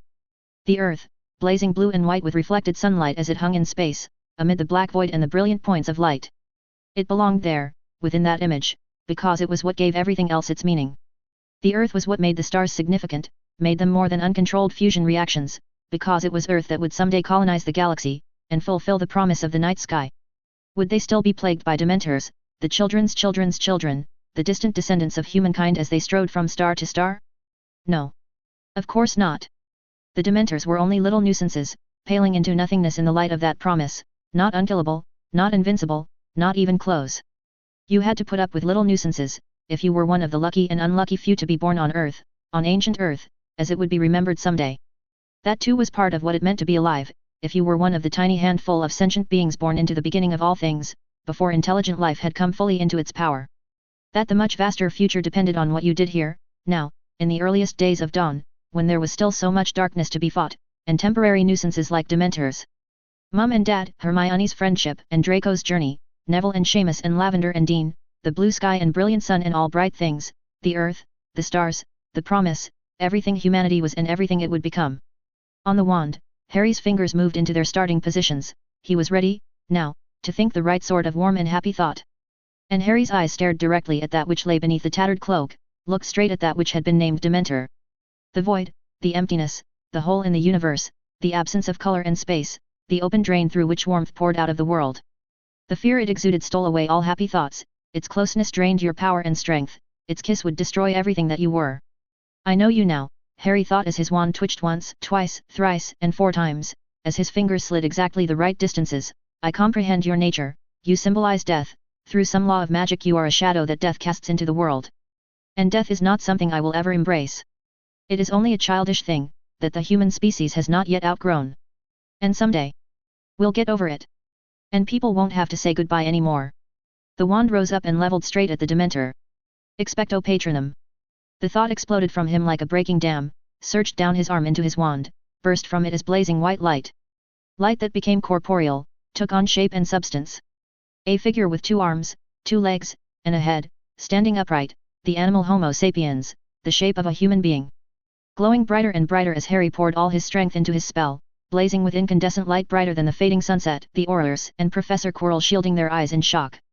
And someday when the descendants of humanity have spread from star to star, they won't tell the children about the history of ancient Earth until they're old enough to bear it, and when they learn they'll weep to hear that such a thing as death had ever once existed. The figure of a human shone more brilliant now than the noonday sun, so radiant that Harry could feel the warmth of it on his skin, and Harry sent out all his defiance at the shadow of death, opening all the floodgates inside him to make that bright shape blaze even brighter and yet brighter. You are not invincible, and someday the human species will end you. I will end you if I can, by the power of mind and magic and science. I won't cower in fear of death, not while I have a chance of winning. I won't let death touch me, I won't let death touch the ones I love. And even if you do end me before I end you, another will take my place, and another. Until the wound in the world is healed at last. Harry lowered his wand, and the bright figure of a human faded away. Slowly, he exhaled. Like waking up from a dream, like opening his eyes after sleep, Harry's gaze moved away from the cage. He looked around and saw that everyone was staring at him. Albus Dumbledore was staring at him. Professor Quirrell was staring at him. The Auror trio was staring at him. They were all looking at him like they'd just seen him destroy a Dementor. The tattered cloak lay empty within the cage. Chapter 46, Humanism, PT4. The last tip of the sun was sinking below the horizon, the red light fading from the treetops, only the blue sky illuminating the 6 people standing upon the winter-dried and snow-spotted grass, near a vacant cage on whose floor lay an empty, tattered cloak. Harry felt, well, normal again. Sane-ish. The spell hadn't undone the day and its damage, hadn't made the injuries as if they had never been, but his hurts had been, bandaged, ameliorated. It was hard to describe. Dumbledore was also looking healthier, though not fully restored. The old wizard's head turned for a moment, locked eyes with Professor Quirrell, then looked back to Harry. Harry, Dumbledore said, are you about to collapse in exhaustion and possibly die? No, strangely enough, Harry said. That took something out of me, but a lot less than I thought it would. Or maybe it gave something back, as well as taking. Honestly, I expected my body to be hitting the ground with a thud about now. There was a distinct body hitting the ground with a thuddish sort of sound. Thank you for taking care of that, Quirinus, said Dumbledore to Professor Quirrell, who was now standing above and behind the unconscious forms of the 3 Aurors. I confess I am still feeling a bit peaky. Though I shall handle the memory charms myself.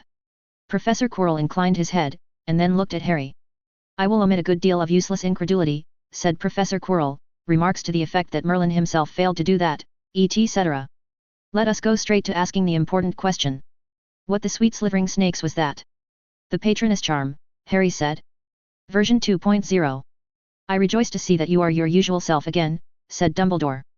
But you are not going anywhere, young Ravenclaw, until you tell me what exactly was that warm and happy thought. Said Harry. He tapped a contemplative finger on his cheek. I wonder if I should. Professor Quirrell suddenly grinned. Please. Said the headmaster.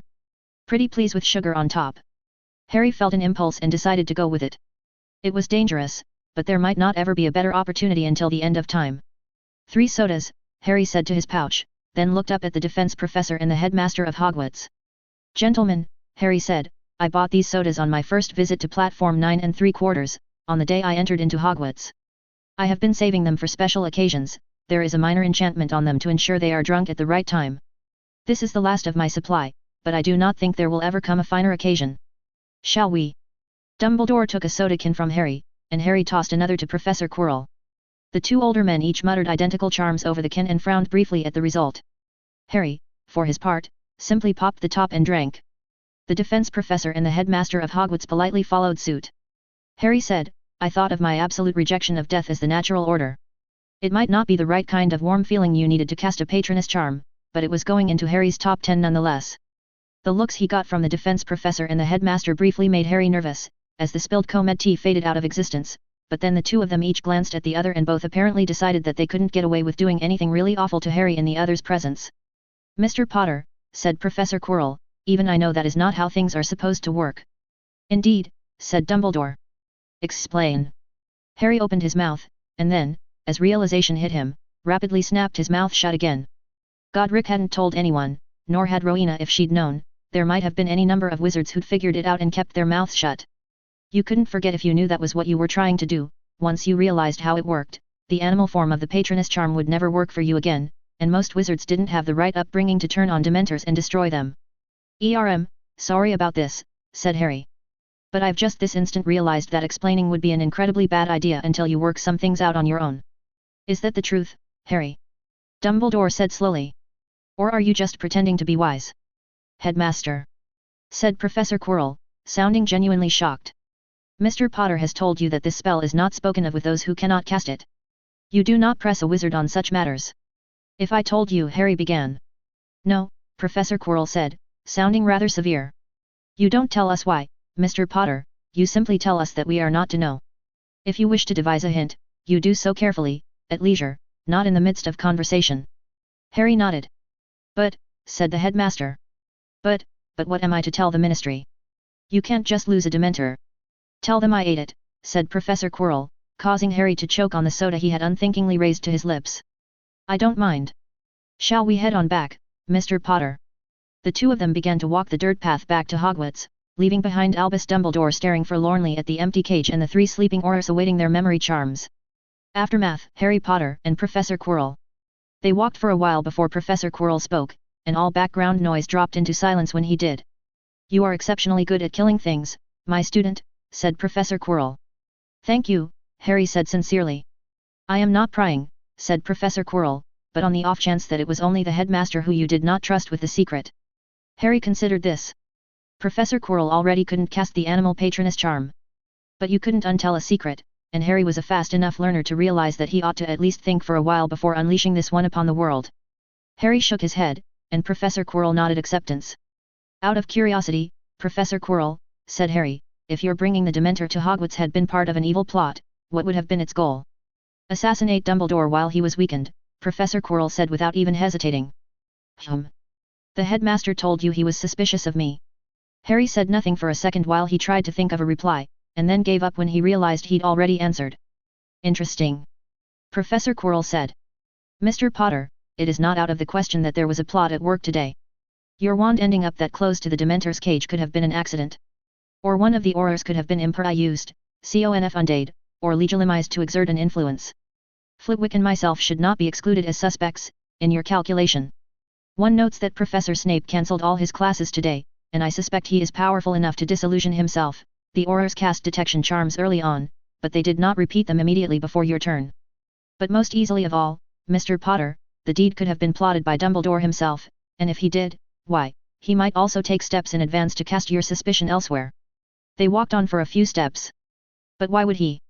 Harry said. The defense professor stayed quiet a moment, and then said, Mr. Potter, what steps have you taken to investigate the headmaster's character? Not many, said Harry. He'd only recently realized. Not nearly enough.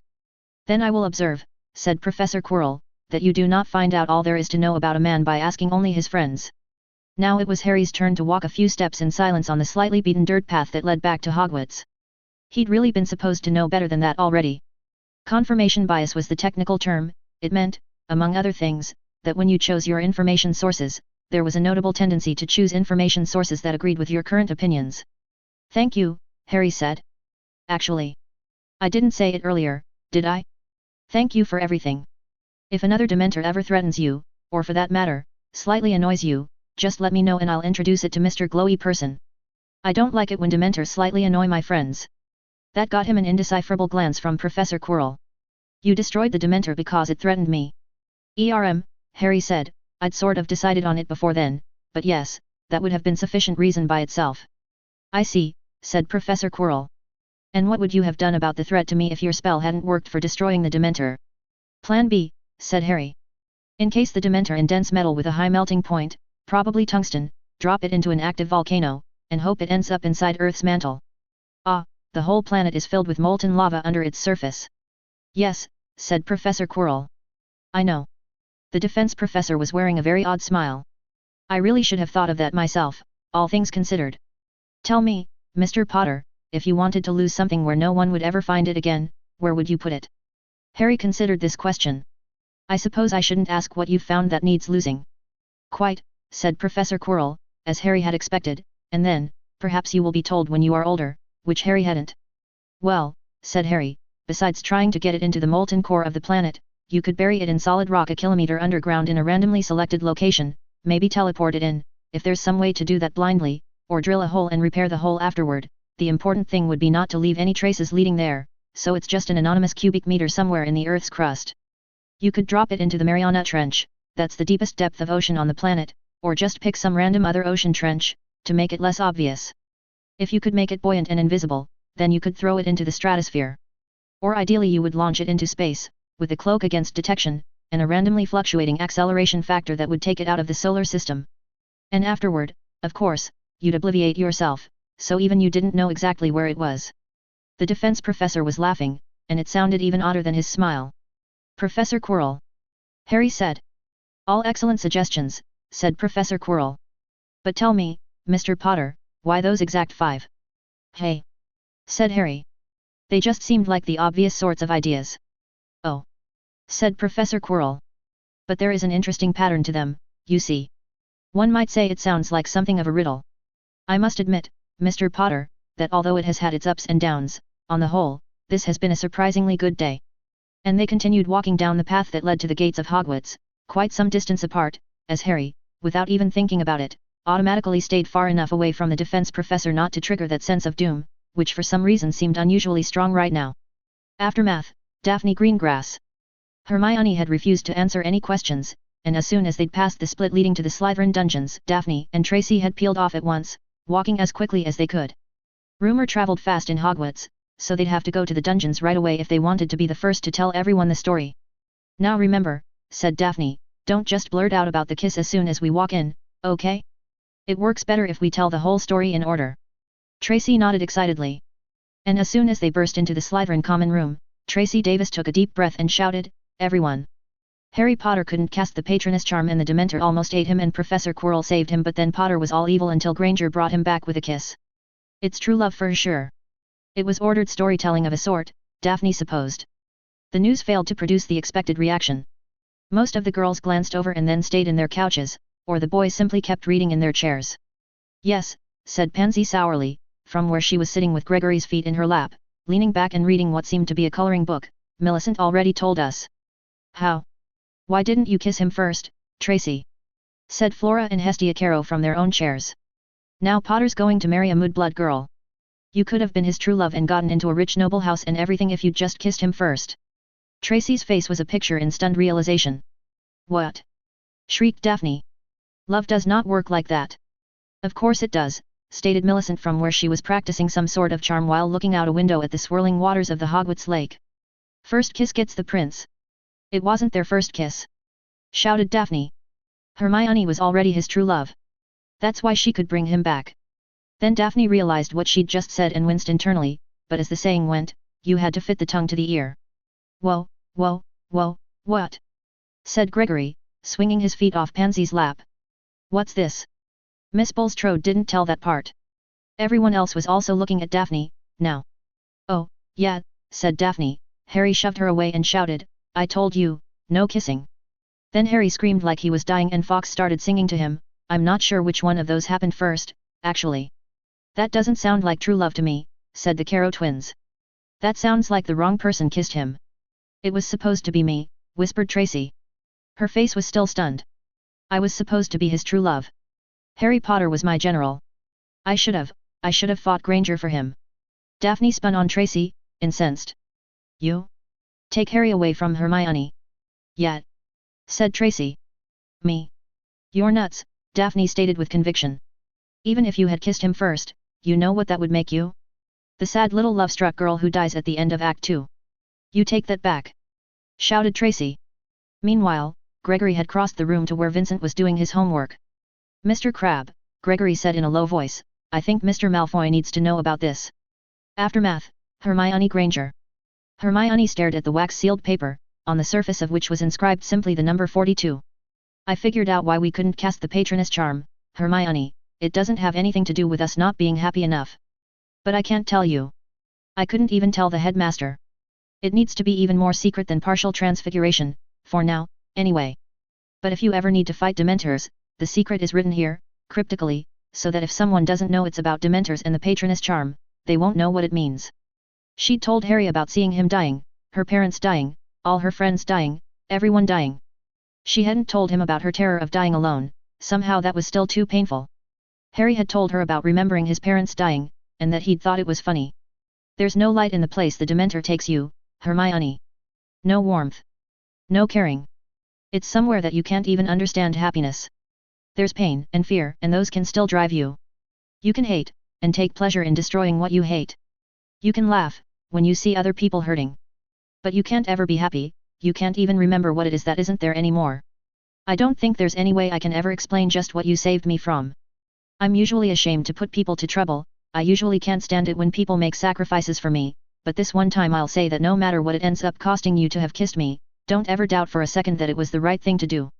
Hermione hadn't realized how little the Dementor had touched her, how small and shallow had been the darkness into which it had taken her. She'd seen everyone dying, and that had still been able to hurt. Hermione put the paper back into her pouch, like a good girl ought to.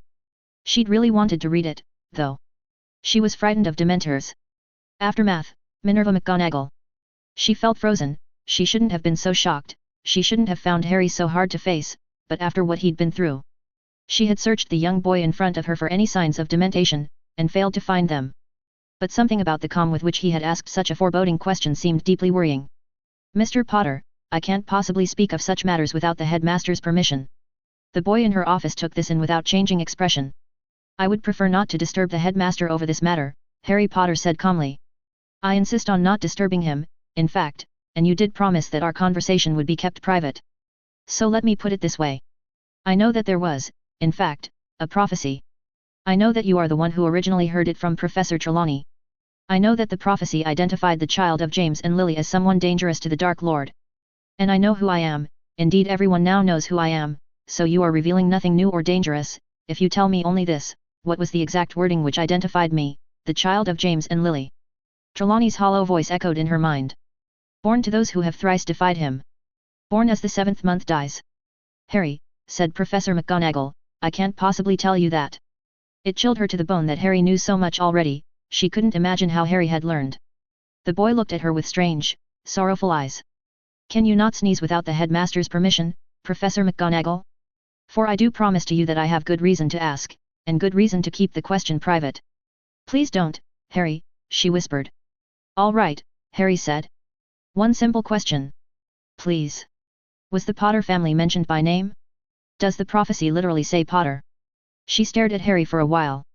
She couldn't have said why or where she got the sense that this was a critical point, that she could not lightly refuse the request, nor lightly accede to it. No, she finally said. Please, Harry, don't ask any more.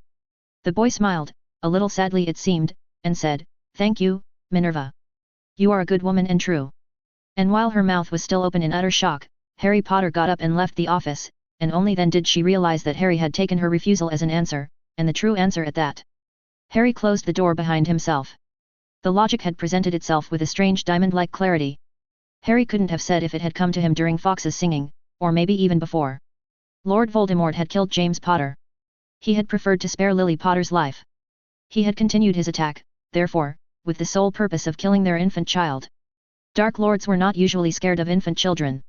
So there was a prophecy about Harry Potter being dangerous to Lord Voldemort, and Lord Voldemort had known that prophecy. I give you this rare chance to flee. But I will not trouble myself to subdue you, and your death here will not save your child. Step aside, foolish woman, if you have any sense in you at all. Had it been a whim, to give her that chance? But then Lord Voldemort would not have tried to persuade her. Had the prophecy warned Lord Voldemort against killing Lily Potter? Then Lord Voldemort would have troubled himself to subdue her. Lord Voldemort had been mildly inclined not to kill Lily Potter. The preference had been stronger than a whim, but not as strong as a warning. So suppose that someone whom Lord Voldemort considered a lesser ally or servant, useful but not indispensable, had begged the Dark Lord to spare Lily's life. Lily's, but not James's. This person had known that Lord Voldemort would attack the House of the Potters. Had known both the prophecy, and the fact that the Dark Lord knew it. Otherwise he would not have begged Lily's life. According to Professor McGonagall, besides herself, The other two who knew of the prophecy were Albus Dumbledore and Severus Snape. Severus Snape, who had loved Lily before she was Lily Potter, and hated James. Severus, then, had learned of the prophecy, and told it to the Dark Lord. Which he had done because the prophecy had not described the Potters by name. It had been a riddle, and Severus had solved that riddle only too late. But if Severus had been the first to hear the prophecy, and disposed to tell it to the Dark Lord, then why would he also have told Dumbledore or Professor McGonagall? Therefore Dumbledore or Professor McGonagall had heard it first. The headmaster of Hogwarts had no obvious reason to tell the Transfiguration Professor about an extremely sensitive and crucial prophecy. But the Transfiguration Professor had every reason to tell the headmaster. It seemed likely, then, that Professor McGonagall had been the first to hear it. The prior probabilities said that it had been Professor Trelawney, Hogwarts's resident seer. Seers were rare, so if you counted up most of the seconds Professor McGonagall had spent in the presence of a seer over the course of her lifetime, most of those seer seconds would be Trelawney seconds. Professor McGonagall had told Dumbledore, and would have told no one else about the prophecy without permission. Therefore, it was Albus Dumbledore who had arranged for Severus Snape to somehow learn of the prophecy. And Dumbledore himself had solved the riddle successfully, or he would not have selected Severus, who had once loved Lily, as the intermediary. Dumbledore had deliberately arranged for Lord Voldemort to hear about the prophecy, in hopes of luring him to his death. Perhaps Dumbledore had arranged for Severus to learn only some of the prophecy, or there were other prophecies of which Severus had remained innocent. Somehow Dumbledore had known that an immediate attack on the Potters would still lead to Lord Voldemort's immediate defeat, although Lord Voldemort himself had not believed this. Or maybe that had just been a lucky stroke of Dumbledore's insanity, his taste for bizarre plots. Severus had ended up serving Dumbledore afterward. Perhaps the Death Eaters would not look kindly on Severus if Dumbledore revealed his role in their defeat. Dumbledore had tried to arrange for Harry's mother to be spared. But that part of his plot had failed. And he had knowingly condemned James Potter to his death. Dumbledore was responsible for the deaths of Harry's parents. If the whole chain of logic was correct, Harry could not, in justice, say that successfully ending the Wizarding War did not count as extenuating circumstances. But somehow this still bothered him a great deal. And it was time and past time to ask Draco Malfoy what the other side of that war had to say about the character of Albus Percival Wulfric Brian Dumbledore. Chapter 47, Personhood Theory. There comes a point in every plot where the victim starts to suspect, and looks back, and sees a trail of events all pointing in a single direction. And when that point comes, Father had explained, the prospect of the loss may seem so unbearable, and admitting themselves tricked may seem so humiliating, that the victim will yet deny the plot, and the game may continue long after. Father had warned Draco not to do that again. First, though, he'd let Mr. Avery finish eating all of the cookies he'd swindled from Draco, while Draco watched and cried. The whole lovely jar of cookies that Father had given him just a few hours earlier, for Draco had lost all of them to Mr. Avery, down to the very last one. So it was a familiar feeling that Draco had felt in the pit of his stomach, when Gregory told him about the kiss. Sometimes you looked back, and saw things. In a lightless classroom, you couldn't quite call it unused anymore, since it's seen weekly use over the last few months. A boy sat enshrouded in a hooded cowl, with an unlighted crystal globe on the desk in front of him. Thinking in silence, thinking in darkness, waiting for an opening door to let in the light.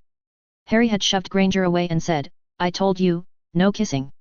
Harry would probably say something like, "She just did it to annoy me, last time, just like she made me go on that date." But the verified story was that Granger had been willing to face the Dementor again in order to help Harry, that she had kissed Harry, crying, when he was lost in the depths of dementation, and that her kiss had brought him back. That didn't sound like rivalry, even friendly rivalry. That sounded like the kind of friendship you usually didn't see even in plays. Then why had Harry made his friend climb the icy walls of Hogwarts? Because that was the sort of thing Harry Potter did to his friends? Father had told Draco that to fathom a strange plot, one technique was to look at what ended up happening, assume it was the intended result, and ask who benefited. What had ended up happening as the result of Draco and Granger fighting Harry Potter together, was that Draco had started to feel a lot friendlier toward Granger. Who benefited from the scion of Malfoy becoming friends with a Mudblood witch? Who benefited, that was famous for exactly that sort of plot? Who benefited, that could possibly be pulling Harry Potter's strings? Dumbledore. And if that was true, then Draco would have to go to Father and tell him everything. No matter what happened after that, Draco couldn't imagine what would happen after that. It was awful beyond imagining. Which made him want to cling desperately to the last shred of hope that it wasn't all what it looked like. Draco remembered that, too, from Mr. Avery's lesson. Draco hadn't planned to confront Harry yet. He was still trying to think of an experimental test, something that Harry wouldn't just see through and fake. But then Vincent had come with the message that Harry wanted to meet early this week, on Friday instead of Saturday. And so here Draco was, in a dark classroom, an unlit crystal globe on his desk, waiting. Minutes passed. Footsteps approached. The door made a gentle creak as it swung open into the classroom, revealing Harry Potter dressed in his own hood and cowl. Harry stepped forward into the dark classroom, and the sturdy door closed behind him with a faint click. Draco tapped the crystal globe, and the classroom lit with bright green light. Green light projected shadows of the desks onto the floor, and glared back at him from the curved chair backs, photons bouncing off the wood in such fashion that the angle of incidence equaled the angle of reflection. At least that much of what he'd learned wasn't likely to be a lie. Harry had flinched as the light went on, halting for a moment, then resumed his approach. "Hello, Draco," Harry said quietly, drawing back his hood as he came to Draco's desk. "Thank you for coming, I know it's not our usual time." "You're welcome," Draco said flatly. Harry dragged one of the chairs to face Draco across his desk, the legs making a slight screeching sound on the floor. He spun the chair so that it was facing the wrong way, and sat down straddling it, his arms folded across the back of the chair. The boy's face was pensive, frowning, serious, looking very adult even for Harry Potter. "I have an important question to ask you," said Harry, "but there's something else I want us to do before that." Draco said nothing, feeling a certain weariness. Part of him just wanted it all to be over with already. "Tell me, Draco," said Harry. "Why don't muggles ever leave ghosts behind when they die?" "Because muggles don't have souls, obviously," Draco said. He didn't even realize until after he'd said it that it might contradict Harry's politics, and then he didn't care. Besides, it was obvious. Harry's face showed no surprise. "Before I ask my important question, I want to see if you can learn the Patronus charm." For a moment the sheer non-sequitur stumped Draco. Good old impossible to predict or understand Harry Potter. There were times when Draco wondered whether Harry was deliberately this disorienting as a tactic. Then Draco understood, and shoved himself up and away from his desk in a single angry motion. That was it. It was over. "Like Dumbledore's servants," he spat. "Like Salazar Slytherin," Harry said steadily. Draco almost stumbled over his own feet in the middle of his first stride toward the door. Slowly, Draco turned back toward Harry. "I don't know where you came up with that," said Draco, "but it's wrong. Everyone knows the Patronus charm is a Gryffindor spell." "Salazar Slytherin could cast a corporeal Patronus charm," Harry said. Harry's hand darted into his robes, brought out a book whose title was written as white on green, and so almost impossible to read in the green light, but it looked old. "I discovered that when I was researching the Patronus charm before. And I found the original reference and checked the book out of the library just in case you didn't believe me. The author of this book doesn't think there's anything unusual about Salazar being able to cast a Patronus, either. The belief that Slytherins can't do that must be recent. And as a further historical note, though I don't have the book with me, Godric Gryffindor never could." After the first 6 times Draco had tried calling Harry's bluff, on 6 successively more ridiculous occasions, he'd realized that Harry just didn't lie about what was written in books. Still, when Harry's hands opened the book and laid it out to the place of a bookmark, Draco leaned over and studied the place where Harry's finger pointed. Then the fires of Ravenclaw fell upon the darkness that had cloaked the left wing of Lord Foul's army, breaking it, and it was revealed that the Lord Gryffindor had spoken true. The fear they all had felt was not natural in its source, but coming from thrice a dozen Dementors, who had been promised the souls of the defeated. At once the Lady Hufflepuff and Lord Slytherin brought forth their Patronuses, a vast angry badger and a bright silver serpent, and the defenders lifted their heads as the shadow passed from their hearts. And Lady Ravenclaw laughed, remarking that Lord Foul was a great fool, for now his own army would be subject to the fear, but not the defenders of Hogwarts. Yet the Lord Slytherin said, "No fool he, that much I know." And the Lord Gryffindor beside him studied the battlefield with a frown upon his face. Draco looked back up. "So." Harry closed the book and put it into his pouch. "Chaos and Sunshine both have soldiers that can cast corporeal Patronus charms. Corporeal Patronuses can be used to convey messages. If you can't learn the spell, Dragon Army will be at a severe military disadvantage." Draco didn't care about that right now, and told Harry so. His voice was sharper than it probably should have been. Harry didn't blink. "Then I'm calling in the favor you owe me from that time I stopped a riot from breaking out, on our first day of broomstick lessons. I'm going to try to teach you the Patronus charm, and for my favor, I want you to do your honest best to learn and cast it. I trust to the honor of House Malfoy that you will." Draco felt that certain weariness again. If Harry had asked at any other time, it would have been a fair return on favor owed, given that it wasn't actually a Gryffindor spell. "But why?" Draco said. "To find out whether you can do this thing that Salazar Slytherin could do," Harry said evenly. "This is an experimental test, and I will not tell you what it means until after you have done it.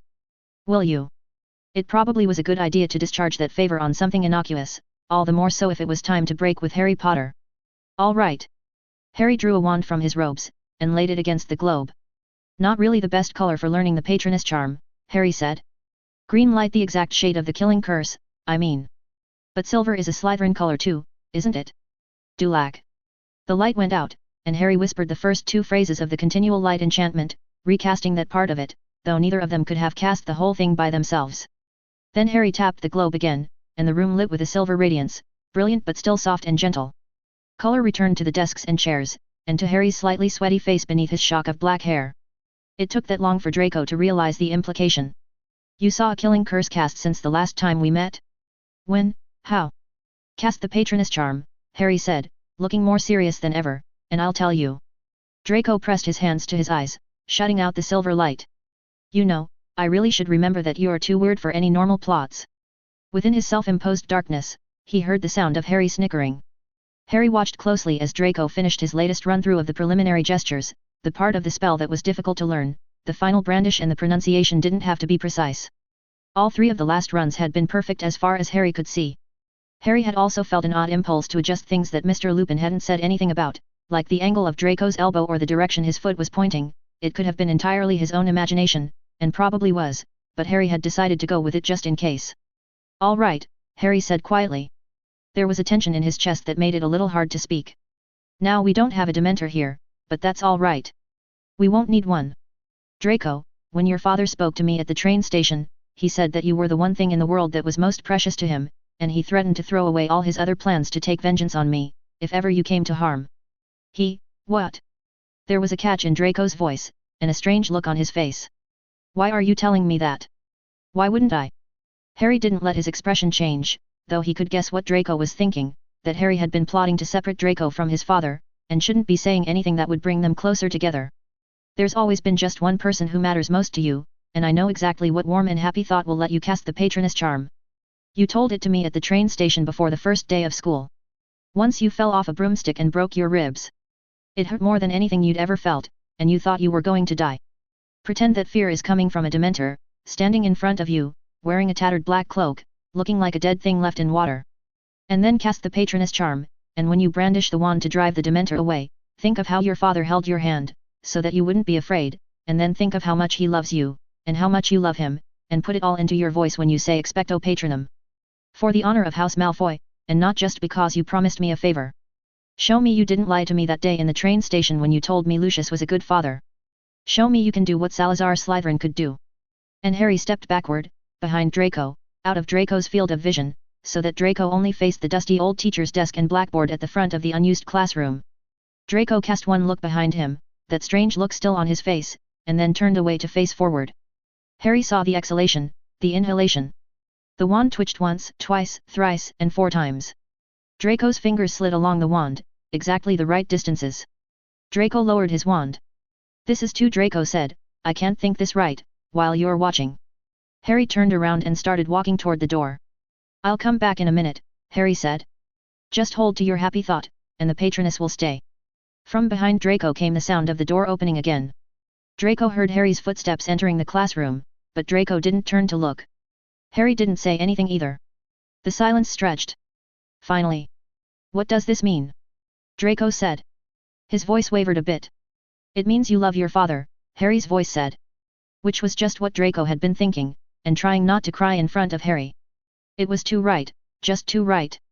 Before Draco, on the floor, was the shining form of a snake that Draco recognized, a blue kite, a snake first brought to their manor by Lord Abraxas Malfoy after a visit to some faraway land, and father had kept a blue kite in the Ophidiarium ever since. The thing about the blue kite was that the bite wouldn't hurt much. Father had said that, and told Draco that he was never allowed to pet the snake, no matter who was watching. The venom killed your nerves so fast that you didn't have time to feel pain as the poison spread. You could die of it even after using healing charms. It ate other snakes.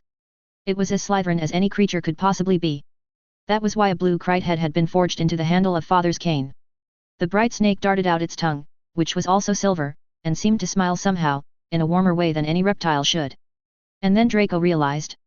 But, Draco said, still staring at the beautifully radiant snake, you can't cast the Patronus charm. Now that Draco had cast it himself, he understood why that was important. You could be evil, like Dumbledore, and still cast the Patronus charm, so long as you had something bright left inside you. But if Harry Potter didn't have a single thought inside him that shone like that. The Patronus charm is more complicated than you think, Draco, Harry said seriously. Not everyone who fails at casting it is a bad person, or even unhappy. But anyway, I can cast it. I did it on my second try, after I realized what I'd done wrong facing the Dementor my first time. But, well, my life gets a little peculiar sometimes, and my patroness came out strange, and I'm keeping it a secret for now. Am I supposed to just believe that? You can ask Professor Quirrell if you don't believe me, said Harry. Ask him whether Harry Potter can cast a corporeal patroness, and tell him that I told you to ask. He'd know the request was from me, no one else would know. Oh, and now Draco was to trust Professor Quirrell? Still, knowing Harry, it might be true, and Professor Quirrell wouldn't lie for trivial reasons. The glowing snake turned its head back and forth, as though seeking a prey that wasn't there, and then coiled itself into a circle, as though to rest.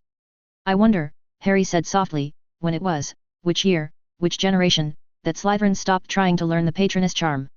When it was that people started to think, that Slytherins themselves started to think, that being cunning and ambitious was the same as being cold and unhappy. And if Salazar knew that his students didn't even bother showing up to learn the patroness charm anymore, I wonder, would he wish that he'd never been born? I wonder how it all went wrong, when Slytherin's house went wrong.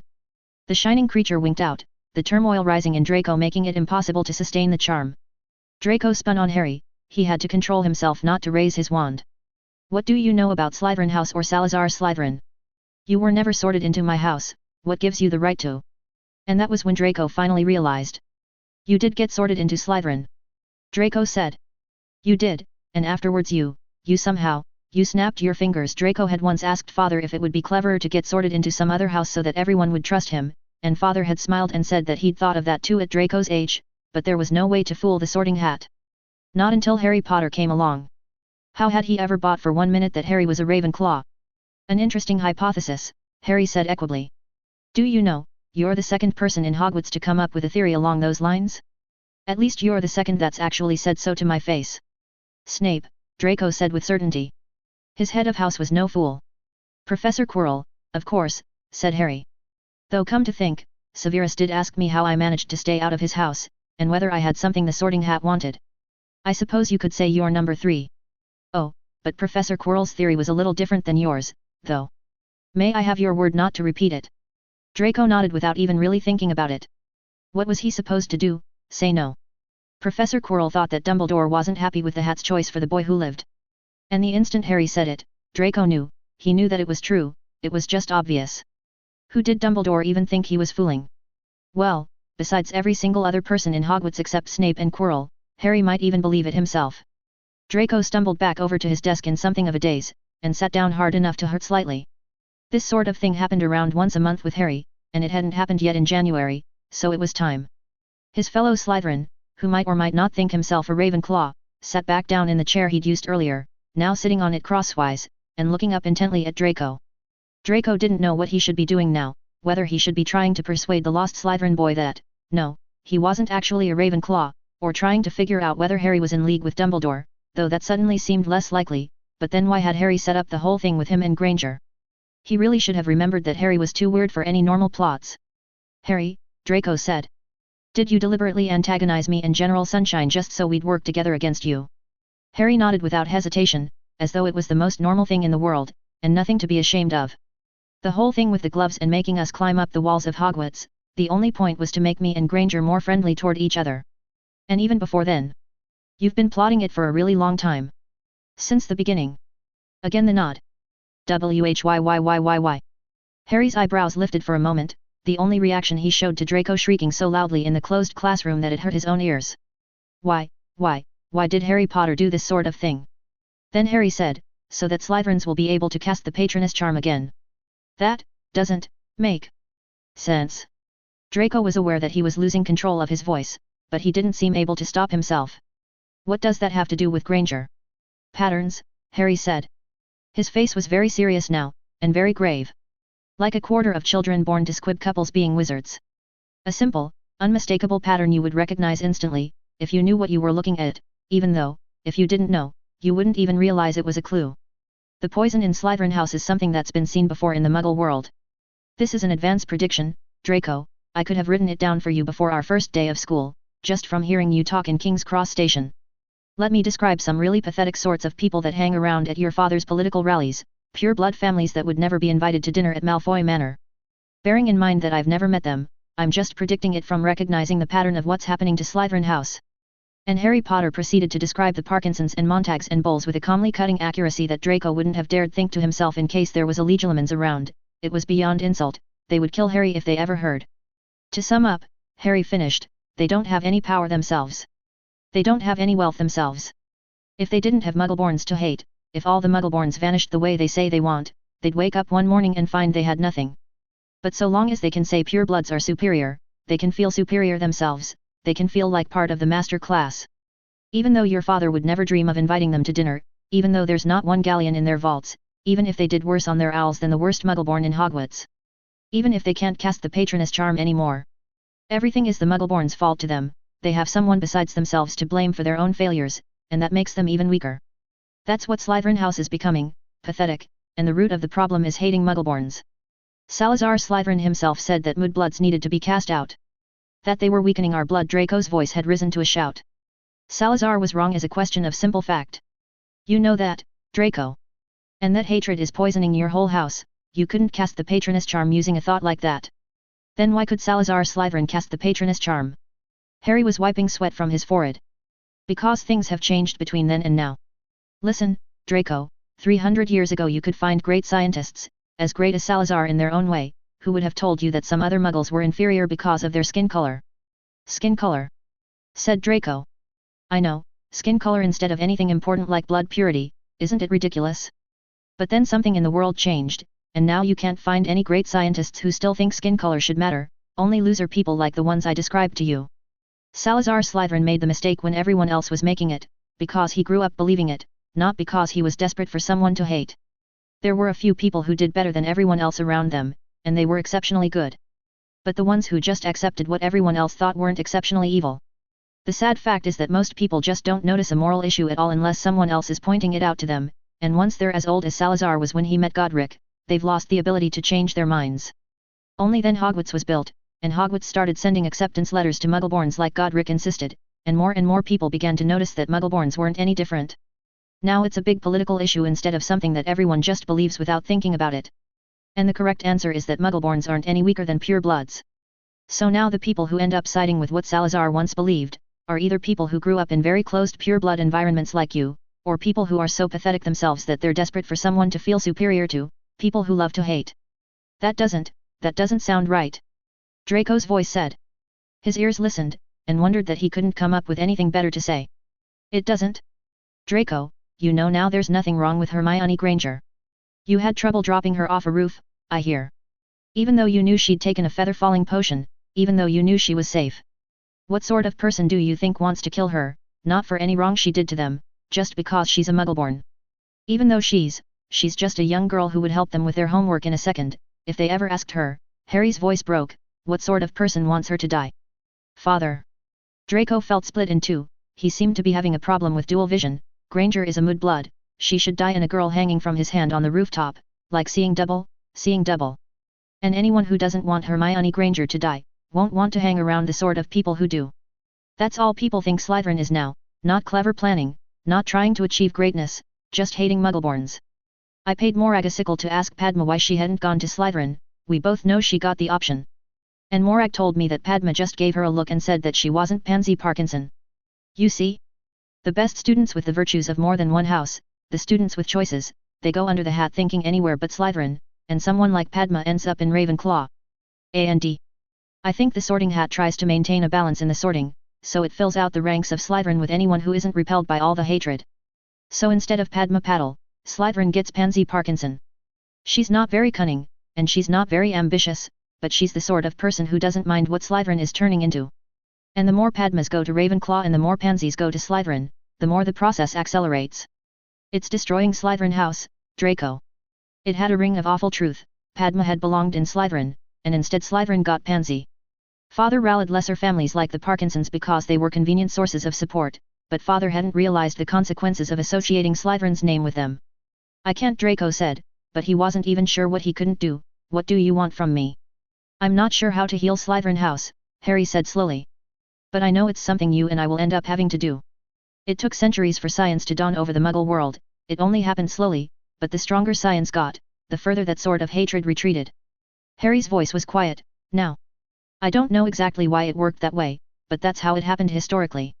As though there's something in science like the shine of the patroness charm, driving back all sorts of darkness and madness, not right away, but it seems to follow wherever science goes.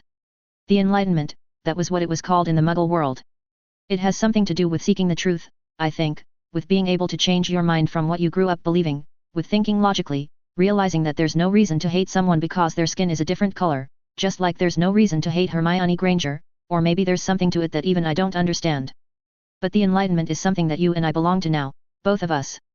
Fixing Slytherin House is just one of the things we have to do. Let me think, Draco said, his voice coming out in something of a croak, please, and he rested his head in his hands, and thought.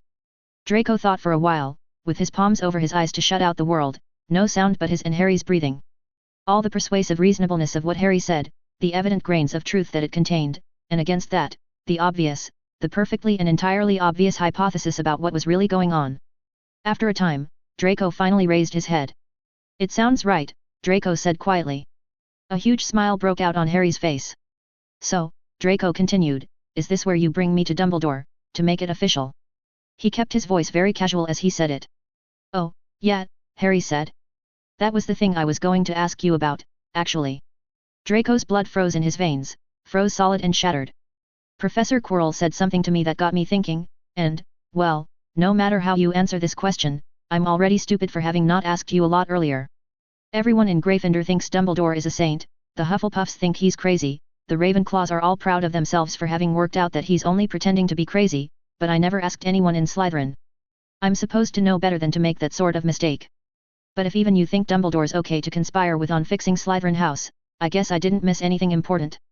You know, Draco said, his voice remarkably calm, all things considered, every time I wonder if you do things like this just to annoy me, I tell myself that it has to be accidental, no one could possibly do this sort of thing on purpose even if they tried until blood trickled out of their ears. That's the only reason I'm not going to strangle you now. Hey.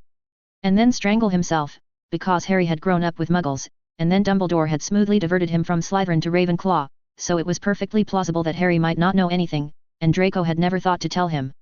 Or else Harry had guessed that Draco wouldn't join up with Dumbledore so readily, and this itself was just the next step of Dumbledore's plan. But if Harry really didn't know about Dumbledore, then warning him had to take precedence over everything. All right, Draco said, after he'd had a chance to organize his thoughts. I don't know where to start, so I'll just start somewhere. Draco drew a deep breath. This was going to take a while. Dumbledore murdered his little sister, and got away with it because his brother wouldn't testify against him. Harry listened with increasing worry and dismay. Harry had been prepared, he'd thought, to take the blood purist side of the story with a grain of salt. The trouble was that even after you added an enormous amount of salt, it still didn't sound good. Dumbledore's father had been convicted of using unforgivable curses on children, and died in Azkaban. That was no sin of Dumbledore's, but it would be a matter of public record. Harry could check that part, and see whether all of this had been made up out of thin air by the blood purists. Dumbledore's mother had died mysteriously, shortly before his younger sister died in what the Aurors had ruled to be murder. Supposedly that sister had been brutalized by Muggles and never spoken again after that, which, Draco pointed out, sounded remarkably like a botched obliviation. After Harry's first few interruptions, Draco had seemed to pick up on the general principle, and was now presenting the observations first and the inferences afterward. So you don't have to take my word for it, said Draco, you can see it, right? Anyone in Slytherin can. Dumbledore waited to fight his duel with Grindelwald until the exact moment when it would look best for Dumbledore, after Grindelwald had ruined most of Europe and built up a reputation as the most terrible dark wizard in history, and just when Grindelwald had lost the gold and blood sacrifices he was getting from his Muggle pawns and was about to start heading downhill. If Dumbledore was really the noble wizard he pretended to be, he'd have fought Grindelwald long before that. Dumbledore probably wanted Europe ruined, it was probably part of their plan together, he only attacked Grindelwald after his puppet failed him. And that big flashy duel wasn't real, there's no way two wizards would be so exactly matched that they'd fight for 20 whole hours until one of them fell over from exhaustion, that was just Dumbledore making it look more spectacular. Here Draco's voice became more indignant. And that got Dumbledore made Chief Warlock of the Wizengamot. The line of Merlin unbroken, corrupted after 1500 years. And then he became Supreme Mugwump on top of that, and he already had Hogwarts to use as an invincible fortress, Headmaster and Chief Warlock and Supreme Mugwump. No normal person would try to do all that at once. How can anyone not see that Dumbledore's trying to take over the world? Pause, Harry said, and closed his eyes to think. It wasn't any worse than what you would have heard about the West in Stalin's Russia, and none of that would have been true. Though the blood purists wouldn't be able to get away with making stuff up entirely, or would they? The Daily Prophet had shown a pronounced tendency to make stuff up, but then again, when they stuck out their neck too far on the Weasley betrothal, they had been called on it and they had been embarrassed. Harry opened his eyes, and saw that Draco was watching him with a steady, waiting gaze. So when you asked me if it was time to join up with Dumbledore, that was just a test. Draco nodded. And before that, when you said it sounded right. It sounds right, said Draco. But I don't know if I can trust you. Are you going to complain about my testing you, Mr. Potter? Are you going to say that I fooled you? That I led you on? Harry knew he should smile like a good sport, but he couldn't really, it was too much of a disappointment.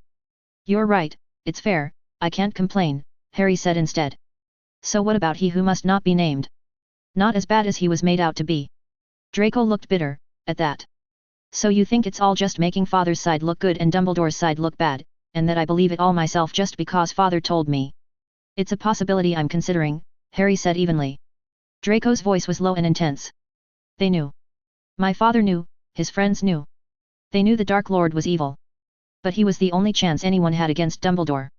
The only wizard anywhere who was powerful enough to fight him. Some of the other Death Eaters were truly evil too, like Bellatrix Black. Father isn't like that, but Father and his friends had to do it, Harry, they had to. Dumbledore was taking over everything, the Dark Lord was the only hope anyone had left. Draco was staring hard at Harry. Harry met the gaze, trying to think. Nobody ever thought of themselves as the villain of their own story, maybe Lord Voldemort did, maybe Bellatrix did, but Draco certainly didn't. That the Death Eaters were bad guys was not in question. The question was whether they were the bad guys, whether there was one villain in the story, or two. You're not convinced, Draco said. He looked worried, and a little angry. Which didn't surprise Harry. He was pretty sure Draco himself believed all this. Should I be convinced? Harry said. He didn't look away. Just because you believe it? Are you a strong enough rationalist now that your belief is strong evidence to me, because you'd be very unlikely to believe it if it weren't true? When I met you, you weren't that strong. Everything you told me, did you rethink it after you awakened as a scientist, or is it just something you grew up believing? Can you look me in the eyes and swear to me upon the honor of House Malfoy that if there's one untruth buried in what you said, one thing that got added on just to make Dumbledore look a little worse, you would have noticed? Draco started to open his mouth, and Harry said, Don't. Don't stain the honor of House Malfoy. You're not that strong yet, and you should know it. Listen, Draco, I've started to notice some worrying things myself. But there's nothing definite, nothing certain, it's all just deductions and hypotheses and untrustworthy witnesses. And there's nothing certain in your story, either. Dumbledore might have had some other good reason not to fight Grindelwald years earlier, though it would have to be a pretty good excuse, especially considering what was happening on the Muggle side of things, but still. Is there one clearly evil thing that Dumbledore's done for certain, so I don't have to wonder? Draco's breathing was harsh. All right, Draco said in an uneven voice, I'll tell you what Dumbledore did. From Draco's robes came a wand, and Draco said Quietus, then Quietus again, but he got the pronunciation wrong a second time, and finally Harry took out his own wand and did it. There, said Draco hoarsely, once upon a time there was a girl, and her name was Narcissa, and she was the prettiest, the smartest, the most cunning girl that was ever sorted into Slytherin, and my father loved her, and they married, and she wasn't a Death Eater, she wasn't a fighter, all she ever did was love Father. Draco stopped there, because he was crying. Harry felt sick to his stomach. Draco had never talked about his mother, not once, he should have noticed that earlier. She got in the way of a curse. Draco's voice came out in a scream. Dumbledore burned her to death in her own bedroom. In a classroom filled with soft silver light, one boy is staring at another boy, who is sobbing, wiping frantically at his eyes with the sleeves of his robes. It was hard for Harry to stay balanced, to keep withholding judgment, it was too emotional, there was something that either wanted to start tears from his own eyes in sympathy with Draco, or know that it wasn't true. Dumbledore burned her to death in her own bedroom. That didn't sound like Dumbledore's style. But you could only think that thought so many times, before you started to wonder about the trustworthiness of that whole style concept. It must have hurt horribly, Draco said, his voice shaking. Father never talks about it at all, you don't ever talk about it in front of him, but Mr. McNair told me, there were scorch marks all over the bedroom, from how Mother must have struggled while Dumbledore burned her alive. That is the debt Dumbledore owes to House Malfoy and we will have his life for it. Draco, Harry said, he let all of the hoarseness into his own voice, it would be wrong to sound calm, I'm sorry, I'm so sorry for asking, but I have to know, how do you know it was Dumbledore said he did it, he told Father it was a warning. And Father couldn't testify under veritaserum because he was an Occlumens, he couldn't even get Dumbledore put on trial. Father's own allies didn't believe him after Dumbledore just denied everything in public, but we know, the Death Eaters know, Father wouldn't have any reason to lie about that. Father would want us to take revenge on the right person, can't you see that, Harry? Draco's voice was wild. Unless Lucius did it himself, of course, and found it more convenient to blame Dumbledore. Although, it also didn't seem like Lucius's style. And if he had murdered Narcissa, it would have been smarter to pin the blame on an easier victim instead of losing political capital and credibility by going after Dumbledore. In time, Draco stopped crying, and looked at Harry. "Well," said Draco, sounding like he wanted to spit the words. "Is that evil enough for you, Mr. Potter?" Harry looked down at where his arms rested on the back of his chair. He couldn't meet Draco's eyes anymore, the pain in them was too raw. "I wasn't expecting to hear that," Harry said softly. "I don't know what to think anymore." "You don't know?" Draco's voice rose to a shriek, and he stood up abruptly from his desk. "I remembered the Dark Lord killing my parents," Harry said. "When I went in front of the Dementor the first time, that was what I remembered, the worst memory. Even though it was so long ago. I heard them dying. My mother begged the Dark Lord not to kill me, not Harry, please no, take me, kill me instead. That's what she said. And the Dark Lord mocked her, and laughed. Then, I remember, the flash of green light." Harry looked up at Draco. "So we could fight," Harry said, "we could just keep on with the same fight. You could tell me that it was right for my mother to die, because she was the wife of James, who killed a Death Eater. But bad for your mother to die, because she was innocent. And I could tell you that it was right for your mother to die, that Dumbledore must have had some reason that made it okay to burn her alive in her own bedroom, but bad for my mother to die. But you know, Draco, either way, wouldn't it be obvious that we were just being biased? Because the rule that says that it's wrong to kill innocent people, that rule can't switch on for my mother and off for yours, and it can't switch on for your mother and off for mine. If you tell me that Lily was an enemy of the Death Eaters and it's right to kill your enemies, then the same rule says that Dumbledore was right to kill Narcissa, since she was his enemy." Harry's voice went hoarse. "So if the two of us are going to agree on anything, it's going to be that neither of their deaths were right and that no one's mother should die anymore."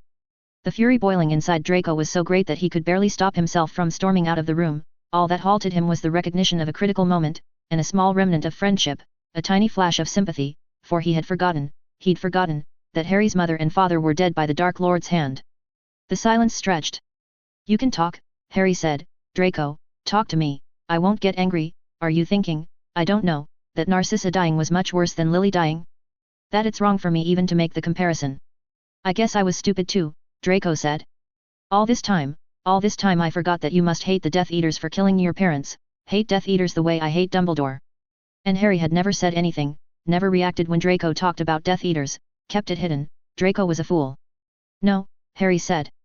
It's not like that, Draco, I don't even know how to explain to you, except to say that a thought like that, wouldn't," Harry's voice choked, "you wouldn't ever be able to use it, to cast the Patronus charm." Draco felt a sudden wrench in his heart, unwanted but he felt it. "Are you pretending you're just going to forget about your own parents? Are you saying I should just forget about Mother? So you and I have to be enemies then?" Now Harry's voice was growing equally wild. "What have we ever done to each other that means we have to be enemies? I refuse to be trapped like that. Justice can't mean that both of us should attack each other, it doesn't make sense." Harry stopped, took a deep breath, ran his fingers back through the deliberate mess of his hair, the fingers came away sweaty, Draco could see it. "Draco, listen, we can't expect to meet on everything right away, you and I. So I won't ask you to say that the Dark Lord was wrong to kill my mother, just say that it was, sad. We won't talk about whether or not it was necessary, whether it was justified. I'll just ask you to say that it was sad that it happened, that my mother's life was valuable too, you'll just say that for now.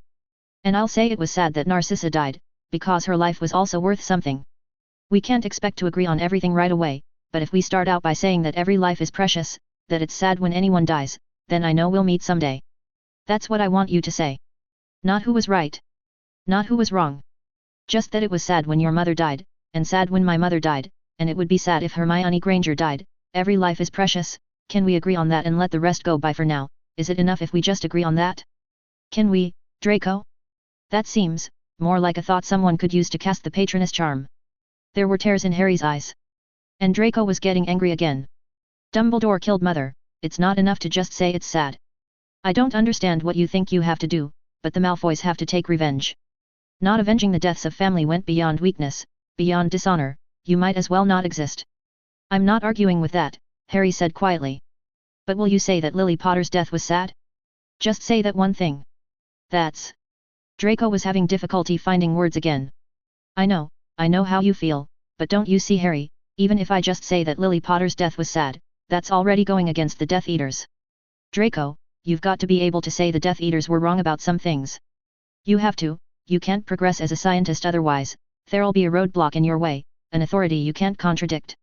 Not every change is an improvement, but every improvement is a change. You can't do anything better unless you can manage to do it differently, you've got to let yourself do better than other people. Even your father, Draco, even him. You've got to be able to point to something your father did and say it was mistaken, because he wasn't perfect, and if you can't say that, you can't do better. Father had warned him, every night before he went to sleep for a month before he went to Hogwarts, that there would be people with this goal. You're trying to break me loose of father. Trying to break a part of you loose, said Harry. Trying to let you fix some things your father got mistaken. Trying to let you do better. But not, trying to break your patroness. Harry's voice got softer. I wouldn't want to break something bright like that. Who knows, fixing Slytherin House might need that, too. It was getting to Draco, that was the thing, despite everything it was getting to him, you had to be really careful around Harry because his arguments sounded so convincing even when he was wrong. And what you're not admitting is that Dumbledore told you that you could avenge your parents' deaths by taking Lord Malfoy's son from him. No. No. That part's just wrong. Harry took a deep breath. I did not know who Dumbledore was, or who the Dark Lord was, or who the Death Eaters were, or how my parents died, until 3 days before I came to Hogwarts. The day you and I first met in the clothes shop, that was the day I learned. And Dumbledore doesn't even like Muggle science, or he says he doesn't, I got a chance to probe him on it once. The thought of taking revenge on the Death Eaters through you has never crossed my mind, not even once until now. I didn't know who the Malfoys were when I met you in the clothes shop, and then I liked you. There was a long silence. I wish I could trust you, Draco said. His voice was shaking. If I could just know you were telling the truth, everything would be so much simpler. And then suddenly it came to Draco. The way to know whether Harry Potter really meant everything he said, about wanting to fix Slytherin House, about being sad that Mother had died. It would be illegal, and since he'd have to do it without Father's help, it would be dangerous, he couldn't even trust Harry Potter to help, but... All right, Draco said. I've thought of a definitive experiment. What is it? I want to give you a drop of Veritaserum, Draco said. Just one drop, so you can't lie, but not enough to make you answer anything. I don't know where I'll get it, but I'll make certain it's safe. Harry said. There was a helpless look on his face. Draco, Don't say it, Draco said. His voice was firm and calm. If you say no, that's my experimental result right there. Draco, I'm an Occlumens. Oh, that is such a lie. I was trained by Mr. Bester. Professor Quirrell set it up. Look, Draco, I'll take one drop of Veritaserum if you can get it, I'm just warning you that I'm an Occlumens. Not a perfect Occlumens, but Mr. Bester said I was putting up a complete block, and I could probably beat Veritaserum. You're in your first year at Hogwarts. That's just crazy. No Legilumens you can trust? I'll be happy to demonstrate. Look, Draco, I'm sorry, but doesn't the fact that I told you count for something? I could have just let you do it, you know. Why? Why are you always like this, Harry? Why do you have to mess everything up even when it's impossible? And stop smiling, this isn't funny. I'm sorry, I know it's not funny, It took a while for Draco to get himself under control. But Harry was right. Harry could have just let Draco administer the Veritaserum. If he really was an Occlumens. Draco didn't know who he could ask to try Legilumency, but he could at least ask Professor Quirrell if it was true. Could Draco trust Professor Quirrell? Maybe Professor Quirrell would just say anything Harry asked him to. Then Draco remembered the other thing Harry had told him to ask Professor Quirrell, and thought of a different test. You know, said Draco. You know what it costs me, if I agree that the poison in Slytherin's house is hating Muggleborns, and say that Lily Potter's death was sad. And that's part of your plan, don't tell me it's not. Harry said nothing, which was wise of him. There's something I want from you in return, said Draco. And before then, an experimental test I want to try. Draco pushed open the door to which the portraits had directed them, and this time it was the right door. Before them was a small empty place of stone set against the night sky. Not a roof like the one he'd dropped Harry from, but a tiny and proper courtyard, far above the ground. With proper railings, elaborate traceries of stone that flushed seamlessly into the stone floor. How so much artistry had been infused into the creation of Hogwarts was something that still awed Draco every time he thought about it. There must have been some way to do it all at once, no one could have detailed so much piece by piece, the castle changed and every new piece was like that. It was so far beyond the wizardry of these fading days that no one would have believed it if they hadn't seen the proof in Hogwarts itself. Cloudless and cold, the winter night sky, it got dark long before students' curfew, in the final days of January. The stars shining brightly, in the clear air. Harry had said that being under the stars would help him.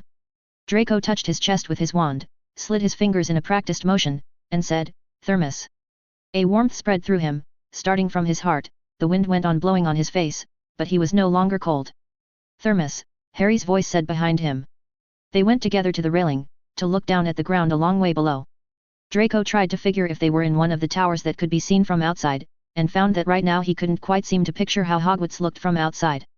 But the ground below was always the same, he could see the Forbidden Forest as a vague outline, and moonlight glittering from the Hogwarts lake.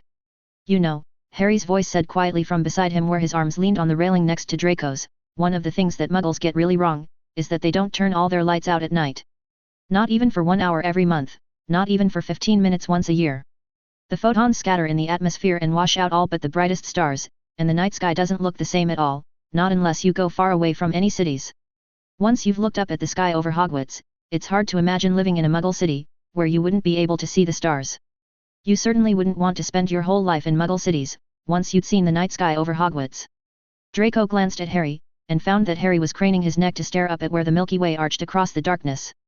"Of course," Harry went on, his voice still quiet, "you can't ever see the stars properly from Earth, either, the air always gets in the way. You have to look from somewhere else, if you want to see the real thing, the stars burning hard and bright, like their true selves. Have you ever wished that you could just whisk yourself up into the night sky, Draco, and go look at what there is to see around other suns than ours?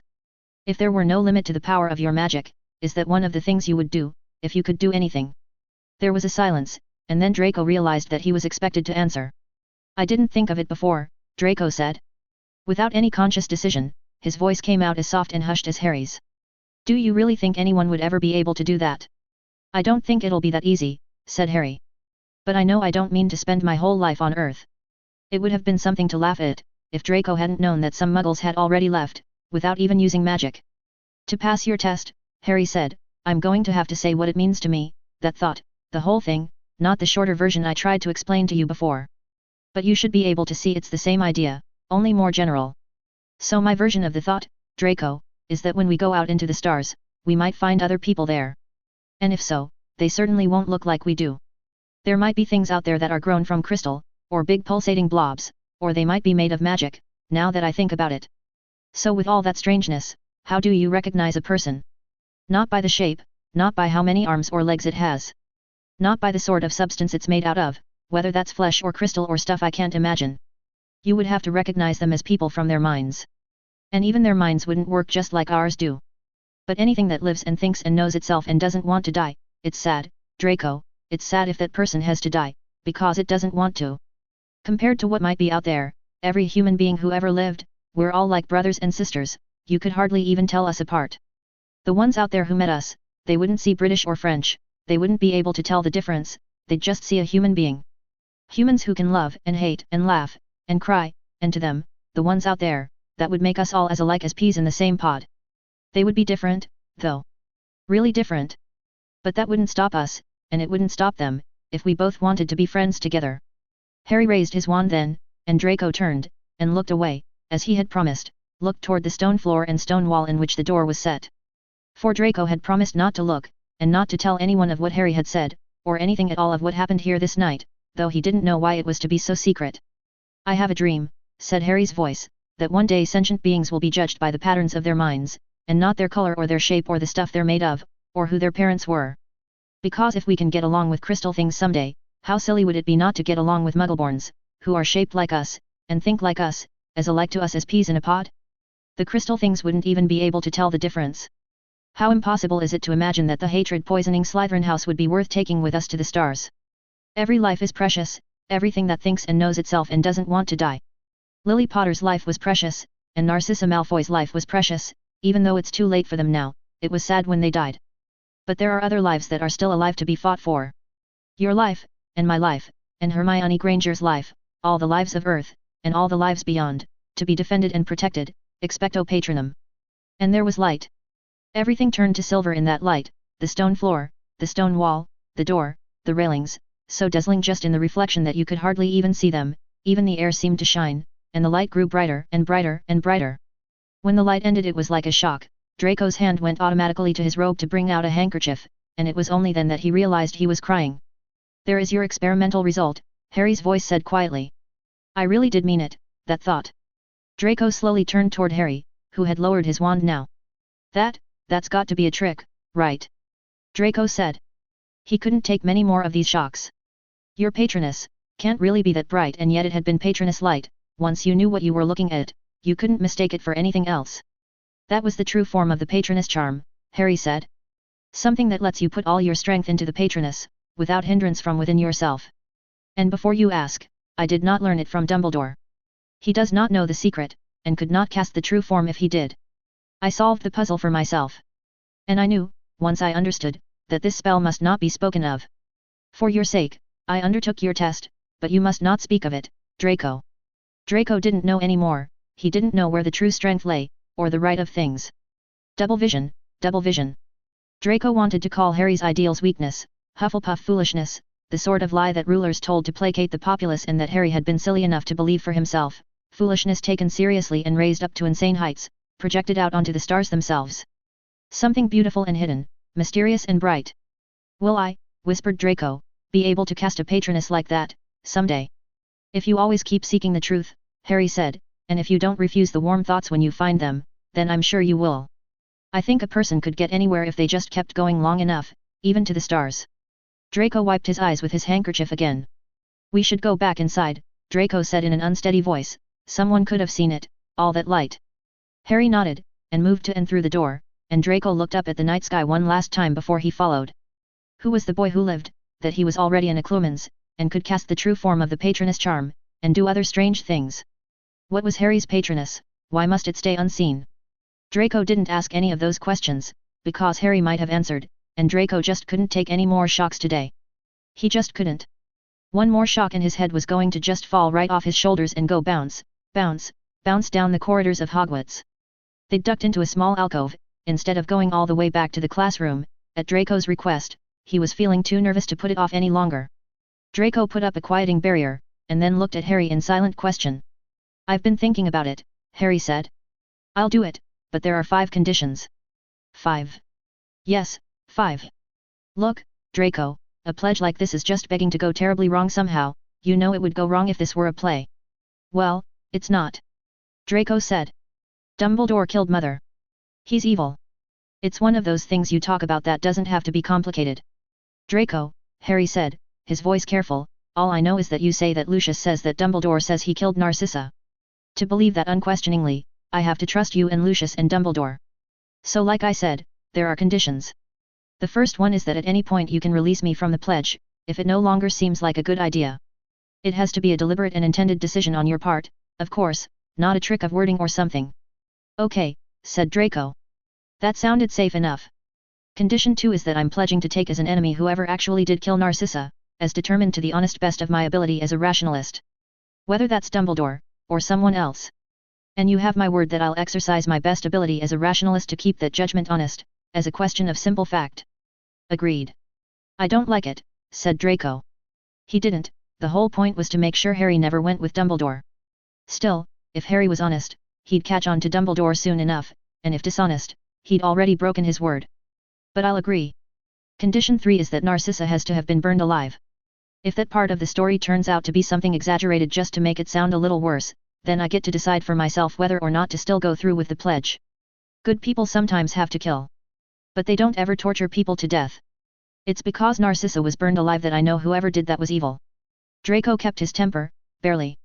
Condition 4 is that if Narcissa got her own hands dirty, and, say, crucioed someone's child into insanity, and that person burned Narcissa for revenge, the deal might be off again.